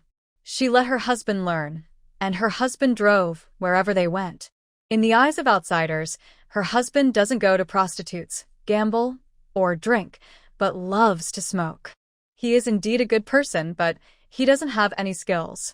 The family's money-making is all up to Yang, who always makes things difficult for her. He didn't even consult her about buying a house. He was brainwashed by his friends and secretly took money to pay the down payment. The location they chose was not good, and the couple often quarreled about it. In this life, Yang must not marry a man like that. It's annoying. He is not capable of obediently following arrangements, always contradicts his wife, always likes to show off his male chauvinism, and has no brains. Such a man is just a decoration. Her mother-in-law is even more annoying. She is an old lady in the countryside. She has 3 sons at home. She has food and drink, and Yang spends more than 30,000 yuan a year. The 3,000 yuan he sends her every month is not enough. Later, I found out that the money was all used to buy Mark 6 lottery tickets. Yang's man was not her own choice. She met him through a blind date introduced by others. His family is very poor.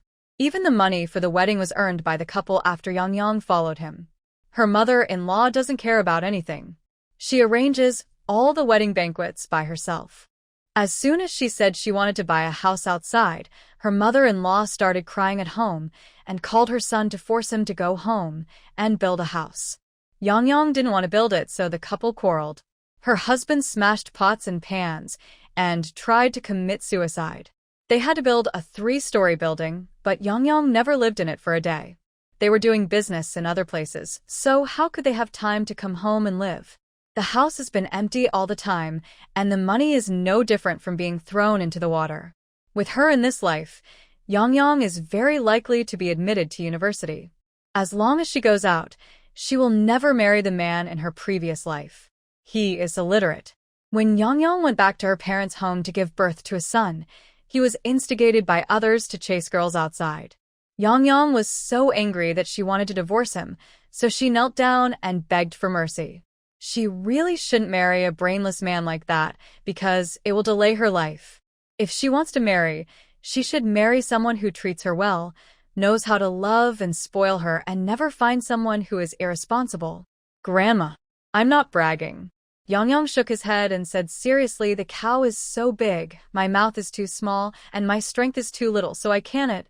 Ha! Chen Fugui burst into laughter. Oh. What my Yang said is absolutely right. The cow is too big, and you are too small, so you really can't. He. Leave it to others too. Yang asked curiously. Grandpa, then can you it? Li Qingxiang smiled and replied, of course your grandpa can, he always brags. I don't believe it. Yang looked up at the sky outside the house. I've been at Grandma's house for so long, and I haven't seen a cow in the sky. Grandpa, and I can't either. He. Li Qingxiang laughed until tears came out and pinched Yang's face. Little girl, your words can make people laugh to death. He. You fell asleep when your grandpa was bragging, so you didn't see it. Oh. Yang seemed to be thinking about something, no wonder. Xiang. You can't teach Yang like this. It will mislead her. Chen Fugui looked at Li Qingxiang helplessly, feeling that Li Qingxiang had turned bad, actually saying that he was bragging in front of Yang. When did he brag? Don't worry about it. Li Qingxiang glared at Chen Fugui. Yang is very smart. It's impossible for her to mislead her. Hee hee. Yang was very happy to be praised by her grandmother. Yes, I'm very smart. My grandfather said that bragging is not good. I won't learn it. I want to learn from my aunt, study hard, and go to college. Yes. You have to eat well, grow up quickly, and go to school.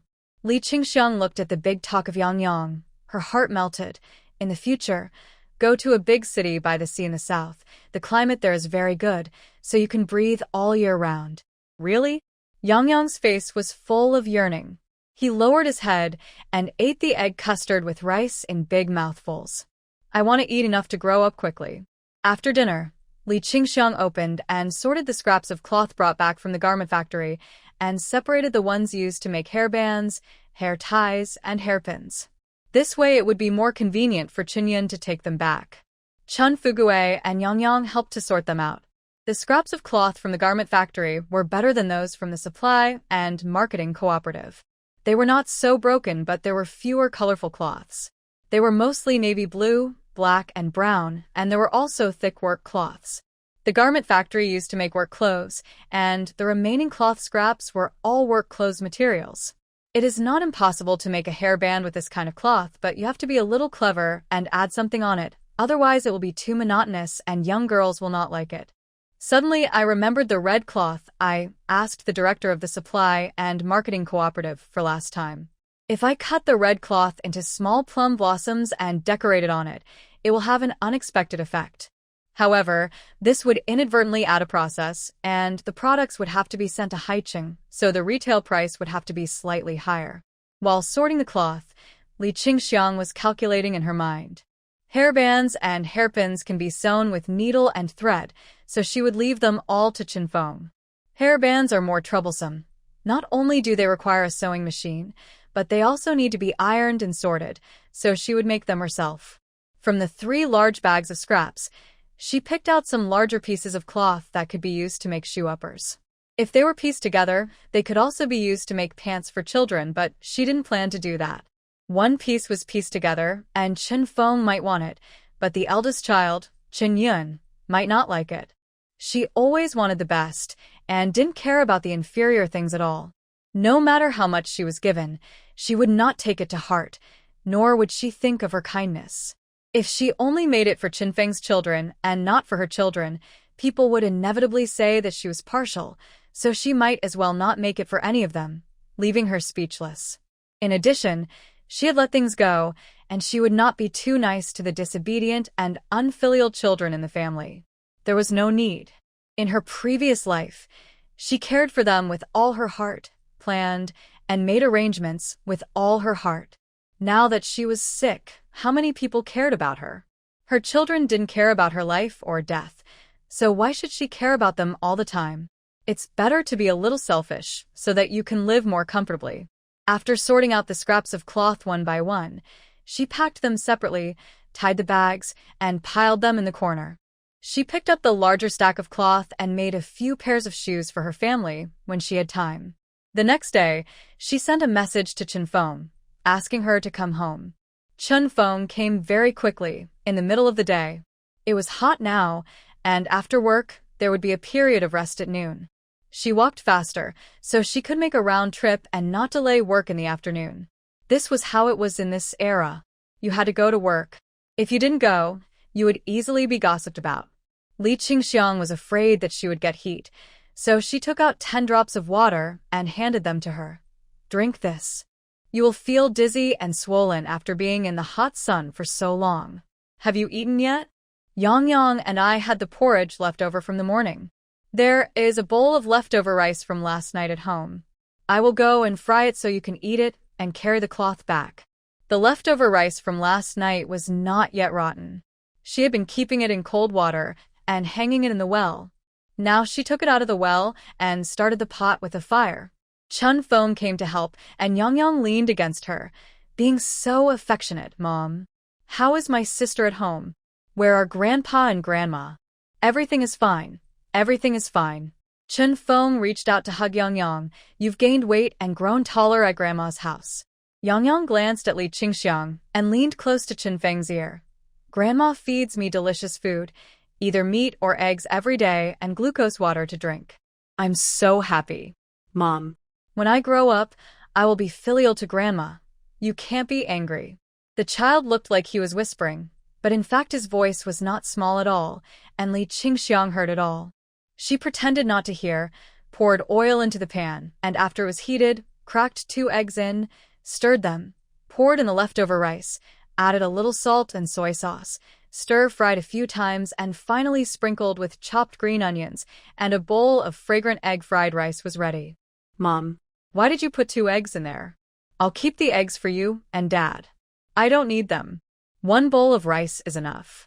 Look at how thin you are. You don't even know how to feel sorry for yourself. Li Qingxiang handed the egg-fried rice to Chen Feng. There are still eggs. Even if there are no more, you can at least buy more than 10 by asking the neighbors. Feng. You have to take care of yourself, too. You can't take advantage of your youth and good health and not take yourself seriously. Eat. Don't be polite to Mom. Hee. Holding the bowl, Chen Feng smiled foolishly, took a bite. Xiang's tears almost fell. She hadn't eaten egg-fried rice for a long time.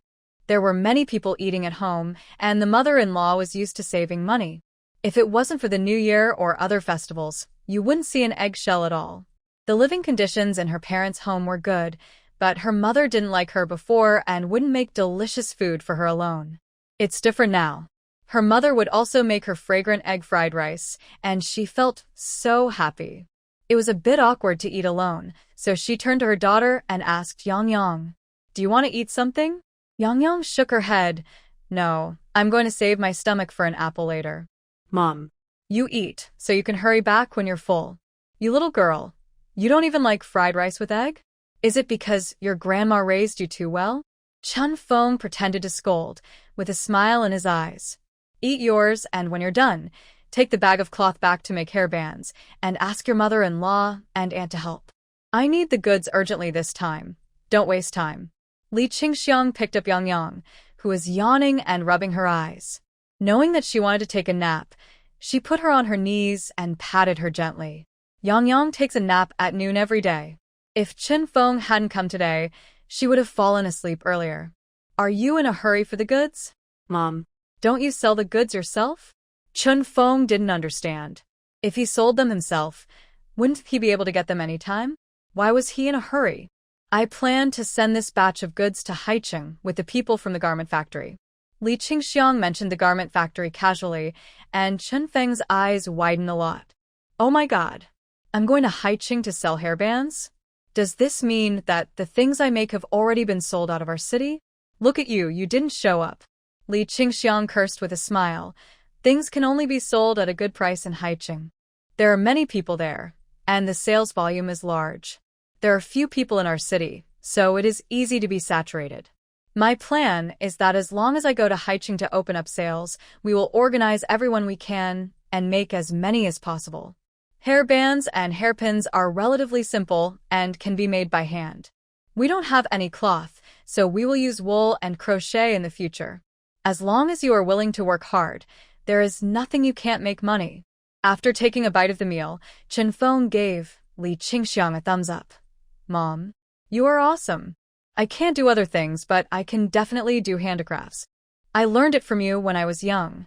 Whatever you do, I will do it, and I will follow you. Okay, you follow me.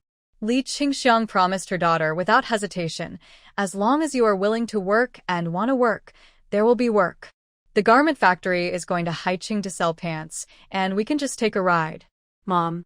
How are you so smart? You can even make bell-bottom pants? Chen Feng's eyes showed deep admiration. No wonder Dad has held you in the palm of his hand all his life. If a family wants to marry such a capable daughter-in-law, they have to hold her in their hands. I can't even stop your mouth when I eat. Li Qingxiang pretended to roll her eyes at Chen Feng, with a smile on her face. Your dad spoils me because I gave birth to 6 children for him. Jingle you found is also very good. We have been married for so many years, but has he ever quarreled with you? As expected of a soldier, he speaks and acts very steadily. Feng, you are also blessed. I look like my mother. Hee. My mother has a good life, so my life won't be too bad. Chun Feng was flattering her openly. Li Qingxiang was stunned for a moment, thinking, don't be like me. I was frozen to death when I was old. You are more lucky than me. Your son, daughter, daughter-in-law, and son-in-law are all very filial. Among the 6 sisters, your family is the most harmonious. How is the construction of the house going? Is the foundation settled? Li Qingxiang changed the subject, not wanting the mother and daughter to flatter. It would be meaningless. Chun Feng nodded. It's settled. I chose the piece of land at the end of the village. The land next to the old house is too small to accommodate 3 houses. The wasteland at the end of the village can't actually accommodate it either, but we can dig a little further into the mountain. Who are you going to give this job to? Li Qingxiang asked worriedly. If I don't give it to anyone, Jinglei will do it himself, and at most I can call my brother-in-law. Chun Feng ate very quickly. He was really hungry, a mouthful on the left, a mouthful on the right, and finished a large bowl of rice in a few bites. Forget it. Li Qingxiang objected. Jinglei has a lot of strength, but he can't be used like an ox. What if he collapses from exhaustion? Is money more important or people more important? You have to hurry up to build your foundation, so hire someone to dig it. No matter if they are family members or outsiders, as long as they are willing to help, you can provide them with food and drink. Go to the city and buy more noodles. Not only are they quick to make, but they can also bring soup so you don't have to cook. You can serve them on the table right after they are done. If there are many people, you can also blanch some water spinach and stir-fry some loofah and mix them together. Half of it is vegetables and half is noodles, and you can still eat your fill. People will also say that you are open-minded and willing to give food to others. Chun Feng's eyes brightened a lot, and he felt that his mother's idea was really good. Noodles are precious things. If you add some vegetables but no meat, people will definitely think she is being polite. She has food coupons in her hand, and she can buy some noodles to entertain the people digging the foundation. Everyone in the village will say that she is willing to spend a lot of money, which is much simpler than cooking. Nowadays, there must be many people willing to help dig the foundation as long as they are willing to provide food and drink. I will tell my mother-in-law when I go back. Let Jinglei buy 10 kilograms of noodles tomorrow and call a few workers who have finished work to provide a midnight snack for those who helped me dig the foundation. It's hot now, and no one can sleep. I guarantee that everyone will be happy to earn a meal of noodles while enjoying the cool air. Mom, Your idea is amazing. Chun Feng's eyes were shining with admiration when he looked at Li Qingxiang. This is nothing, just a little calculation for home life. If you can't buy noodles, it's the same to buy flour. Li Qingxiang gave her daughter another tip. Add water to the flour and make it into a paste. Don't make it too thin, but a little thicker. Fry the vegetables first, add enough water to feed enough people, and when the water boils, use a spoon to scoop the batter one by one into the pot, then stir it to prevent it from sticking to the pot. When the noodles float up, it means they are cooked, and serve them to the craftsmen. I guarantee that they will all be so full that they can't lift their heads. Ah, This is good. Chun Feng laughed happily. Then I'll ask Jinglei to buy noodles and flour. Has Jinglei's transfer been completed? Li Qingxiang suddenly remembered this. It's almost done. The city's art center has accepted Jinglei. The mine is still a little difficult. The relative of my brother-in-law wants to work in the office, so he has to ask someone to help him. Chun Feng sent the dishes back to the kitchen, washed them, put them in the cupboard, and walked back to sit down opposite Li Qingxiang. I heard that the man is a technical secondary school student. He was unwilling to go to the propaganda team and insisted on going to the office. It seems that he has his own way. Li Qingxiang paused. No matter him, as long as the city's art center accepts Jinglei, it will be fine. Fengya. Take good care of Jinglei. With him, you will be happier than your mother. Ha. I will take good care of him. Chun Feng smiled and nodded. She and Qiu Jinglei were in a free love relationship, and the two had a good relationship. In the village, all the couples who married into the family at the same time as her fought, and some even had bloody heads, which was horrible. No matter how powerful a woman is, she is no match for a man. Only her Qiu Jinglei had never been beaten, and they rarely even quarreled. She had a quick temper and would start yelling after only 3 sentences. Qiu Jinglei would always calm down first, and then reason with her after she calmed down. She was not unreasonable either. She would not be stubborn even if she did something wrong. Her mother-in-law was also nice, and would not show off or complain. When other people had children and were in confinement after childbirth, their mothers-in-law would treat her harshly. But she was different. When she had a child, her mother-in-law would do her best to make sure she had a good confinement period, fearing that she would develop a disease during the confinement period and feel uncomfortable like her when she got old. There was not a single daughter-in-law in the village who was about her age who did not envy her. The weather was hot and her father-in-law was in better health. He went to the back of the village to look at the land with a cane. Many people asked when they saw him, "What are you looking at this land for? You don't grow vegetables, just a few tung trees. Are you afraid someone will sneak away?" The father-in-law proudly told people, "Who cares about tung trees? I came to see if this land can accommodate 3 rooms. My Jinglei is going to build a new house." When the news came out, the whole village was in an uproar. The couple was really too young. There was no one else in the village who could build a house at such a young age. When she was working, many people came to her for confirmation, but she did not hide it and told them openly, "We are planning to build a house. My parents support us. They think that it is not a good idea for me to live in one room all the time because I am an adult. So they lent me money to build a house." This matter could not be hidden from others, and there was no need to hide it. It was because of her family's support that she could afford to build a house. If her family did not support her, she would have to stay in that small room for who knows how many years. Her mother treats her very well now, and she likes her very much. Just take good care of him. As long as he is well, your life will be better. Li Qingxiang took Yang Yang to sleep in her own little bed. Jinglei has suffered a lot since he was a child. His physical foundation is not very good. In addition, he does not eat meat and does not get nutrition. Don't expect him to do hard work. If it is really impossible, hire someone to do it. The same goes for you. Put down the work you can't do. Nothing is more important than your own health. Being cared for by his mother, Chen Feng felt as sweet as honey in his heart. He boldly took Li Qingxiang's arm and said coquettishly, "Mom, I feel that my life is getting happier and happier because I have you here. I am not alone. I have a mother who loves me." It was rare for the second daughter to be so intimate with him. Li Qingxiang smiled and tapped her forehead. "What nonsense are you talking about? How can you be alone? Not only do you have parents, but you also have Jinglei and 3 children. Don't you have to go to work in the afternoon? Go back quickly. The scraps of cloth are heavy, so take a break if you can't carry them. By the way, I picked out a lot of cloth for making shoe uppers. Do you want to take some back? If you don't want to make them, give them to your mother-in-law and let her make them for your family." Most people at this time made their own shoes and rarely bought shoes outside because they were too expensive. In summer, few people were willing to buy sandals. Most people wore cloth shoes single-layered. In winter, they wore cotton shoes, all made by themselves. "Mom, you're not going to keep any?"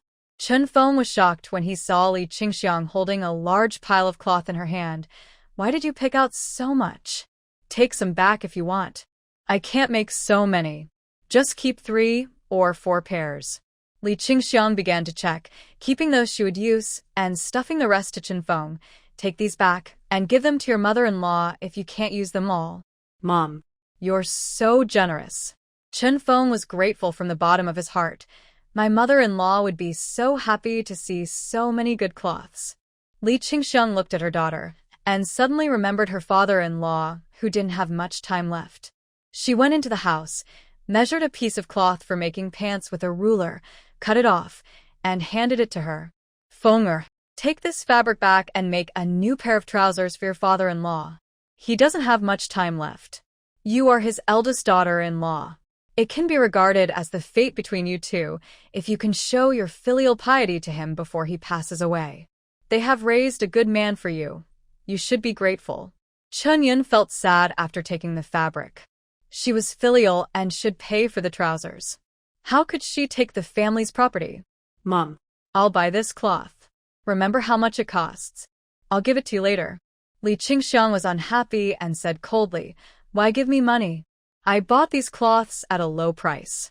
Just take them. Your father-in-law has suffered all his life. If you can make him happy and well-fed before he dies, you and Jinglei have fulfilled your responsibilities as the eldest sons." After putting the cloth into the bag, Chenfeng asked curiously, "Mom, did you dream about the day my father-in-law died?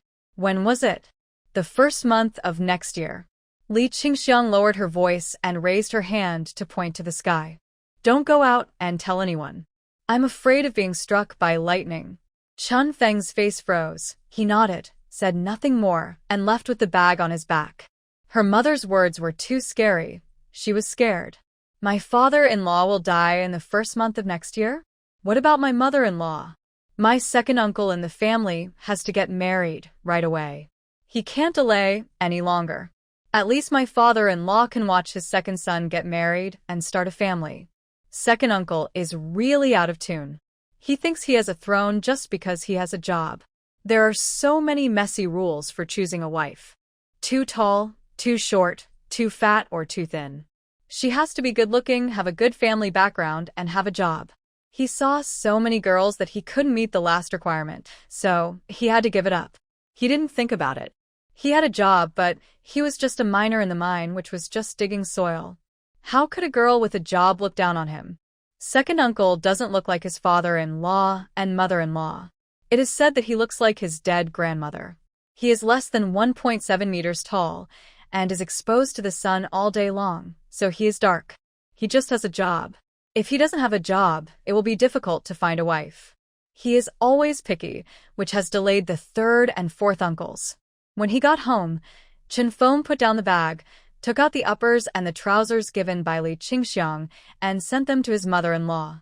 His father-in-law and mother-in-law were sitting together and talking. His father-in-law was lying on the rocking chair, rocking leisurely, and his mother-in-law was fanning him. I don't know what they were talking about, but both of them were smiling.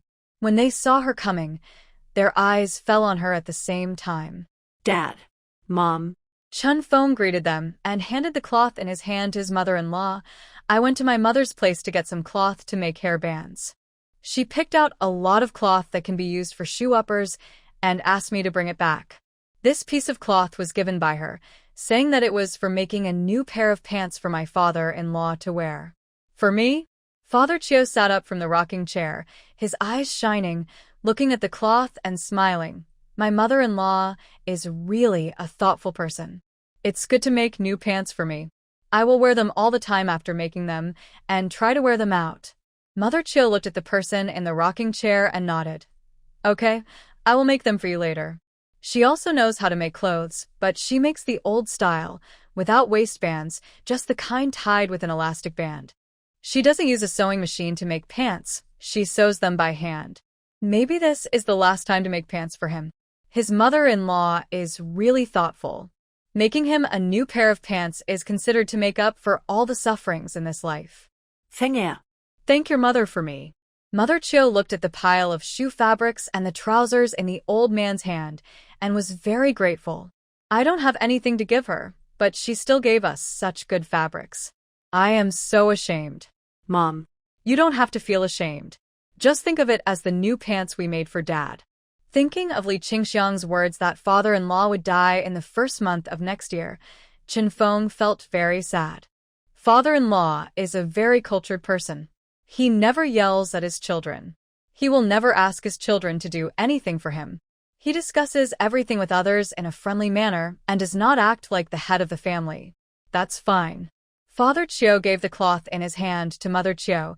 "Just think of it as a gift from my eldest son when he returns home." Mother Chiu's tears plop onto the cloth. "What nonsense are you talking about? My eldest son is building a new house. You have to watch him finish building the house and live in his new house for a few days." "I wanted to." Father Chiu patted Mother Chiu's hand. "But my illness is really unbearable. It's better to die and be at ease. Don't cry. I have dragged you down in this life. In the next life, I will definitely ask the king for a good body to repay your kindness for never leaving me." Chen Feng did not stay any longer, turned around and left, feeling depressed and uncomfortable, not knowing what to say. He did not dare to tell his mother-in-law what his mother said, and waited until Chiu Jinglei came home in the evening. After all, she was his daughter-in-law, and some things were not easy to say directly. If Jinglei said it, his mother-in-law might be more receptive. Mother Chiu wiped away her tears. "I've thought about it for several days, and I think we should arrange the wedding of our second son this winter. It is a great joy for our eldest son to build a house, and it is another great joy for our second son to get married. With so many happy events in our family, your illness will definitely be cured." Father Chiu smiled faintly. You always like to believe these things, but you can change if you want. It is a relief for me to see my unreliable second son get married and start a family before I close my eyes. I guess it is impossible to make me better by having a happy wedding. Wife. Look at it more open-mindedly. It is already very good for you to be able to manage the family like this. Don't force things, just let nature take its course. Yes, I'll listen to you. Mother Chiu shook the cloth in her hand and took a look. Mother-in-law is really good to Jinglei. She can even help him think of such things. My eldest son's fate is like mine. He met a very rare good father-in-law. Father Chiu boasted, "If I hadn't met a good father-in-law, a poor boy like me would not be able to afford to marry a wife." Mother Chiu smiled gently. "Don't mention the past. You lie down well. I will make pants for you, and try to wear them tomorrow." "Okay, then you go, and do it," Father Chiu said as he slowly leaned back on the recliner and began to rock it up and down. This chair was bought for him by his eldest son. It was very comfortable to lie on in the summer, and he liked it very much. He owed his eldest son a lot. If he didn't change his career and stayed in the army, he would have a good future. The only daughter of the division commander of the army fell in love with him and wanted him to marry into the family, but he stopped her. If the eldest son was released, what would happen to the others? His body simply couldn't support the youngest son to get married and start a family. The eldest son was not at home, and he left. How could the daughter-in-law live? No matter how capable she was still a woman. At first, the eldest son was willing to marry into the family, and he even analyzed the pros and cons with him. "Dad, even if I marry into the Rin family, I will not ignore my family. Commander Rin talked to me, and I told him about my family situation. He said that I could send half of my salary back home, and he had no objection. I know that the title of marrying into the Rin family's family is not good, but our family is poor. Why should I give up such a good opportunity? In the future, my sons will no longer be farmers in the mountains. They will be people from big cities, which can be regarded as moving the roots of our Chiu family out." Jinglei. "If you leave, what will happen to your brothers and sisters at home? If you go back, you can still help. If you are not here, who will take care of their lives?" Dad disagrees. "You should retire and go home. I heard that retired soldiers who go to mines can be given an extra recruitment quota. As long as you come back, your second brother will become a formal worker. This is a very rare opportunity. You can't be so selfish and only care about yourself and ignore your brothers at home." The eldest son said nothing more. He handled the demobilization process as he requested and found a job opportunity for the second son. The news that Sanner could go to the railway blasting team was also given by the eldest son's comrade-in-arms. The eldest son took his third brother there overnight. After the assessment, he stayed in the railway. If the eldest son hadn't come back, how could such a good thing happen? Of his 5 sons, 3 are formal workers of the state, and only the 4th and 5th sons are unemployed. The eldest son's wife is not bad, but she is still a far cry from the daughter of the division commander of the army. Some time ago, he heard that he was going to work in the mines and he felt really guilty. The eldest son originally had a better choice, but he finally gave it up for the sake of this family. Later, he heard that his mother-in-law opposed it and asked him to transfer to the city, and he was relieved. Working in the mines is very dangerous, and accidents can happen if you are not careful. Blasting in the mines is small, and landslides will cause death. There have been 2 such accidents in the mines. Sanner's railway department does blasting in the wild, which is relatively much safer. Alas. Father Chiu sighed for a long time, slowly closed his eyes, and fell asleep. At night, after dinner, Chen Feng took Qiu Jinglei into the house. Today when I went home, my mother told me that she dreamed that my father-in-law would die in the first month of next year. What do you think we should do? Qiu Jinglei was surprised. Shouldn't dreams be said in reverse? Mom's dream wasn't that accurate, was it? No. Mom's dream was very accurate. Chen Feng didn't want to explain too much, for fear of shortening Li Qingxiang's lifespan. Listen to me, go and talk to mother-in-law about this. Second uncle's wedding should actually be moved forward so that my father-in-law can see him get married before he passes away. Qiu Jinglei was silent. He sat there blankly for a moment, then stood up. I'll go see Dad. Chen Feng knew that he was upset, so he reached out and held his hand. Jinglei, don't be sad. Dad said that he lives a very tiring and hard life. I know that Dad's asthma is incurable. The doctor said that it was brought from his lungs are shrinking and are still turning into cotton wool. There is no medicine in the world to cure it. Qiu Jinglei's voice suddenly became hoarse, but Dad is not yet 60 years old, and his two younger brothers are not married yet. Don't be like this. Mom will feel even worse when she sees it. Chen Fengyan held Qiu Jinglei's hand tightly. If Dad is not here, you are the pillar in Mom's heart. After calming down, Qiu Jinglei took a few deep breaths, let go of Chen Feng's hand, and turned to go out.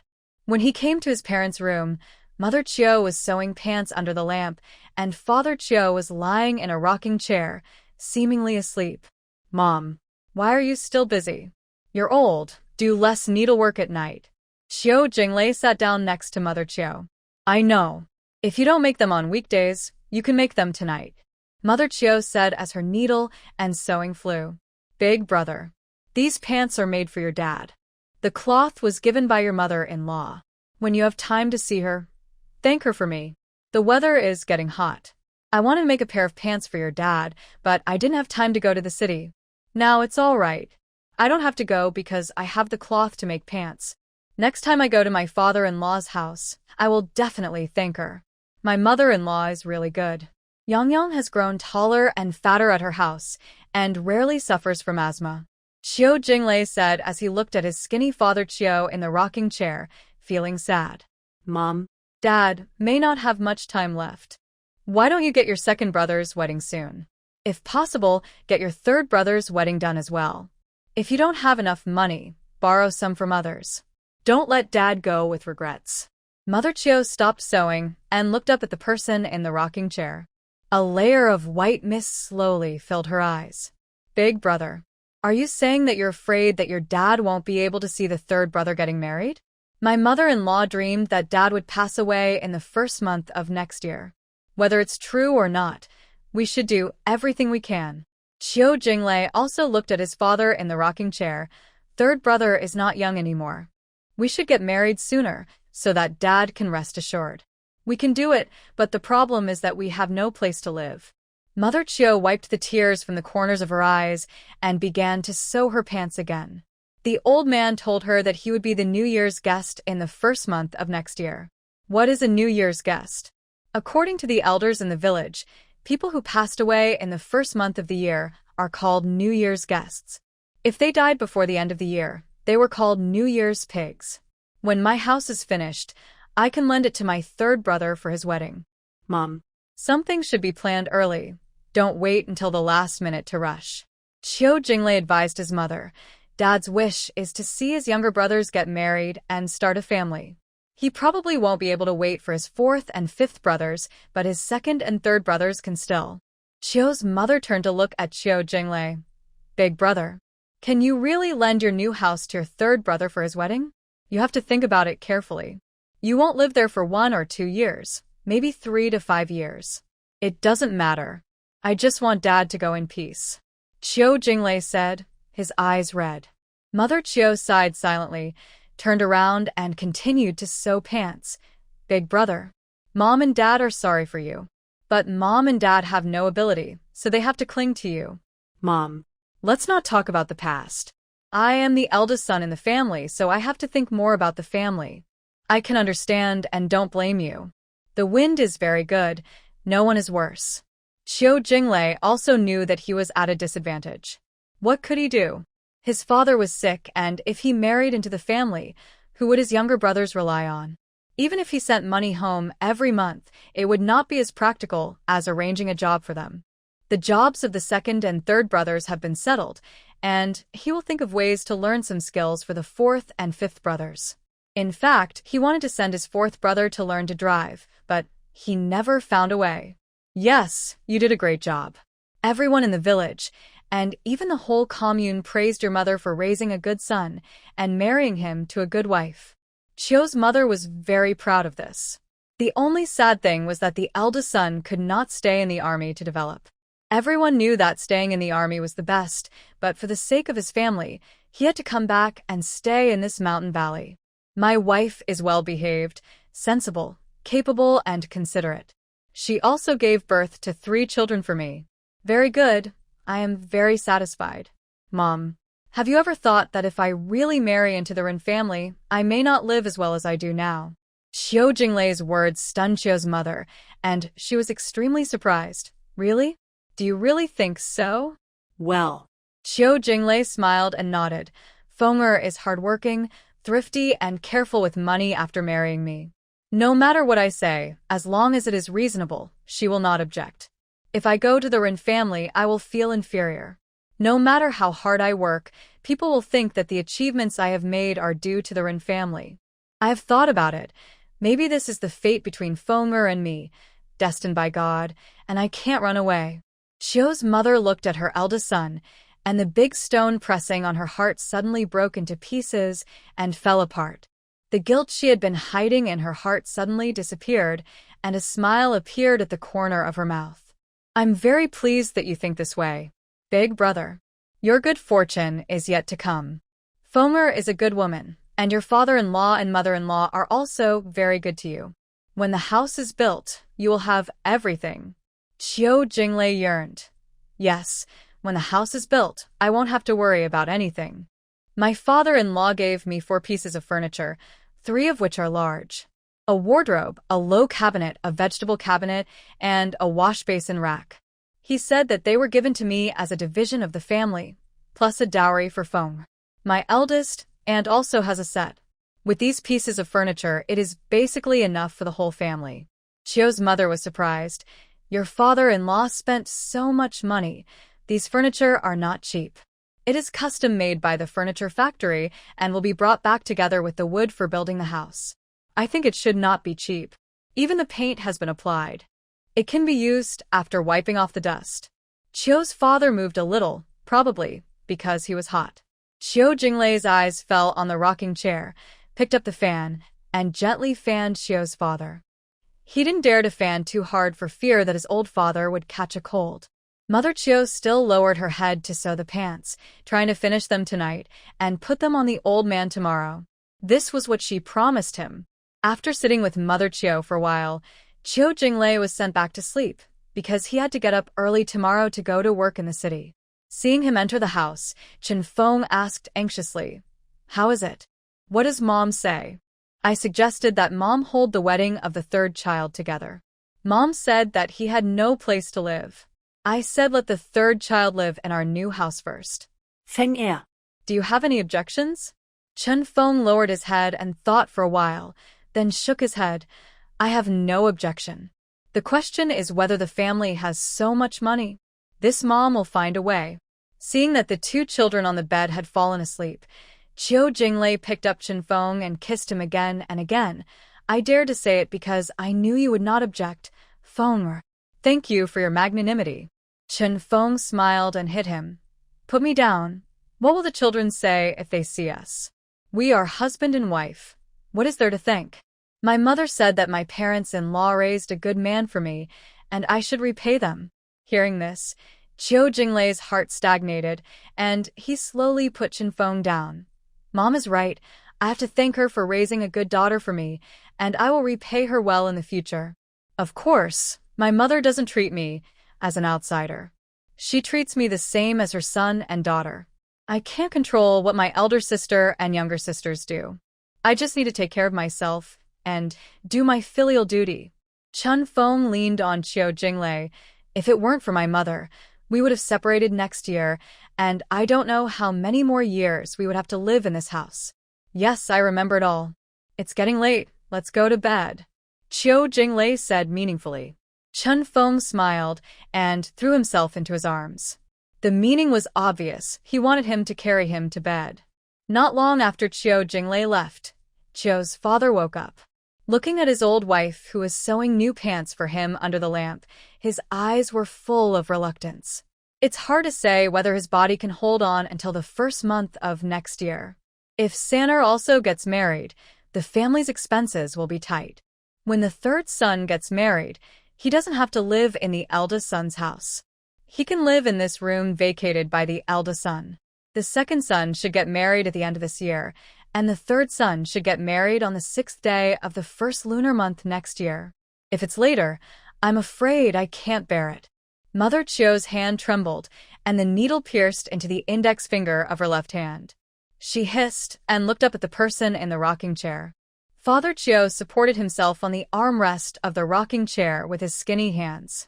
He sat up suddenly, pulled Mother Chio's finger, which was bleeding, and stuffed it into his mouth. Mother Chio had a smile on her face, trying to suppress the heat in her eyes. Wife. Be careful in the future. Don't get hurt again. If she gets hurt again, he won't be able to take care of her. Yes. I know. I must not let myself get hurt. Mother Chio pulled back her hand and continued to sew. You are right. The third child does not have to go to the eldest son's new house to get married. He can live in his room. Originally, we were going to build 2 side rooms, but now only 1 is enough. Tomorrow I will go to the matchmaker's house, tell the woman our decision, and then pick a good day for the second child. Okay. Father Chio nodded. You take care of the family affairs. If there is not enough pork, see who to buy another one. If there is not enough money, find a few daughters to think of a way, and when the second and third sons are married, divide it up. Hey. I listen to you. Mother Chio agreed, feeling very painful. The man has been with her for so many years. Even if he can't do anything, as long as he is there, she feels at ease. Suddenly, he said he was leaving, and she was very reluctant. Father Chio leaned back in the rocking chair, yawned, and closed his eyes again. In the dim light where no one could see, 2 lines of hot tears slowly flowed from the corners of his eyes. If he could hold on, he also wanted to spend more time with his wife. But he couldn't hold on any longer. Whenever winter came, his chest felt like it was on fire with every breath he took. He didn't want to suffer anymore after the 6th day of the first lunar month next year. Well, he had finally waited for it. Li Qingxiang has been making hairbands at home, and Yang Yang is beside her to help her turn them over. The little guy works very seriously, holding a chopstick, poking it in from one end, and pulling it out bit by bit slowly, just like turning over small intestines. The 2 little hands have gone from being unfamiliar to being proficient, working seriously, and not complaining about the hardship or tiredness at all. The 5-year-old child accompanied her to work all day. Li Qingxiang couldn't bear it, and coaxed her. Yang Yang, go out and play for a while. It's too tiring to work. Leave it alone. Grandma will come later. Yang Yang shook her head like a rattle. Grandma. Yang Yang is not tired. It's fun to flip this. I'm just playing. I'll do more to help Grandma earn money, and buy me delicious food. Chun Dihai teased her after school. Is there a share for Uncle when Grandma buys delicious food? Yes. Yang Yang will share with Uncle. After saying that, she turned her head and smiled at Chun Dihai with a sweet smile that can instantly heal people's hearts. Chun Dihai felt that no matter whose child in the town, he was not as cute as his niece Yang Yang. Look at the curved eyebrows, the little glutinous rice teeth, the rosy little face, and the 2 dimples, which can simply melt people's hearts. He likes Yang Yang more and more. She is really beautiful and sensible. Whenever he washes his feet, he will bring him a foot cloth and help him move the small stool. When she heard him reciting English words, she would recite them along with him. She remembered some of the words he didn't remember. This child seemed to be born to study. She remembered everything, such as Oppo for apple, Pensua for pencil, and Buna for banana. Sometimes she would keep repeating and sing English words, as if they were songs. His mother laughed at him many times. You, a 15-year-old, are no match for a 5-year-old. You don't know what Yang Yang knows, but where is your face? Every time he could only lick his face and smile. I have no face. I can't pick it up when it falls on the ground. Yang Yang would ask seriously, Uncle, where did your face fall? I'll help you pick it up, but don't let anyone pick it up. After all, he was only 5 years old, and the words he said were both ridiculous. His mother laughed so hard that she couldn't straighten her back. He also laughed shamelessly. Putting down his school bag, Chen Dihai helped to turn over the hairband. He knew that his mother did this to make money. When the family had money, his mother would be in a good mood. When she is in a good mood, she will not nag him all day long. It is easy to buy a popsicle with a few cents. In his eyes, turning a headband equals buying a popsicle. Yang Yang is so good. Yeah. Yang Yang is always very good. The little guy is bragging. Yang Yang can work, doesn't make trouble, and doesn't get sick. He is very good. Li Qingxiang was amused by her words. Hee. Yes, Grandma's Yang Yang is the best. Chen Shui came back and joined the army of turning headbands. The headbands sewn during the day must be turned over and ironed at night, and the day's work is considered complete. If there is nothing to do in the vegetable garden, Chen Fugue will come back to help iron. Many people in the town know that Li Qingxiang is making headbands, but they don't know who she'll sell them to. No one said they wanted to follow her. There was no sewing machine next door to their house, so they couldn't do it even if they wanted to. Qi Zhenjin was humiliated when she went to the city last time, and she dared not spread the news about Li Qingxiang when she came back. She was not arrested by the police at all, so how could she dare to talk nonsense? Li Qingxiang was not someone to be trifled with. She had been very aggressive since she was a child. If she dared to talk nonsense, she would tear her mouth apart. Besides, she was lucky. She married a very good man who not only had a job but also obeyed her in everything. The first 3 children were all daughters, and no one said anything. She had no mother-in-law, only a father-in-law. Chen Fugue loved her, and liked both boys and girls. How could Qi Zhenjin compare with her? She had to endure the loss in the city and dared not say a word. After about half a month of such days, Chen Shui and Chen Dihai had a holiday, and the 2 daughters of Chen Yun's family also had a holiday. Chen Yun sent Lu Daqi to send them to Li Qingxiang's house, ready to have a good summer vacation. Yang Yang could stay at home, so why couldn't her daughters? Li Qingxiang had no objection, and she came if she wanted to. It happened that she had someone to help her sew the headband. Lu Jingjing and Lu Fangfang were not people who could endure hardship. After working for only 3 days, they felt bored and clamored to go home.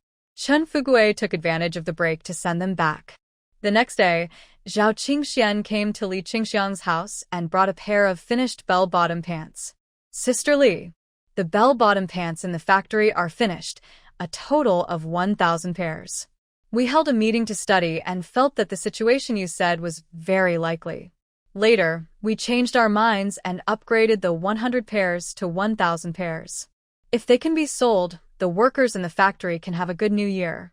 Li Qingxiang picked up the pants and took a look at them and nodded with satisfaction. Not bad, they are well made. It is worthy of being made by a garment factory and the workmanship is fine. Have you set the price? How much do you plan to sell it for? It hasn't been decided yet. We are not sure. We plan to go to Haiqing first and then set the price. Zhao Qingxian really had no idea about the price of the pants. That's fine. Li Qingxiang folded the pants and returned them to him. The price in Haiqing must be much higher than in our city. This is the first time that bell-bottom pants have appeared in Haiqing. The price can't be too low. If it's too low, people will look down on them. Is that the case? Zhao Qingyan was very puzzled. Shouldn't the lower the price, the better? Why do people look down on them if the price is low? After thinking for a while, Li Qingxiang explained, the price of new clothing must be slightly higher than the old one. Only when the price is high, people who buy it will feel that they have bought good things. If the price is too low, they will feel that it is a blasphemy to the styles from Hong Kong and Taiwan. Whether this makes sense or not, you will know when you go to Haiqing. When do you plan to go? My goods are almost ready. The date has been set. We'll go the day after tomorrow. Zhao Qingyun put away the pants. We'll all drive there ourselves. We're carrying a lot of goods, and it's not convenient to take a car. Is that so? Then can you help take my goods away? If not, I'll find a way myself. Li Qingxiang was afraid that Zhao Qingyun would be embarrassed, so she expressed her opinion first. After all, the car belonged to a state-owned factory, and even though Zhao Qingyun was the factory director, it was not easy for him to make the decision. If she went by train, she could drag the goods by herself. If she went by their car, she would get a great deal. Yes, of course. Zhao Qingyun agreed without hesitation. We're going to sell pants this time, and we have to count on Sister Li to help us with ideas. You prepare the things, our car will pass by your door, and you can go with us then. Hearing that she could take her and the goods with her, Li Qingxiang breathed a sigh of relief. Thank you. If we go separately, I may not look for you.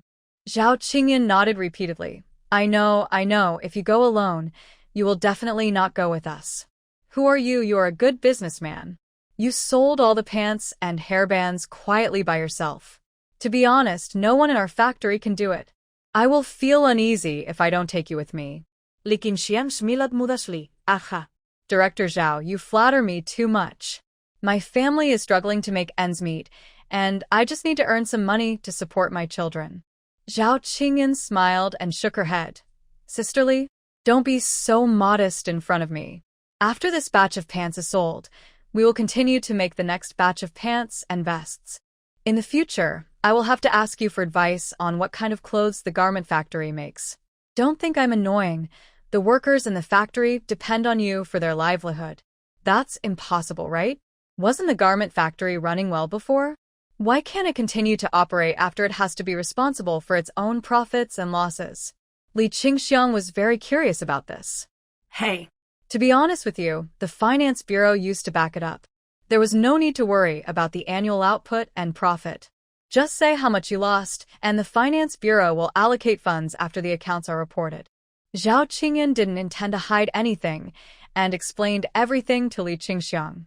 This year, the Finance Bureau no longer provides a bottom line, leaving us to bear our own profits and losses. Isn't this worrying? I'm lucky to have met Sister Li, who can help me find a way out. Other factories simply can't find a way out and are all waiting silently.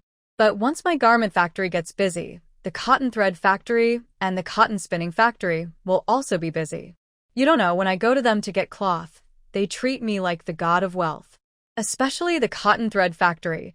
The factory director Wang Xikong held my hand and insisted on asking me about my future plans. I told him that I was going to Haicheng, and he said he wanted to go too, to see if he could find a way out. Cotton thread factory? Li Qingxiang frowned in thought. The one that produces cotton thread? Yes, the one that produces cotton thread. The thread in our factory and the thread that can be bought in department stores outside are all produced by their factory. Sister Li, do you have any tricks that can help the cotton thread factory find a way out? Zhao Qingjun asked with interest. Li Qingxiang was stunned for a moment, then smiled. You flatter me too much. How can I help? I'm just curious.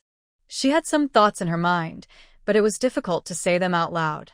The director of the cotton thread factory was not there, and he didn't ask her for advice, so why did she say those things?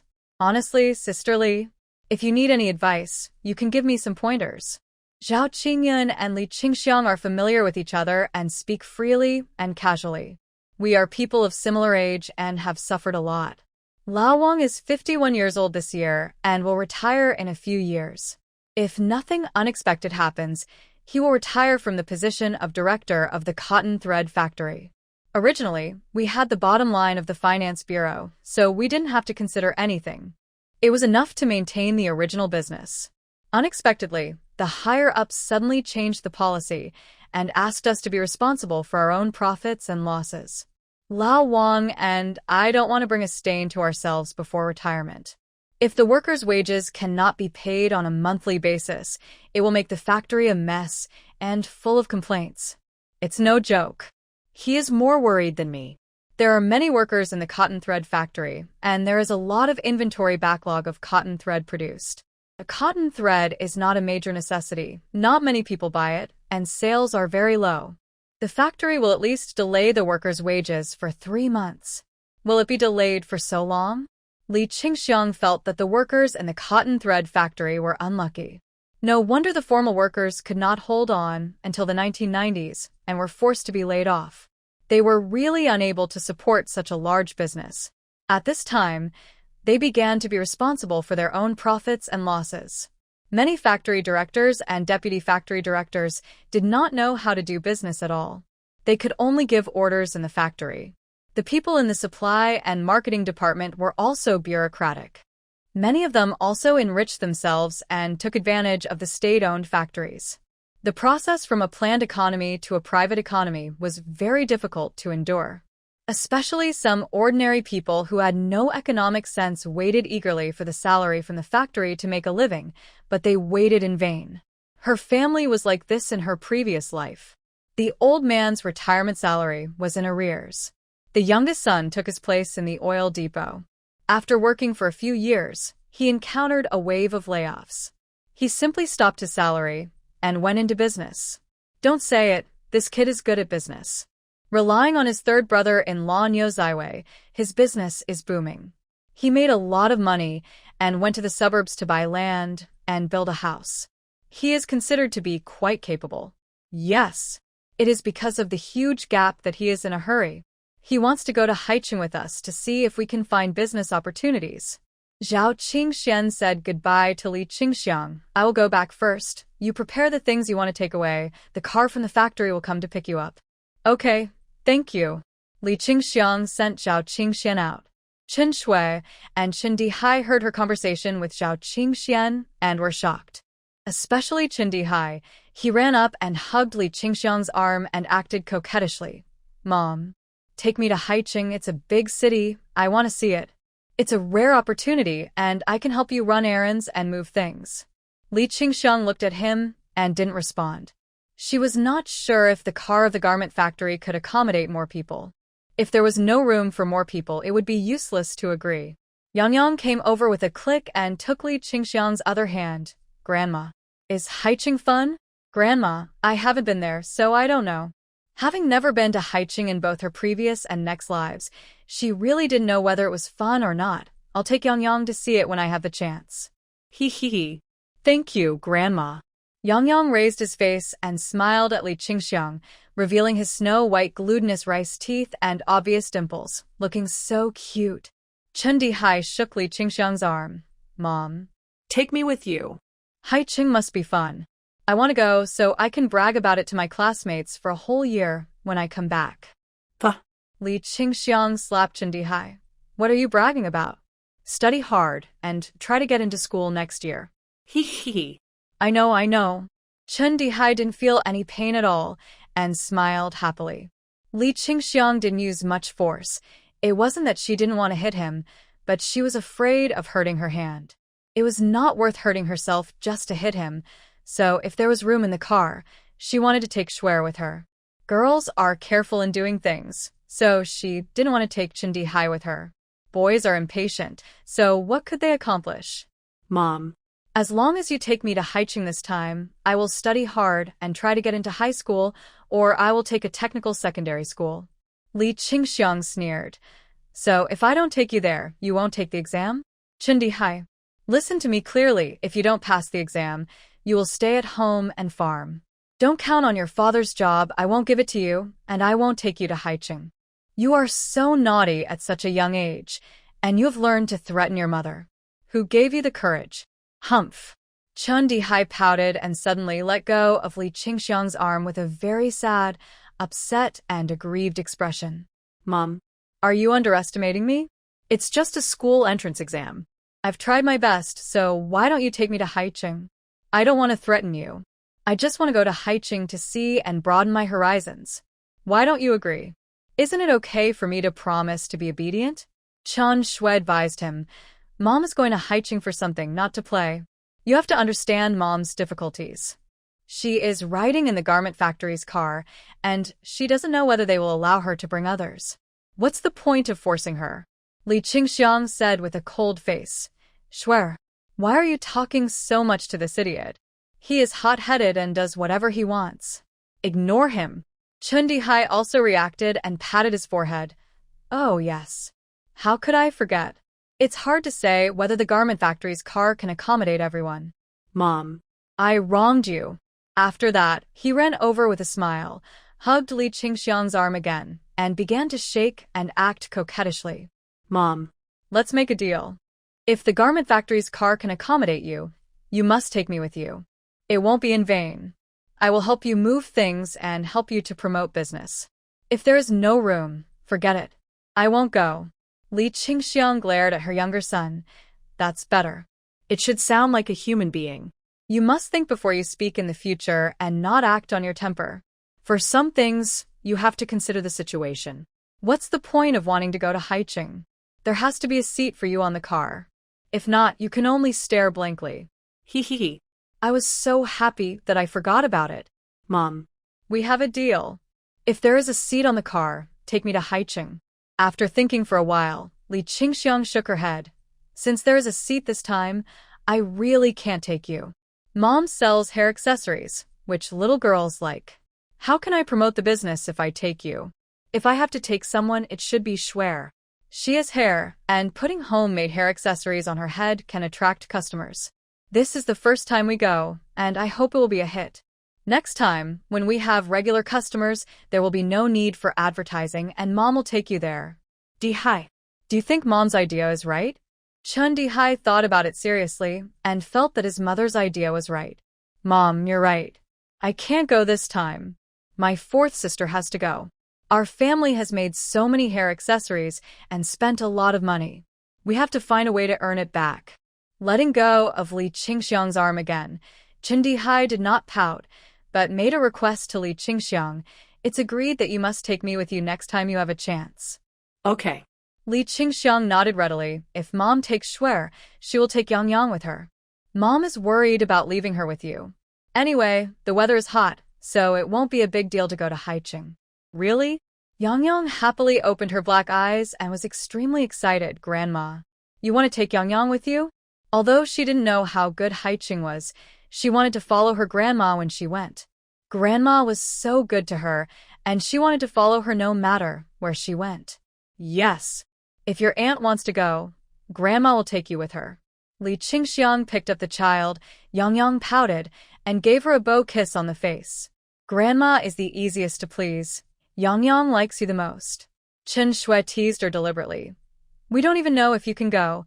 Why are you so happy? What if you can't go? Wouldn't it be a waste of joy? You can definitely go. Yang nodded vigorously, as if her words were golden, comparable to an imperial decree, and she had the final say in everything. Chun Dihai also teased her. That's not necessarily true. If there's no room in the car, you can't go. Yang drooped her little face, looked at her little finger, looked at her aunt, then at her uncle, and then at her grandmother, and finally sighed like an adult. If you can't go, then you can't go. It doesn't matter. Grandma will take me there next time. Grandma is going to earn money to buy delicious food for Yang. Li Qingxiang smiled and touched Yang's little face. Yes, Grandma is going to earn money to buy you delicious food and to make beautiful little skirts with cloth. I have beautiful little skirts. Pulling the clothes on her body, no need to make more. If you make more, there will be too much and it will be a waste. Okay, no more. Just make 2 skirts a year. The child is sensible, and Li Qingxiang is very relieved. The hairbands and hairpins made by Chen Feng were brought back the evening before yesterday. The wages for the work made by her mother-in-law and sisters-in-law have been settled. Only her own was not taken, and she asked to keep the account and settle it together at that time. Li Qingxiang did not insist. It was indeed unnecessary for the mother and daughter to settle it now. After all, she would not be greedy for her little labor fee. When Chen Fugue came back and heard that Li Qingxiang was going to Haicheng, he was very worried. Xiang, how about I take a leave to go with you? How can you do it alone? What should I do if something happens? Nothing will happen. Li Qingxiang smiled and comforted him. What can go wrong if you follow the people from the garment factory? This time we are going to take the factory's car.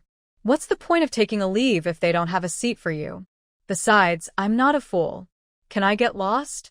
You just wait for me at home. I will be back in a day or 2. This time I want to find someone who can take over my hair accessories. I can just send them to him after I make them. There is no need to run around. Chen Fugue has never done business in his life and doesn't understand these things. He just looked at Li Qingxiang in surprise. How do you know everything? Xiang, you have become more powerful than when you were young. When you were young, you were a good worker and a good housekeeper. Now you are also a good business person. Huh? My wife is really capable. The man is handsome. When he was young, he was as good as Qiu Jinglei, and he is still a handsome uncle when he is old. He has a good temper and treats her well. As long as she takes good care of him, the future will be easy. I'm not capable, but I want to make a way for the children in my family. Li Qingxiang sorted out the snakeskin bag containing hair accessories. If I have a way to make a living, my life will be easier. Chen Fugue followed her to sort out the bags. The opening of the snakeskin bag must be and tied tightly, and it must not fall apart on the way. The things are bumping around in the car, and it will be bad if they fall apart. They are all small things, and it is troublesome to pick them up.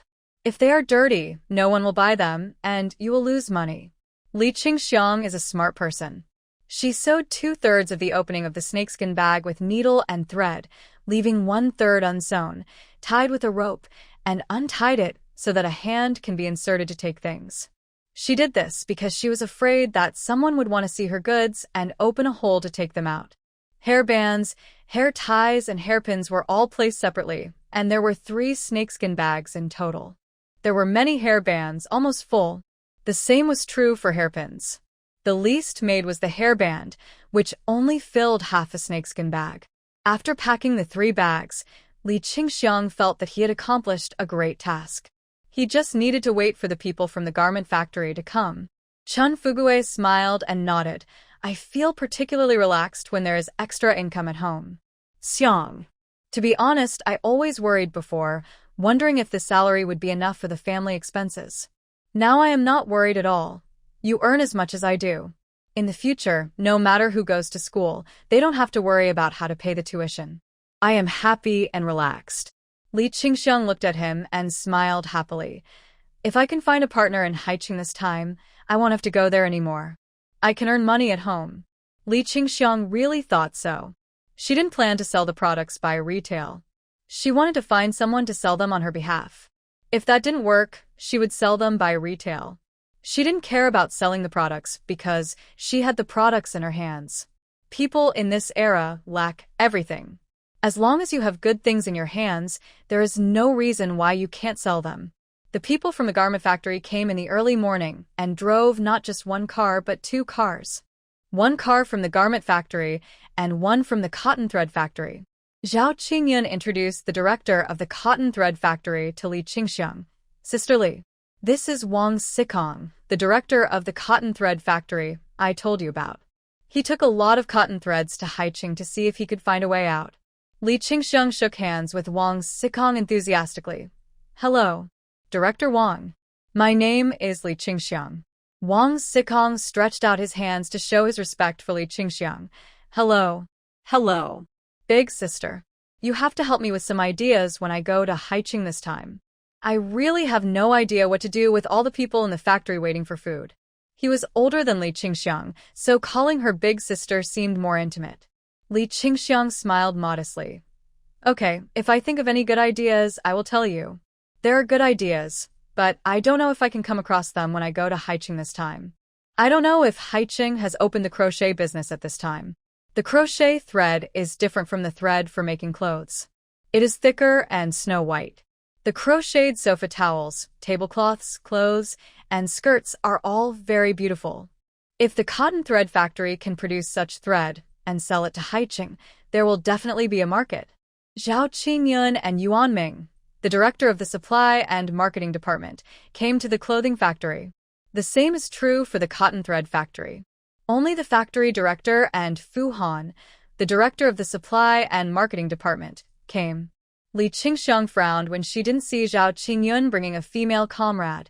Director Zhao, why don't you bring a young girl?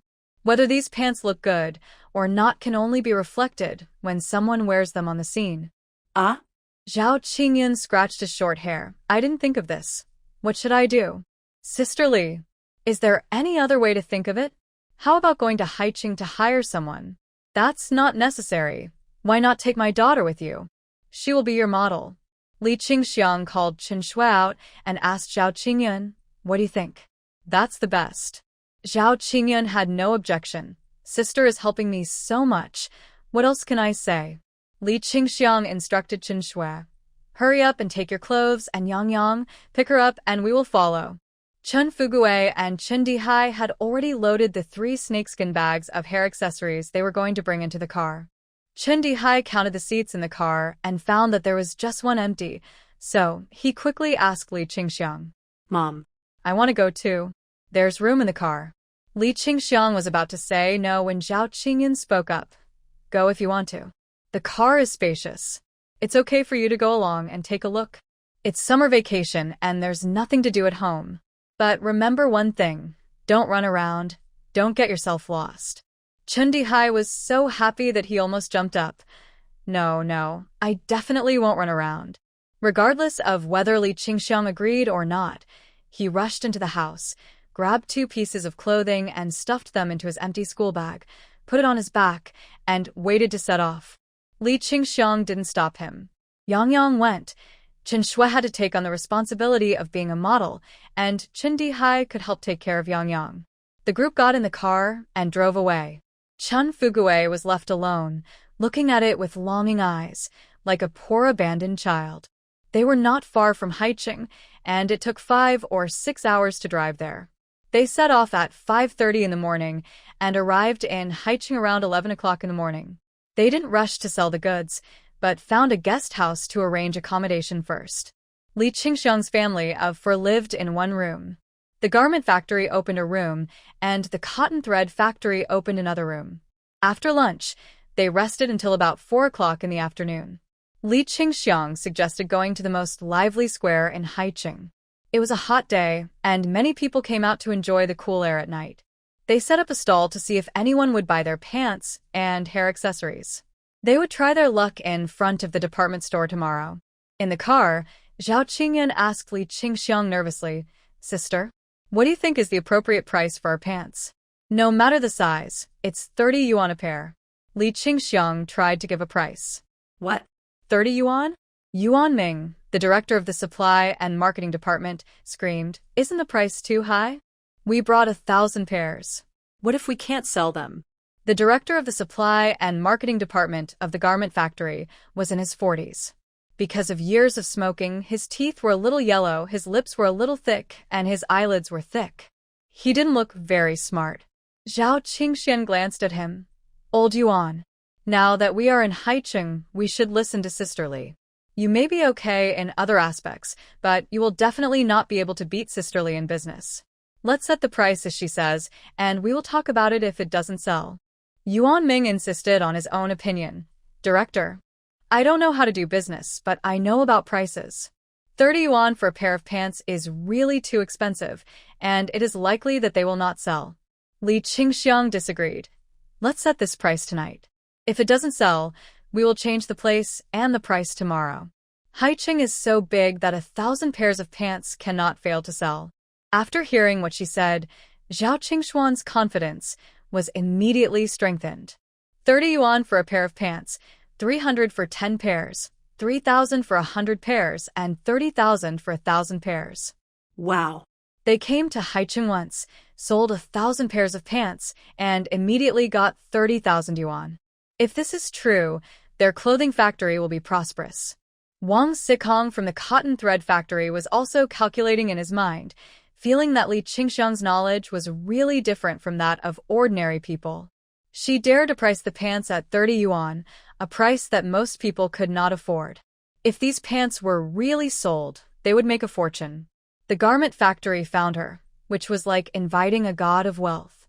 The more clothes the garment factory made, the more thread it used, and they got a share of the profits.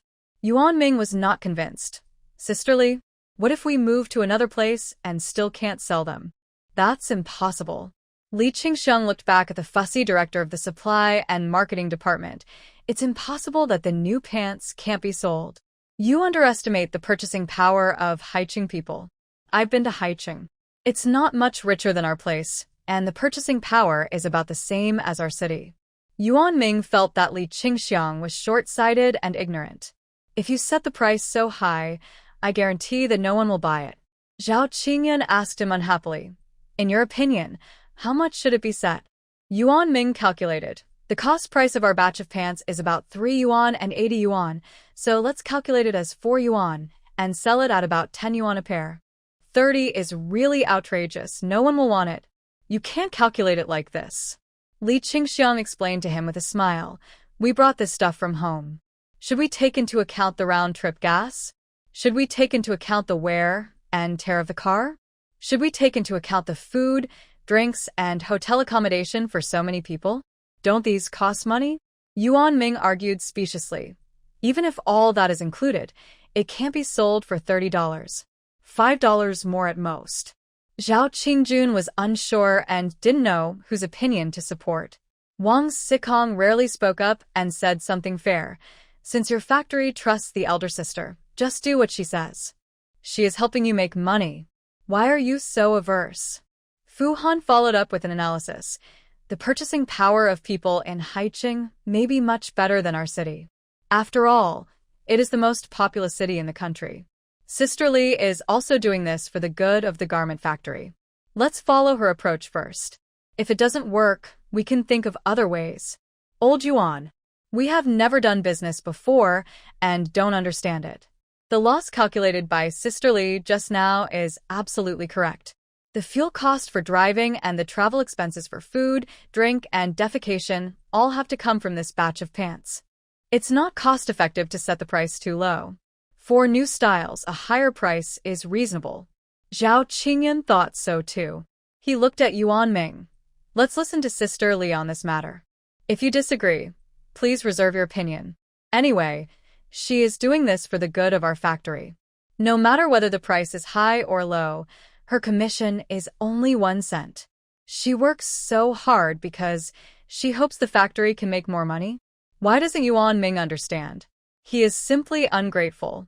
With so many people against him, Yuan Ming didn't dare to go down with Li Qingxiang. Okay, I reserve my opinion. If you can't sell a pair of pants tonight, you have to listen to me tomorrow. Chen Shui looked at him and thought he was ridiculous. Her mother helped them sell pants for free. It's boring to be excluded by others. Li Qingxiang also saw it, but she didn't say anything. She only intervened in the affairs of the garment factory this time, and she would not do thankless things in the future. She only got a commission of 10 cents for each pair of pants. What does it have to do with her whether the price is high or low? This supply and marketing section chief is really stupid, and there is no need to waste words with him. Besides, she has her own business to take care of. Who has time to discuss these things with him all the time? If the pants are priced at 15 yuan a pair, no one will buy them. This is how business is. The more expensive the price, the more people will buy it. The cheaper the price, the less people will look down on it. This is a kind of psychological suggestion. There is no good product at a cheap price, and good products are not cheap. Only those who spend money are the best. If it is too cheap, anyone can afford it. How can they show their sense of superiority? Yuan Ming has been sitting in the office for a long time and has a strong sense of superiority. She is dissatisfied with Zhao Qingxian for listening to her in everything, so she always opposes her words. She will not mention it again in the future. She will bring them here once and teach them how to sell them. What happens next depends on their own ability. Without her to generate income for the garment factory, they still don't take it seriously. It's just that she is asking for trouble. It's only in the past 2 years that she can't get the cloth. If she can get the cloth, she can open a small garment factory by herself. With the experience of her previous life, the clothes she makes are guaranteed to be ahead of the trend. When they arrived at the square, the car stopped under a street lamp. There were people selling popsicles, fried dough sticks, melon seeds, candies, and steamed dumplings. Li Qingxiang gave Chen Dihai 50 cents. Take Yang Yang to buy some delicious food. Don't give her cold food. Swear and I will be busy tonight. Take good care of Yang Yang. If she wants to sleep, just pick her up and comfort her. Chen Dihai smiled so hard that his teeth were not visible. He took the money and left happily with Yang Yang. He saw a lot of delicious food. 50 cents should be able to buy a lot. He didn't expect that there would be such benefits in Haicheng. He can brag about it for more than 1 year when he goes back, maybe 2 years. No, 5 years.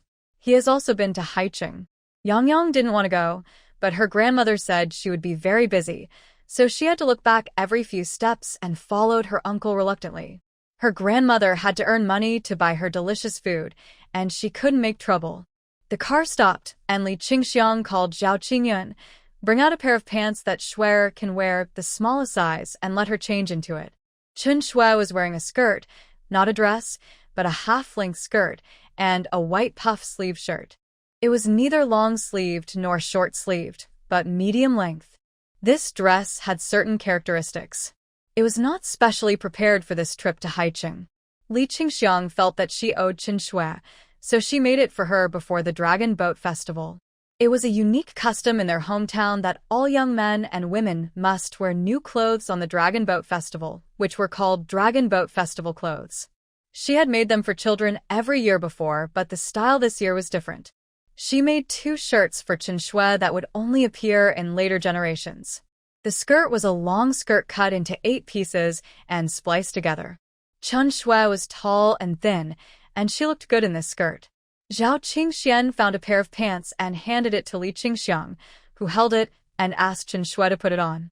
The long skirt was very large, and you didn't need to avoid people when putting on the pants. You could just put it on, button it up, and then take off the outer skirt. Li Qingxiang helped to tidy it up, tucked the hem of the shirt into the waistband of the pants, took a look, and thought it was okay. Then she put a relatively large hairpin on her head, which just happened to be stuck on the rubber band of the high ponytail. She was wearing high-heeled sandals, which Li Qingxiang bought for her this year. Chen Shui was already pretty, and after getting dressed up like this, she looked youthful and beautiful. Yuan Ming frowned, thinking, this Sister Li's behavior is really unacceptable. In order to sell a few pairs of pants, she carried her daughter on her shoulders to sell them.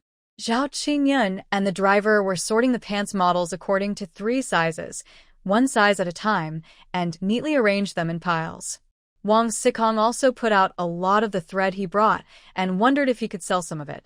He grabbed 2 handfuls of Li Qingxiang's hairbands, hair ties, and hairpins and placed them on a piece of newspaper.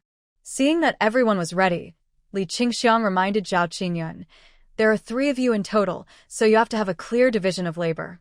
Who will take the goods, who will collect the money, and who will watch outside to make sure no one takes the things in the chaos." Zhao Qingyun was startled and immediately began to make arrangements. "Driver, you are responsible for watching outside. Lao Juan. You take the goods, and I am responsible for collecting the money." Fu Han looked at Li Qingxiang in surprise. "Sister Li, your idea is good, which will reduce many opportunities for confusion. Our cotton thread factory also does this. Thank you for your reminder." Wang Xikong smiled meaningfully. "Big sister, you are helping the garment factory so much, but they may not appreciate your kindness. You should help our cotton thread factory think of a solution." Don't worry. We promise to appreciate it. Everyone knew who he was talking about. Yuan Ming glanced at Li Qingxiang unhappily, then looked at Wang Xikong, feeling very aggrieved. As long as no pair of pants can be sold tonight, it means that what he said is correct. He is also for the good of the factory. If this batch of pants cannot be sold, what will happen to the cloth that the factory bought on credit? How can he get his money back? Is he wrong to worry about the high price and the inability to sell? Why is he being squeezed? The cotton thread factory manager's words were too irritating, and he wanted to ask his brother-in-law to trip him up when he got home. Zhao Qingxian, however, said to Wang Xikong bluntly, "Old Wang, you are not being righteous. I introduced Sister Li to you, but you came to steal my girlfriend. Let me tell you, Sister Li is good at making clothes. See the shirt on Shui? I have never seen this style before." Hearing this, everyone's eyes fell on Chen Shui's shirt, which was indeed very special. The sleeves were neither long nor short, but just reached the elbow, neither long nor short. The puff sleeves were not very exaggerated with a little puff, and the sleeves were very thin, not much bigger than a person's arm. Paired with bell-bottom pants, with the hem tucked into the waistband, it was so fashionable. More importantly, It reflected the youthful vigor of young people. A trace of sarcasm flashed across Yuan Ming's face. In order to sell pants for the factory, he let his daughter stand on the street. He was shameless. Li Qingxiang turned around and happened to see Yuan Ming's expression, which he did not have time to retract. She was unhappy in her eyes, but she did not get angry. I don't know how I offended the director of the supply and marketing department of the garment factory. It's ridiculous that he is so hostile to her. Zhao Qingyun's eyes were always on Li Qingxiang. Following her line of sight, he noticed Yuan Ming's expression. He narrowed his eyes slightly. It seemed that this Yuan could not stay any longer. With him around, Sister Li was discriminated against for no reason. What if she didn't help him in the future? The reason why Yuan Ming targeted Li Qingxiang everywhere, others didn't know what was going on, but he knew it very well. If the workers in the garment factory couldn't be paid, and the workers made trouble, he, the factory director, would be the first to bear the brunt and could not escape responsibility. If he went down, it would most likely be Yuan Ming who would come up. His brother-in-law was from the organization department of the Municipal Party Committee. He was just transferred in at the beginning of this year and was trying to find a way out for him. Sister Li was helping him and the factory, which was a problem for Yuan Ming. If he couldn't find any handle on himself, he couldn't go down, and Yuan Ming couldn't think of coming up. He didn't ask him to come to Haicheng this time. He claimed to be the director of the supply and marketing department and had to participate. Everyone in the factory knew that his brother-in-law was a cadre of the organization department of the Municipal Party Committee, and they didn't dare to challenge him, so they let him come. When the factory wanted to make this batch of pants, Yuan Ming also opposed it. Fortunately, no one else objected, so this batch of pants was successfully shipped out of the factory. If he had followed his ideas, bell-bottom pants would not have been produced at all. He had to find a way to get rid of Yuan Ming and not let him always hinder the development of the factory. The workers in the factory suffered when wages could not be paid, and Yuan Ming had nothing to do with him. In order to push himself down, maybe he hoped that the workers in the factory would not get their annual wages so that they would make trouble, and he would have the opportunity to make trouble. Such people are selfish and don't care about anything. Are you ready? Li Qingxiang asked. Zhao Qingyun replied, ready. Li Qingxiang cleared her throat and was about to shout, take a look, don't miss it if you pass by, when she saw a young female comrade walking quickly over and looking at the clothes on Chen Shui, her eyes showing surprise. Comrade, where did you buy this dress? Why haven't I seen it in the department store? Chen Shui didn't know how to answer, afraid of saying the wrong thing, and looked at Li Qingxiang. After all, she was just an 18-year-old girl who was not very fluent in her words and deeds. Li Qingxiang smiled and told her, girl, this dress is produced by our factory and the pants are also bell-bottom pants, Hong Kong and Taiwan style. We are here to sell pants today. The factory price is 30 yuan a pair. Girl, do you want one? What? Bell-bottom pants for 30 yuan a pair? The young female comrade felt that she had heard it wrong, and she couldn't help but screamed out. Zhao Qingjun frowned. Is 30 yuan too expensive? Yuan Ming smiled gloatingly. He wanted to say 15 yuan a pair, but then he thought, this was Li Qingxiang's idea. Why should he smooth things over for her?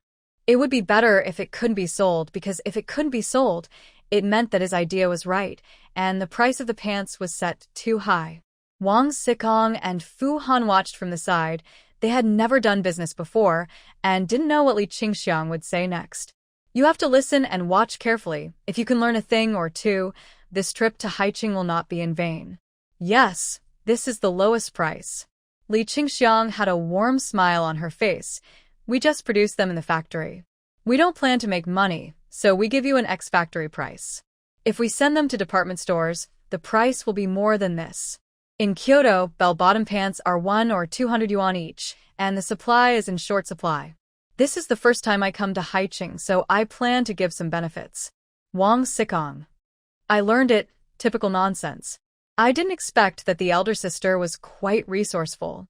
After a lot of lies, I guess this girl will be fooled by her to buy a pair. Where are the pants? Let me see. Just look at the one my daughter is wearing, exactly the same. You have a similar figure to my daughter, and you can wear the size she wears. Li Qingxiang asked Chen Shui to walk a few steps in front of the young female comrade. The female comrade's eyes lit up, and she felt that the pants were really good-looking. Give me a pair, 30 yuan, it's too cheap. What? Everyone looked at each other and felt that their ears were wrong. 30 yuan a pair of pants, you think it's cheap? She was shouting so excitedly just now, I thought she thought it was too expensive. It turned out that it was not, it was too cheap. Yes, it is indeed cheap. Li Qingxiang followed her words and said, this is our factory price. We only sell it for one night tonight. It will be sent to the department store tomorrow. You can't buy it even if you want to. The female comrade was wearing pants. She put the bell-bottom pants on her body and felt very satisfied. She touched the fabric and felt very good. I heard that it was only sold for one night tonight and would be gone tomorrow, so I felt a little anxious. How long will you stay here? No one dared to speak and asked Li Qingxiang to communicate with her, for fear that saying something wrong would affect the business. We won't stay too long. If someone comes to drive us away, we will leave immediately. Li Qingxiang's tone was very gentle and intimate. We are not here to sell pants. We mainly want to promote the pants. Those who want to buy them in the future can go to the department store. You also know that 30 yuan a pair is the price we offer to the department store. How much they want to sell it for has nothing to do with us. Whoever encounters it today will get a bargain. If you want to get it again, next time, it will be gone. Yuan Ming. There is no need to draft a lie. Isn't this deceiving consumers? When did they make an agreement with the department store? Why didn't he, the head of the supply and marketing department, know it? Zhao Qingxian looked at Li Qingxiang with admiration. He knew that when it comes to doing business, none of these people who came here can be a match for Sister Li. Chen Shui stood aside without saying a word, with a smile on her lips, looking at her mother with sparkling eyes, feeling that she was so powerful. A few words mobilized people's emotions, as if they would miss hundreds of millions if they didn't buy pants. Is this still her mother? When did she become so capable? Look carefully, this is her mother. She is proud and proud. The female comrade hurriedly grabbed Li Qingxiang's hand. Auntie, I know that 30 yuan a pair of pants is indeed cheap.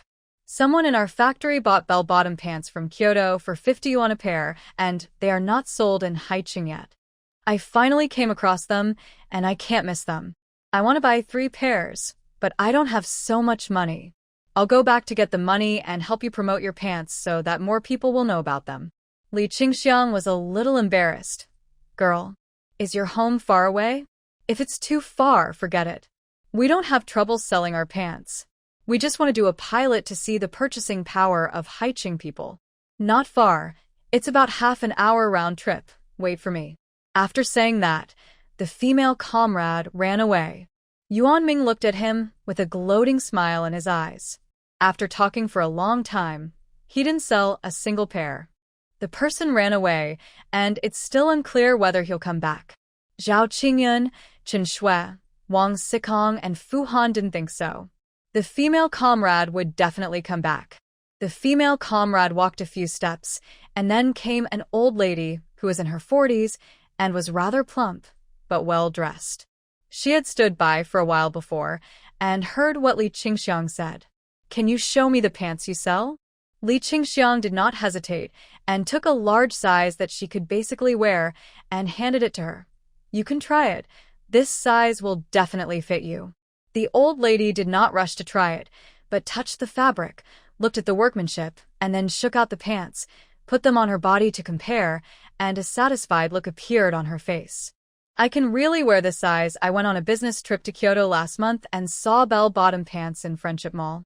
They are made of ordinary cloth and sold for 50 yuan a pair, and denim ones are more expensive, more than 100. You also need foreign exchange coupons, not cash, and you only sell them for 30 yuan, which is really cheap. The price issue is a fabrication. Dear readers, please don't associate it with reality. Everyone. So expensive? 50 yuan a pair? Friendship Mall? Those are imported from abroad. No wonder they are so expensive. Li Qingxiang explained with a smile. This is our factory price. It will be a different price in the department store. I know. I heard what you said to the girl just now. Give me 2 more pairs of the size I have, and I will buy one for my sister. Okay. Li Qingxiang agreed and looked at Yuan Ming. Give me 2 more large sizes. Yuan Ming had a dark face and deliberately took out 2 pairs from the middle. The top pants fell to the ground.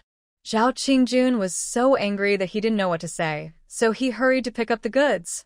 Lao Yuan, you go watch the periphery and let the driver come to pick up the goods. He knew in his heart that Yuan Ming followed just to make trouble, so he didn't count on him anymore and sent him out to be done with it.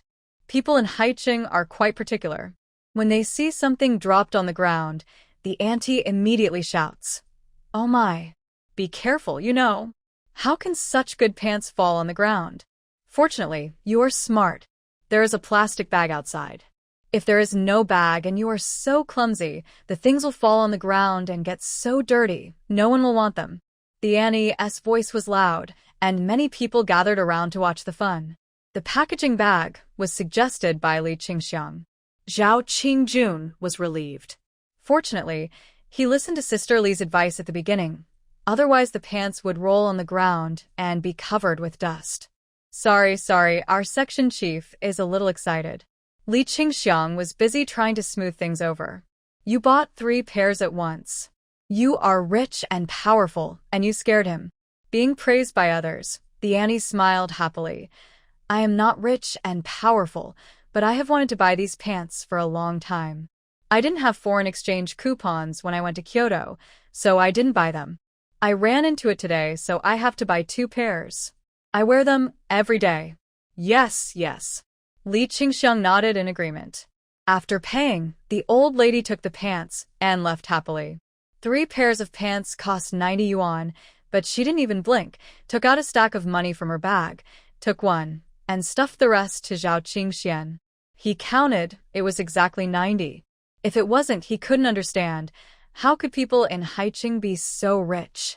They would just walk around with 100 yuan in cash in their bags. Yuan Ming couldn't understand even more. How could people in Haicheng have such strong purchasing power? 30 yuan of pants were not expensive, but cheap. Everyone's salary income is about the same. Why don't people in Haicheng blink an eye when buying things?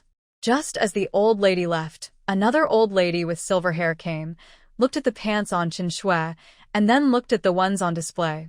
She stretched out her hand to measure the size of the waistband and said to the driver with a smile, "Give me 2 pairs, 1 small and 1 medium."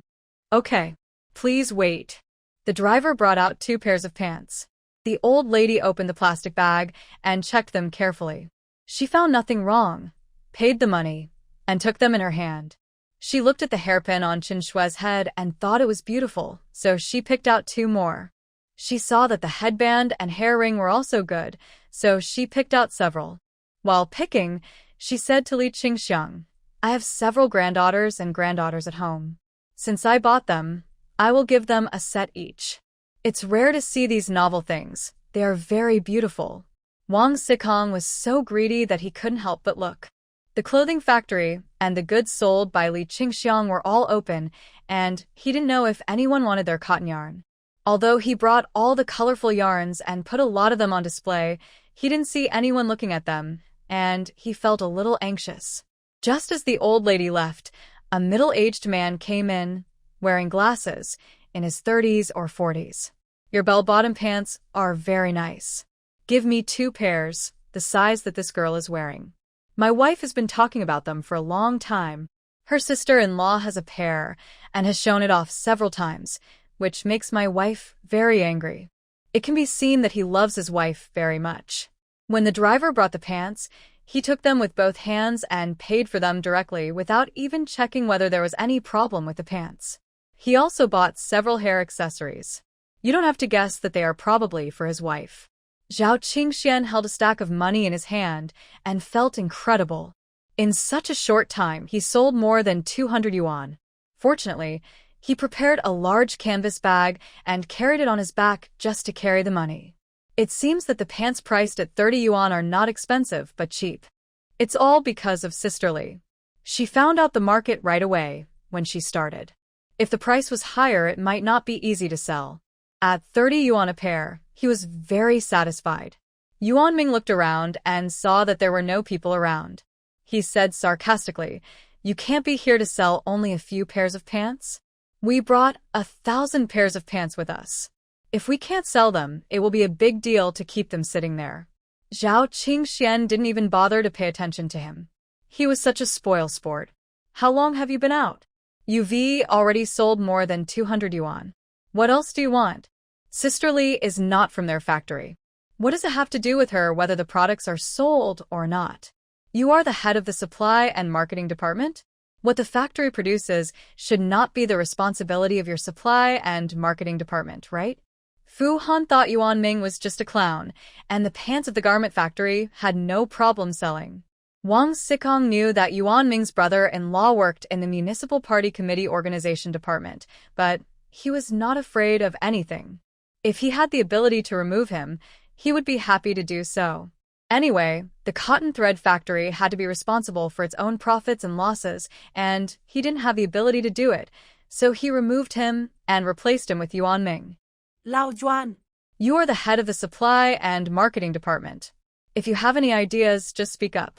If you don't have any ideas, just keep quiet. Auntie, I'm here. Thank you for waiting for me. The girl who said she was going back to get the money came back, followed by a large group of people. I brought you a lot of customers. They all came to buy pants. Li Qingxiang looked back at the 40 or 50 girls and asked in surprise, Comrade, which factory are you from? The towel factory. The girls smiled and replied, as soon as I said I had bell-bottom pants for sale here, 30 yuan a pair, the sisters from the family compound all came. Okay, then you come one by one, don't be in a hurry, we have plenty of goods on the truck. Yes, let's line up. The girl waved her hand, and everyone immediately lined up, took the pants one by one, paid, and proceeded in an orderly manner. Yuan Ming touched his chin and stood aside silently. Li Qingxiang was greeting people who were buying hair accessories. Hairbands were 25 cents each, headbands were 40 cents for two, and hairpins were 60 cents each. It has to be said that the people in Haiqing have a strong purchasing power. As long as the pants look good, the girls don't care about the price at all. Knowing that they don't come often, they buy 2 pairs of pants at a time, and some people buy 3 or 4 pairs. It's even more so when buying hair accessories. As long as they look good, it's normal for one person to buy 10 or 8 items. But Wang Xikong and Fu Han were jealous. Their business was so good. Why couldn't their line sell well? Zhao Qingxian received a lot of money, and the driver was very accurate in getting the pants. As long as someone asked for a certain size of pants, he would give it to the customer immediately. The girl opened it and checked it. There was nothing wrong, so she went to Zhao Qingxian to pay. People in this era were very simple, and no one wanted to cheat. Yuan Ming looked at the outside just for formality, and there was no need to look at it at all. The busiest person was Zhao Qingxian. He was responsible for collecting money. If he didn't collect enough money for a pair of pants, he would have to pay for it out of his own pocket. Wang Xikong saw that he was so busy that his feet were beating his head, so he followed him and stood beside him to help. Li Qingxiang was also very busy. Chen Shui was a little timid as it was her first time dealing with business, so she had to watch from the side and teach her how to communicate with people. People in the future must know a little about business, so that even if they don't have a good job in the future, they can still choose another way. Fu Han had nothing to do, so he also helped Li Qingxiang greet customers. At this time, a young man in his 20s came over. He was quite tall, with a square face, thick eyebrows and big eyes, wearing a sweatshirt and long pants. He looked at the bell-bottom pants sold by Zhao Qingyun, then came over to look at the hair accessories sold by Li Qingxiang, and finally looked at the various nylon threads brought by the cotton thread factory. After watching, he stood aside and smoked. After smoking one, he walked to Li Qingxiang. Auntie, can I take all your hair accessories? Li Qingxiang asked Chen Shui to greet the guests, turned around and looked at the young man and asked with interest, Do you really want to take my hair accessories? Yes. The young man nodded. A little embarrassed, I want to take them, but I don't have that much money. Can I pay you half? What's your name? Where are you from? Li Qingxiang didn't rush to negotiate the terms, but asked about the young man's background. She came to Haiqing and really wanted to find a distributor. In the future, She would make hair accessories at home and mail them directly to him. She could just remit the money to her, and there was no need to come to Haicheng again and again. Although the mailing fee is not cheap, the cost of coming to Haicheng is not low either. Comparing the two, it is still easier to mail them. At least it doesn't take time, let alone go out. My name is Lu Qinyuan, and I live in the alley over there. If you're worried, you can come with me to your house to get to know me. Okay. Li Qingxiang said without hesitation, I'll go to your house and take a look at your household registration book. At that time, there was no such thing as an ID card, and people would carry their household registration books with them when they went out. To understand a person, you would look at their household registration book. Okay, then please follow me. Lu Qinyuan politely made a please gesture. Li Qingxiang looked around and saw Chen Dihai eating buns over there, so she walked over and picked up Yang beside him. Stop eating and come with me. Oh. Chen Dihai stuffed all the buns into his mouth, followed Li Qingxiang, and looked at Lu Qinyuan in front of him curiously. He wanted to ask something, but his mouth was too full, and he couldn't say anything. Yang handed an uneaten bun in his hand to Li Qingxiang. Grandma, have a try, it's delicious. Li Qingxiang was indeed a little hungry, so she didn't hesitate to open her mouth and took a bite. Lu Qinyuan, who was standing by, looked at her and smiled. Auntie, you brought your family with you? You are not from Haicheng, are you? The bell-bottom pants, the clothing factories in Haicheng don't make them. We are from Fengyu City. Li Qingxiang introduced herself with a smile. My name is Li Qingxiang, and I'm an external employee of the Fengyu City garment factory. When you go out, you have to pretend when you should, for fear that people will look down on you if you say you are a rural woman. I made the bell-bottom pants first, and the garment factory made them after taking the samples. Lu Qinyuan's eyes lit up. Annie, you are amazing. After swallowing the food in his mouth, Chen Dihai responded loudly. Of course, my mother is very good at making clothes. I guess there is no other shirt like the one my sister is wearing in Haicheng. And the hair accessories that girls like are not available in Haicheng. I can see that Haicheng really doesn't have them. Lu Qinyuan took Li Qingxiang to his home.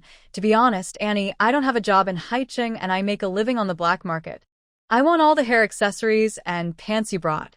But I don't have the money and can't afford them. If you trust me, Andy, you can pay half of the money first, and I promise to make up the other half after the goods are shipped. Li Qingxiang also saw that this young man was very smart and sincere. He didn't lie with sweet words, and he didn't think he was inferior because he didn't have money. In her previous life, she had not paid attention to some bosses in Haicheng, and she didn't know if this person would be able to make a name for himself in the future. She would deal with him first and see what would happen next. Seeing that he had clear eyes and was neither humble nor arrogant, he was probably not a bad guy. The bell-bottom pants from the garment factory cannot be made without funds. Li Qingxiang told Lu Qinyuan the truth. The thread from the cotton thread factory cannot be made without funds, but it can be more or less accommodating. I made those hair accessories myself, and you can give me less if you don't have enough funds. It doesn't matter. What I want is long-term cooperation, not a one-time or two-time business. Comrade Lu, do you understand what I mean? Lu Qinyuan nodded immediately. I understand. Only. Thank you. It's rare that you trust me so much when we first met. It's nothing. I don't think you're a bad kid. You should be an honest person. Li Qingxiang was a little tired of holding Yang, so she handed her to Chen Dihai to carry on his back. It's not a big deal to be poor. What matters is that you can find ways to make money and run your business with integrity. There's no business you can't do. Comrade Lu, actually, I can show you a way. The garment factory doesn't plan to sell all its pants in retail. It plans to sell them to department stores. You need connections in this area and can provide some advice. If you reach a cooperation, you can get a commission. The garment factory will give you this money for the first time you act as a matchmaker. Department store? Lu Qinyuan paused, his face filled with joy. Aunt Li, are you serious? Are you going to sell bell-bottom pants to department stores? Yes. I didn't lie to you. Li Qingxiang walked hurriedly, a little out of breath. The clothes produced by our factory will be relatively new in the future. At present, The largest sales venue in Haicheng's clothing market is department stores, and we can only sell to them. Otherwise, people from the garment factory would not come to Haicheng to set up stalls. Setting up stalls is to advertise for department stores. Chun Dihai stood aside and listened, his heart full of admiration. Mom was really bold in speaking. No wonder she could start a business. He had to learn from her and start his own business in the future. After today, he felt that it was meaningless to replace his father's job. It was only 30 or 40 yuan a month. What could it do? Look at how powerful his mother is. She made more than his father's monthly salary with just one move. The manager of the department store is my childhood friend's uncle, Aunt Lee. I'll go ask my childhood friend later to see if the department store is interested in buying your pants. Li Qingxiang's eyes turned. It's not a good deal to rush to the front. You don't have to ask specifically. Just tell your childhood friend and kindly mention it to him. If the pants can enter the department store, it will definitely make money and many people will buy them. His uncle's performance this year will definitely be good. Lu Qinyuan lowered his head and thought carefully and understood, and couldn't help but look up to Li Qingxiang. They didn't want to go to the department store with a flattering face, but hoped that the department store manager would take the initiative to come up. In this case, the initiative is in the hands of the garment factory, and the price and other things have to be decided by the people in the garment factory. Auntie is a capable person and knows how to do business. He never thought that such a good thing would fall on his head. It's just a matter of passing a message, and he can get money. What's the difference between it and picking up money? Last month, his mother told him that he would meet a noble person in the second half of the year. Could it be this Aunt Lee? It must be. She brought him wealth. If she is not his noble person, who else could it be? No matter how much the commission is, this is a pie in the sky. Thank you, Auntie. This is not difficult. I will talk to him later. Lu Qinyuan took Li Qingxiang home. He lived in a low bungalow in a dark alley. The alley was very narrow. When two people met head-to-head, one person had to stand sideways and wait for the other person to pass before moving forward. Chun Dihai had never been to such a place before and looked around curiously. Yang Yang lay on his uncle's back, nodding his head, as if he was sleepy. Li Qingxiang was guarding behind, afraid that something might hit the child. Lu Qinyuan's home was at the end of the alley. There were two small rooms with moss on the walls, a musty smell, and dim lights. One room was used for eating, with a bedspread next to the dining table. The other door was closed, and the furnishings inside could not be clearly seen. A faint light shone through the door. His mother was cleaning up in the kitchen covered with plastic sheeting. She was very surprised to see Lu Qinyuan coming back with his men. Xiao Yuan, Why did you come back with guests? Lu Qinyuan did not answer, but shouted to his mother. Mom, take out our household registration book and show it to Aunt Lee. Ah? Household registration book. Mother Lu came out of the kitchen and pushed open the door of another room. You ask Aunt Lee to sit down and pour water for her. I'll get the household registration book. Li Qingxiang waved her hand quickly. No need to be so troublesome. I just want to verify whether Comrade Lu is an honest person. Leave after looking at the household registration book. I have something else to do. Lu Qinyuan did not insist. Aunt Lee did have something to do, and he didn't want to delay her.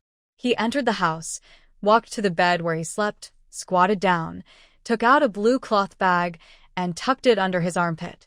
This was all his belongings, and they would be replaced with the goods in Aunt Lee's hands in a while. He would find a way to give her the remaining part after selling them. Mother Lu brought the household registration book and handed it to Li Qingxiang. Take a look. My Xiao Yuan didn't lie to you. Li Qingxiang opened the book and found that the head of the household was Lu Qinyuan's father, who was dead. There was only a mother and two sisters in the family, and the address matched the house number just entered. After returning the household registration book to Lu Qinyuan, Li Qingxiang asked, If you want goods in the future, I will mail them to you. Can you receive them by writing the address on the household registration book? Yes. Lu Qinyuan's eyes lit up. Aunt Lee, do you mean to cooperate with me for a long time? Will you supply me with all your goods in the future? Yes. I don't plan to come to Haicheng all the time. I will come this time to find a distributor and won't come again. I will supply you with goods at the wholesale price. As for how much you sell and how much money you make, it's all your business. I won't get involved. How could people in the black market not know what Li Qingxiang meant by this? These days, you don't worry about not being able to sell things, but you can't find a source of goods. No matter what it is, as long as there is a stable source of goods, it means you have a way to make money. Aunt Li is indeed his benefactor. Really? The goods in her hands let him trade exclusively, which is equivalent to giving his whole family hope for life. For so many years in the black market, he did everything no matter what it was. As long as he encountered it, he would do it, and every penny he could earn was a penny. His father was gone, and the family relied on his mother to sweep the streets alone to support the 3 brothers and sisters, which was really difficult. Although he was an unemployed young man, he had no money and no connections, so he could not arrange a job. He had no choice but to go to the black market to get some food and drink. In the past, the crackdown was strict, and he was always cautious every time. Starting this year, the policy has been relaxed, and there is no need to hide and do business. As long as you have the ability, you can set up a stall openly. Unfortunately, no matter what you do, it can't last long because the supply is scarce. Everyone is supplied with a fixed amount, and people who do food business can't set up stalls every day. If you can't buy rice, flour, grain, and oil, what can you sell? The same is true for other businesses. There is no channel for goods, so you can't do it even if you want to. There are very few people like Aunt Li who can get rags to make hair accessories. If she supplies you with goods, this business should last a long time. It won't be like before, where the goods are sold out after 1 or 2 times, and I don't know when the next supply will be available. Aunt Li, thank you for your trust in me. Lu Chunyuan was a little excited. Don't worry. As long as you trust me, I will not give you a penny less. No problem. Li Qingxiang smiled and looked at Lu Chunyuan. I'll write down your home address and take it back with me. I'll send you the goods at the post office in the future. I'll also give you my home address. If you have anything, just write to me. Is that okay with you? Sure. Lu Chunyuan went into the house and took out a pen and paper, wrote down his home address, and handed it to Li Qingxiang. The latter took it and solemnly put the note into his pocket, asked Qin Dihai to write down his home address, and also left a phone number for Qin Fugui's office. He handed it to Lu Chunyuan. This phone number is for my old man's office. If there is anything urgent, call him. Call during the day, not at night, because he'll go home after work at night and will not be here. Hearing this, Mother Lu showed admiration in her eyes. The old man works in an office. No wonder he dares to do business. After finishing the work, Li Qingxiang said hello to Mother Lu, turned around and went back, and Lu Chunyuan followed her. It felt quite far when I came here, but it didn't feel that far when I walked back. Bell-bottom pants are really popular. After the female workers from the towel factory left, a group of middle-aged women came. They wore them well, and each of them bought several pairs of pants. It's a rare opportunity. I have to buy a few pairs for my daughter and daughter-in-law. If they have them, they should have them too. I'll buy them for myself and my daughter, but not for my daughter-in-law. I don't know if she likes them. You buy them for her. I guarantee she'll like them. These pants are very expensive in Kyoto and hard to buy. How can she not like such a good thing? Yes. You, the mother-in-law, have them and your sister-in-law has them, but she doesn't. Don't say that your daughter-in-law will blame you. Your son will blame you too, for looking down on his wife. It's only 30 yuan. Just buy her 1 pair. Okay, I'll listen to you. I'll take 4 pairs in total. People of this generation are relatively thin. There are fat people, but not many. There are more small and medium sizes. This is what Li Qingxiang suggested to Zhao Qingyun, and they sell faster. When Li Qingxiang came back, Zhao Qingxian was too busy to greet her. He didn't expect the pants to sell so well. It was as if they were free. Everyone bought 3 or 4 pairs. In fact, it was not surprising at all. The pants they sold did not require coupons and were fashionable. Everyone was afraid that if they missed this opportunity, they would be out of stock. This was also Li Qingxiang's advice to Zhao Qingxian.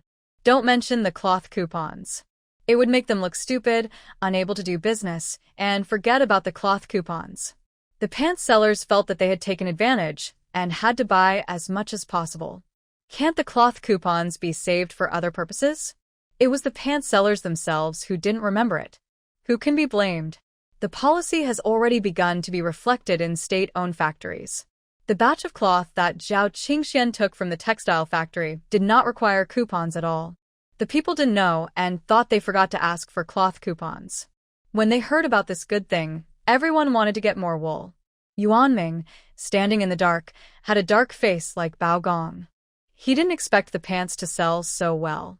Everyone raised money to buy 1,000 pairs of pants. They definitely can't be sold out tonight.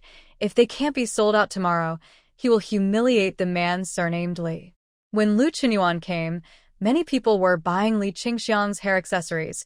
He helped sell them, speaking the local dialect of Haiqing, which attracted many customers. On the way, Li Qingxiang made an agreement with him that when they arrived at the stall, he would let him sell and collect the money. Lu Qinyuan's eyes widened. This is not good, right? Only. How about we talk about it tonight? Li Qingxiang shook her head. No, I've said that you will be the distributor in Haiqing from now on. I won't sell it anymore, and will give it all to you. When you sell the goods later, I'll go and count them to see how much is left, and then I'll give it to you according to the price we agreed on. Xiao Lu. From now on, we will be in a cooperative relationship. Both parties must make money so that the relationship can go far. I won't take advantage of you, and you shouldn't take advantage of Andy. We can only go long-term if we help each other and support each other. Thank you, Auntie. You are really my benefactor. In the future, just send your goods to me. Lu Qinyuan bowed to Li Qingxiang very solemnly.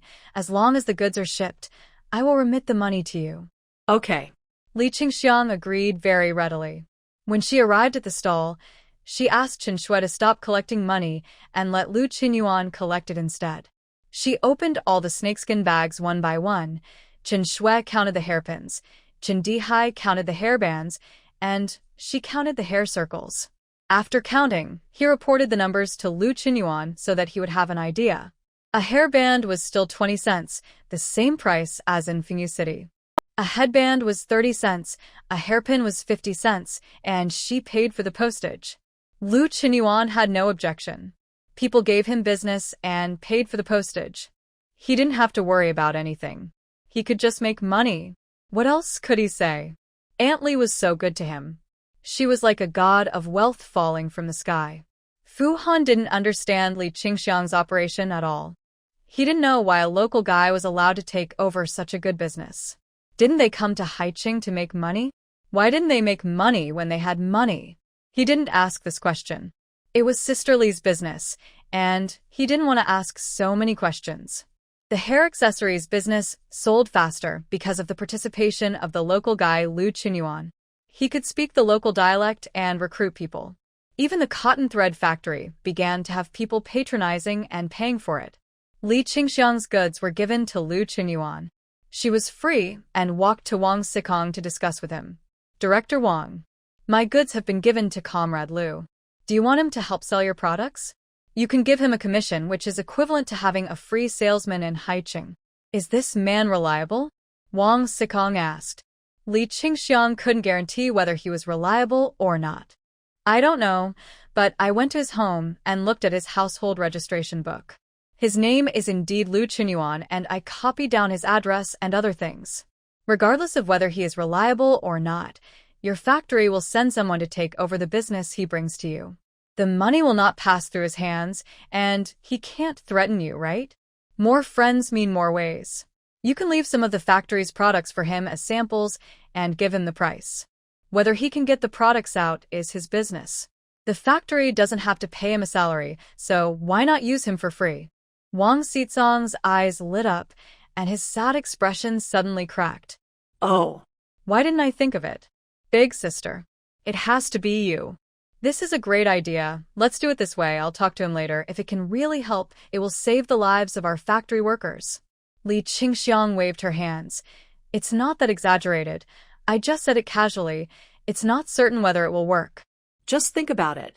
Your factory picked up a salesman for free.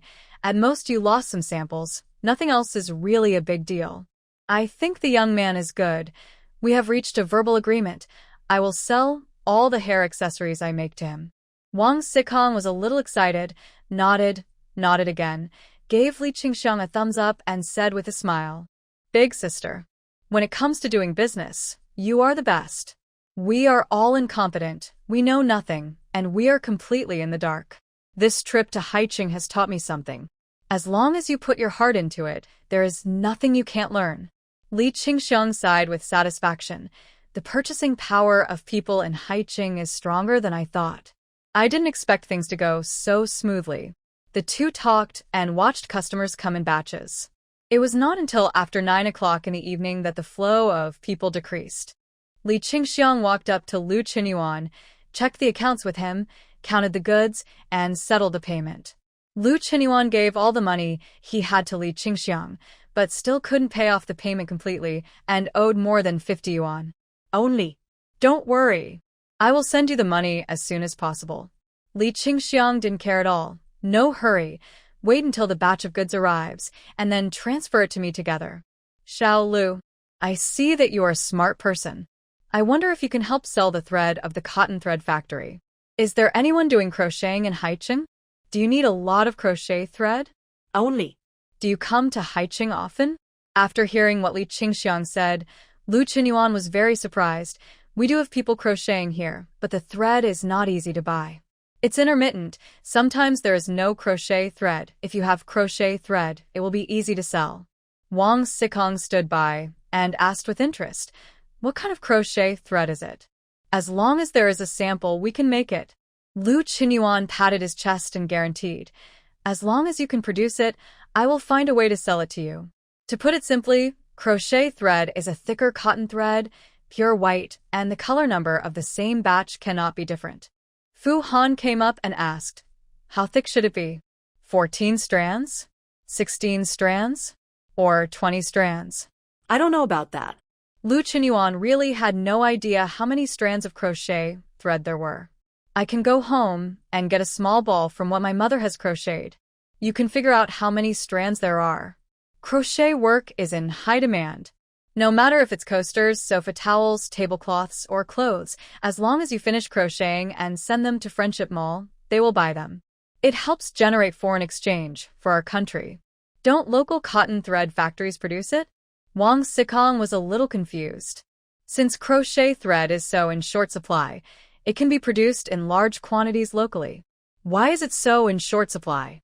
Local cotton thread factories also produce it, but Haiqing is big, and there are many people. The cotton thread is produced and bought by people with connections, and people without connections can't buy it at all. To put it bluntly, it was caused by the constraints of the planned economy. Wang Sicong put his hands behind his back. "I understand what you mean. Don't worry. As long as you can help me sell the crochet thread I produce, I promise to satisfy your appetite." Lu Qinyuan's eyes lit up again. "Really? That's great. As long as there is thread, there is no reason why it cannot be sold. Even if Haiqing is saturated, Sucheng will need it." Encountering business opportunities, Fu Han became excited. "Okay, I'll go with you to get the thread.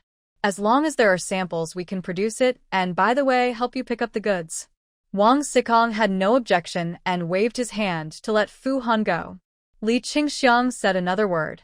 "Xiao Lu, do you want to sell these cotton threads? If someone wants them, you can make some money." Fu Han's face lit up and he took out a few samples and handed them to Lu Qinyuan. "Take a look. Does anyone want this kind of thread? Of course there are people who want it, but I don't have time to find a way right now." Lu Qinyuan looked at the snakeskin bag in his hand. "I have to sell these goods, and then I will go to sell your threads." "No problem." Wang Sicong put the samples in a snakeskin bag and handed it to Fu Han. "Keep the samples, and if anyone needs them, call our factory. If the quantity is large, we will send a car to deliver it. If the quantity is small, we will send it to the post office. Do you think it's okay?" Lu Qinyuan smiled happily. "Okay, let's do it." Aunt Li's method is really simple, convenient, and fast. "Thank you for trusting me so much." Watching him and Fu Han walk away, Wang Sicong was very grateful to Li Qingxiang. "Big sister, if the crocheted thread can really be produced and we can make money, our cotton thread factory will have hope. We don't have to worry about being self-sufficient, and life will be much better." Thank you for your reminder and advice. Why are you being polite? I just said something extra. Li Qingxiang felt that she really did nothing. We all came to Haiqing together. We should help each other if we can. There is no need to be polite. Wang Xikong glanced at Yuan Ming, who was standing in the dark with an unhappy face, and felt that Li Qingxiang's words were too light. Helping the cotton thread factory find a way out is equivalent to flattering him. If he doesn't find anything during this trip to Haiqing, he doesn't know how many people will laugh at him when he returns. Zhao Qingyun's mentality is similar to his.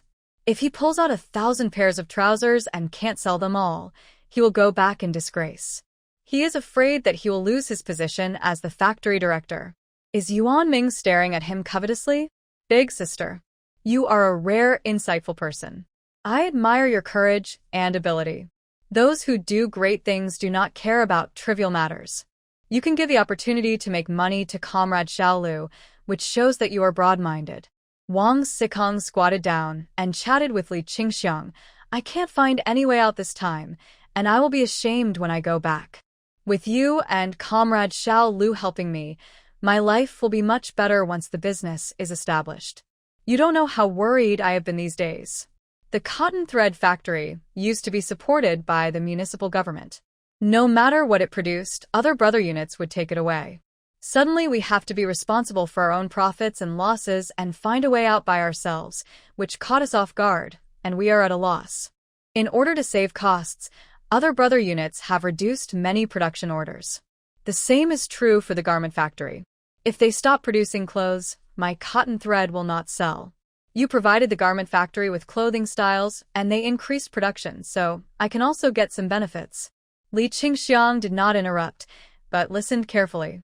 It can be seen that Wang Xikong has found a way, and the pressure in his heart has been relieved a lot. He began to complain to her. It doesn't matter, everyone needs to talk and needs someone to listen. At this moment, she will be the best listener. Even if this is not enough, I am so anxious. Half a year has passed this year, and there is not even a plan. Lao Zhao said he would come to Haiqing, so I followed him. I didn't expect to gain anything, but unexpectedly, there was a ray of hope, and I felt relieved. Big sister. I said thank you, not just lip service, but I really want to thank you. If you didn't know what crocheting is, I would not know that there is a kind of thread called crocheted thread, and no one in our city has ever made this thing. How did you know? Li Qingxiang smiled and told him, my old man has been to Haiqing and bought me a crocheted collar. My third daughter works in the provincial capital, and she has crocheted sofa cloths at home. I heard that they are made in Haiqing, so I know. Li Qingxiang did not lie about this. Chen Fugue did buy her a nice fake collar, which was crocheted. The sofa in Chen Shuang's house was indeed covered with a crocheted sofa cloth, which was bought by her father-in-law when he came to Haiqing on a business trip. Her father-in-law was the chairman of the Provincial Federation of Trade Unions. He often traveled around the country on business and visited major cities. He bought a lot of fun things to bring home. In his previous life, Chun Dihai did business to curry favor with Niu Zaiwei, and he did a lot of business because of his father's relationship. At that time, everyone said that Li Qingxiang was blessed to have a good son who could do business and make money. She thought so too, but after she realized that it was not the case at all. Her son's money belongs to him, and it has nothing to do with her as a mother. Only when she has money can she feel at ease and secure. Zhao Qingxian finally finished his work and came over with a smile on his face. Sister Li, we've made a fortune. Bell-bottoms are so popular. We sold a lot in one night. Let's go back and count the money. Wang Xikong stood up. Wait, Fu Han hasn't come back yet, he went out. Li Qingxiang called them. Pack up everything first, and we'll leave as soon as he comes back. Okay. Wang Xikong turned around to help the driver pack up. Zhao Qingxian didn't need to. He continued to chat with Li Qingxiang, and the driver and Yuan Ming would pack up. Sister Li, don't worry about Yuan Ming in the future. I'll find a way to transfer him out of our factory. We work so hard, running around, and he always drags us down. He relies on his brother-in-law in the Municipal Party Committee Organization Department and doesn't like everyone. Li Qingxiang didn't turn her head to look at Yuan Ming, for fear that he would find out that Zhao Qingxian was complaining about him. That was an internal matter of their garment factory. She was just a commission worker. She didn't want to care so much. Zhao Qingxian was furious, thinking that Yuan Ming came to Haiqing just to cause trouble for him. He was so busy just now that he didn't even come to help, but Wang Sikong knew to come and lend a hand. But he just stood there motionless. The people buying clothes were very orderly, so there was no need to stand so far away. Standing closer would still allow him to keep an eye on them and help him see who paid and who didn't. What could he see if he stood so far away? He couldn't even pick up the pants when asked to do so.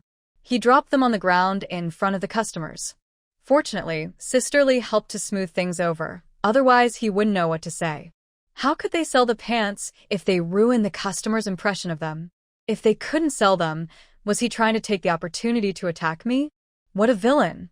I didn't want to pay attention to him. Li Qingxiang smiled indifferently. I'm just a commission earner.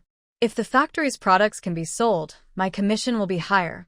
If they can't be sold, my commission will be less. I don't really think about other things. As for Yuanming's background, it had nothing to do with her. She didn't go to work in the factory. Even if the garment factory didn't want her clothing patterns after selling this batch of pants, it didn't matter. She would do it alone. Sister Li, thank you for not taking it to heart. Zhao Qingshuan's tone was very serious, mixed with a hint of helplessness. I know Yuanming's words are not nice, and you are unhappy. I am not happy about it either. He is making money for the factory, but he is still acting weird. I didn't plan to let him come this time. He wanted to come. No matter where I go tomorrow, I don't want him to interfere in the factory's business. It's too hateful. Fortunately, there is only one such person in our factory. If there are two more, I can't bear it at all. Speaking of tomorrow's business, Li Qingxiang mentioned, I wholesaled all the hair accessories to Xiaolu. He said that his childhood friend's uncle is the manager of a department store. I asked him to tell his childhood friend about our pants. Tomorrow, we will set up a stall not far from the entrance of the department store. What do you think? Zhao Qingxian was stunned at first, and then he was happy. Oh my, Sister Li, you are so opinionated. I will listen to you and do whatever you say. The fat meat is already in front of my mouth. I don't believe that the manager of the department store will be reluctant to open his mouth. Yes, he should not be that stupid. Li Qingxiang lowered her voice a little. If the manager of the department store wants our pants, don't lower the price too much. You can't use the accounting method like Yuan Ming, otherwise you will lose a lot. This kind of pants is only new for a while. When the next batch comes, maybe the clothing factory in Haiqing has already produced them. I know. The price of new things must be expensive. If it is not expensive, it will not live up to the word new. Zhao Qingyan smiled meaningfully before tonight. I couldn't understand what you said before, but now I understand. The price of the pants is 30 yuan a pair. It seems that it is still too low. Maybe 40 yuan a pair is more appropriate. Li Qingxiang shook her head slightly. That won't work. 30 yuan is the ex-factory price. Director Zhao. Remember, 30 yuan is the ex-factory price, no matter who you talk to. Zhao Qingyan suddenly realized, I understand. I will tell the department store manager the same thing tomorrow. It's up to you whether you want them or not. Our pants are selling well anyway. Yes, no matter if the department store wants them or not, 1,000 pairs of pants won't sell. At most, they will stay in Haiqing for 2 more days and spend more on travel expenses. Li Qingxiang's nonchalant attitude made Zhao Qingyun instantly understand what rare goods are valuable meant. It doesn't matter whether the department store wants their pants or not. Their products are very good, and there is no shortage of buyers. The money from selling half a bag tonight was heavy on his back. How much can I spend on travel expenses? I'll listen to you. Zhao Qingyun smiled and took Yang Yang from Li Qingxiang's arms. I'll help you hold the child. Let's go back. Fu Han is back. Turning her head, Li Qingxiang saw Fu Han walking towards them with 3 of egg-sized thread in his hand. Wang Sikong was just 1 meter away from them. Director, this is given to me by Comrade Xiaolu. This thread is for crocheting clothes, and the color is darker. This thread is for crocheting sofa covers and tablecloths, and the color is whiter. This one is for crocheting coasters, and the color is the same as the sofa cloth, but it is slightly thicker. Yuan Ming walked over and took a look. Does your factory plan to produce this thread? Do you have the equipment? Don't lose both the wife and the army. When Chen Shui heard this, she felt that this director of the supply and marketing department of the garment factory really didn't know how to talk. We all came out together, so can't we say a few nice words? You have to say a few harsh words to feel comfortable, and you're not afraid of being disliked. Although Chen Dihai was young, he also heard it. He didn't say anything, subconsciously glanced at Yuan Ming, and then looked away. He kept scolding him in his heart as a villain. He bullied his mother before, and now he is bullying Director Wang. He is a real villain. Old Yuan, don't worry about it. Wang Xikong didn't give Yuan Ming any face, and said with a look of disdain, it's not your turn as the director of the supply and marketing department of a clothing factory to worry about our cotton thread factory. You should just take care of yourself. Yuan Ming sneered and said disapprovingly, what do I need to worry about? Wang Xikong pointed out bluntly, why not? You said earlier that the price of 30 yuan for the pants was too high and you were afraid that they wouldn't sell. So many were sold tonight. Shouldn't you reflect on it? Yuan Ming was speechless and left with a dark face and got back into the car. Wang Xikong ignored him, put the cotton thread that Fu Han brought back into his briefcase with great care, and called the driver, go back. Zhao Qingxian got into the car holding Yang Yang and called Li Qingxiang. Sister Li, let's go home. Chen Shui and Li Qingxiang got into the car of the garment factory one after another, and Chen Dihai got into the car of the cotton thread factory. The two cars drove back to the guest house one after the other. After entering the house, Zhao Qingxian called everyone into their room, took off his shoulder bag, opened it, and poured all the money inside onto the ground. Come on, help me count how many there are here. Everyone squatted down, formed a circle, and began to count one by one. Li Qingxiang suggested, fold them 100 at a time and tie them up with rubber bands when they reach 1,000. I have rubber bands here, and anyone who wants one can ask me for one. Zhao Qingyan joked. Sister Li, why are you still carrying rubber bands? Do you know that you will need to tie up money? Yes. Li Qingxiang did not deny that the rubber bands were originally brought to tie up money. There are 100 yuan bills circulating in the market now, but not many, and ordinary people don't see them at all. They are only used for settlement of goods between units, and most of the money in the hands of ordinary people is still the great unity of 10 yuan. In her previous life, she first saw a 100 yuan bill in 1984, when Chen Fugue brought it back with his salary. She was deeply impressed. At that time, she was shocked when she touched the 100 yuan bill. She had never seen it before, and it was so rare that she kept it in her pocket for several days and might not put it down. Later, she saw it more and more, and it was no longer rare. It's the elder sister who made such thoughtful preparations. We, the older men, didn't even think about it. Wang Xikong admired Li Qingxiang's meticulousness and thoroughness. This elder sister was very careful and meticulous. Not only could she make clothes, but she could also do business. She was so capable. Zhao Qingyan was full of gratitude. That's right. I didn't think about anything. It was like a dream. I made so much money in one night. Yuan Ming didn't squat down to count the money. He sat aside and watched. So many people helped count, and they didn't care if he was missing. In fact, he was very angry. Looking at the money on the floor, his lungs were about to explode. With so much money, he had to sell a lot of pants that night. After everyone's joint efforts, the money was counted 1,000 at a time, a total of 1,530 yuan. Looking at the piles of money, Zhao Qingyan was dumbfounded. How did you sell so much? More than 300 pairs of pants sold in one night. Wang Xikong teased him. Old Zhao. You're also a factory director. What's so strange about selling more than 300 pairs of pants in one night? You don't know how busy it was at that time. People bought 3 or 4 pairs at a time. The driver of the garment factory shook his hands. My hands are sore from holding the pants.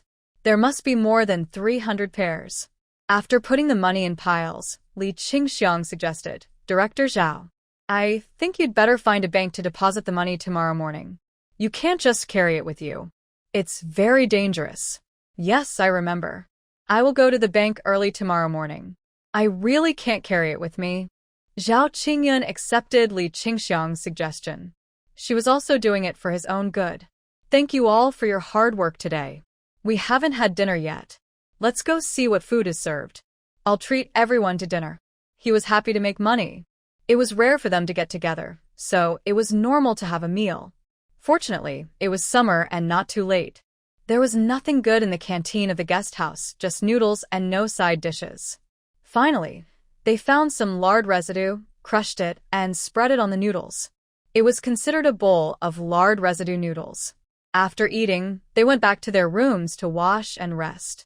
Yang Yang slept all over the place and didn't eat the lard residue noodles. But she was full long ago. The 50 cents given by Li Qingxiang was all spent by Chen Dihai. She didn't say anything.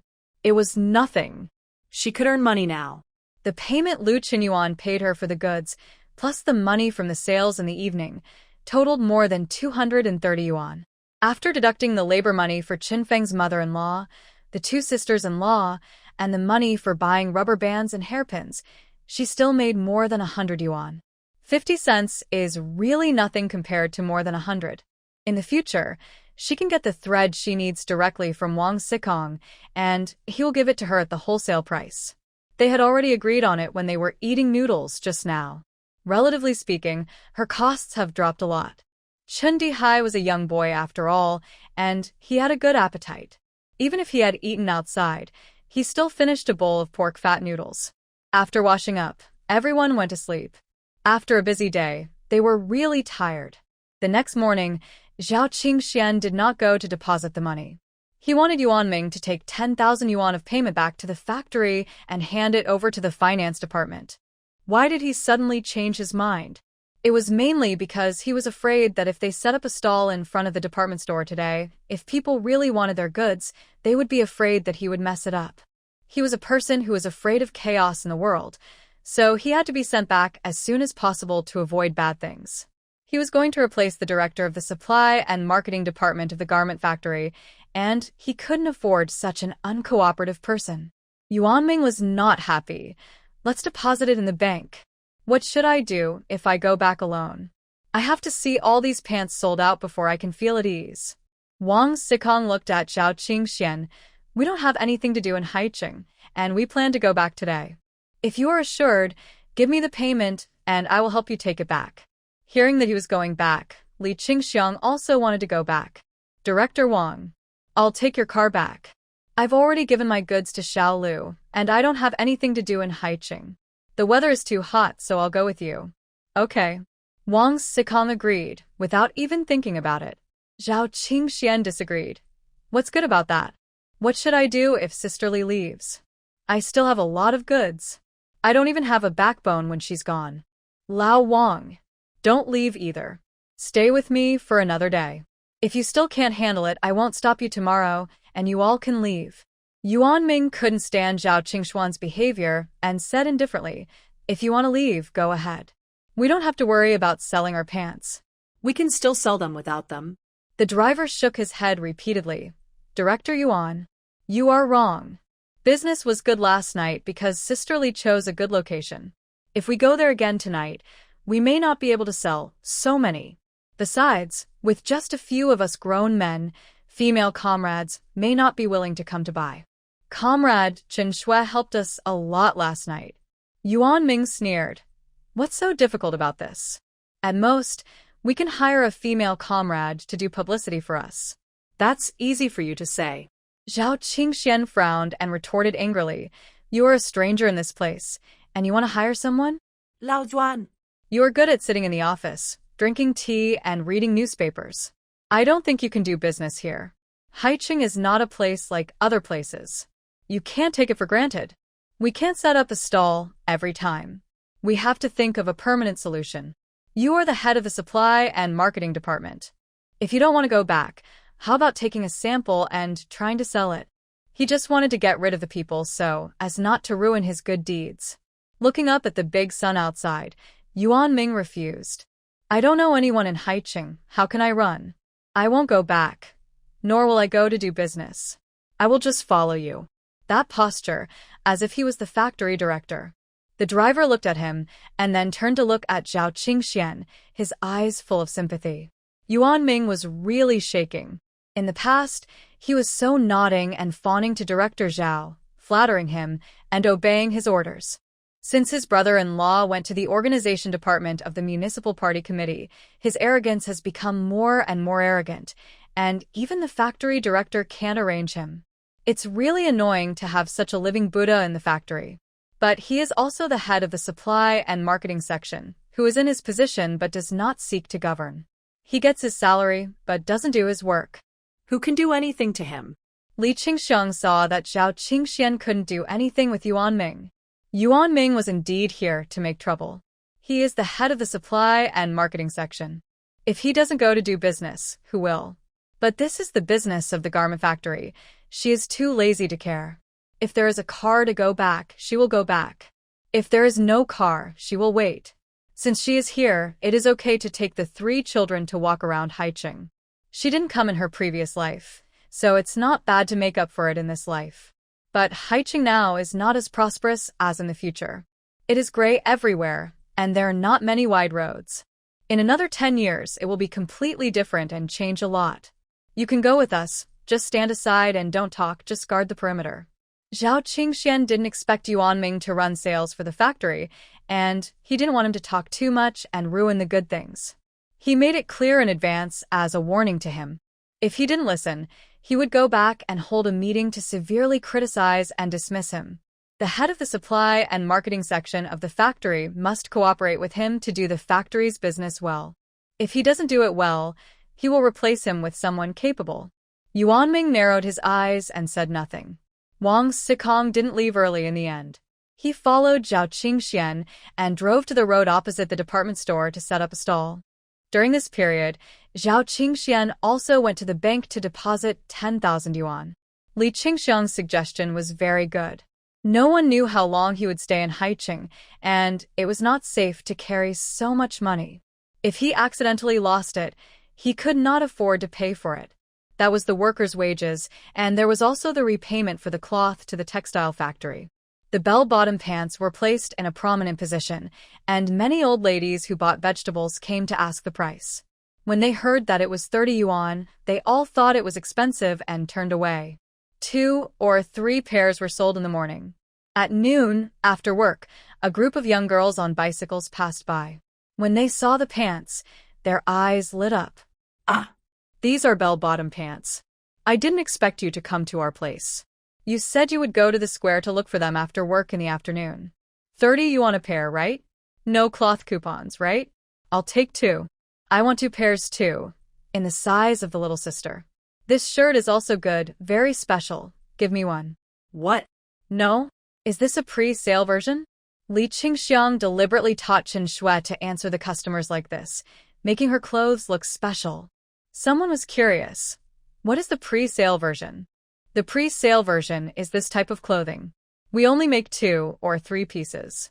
They are samples and are prepared to be shown to customers who place orders. If they think it's okay, we will go back to production immediately, and it won't be long before Haicheng can buy it. Li Qingxiang answered for them. Zhao Qingxian and Wang Sikong were both dumbfounded. How could they understand a product that hasn't been made in this way? They learned another trick. This dress is so beautiful. Make it quickly. It will go great with bell-bottom pants. I will buy it if you have it. I want one too. Shouldn't this be a set? Why are you only selling pants? Not clothes? I don't even know what to wear with them. If they've been matched long ago, I'll just pay for it. Yes, I bought the pants, but I don't know what to wear with them. Why don't you make such a beautiful short-sleeved shirt quickly? Zhao Qingyan, who was collecting the money, answered loudly. Yes, we'll make it as soon as we get back and send it to Haicheng to sell. Are you still selling it here? Don't go to the square, just come across the department store. We pass by here on our way to and from work. Yes, come here and sell it. If you have shirts, I promise to buy 2 and change them every day. I'll buy 2 too. Me too. Everyone was talking excitedly when a middle-aged man with glasses, bald head, and slightly plump came over. He walked over, picked up a pair of bell-bottom pants to look at the workmanship, then looked at Zhao Qingxian, who was selling them enthusiastically, and asked Wang Sikong, "Which garment factory are you from? Why haven't I seen him in Haicheng?" Wang Sikong pointed at Zhao Qingxian. "He is the director of the garment factory, and I am from the cotton thread factory. Do you want to buy some cotton thread?" The middle-aged man was stunned, glanced at Zhao Qingxian, and saw that he was very busy, so he didn't rush over to talk to him. Yuan Ming came from behind him, took out a pack of peony cigarettes from his pocket, took out a cigarette, and handed it to him respectfully. "Come on. Please smoke. I am the director of the supply and marketing department of the garment factory. You can talk to me if you have anything." The middle-aged man didn't take his cigarette and looked at him curiously. "Are you really the director of the supply and marketing department of the garment factory?" Yuan Ming nodded. Yes, I am." "The one who collected the money is your factory director?"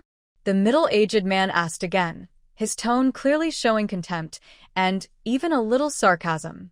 He did not try to hide it, and it was clearly on his face, so everyone could hear it. Yuan Ming naturally heard it, but he pretended not to understand and smiled ingratiatingly. "Our factory director likes to collect money and is in a good mood." Huh. "So your factory director is a fool who doesn't want to do his job comfortably and likes to stand under the scorching sun and do hard labor." The middle-aged man's sharp words made Yuan Ming very angry, but he didn't dare to get angry with him, and still smiled ingratiatingly. Yes, he is a very serious person. Collecting money is a big deal, and he doesn't trust us to do it. The middle-aged man didn't say anything and asked Wang Sikong, "Are the pants in the car all brought by the factory? Do you know how many are left?" Wang Sikong estimated. A total of 1,000 pairs were brought to Haicheng. More than 300 pairs were sold last night. There was another wave of sales at noon today, and about 400 pairs are gone. No more can be sold. The middle-aged man raised his foot to look for Zhao Qingyan, but was stopped by Yuan Ming. "Comrade, do you want to take over this batch of goods? If so, it's the same if you talk to me. I'm the head of supply and marketing, and I have the right to decide where the goods go." His original intention was to show off his ability in the garment factory, but it sounded different in the ears of the middle-aged man. A head of supply and marketing climbed over the head of the factory director and acted arrogantly. The factory director didn't seem to care at all. He only focused on what he had to do. This man was a man who could get things done. The head of supply and marketing looked like a bootlicker. This kind of person is the most hateful. He has no ability at all, but likes to brag about himself, thinking that he is so smart and can control the overall situation. But in reality, the factory director doesn't care about him at all, right? If he really cared about him, he wouldn't go to collect the money himself, but let the head of supply and marketing go.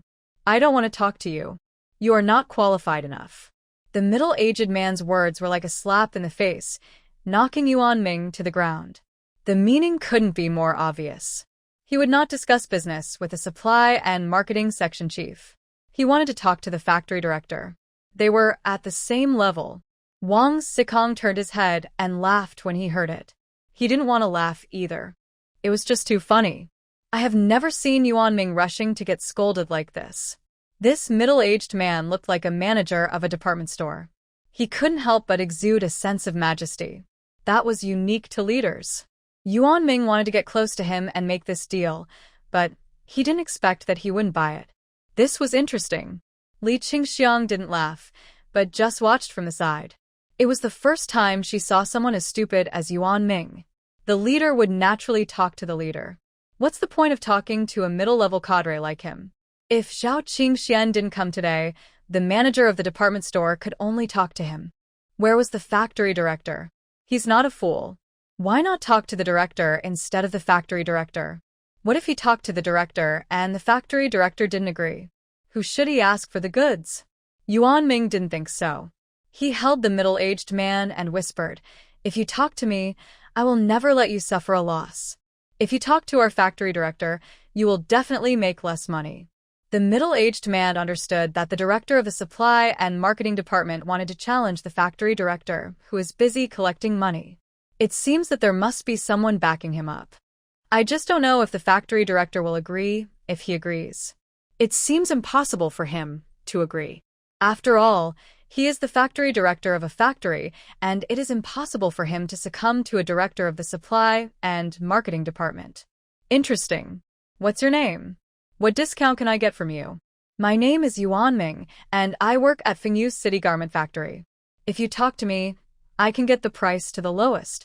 The middle-aged man said calmly. How low? 15 yuan apiece.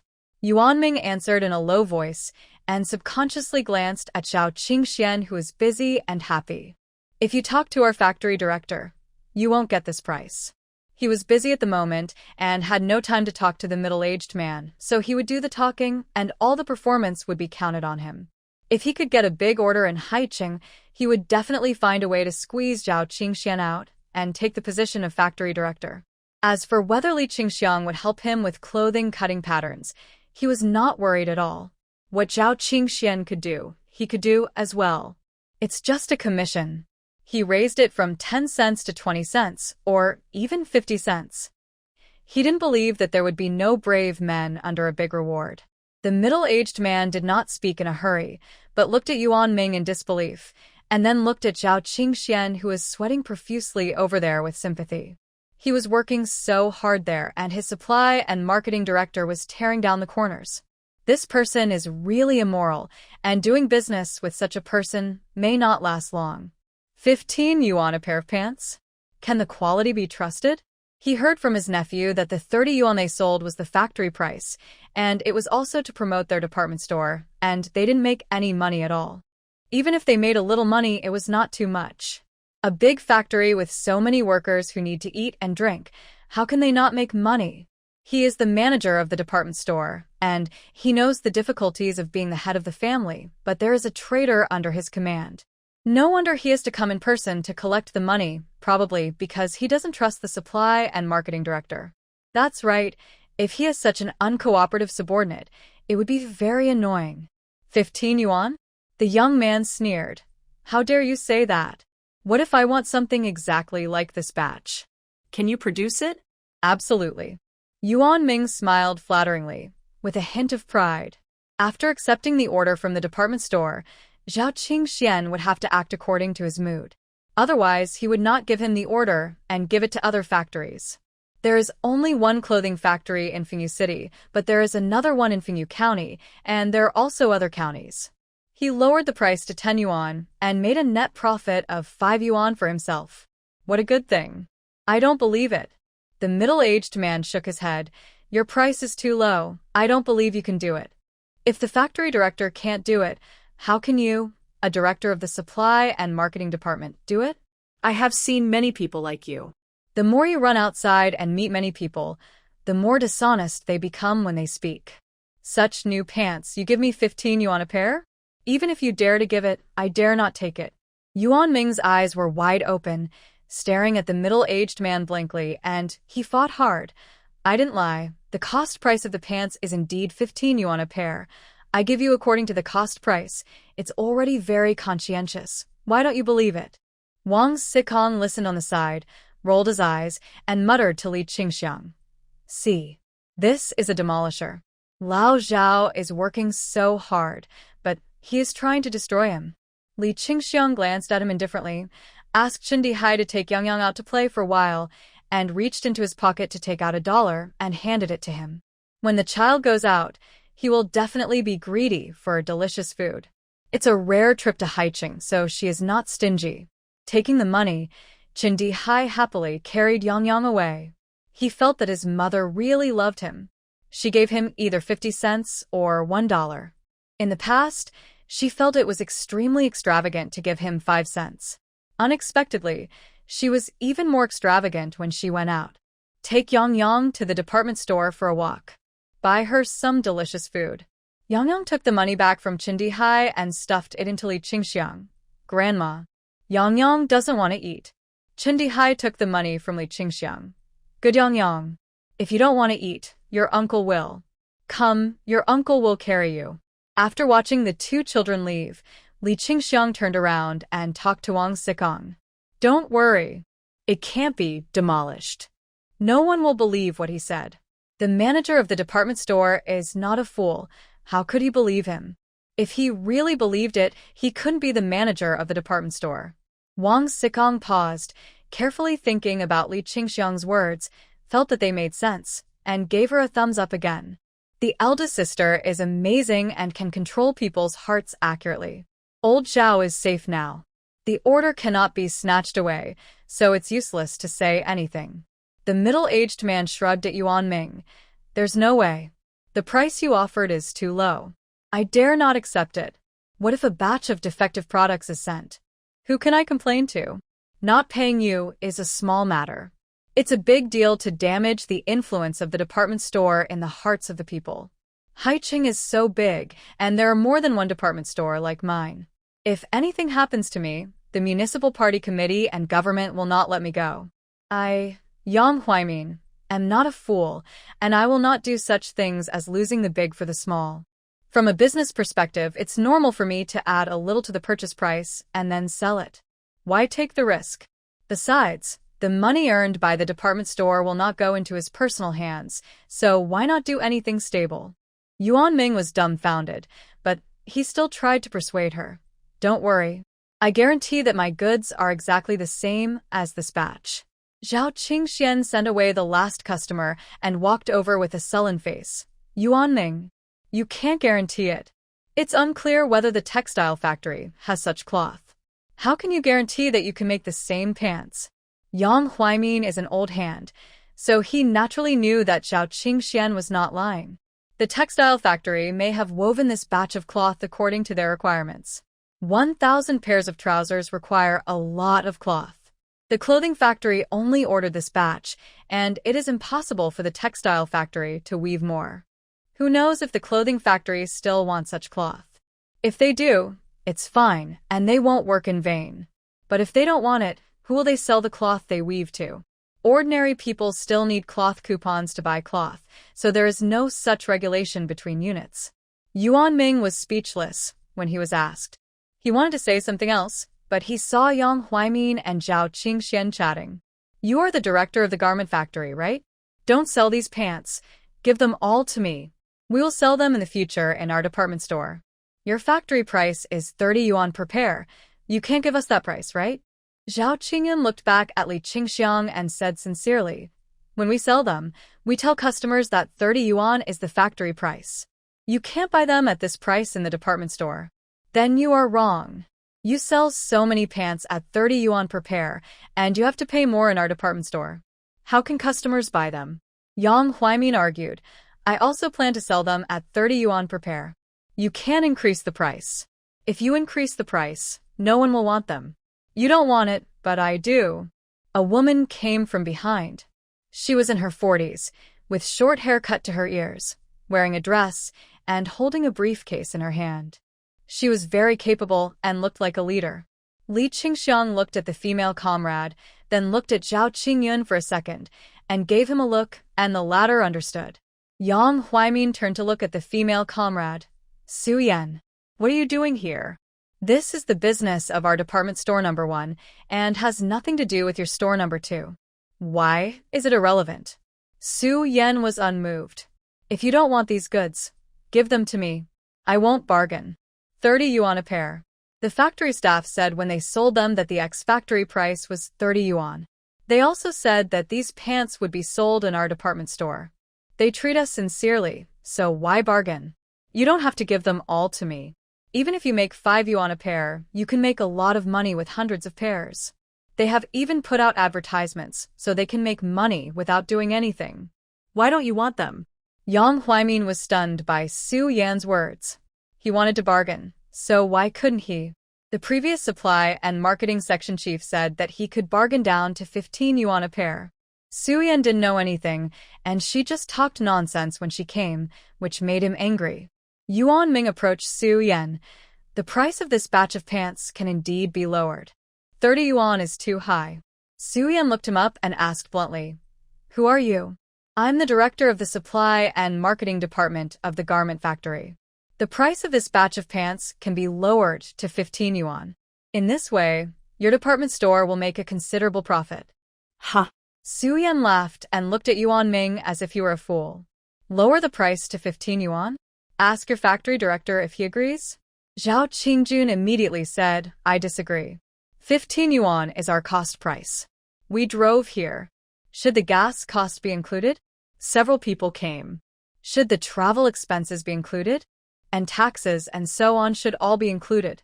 Should the overtime pay of the workers who worked overtime to produce the goods be included? Yuan Ming, you don't understand anything. What nonsense are you talking about? Do you have the goods for 15 yuan? I want them. I want as many as you can. Yang Huaimin and Su Yan looked at Yuan Ming with ridicule, thinking he was a fool. Everyone wants their own company to make money, but he is happy that his company doesn't make money. What does he want to do? Push down the factory director and take his place? It's not that they haven't seen this kind of person before, but they do it in a more secretive way, not as blatantly as him. We are all thousand-year-old foxes. Why are we singing strange stories from a Chinese studio in front of him? Yang Huaimin sneered. You are just a brainless person. If you can get the goods at 15 yuan, your factory director can buy them all. Why bother to send them to us? Su Yan waved to Yuan Ming. Stand aside. Don't treat me as a fool. I don't think you are that smart. You offend your factory director in front of us, and you still want good things? Yang Huaimin. Do you want this batch of pants? If not, I will. Seeing that she was impatient, Yang Huaimin didn't dare to say anything tough. He pulled her and whispered a few words. The two seemed to have reached some consensus and came to Zhao Qingyan together. Well, your batch of goods has already been sold out. We can't raise the price, you give us a little profit, and we will still sell it at 30 yuan. Yang Huaimin said with embarrassment, if we sell it at a higher price than you, our department store will be criticized. We can only sell it at the same price as you, so that everyone can be convinced and we won't give you no profit margin, right? Su Yan looked at the shirt on Chen Shui. You gave us a discount this time. We won't bargain with you next time. It's not easy for you. As for the clothes on that little girl, go back and make 200 pieces for us. I want them. Yang Huaimin turned his head and took a look. Then I want 200 pieces too. Make them quickly and send them to me. Zhao Qingjuan's face was overjoyed. He didn't expect that the shirts made by Sister Li were so popular and 400 pieces were ordered at once, and the workers in the factory had work to do. Well, you are happy, and I am happy too. You give us a discount of 5 yuan for each pair of pants. There is really no more. Our factory also needs to eat and purchase goods. 5 yuan? Yang Huaimin glanced at Zhao Qingxian and felt that this man was quite easy to talk to. He thought that he could only give a discount of 1 or 2 yuan. He gave a discount of 5 yuan, which was quite sincere. Great. Su Yan patted Zhao Qingxian on the shoulder. That's generous. 5 yuan is enough. Come on, count the goods and pay. Yang Huaimin had no objection. Everyone started to count in a hurry. There were still 621 pairs of pants left. The two department stores divided them equally. Yang Huaimin took 310 pairs and Su Yan took 311 pairs. They paid and took the pants away. Zhao Qingxian felt like he was dreaming. 1,000 pairs of pants were sold out like this? There was more than 15,000 yuan in his bag, plus the previous money, a total of more than 20,000 yuan. It was incredible. He made so much money in one trip. Old Zhao, I think we should go back quickly. It's not safe for you to carry so much cash with you. Wang Sikong reminded. Zhao Qingxian was stunned for 2 or 3 seconds, then reacted. Ah? Oh. I know, I'll go back right away. Chun Dihai came back with Yang Yang on his back, spending 2 dimes for $1. Yang Yang refused to buy anything, and Chun Dihai didn't dare to buy anything. The little housekeeper was in charge, and when he said he wanted to buy something, Yang Yang shook her head. Uncle, be good. We won't buy anything. Grandma earns money with difficulty. What can you do? The 5-year-old taught the 15-year-old to understand that Li Qingxiang had a hard time making money, and he really had no idea what to do. Having money, but not being able to spend it, Chen Dihai had to carry Yang Yang back. Yang Yang walked to Li Qingxiang, took out the money in his pocket, and stuffed it into her hand. Grandma, this is the remaining money. All for you. Li Qingxiang took it with a smile and picked up Yang Yang. We are going home, Yang Yang. Is there anything else you want to buy? Yang Yang shook his head. No, we have what we have here, no need to buy. The granddaughter was really sensible. Li Qingxiang was so happy, kissed her face, and followed Zhao Qingxian and his car back to the guest house. On the way, Zhao Qingxian took out the 10,000 yuan he had just saved and stuffed it into a canvas bag. After lunch, everyone drove out of Haicheng. This time, everyone got something except Yuanming, who got nothing. He had a sour face all the way, and he didn't talk to anyone, as if others owed him something. But no one paid attention to him. Everyone was tired and sat in the car with their eyes closed to rest.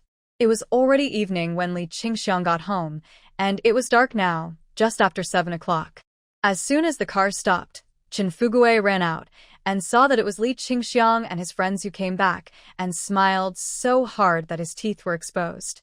During the 2 days they were not at home, he could not eat or sleep well, fearing that something might happen to them outside. He knew that someone was following him, so nothing could happen. He always thought so in his heart, which always made him feel uneasy.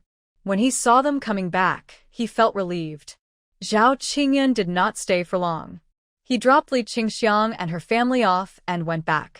When to print the pattern of the shirt would have to wait until he returned to the meeting to study and decide.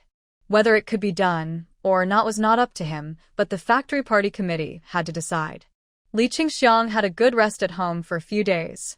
It was really tiring to go to Haicheng. Just as she recovered, Chen Yun came back. She looked unhappy and angry when she entered the house. Li Qingxiang thought that she had a conflict with her husband's family and asked casually, "Why are you back at this time?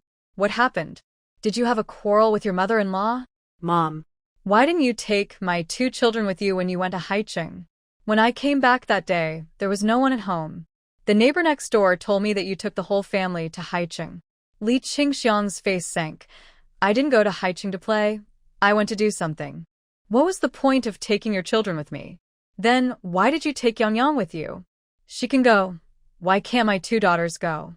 Chen Yun complained dissatisfiedly. "They are all granddaughters. Why do you favor one over the other?" Mom. "You treat me worse and worse. I don't get any good things at home. My second sister does handicrafts here to make money, right? Why don't you do it for me? We are all daughters.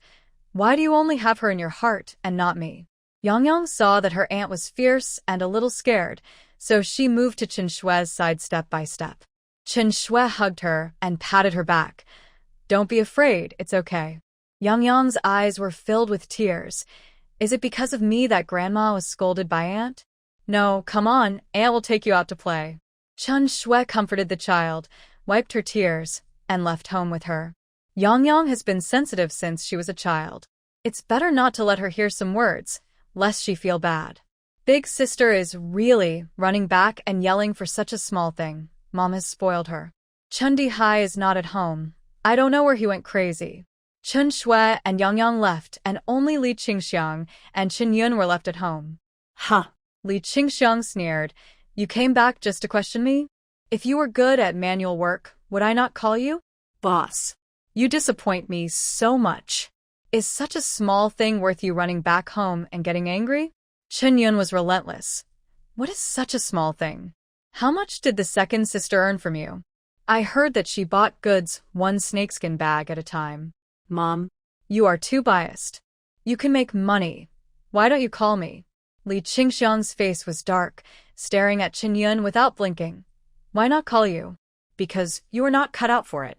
You can't do the manual work here. Even if you can only do it crookedly. You were born and raised by me. How can you not know your moral character?" Boss. "Do everything within your ability. Don't compare blindly. You can't compare. The second brother's needlework is better than yours, and the things he makes are presentable. What about you? The seams you sew look like they're bitten by a dog. How can I sell them for money? How can I give you money if I can't sell them? Even if I can't sew well, you can still teach me patiently and carefully." Chen Yun didn't plan to give up. He wanted to take advantage of his mother. "I can't teach you. I couldn't teach you well when you were 18 years old. How can I teach you now?" Li Qingxiang refused completely. "My goods are in a hurry. I don't have time to teach you. Chun Yun was so angry that his face turned blue, his hands and feet trembled, and he suddenly raised his voice. I know you are biased. Since your birthday, your heart has been biased. You think about your second sister in everything and never think about me. I don't care, I also want to do handicrafts. If you are afraid that I can't do it well, then you give me 10 yuan every month and I won't do anything. Why? Li Qingxiang slapped the table, very angry. Chun Yun was really spoiled by her. He wanted to come back and grab everything at home. He didn't work but wanted to take money. He said it so confidently. He really owed her in his previous life. Because I'm your daughter. Chun Yun said as a matter of course, I should have what my second sister has. If you don't give it to me, it means you are partial to me. I know you look down on me. You always say that I can only do rough work but not detailed work. What can't I do? There are jobs at home that can earn money. Why don't you give them to me? If you don't give them to me, then give me the money. This is what I deserve. Chun Yun's voice was so loud that Chen Dihai, who was bragging next door, came back. He was bragging to his friends about his experiences in Haiqing when he heard his eldest sister at home shouting. He ran back quickly, and after listening to Chen Yun's words, he laughed. Sister, How dare you say that? second sister took the money. That was the labor fee she deserved. You didn't do a good job and still want money? Chun Yun glared at Chen Dihai. I'm talking to Mom. What does it have to do with you? Get out. Don't mess with me, believe it or not. I will beat you. Chun Dihai grinned. You beat me? What right do you have to beat me? You beat me because Mom doesn't give you money? Sister, you are too unreasonable. I think Mom has spoiled you. You have been married for more than 10 years, and you still come back to yell and act domineeringly. You are not as good as second sister. Second sister never makes unreasonable demands when she comes back, but you make Mom uncomfortable as soon as you come back. Being accused by her brother, Chen Yun was so angry that his voice broke. Chen Dihai, are you so bold? What do you know? Mom is biased. She doesn't take me seriously. The family was going to lend me the money, but suddenly they stopped lending it to me and lent it to my second sister to build a house. What am I then? I didn't take advantage of the family at all. I'm not willing to accept this. What do you want to do? Li Qingxiang asked sinisterly. You want me to give you money for nothing? Chen Yun, aren't you too shameless? Even your father doesn't dare to covet the money I earn. So why do you dare? Chun Yun stiffened his neck and answered. Why not? I want to do handicrafts, but you don't give it to me. If you don't give it to me, you have to pay me. Chen Dihai shook his head helplessly. Sister, your crooked logic is quite correct. You are probably the only one in the world who can say such things with confidence. A married daughter actually comes back to share the money earned by her mother. Where is your face? What do you care about me? Chun Yun was so angry at Chen Dihai that she picked up the teacup on the table and threw it at him. Chen Dihai dodged it like a slippery loach. The teacup didn't hit him, but fell to the ground. It broke into pieces. Li Qingxiang didn't even think about it, stood up, and slapped Chen Yun hard in the face. Pa. Evil girl. Get out of here, and don't come home without my order. You are already married. You have no right to come to my house and smash cups and bowls. I won't share my money with you, and I won't make my goods for you. You can't make them at all. Covering her face, Chen Yun was so angry that her chest heaved. Her mother was so unreasonable that she beat her. She was already 30 years old, and she was beaten when she went home. How could she face people when the news spread to her husband's family? Mom. You beat me? You beat me just to avoid giving me money? Chen Yun collapsed on the ground like crazy, crying loudly, making a fuss like a child. I don't care. I want to die at home. I won't go back. I can't go back. I'm such a grown-up, and you actually beat me. If you don't promise to give me money, I won't go back. Everyone can take advantage of the family, my second sister can, and so can I. Chen Yun rolled around on the ground like a child, wailing and wailing. Li Qingxiang saw it and felt depressed. This daughter is terrible, stupid, greedy, and unreasonable. Hearing that their family was making a fuss, many people came to watch the fun. Originally, they didn't know that Li Qingxiang was doing business, but Chen Yun's fuss made the neighbors know about it. Some people envied, some were jealous, and some said sarcastic words. Qingxiang, give your child whatever he wants. You can't give him nothing. It's not a solution to keep making a fuss like this. What you said is wrong. Chunyun has been married for more than 10 years. How can she come back to ask her mother for money? A daughter who is married is like water spilled. There is no such truth in the world. That's right. Qingxiang spoiled her child and spoiled Chunyun. If you want to make money from the family business, you can do manual labor. It's really not right to take it for free. Chunyun didn't care. He was heartbroken and cried violently. Li Qingxiang sat there with an ugly face. She didn't care what others said, let alone Chunyun's crying. I didn't see it in my previous life. Chunyun had such a bad side. It should be Lu Daqi who taught him, right? The couple, one played the white face and the other played the red face, loved to make trouble in front of her. It really doesn't matter whether she wants a daughter like this or not. She has had enough. Chunyun, if you want to cry, go back to your home. Don't wail in my house. Your father and I are not dead yet. Li Qingxiang turned around and instructed Chindihai, go to the post office and call your father to come back. This matter must be sorted out. I still say the same thing to make my father come back. You must give me money, not more, 10 yuan a month. Chunyun sat up with disheveled hair, shouting with tears on her face. Dream on. Li Qingxiang didn't indulge her. Why should I give you the money I earn? And 10 yuan a month. Don't forget that you are my daughter, not my mother-in-law. Let's talk it out today. I tell you very clearly, don't even think about taking a penny of my money. Ah. Chunyun lay on the ground crying again, and the neighbors followed to persuade her. You two, mother and daughter, should stop being so confrontational. If you have something to say, please talk it out nicely. Chunyun, it's wrong for you to make such a fuss. You are a married woman, and it's not right for you to come back and share the money your mother earns. Why is it not right? Chunyun was dissatisfied and retorted loudly. Among the 6 brothers and sisters in the family, I am the one who suffers the most. I do the most work and suffer the most. My second sister married a man who eats commercial grain. My third sister went to the provincial capital to enroll, and my fourth sister is about to enter university. Among the 4 daughters in the family, am I the one who suffers the most? My mother can earn money, so what's wrong with her supporting me a little? Li Qingxiang was furious. You are making a fuss unreasonably. What's wrong with Lu Daqi? Is he not worthy of you? Your second sister's marriage was arranged by herself. What does it have to do with me? Your third sister went to the provincial capital just in time for the recruitment policy. Your fourth sister can study. Why are you jealous of me for training her?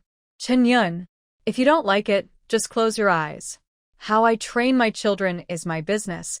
What does it have to do with you? Then, why did you lend the money to the second sister?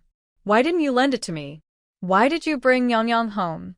Why didn't you bring my 2 daughters? Chunyun yelled hysterically, with a murderous look in his eyes. Why don't you know? Li Qingxiang didn't bother to explain and asked directly, didn't I tell you? If you want, you can send the children back. Chunyun was speechless. It wasn't that she didn't want the children to come back, but the children didn't want to come back. They said that they would help their grandmother with work. If they didn't want to do it, it would be fine to work at home, but they would have to work at their grandmother's house, so they might as well go home. Who knows if the second sister really gave the money? Chunyun was unreasonable. That's just a cover for your partiality. You used to be partial to me like this, and you always treated the second sister as a fool. I'm not the second sister, and I won't be fooled easily. If you don't want me to come back and make trouble, just give me 10 yuan a month. The neighbors shook their heads when they heard it. Yunner, how can you force your mother like this? It's wrong for you to do this. Chunyun attacked indiscriminately. It's not your place to say anything about my family's affairs. If you don't want to listen, just get out. The man was so angry that he was speechless and walked away. I think your mother was right to beat you. It's unheard of for a married daughter to come home and ask for money. The others were afraid of being attacked by Chunyun, so they followed him. Everyone looked at Li Qingxiang with sympathy, and some even gloated. I didn't expect that he would spoil his daughter like this. I guess she would be the only one in the whole street. It's good that the neighbors left. Li Qingxiang didn't want them to gather around the house to laugh at her. Chindi Hai ran back from outside to report. I've called, and Dad said he'll be back soon. Li Qingxiang didn't want to talk, so she waved at Chen Dihai and asked him to go away, but he didn't leave and stood beside her. Mom, I promise not to make you angry in the future. don't be sad. Big sister is crazy today. She will be fine after she calms down. Chen Yun, who was lying on the ground, turned over and sat up, looking at Chen Dihai viciously. Why are you pretending to be good? You are spoiled by Mom. You haven't even finished your studies, but you have been arranged a job for you. You have taken so many advantages. Why are you pretending to be a good person here? You are the one who has taken the most advantages in the family, and that is a lifetime thing. You are the youngest, and Mom loves you the most. You are the typical one who takes advantage of others, but still pretends to be good. Chen Dihai retorted. Mom said that she would not give me the job at home and asked me to take the exam myself. I have decided that I will study hard and strive to be admitted to high school next year, or I can take the technical secondary school exam. I passed the exam with my own ability. You won't still say that I took advantage of the family, right? Big sister. For what you said today, I swear, I don't want Dad's job opportunity. I will definitely pass the exam to get a job to show you. Do you want to take the exam? Do you have that ability? Don't you know your own weight? Chan Yun smiled and sneered. Mom didn't spend money to support you to study. How can you be admitted to the school? You are taking the biggest advantage of the family. You are unreasonable. Chen Dihai was so angry that he cried, wiping his tears. How did I take advantage? I said I don't want Dad's job. Why do you still say I took advantage? Big sister. Whatever you say is reasonable, and whatever I say is unreasonable, right? You are simply unreasonable. Li Qingxiang still said nothing. She didn't want to get involved in the dispute between the siblings. She waited for the old man to come back and asked him to send Xinyan back. I really don't want to have any contact with her anymore. Let's just cut off the relationship. I can't afford such a daughter. She may earn more money in the future than now. With the character of the eldest brother, he will come back again and again to make trouble? Why should the eldest brother ask for money from her for money she earns? I've had enough. No wonder he didn't pay her back the 500 yuan he borrowed from her in the previous life. It turned out that he had such a thought. It's a skill to get the money from home. When it's in her hands, it's her money. There's no way she can think about paying it back. Yang Yang played outside for a while and pulled Chen Shui home. She was very scared, afraid that her aunt would quarrel with her grandmother and send her back. The new house at home has not been built yet, and there is no place to sleep when she goes back. Grandma took good care of her. She hasn't been panting for a long time. The days without panting are so relaxing. She didn't want to go home and started panting and couldn't walk again. Chen Shui took Yang Yang by the hand and hid under the eaves, not daring to go into the house. Both of them were afraid of being scolded by Chen Yun. In her eyes, both of them were people who took advantage of her. One was supported to study, and the other was supported at home. When Chen Yun saw them, her nose was not a nose, and her face was not a face. Yang Yang was very afraid of Chen Yun. Every time her aunt came back, she looked at her unkindly. This time, she quarreled with her grandmother when she came back and dared to smash the teacup, which was bought by her grandmother. She didn't like her aunt, but she was too young and couldn't do anything. It seemed that she couldn't do anything except crying. She didn't dare to cry loudly, for fear that her grandmother would hear her and upset her. Grandma was already very upset when she was scolded by her aunt. If she cried again, her grandmother would be unhappy. Grandma was scolded because she stayed at her grandmother's house. If she went back to her own home, her aunt would not come back to scold her grandmother. Chen Shui's thoughts at this moment were similar to Yang Yang. Her elder sister came back to make trouble because she felt that her mother had to support her to study. The money earned by her mother couldn't only support her, but also had to be shared with her 3 sisters. But the money was earned by her mother. She could spend it however she wanted. Why should she be controlled by her elder sister? She wanted to study and didn't want to drop out of school. Her mother didn't object. Why did her eldest sister come out to oppose it? Would her mother be persuaded by her eldest sister? Would she stop her from studying? Thinking of this, Chen Shui was also afraid. She huddled in the corner, holding Yang Yang, the big and the small, and silently shed tears. This was the scene that Chin Fugue saw when he returned home. The aunt and nephew huddled together in the corner, crying. He was furious. For so many years, no one had the courage to run to his house to make trouble. He didn't expect that his eldest daughter would make his home uncomfortable and even drive the younger one out. She was the boss at home and irritated his wife. How could he raise such an ungrateful person? Swear. Yang, what are you doing hiding there? When Chen Fugue shouted, Yang ran over and hugged his legs. The little girl seemed to be frightened, with tears in her eyes. She looked up and answered in a baby voice, Grandpa, and is back. She is angry. I am so scared. Chen Fugue reached out and held Yang's hand, comforting her. Don't be afraid. Grandpa will come back to punish her. After that, he looked at Chen Shui and slowed down his voice. Shui, why are you crying? Are you afraid of your eldest sister too? Chen Shui nodded. My eldest sister said that Mom is partial to me and said that I am taking advantage of the family by studying. I am afraid that Mom will listen to her and not let me study. I am only 1 year away from the college entrance examination. Chen Fugue touched her head and put his arm around her shoulders. Don't worry. Your mom said that she makes money to support your studies. She also wants to be a mother of a college student. How could she listen to your eldest sister? Keep your heart at ease, study hard in the future, and strive to be admitted to Kyoto University. We are still waiting for you to take us to Kyoto to see the world. Hearing this, Chen Shui smiled happily with tears in her eyes. Dad, I know. I will study hard and get admitted to Kyoto University. She didn't know why her parents wanted her to apply to Kyoto University. Since this was their request, she would try her best to satisfy them. Okay, we'll wait. You're so old. Why are you crying outside? You don't even dare to go home when your eldest sister comes? Is she that scary? Chen Fugue was very angry, but he didn't show it on his face, for fear of scaring his fourth daughter. Chen Shui was a timid child and very obedient. She would do whatever she was told to do and rarely disobeyed them. Maybe in her heart, what her parents and eldest sister said was right and could not be refuted. The three of them entered the house, and Chindihai was also wiping his tears, crying as if he had suffered a great injustice. Chen Fugue's eyes fell on Li Qingxiang for the first time. Seeing that she was just sitting there with a gloomy face and not crying, he felt relieved. Xiang, I'm back. Leave the household affairs to me. Don't worry about it. Li Qingxiang looked up at him and made a request. We can't keep the eldest son. He is selfish and only cares about himself. Just treat him as if he had never given birth to a child. Let's end this marriage. Why? Chunyan was not convinced.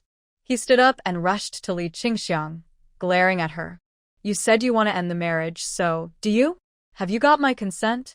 I am your child, not someone picked up from outside. If I don't agree, don't even think about ending the marriage. Nonsense. Chen Fugue raised his hand and wanted to slap Qinyun to death. He couldn't bear to say a harsh word to his wife, so why should he be ordered around by his daughter? But when he saw the slap mark on her face, he couldn't hit her anymore and finally had to put his hand down. This daughter was too stupid. She really couldn't keep him, but the marriage wouldn't be severed. After all, it was her own child. It hadn't come to that point. At most, they would have less contact in the future. Why did I act foolishly? Seeing that Chen Fugue didn't hit him, Qinyun was fearless. Mom said she wanted to break off the relationship with me. If I don't agree, I'm making trouble? What did I do to deserve the breakup? Didn't I just ask her to give me 10 yuan a month? As for severing all ties with me, Mom is just partial and cruel. She doesn't even pretend that she doesn't like me. It's clear. I don't care. I'm also a member of the family. I must have what my brothers and sisters have, and if they don't give it to me, I'll make a fuss. Listen, is this what a daughter should say? Li Qingxiang raised her hand and pointed at Qinyun, then looked at Chen Fugue. We have a miserable life. The first child we gave birth to is not a son, but a daughter. People say that a daughter-in-law will tear down a family, but in our family, it's our daughter who is tearing up the family. I've had enough of her and don't want to see her again. Tell her to get out and don't come to my house without my permission. This home doesn't belong to you alone, it also belongs to my dad. Chunyun spoke like a madman. If you have the guts, you can have a home of your own. I promise not to go to your house. Pa. Chun Fugui was completely furious and slapped Chunyun hard in the face. You, listen to what you are saying? Chunyun. Are you crazy? What do you mean by your home and my home? Let me tell you, your mom's home is exactly where your dad's home is. Don't talk nonsense. What do you want? I've called Lu Daki, and he'll come to pick you up soon. Dad hasn't lost his temper for a long time. The last time he beat her was when she was 13 years old. 17 years later, Chunyun was beaten by her dad again. She was completely confused. How could she forget? Dad's bottom line is mom. Whoever makes mom angry, he won't let go, no matter how powerful he is. When she was 13 years old, she didn't want to chop wood, so she stole the wood that others had chopped and was caught. Mom taught her a lesson, but she refused to accept it and talked back, so Dad slapped her in the face. Today, she was slapped in the face by Dad again because she talked back to Mom. She felt that the left half of her face was numb. No matter how noisy she was, there had to be a limit. If she made too much noise, it would be counterproductive. What surprised her even more was that her father actually knew where Lu Daki worked. He said he was very busy these days, leaving home early and coming back late. Every day when he came back, he would eat and sleep without saying a word. He looked very tired, but he didn't say a word about what he did, where he worked, or how much he earned a day. When she heard that her father could call him over, she was surprised. How do you know where he works? I asked him, but he refused to tell me. Li Qingxiang narrowed her eyes slightly. So, Lu Daki stopped telling the truth to Chunyun from this time on? No wonder the financial power of the family fell into Lu Daki's hands. It turned out that she had never told Chunyun how much money she earned. Looking at her behavior, it seems that Lu Daki was deliberately avoiding her. Chun Fugui was so disappointed. Boss, when I said you were stupid, it was the same as scolding myself. You were born by me, but I didn't teach you well. From the way you came back and made such a fuss today, I can see that you are stupid and have no brains at all. Lu Daki works in the oil depot in the next county, and I introduced him to this job. How could I not know where he was? Didn't Daki tell you when he went back? Did he tell you how much earthwork he contracted this time, and how much money he could earn? Chunyun shook his head blankly. He is as tired as a dog every day. He just eats and sleeps when he gets home. Sometimes he doesn't even like to wash his hands and feet. Chun Fugui shook his head again and again. You were brought up by me and your mother, so why do you only keep your eyes on the family? Can't you keep your eyes on your man? Now that you are married, what's going on at home has nothing to do with you. You don't have to stare at him like a black-eyed chicken. You should keep your eyes on Lu Daki. You are his wife, and he won't tell you how much money he makes.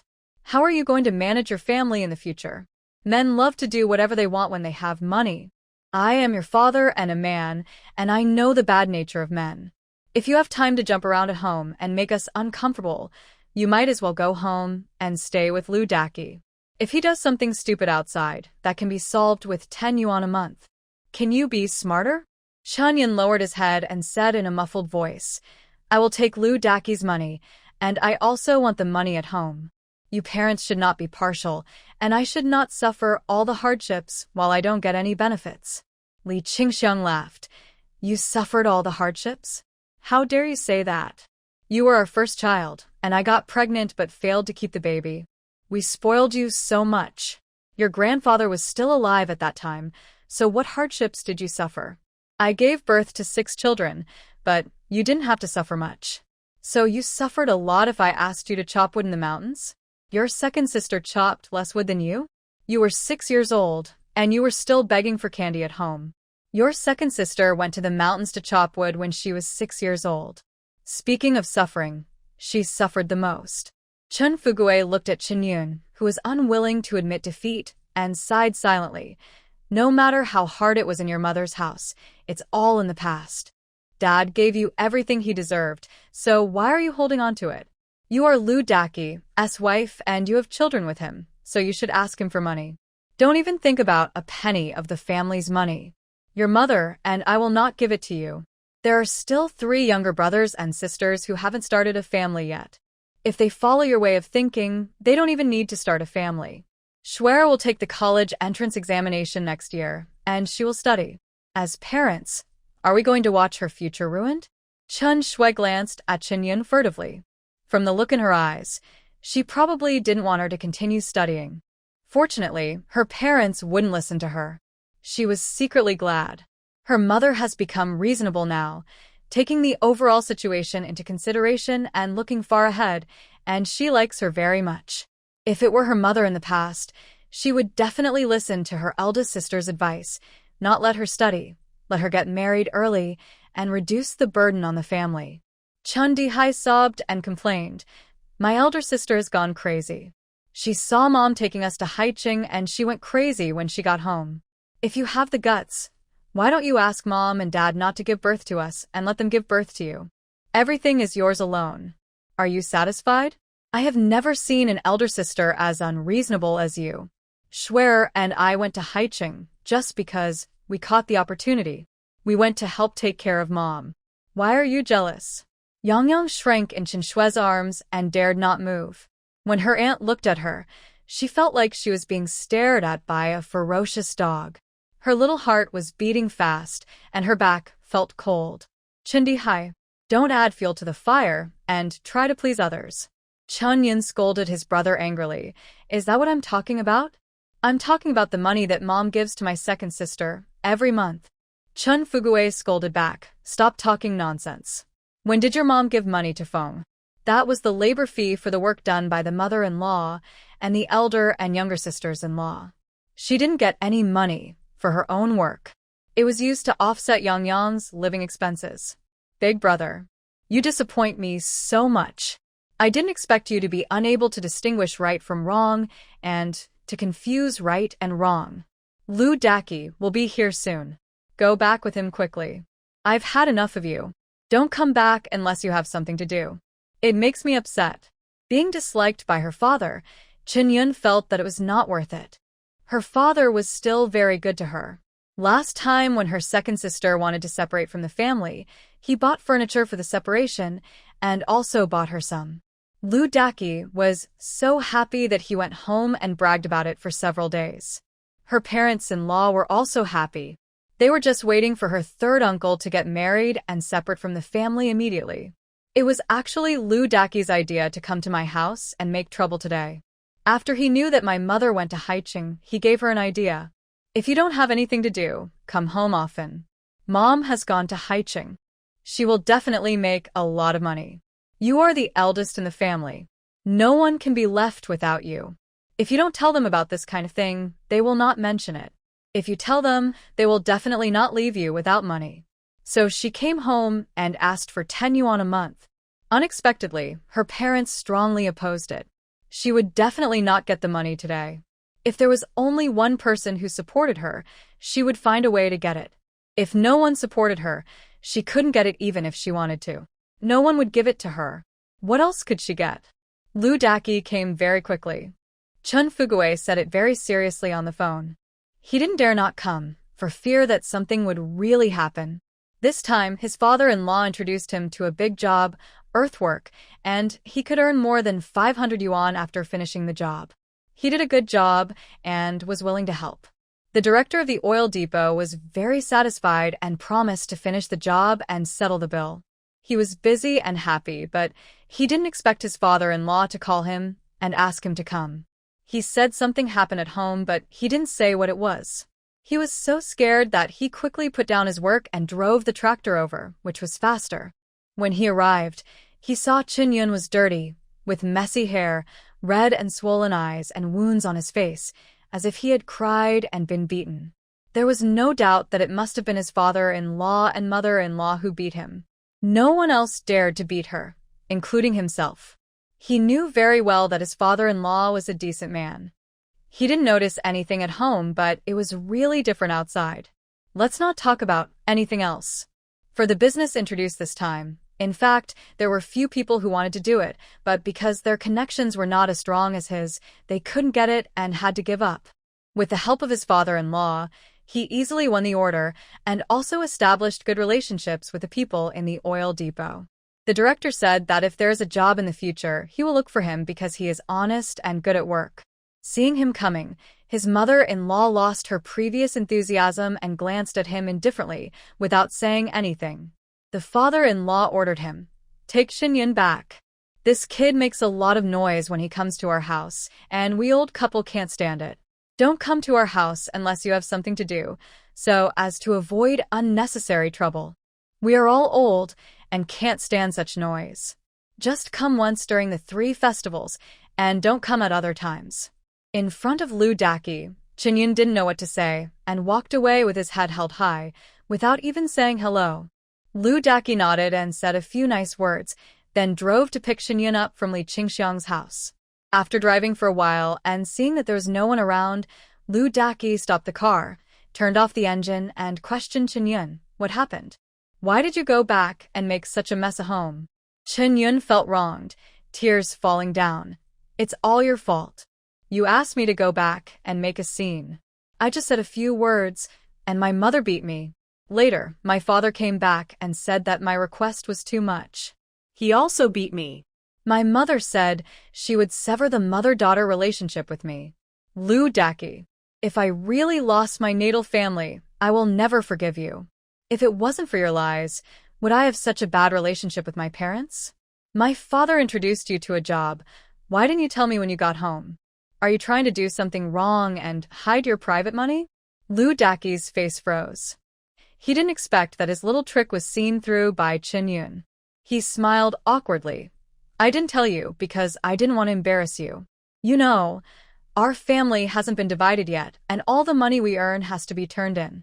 You don't know that even if the old man comes to ask you, it's useless and he won't get anything out of you.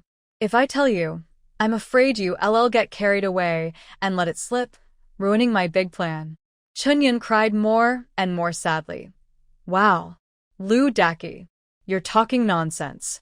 You didn't tell me because you're afraid that I'd know how much money you make, right? Why are you afraid that I'd know that you make money? What do you want to do by hiding it from me? You want me to go home and ask my mom for money and make me become someone my mom hates? What do you want to do?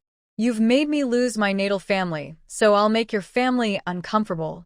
Chin-yun wasn't talking nonsense. She really had this plan. The mother-in-law is a weakling. She has no eloquence and no courage, and everything in the family is decided by the father-in-law. The second brother's wife is a brainless person, even more stupid than her. If there's anything that provokes her, she'll immediately jump out and spit, roll up her sleeves, and fight. Last time, she didn't win the argument with her mother-in-law, third uncle's grandmother. Second brother and sister-in-law were instigated by her and ran to scold third uncle's grandmother, venting their anger on mother-in-law. Mother-in-law was very happy, but the way the villagers looked at second brother and sister-in-law changed.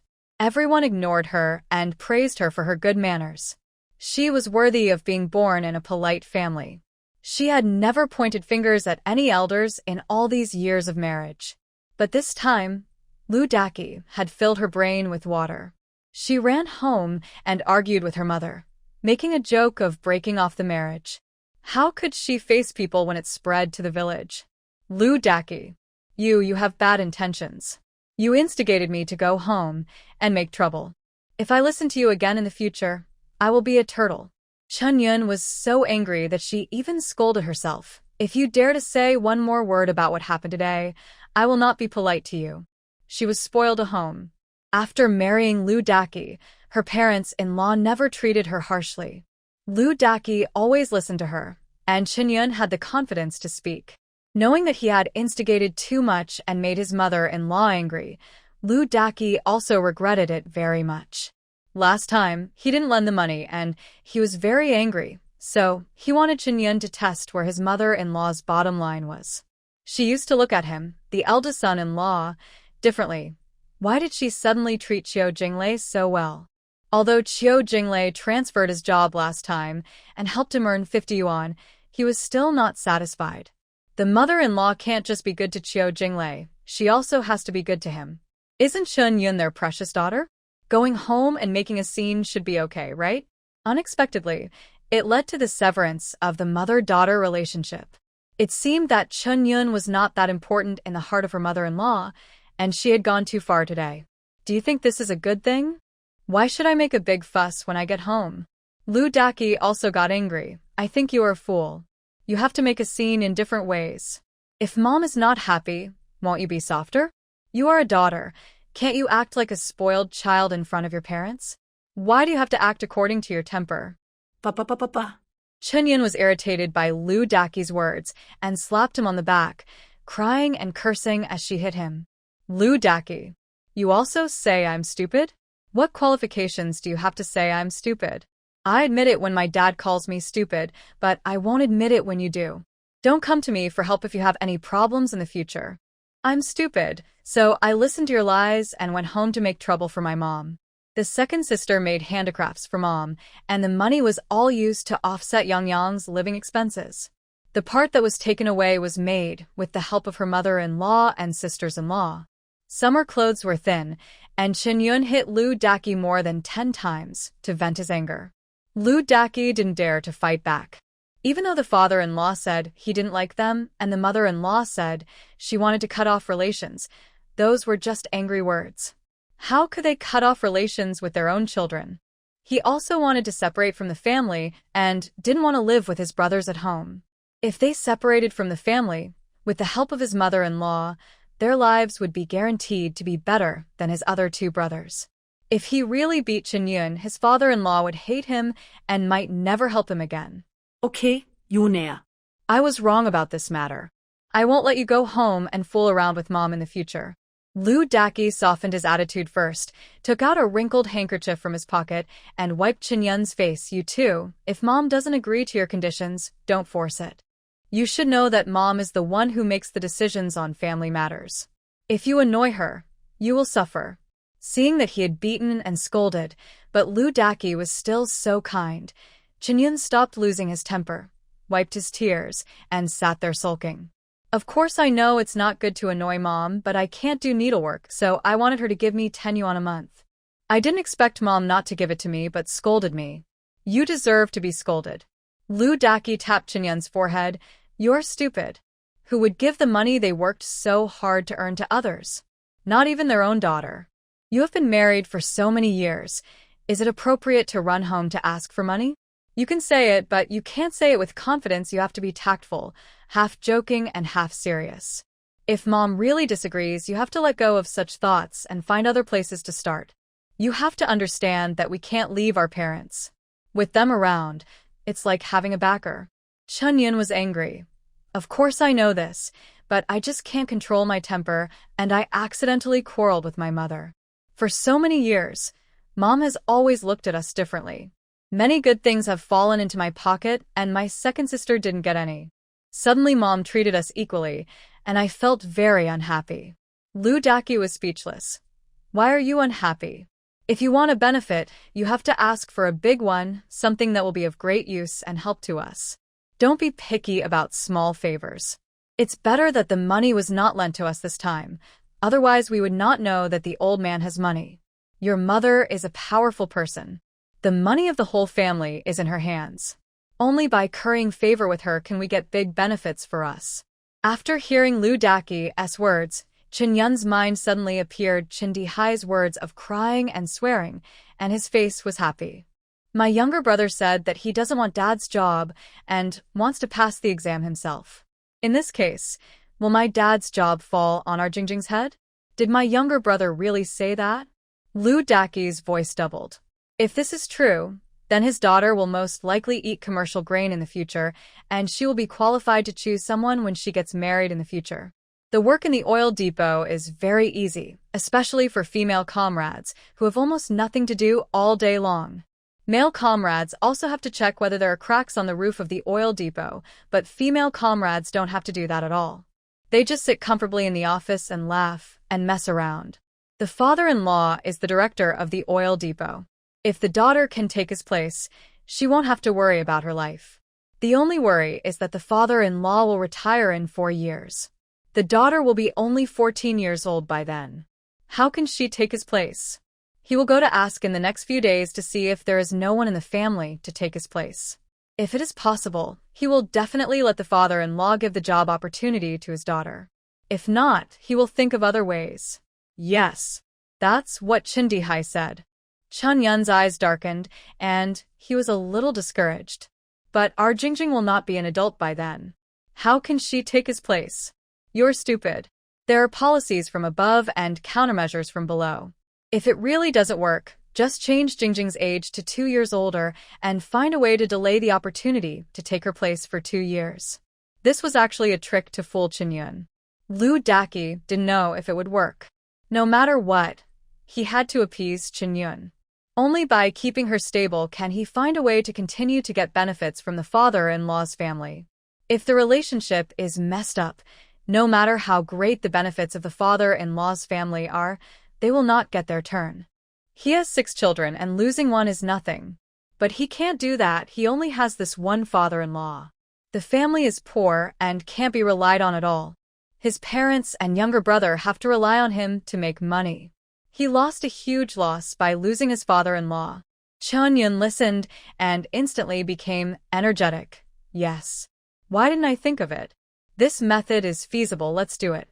Seeing her shocked look, Lu Daqi was a little disgusted. Don't tell this to me. No matter in my house or yours, or in front of the children, this is a secret between the two of us. If you tell it, what if my parents don't agree? Isn't it like slapping yourself in the face? Chun Yun's eyes dimmed again. She was driven back today, and she would not go back in a short time. It was really shameful. Wait until the Mid-Autumn Festival. If her parents don't send someone to call her back, she will definitely not go back. Let Lu Daqi take the 3 children to go. After all, she is a person with a temper.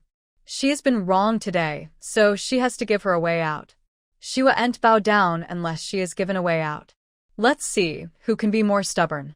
Her parents are soft-hearted and will definitely send her younger brothers and sisters to call her. But what if no one comes to call her? Will she go back or not? I know, go back. Chun Yun's tone was sullen, and she felt very aggrieved. Lu Daqi looked around and touched her face. You'd better not go back for now. I'll give you 10 yuan, and you can go for a walk in the city. Go home when it's late. It's not good for people to see your face. After taking the money, Chun Yun's tears flowed down. She hugged her knees, sat on the tractor, and cried sadly. Lu Daqi, you've caused me so much trouble. If it weren't for your lies, my parents would never have been willing to beat me. Okay, I was wrong, okay. Stop crying and hurry to the city. I have to go back to work. Lu Daqi was impatient with Chun Yun's tears. Get off the tractor and wait for the bus by the roadside. Go to the city to eat something good and don't starve yourself. Since he still cared about her, Chun Yun got off the tractor and asked persistently, how much can you earn on this job? Tell me the truth. My dad said that men become restless when they have money. Let me keep an eye on you. Chen Fugue. You're great. You betrayed your dad without hesitation. Lu Daqi faked a smile. I can earn more than 500 yuan on this job, but I told the old man that I can only earn 300 yuan and the remaining 200 yuan is ours. You asked, I told you, don't let it slip when you go back. Chun Yun disagreed. I'm not as stupid as you. I won't go out and talk nonsense. From now on, you should give all your money to me, and I will manage it. That's impossible. It's too inconvenient to leave the money with you. If I want to do something outside, I have to go home and ask you for money from time to time. It's not only embarrassing, but also a waste of time. Lu Daqi is a money grubber. If he doesn't have money in his hand, he feels empty and uncomfortable. How can a grown man not have money in his pocket? Last time, he almost knelt down and kowtowed to someone because he had no money to buy a tractor. Since then, he secretly swore that he must hold the money tightly in his own hands. Let me give you an analogy. If my car ran out of gas and I had to go buy gas today, but I didn't bring enough money in my pocket and I couldn't drive halfway, what should I do? Should I come back to ask you for money to buy gas? It would take a lot of time to go back and forth. Chun Yun thought so too, and said nothing more. He looked at Lu Daqi meaningfully, waved his hand, and left. A man cannot work outside without money in his pocket, so don't force him. She believed that Lu Daqi valued money very much, and no matter how much or how little he earned, he would never do anything reckless. Fortunately, Li Qingxiang didn't know her idea. If she knew, she would definitely sneer. Lu Daqi valued money very much, but it depends on what the matter is. In front of something, he treated money as waste paper. After Chen Yun left, Li Qingxiang lost the mood to make the headband and sat lazily. Yang Yang held a glass of water and carefully placed it next to her. "Grandma, don't be sad, drink some water." Li Qingxiang looked at her, smiled slightly, and took the glass of water with her. She knew that Yang Yang was afraid. "Grandma is not sad, Yang Yang. Don't be afraid of Aunt in the future. She won't come again." Chen Fugui saw that Li Qingxiang was not as angry as he imagined, and his psychological pressure was reduced. He was really afraid that his wife would be so angry that she would cry. The most sad thing about the child's disobedience was her. The eldest child was her most beloved child, but she didn't expect him to be so unreasonable. He ran back and made a fuss to share the money. She had never seen such a brainless person. After finishing the family affairs, he had to go back to the unit. Fortunately, the unit was not far from home, and it took about 20 minutes to get there by bike. After he left, Chen Dihai also left. He wanted to continue bragging to his friends. He couldn't let his elder sisters coming to the house to make trouble affect his plan of showing off. Chen Shui went to the room to read. She wanted to study harder and must be admitted to Kyoto University. She had to make a lot of money in the future to support her parents. Her parents were under great pressure for her to study. The next day, Chen Feng came back. He didn't come back because he heard the news that Chen Yun went home and made a scene, but because the goods were finished and he took the time to deliver them. In order to make more money, the mother-in-law led the 3 sisters-in-law in the family to sew hairbands together. The goods taken back were not made at all and were finished in a few days. The mother-in-law urged her to come back to see if she could take some more back. Yang Yang saw her mother at the door, and her eyes were red instantly. Chen Feng didn't know what was wrong with her and thought she was sick again. He immediately put down his things, squatted down, touched her forehead, and found no fever and touched her stomach again. "What's wrong? Where do you feel uncomfortable?" Yang Yang shook her head, glanced at the room, and put her little mouth close to Chen Feng's ear and whispered to her, "Mom, yesterday my aunt came back and scolded my grandma. She was so fierce that I was scared." Huh. Chen Feng was stunned and looked at his daughter suspiciously. "Are you talking nonsense? My aunt scolded my grandma?" "I'm not talking nonsense. My aunt also broke a teacup and was beaten by my grandma." Yang Yang told Chen Feng about what happened yesterday very seriously. "Grandpa came back and beat my aunt too." Chen Feng's heart stomped and felt bad. "My eldest sister came back to make trouble because she must have known that she was making money by taking goods from her mother. But she just wanted to take the goods directly. Why did she make such a big fuss? Did she not want to work and just want to get money? It is possible that my eldest sister could say such a thing. She has always been free to do whatever she wants at home. In the past, her mother always spoiled her. This time, she couldn't stand it, so she threw a tantrum. Then, what are you afraid of?" Chen Feng regretted asking. Such a young child would naturally be afraid when seeing the mess at home. Li Qingxiang heard the noise, came out, saw Chen Feng, and greeted him with a smile. "You're back. Have you finished the goods?" So fast? Chen Feng paused, stood up. "Yes, it's all done." Walking around her, Li Qingxiang took Yang Yang's hand. "Yang Yang, don't be afraid. Grandma won't send you back. Grandma said that she wants you to study here and go to college, like your aunt in the future." Hearing this, Yang Yang's eyes instantly burst into a bright brilliance and nodded vigorously. "I remember. I will study hard with my aunt." Chen Shui knew that her second sister was back, and she also came out of the room. "Second sister? You don't know. Yang Yang can already do addition and subtraction within 30, and she knows the multiplication table by heart. First grade math is basically not difficult for her." So amazing? Chen Feng was very happy. "I didn't expect that grandma was right. Our Yang Yang is really a good material for studying." Yang Yang giggled. "When I get into college, I'll make a lot of money for mom, grandma, and aunt." Everyone laughed, and Li Qingxiang helped Chen Feng carry the goods into the house. Okay. Grandma is waiting for Yang Yang to make money and be filial. As long as you can study, Grandma will let your parents support you. Chen Shui was touched and looked at Li Qingxiang, Mom. When I really graduate from college and have a job, I will support you in your old age. Chen Feng continued. And me, I can't afford money, but I can afford food. Mom. In the future, Shui will give you money to spend, and I will give you rice, flour, grain, and oil, so that you and Dad will not have to worry about food and drink. Looking at the words of the most filial daughter in her previous life, Li Qingxiang's heart was full of touch. Her second half of life was arranged clearly, just like in her previous life. Okay, Mom will count on you when she gets old. Yang Yang shouted at the side, and me, I want to buy nice clothes for Grandma. Li Qingxiang's eyes were hot, and she looked down at her granddaughter, who was smiling cutely and adorably, and nodded in agreement. Okay, Grandma is waiting for you to be filial. The four of them chatted and sat down in the house. As usual, Li Qingxiang opened the goods brought by Chen Feng, wearing glasses and checking them one by one. I have been to Haiqing and have established a relationship there. I don't need to send the goods there in the future. I can just mail them to him directly, and he will help me sell them. Li Qingxiang checked and talked to Chen Feng at the same time. Yang Yang patted her chest at the side. Mom, Grandma took me to Haiqing.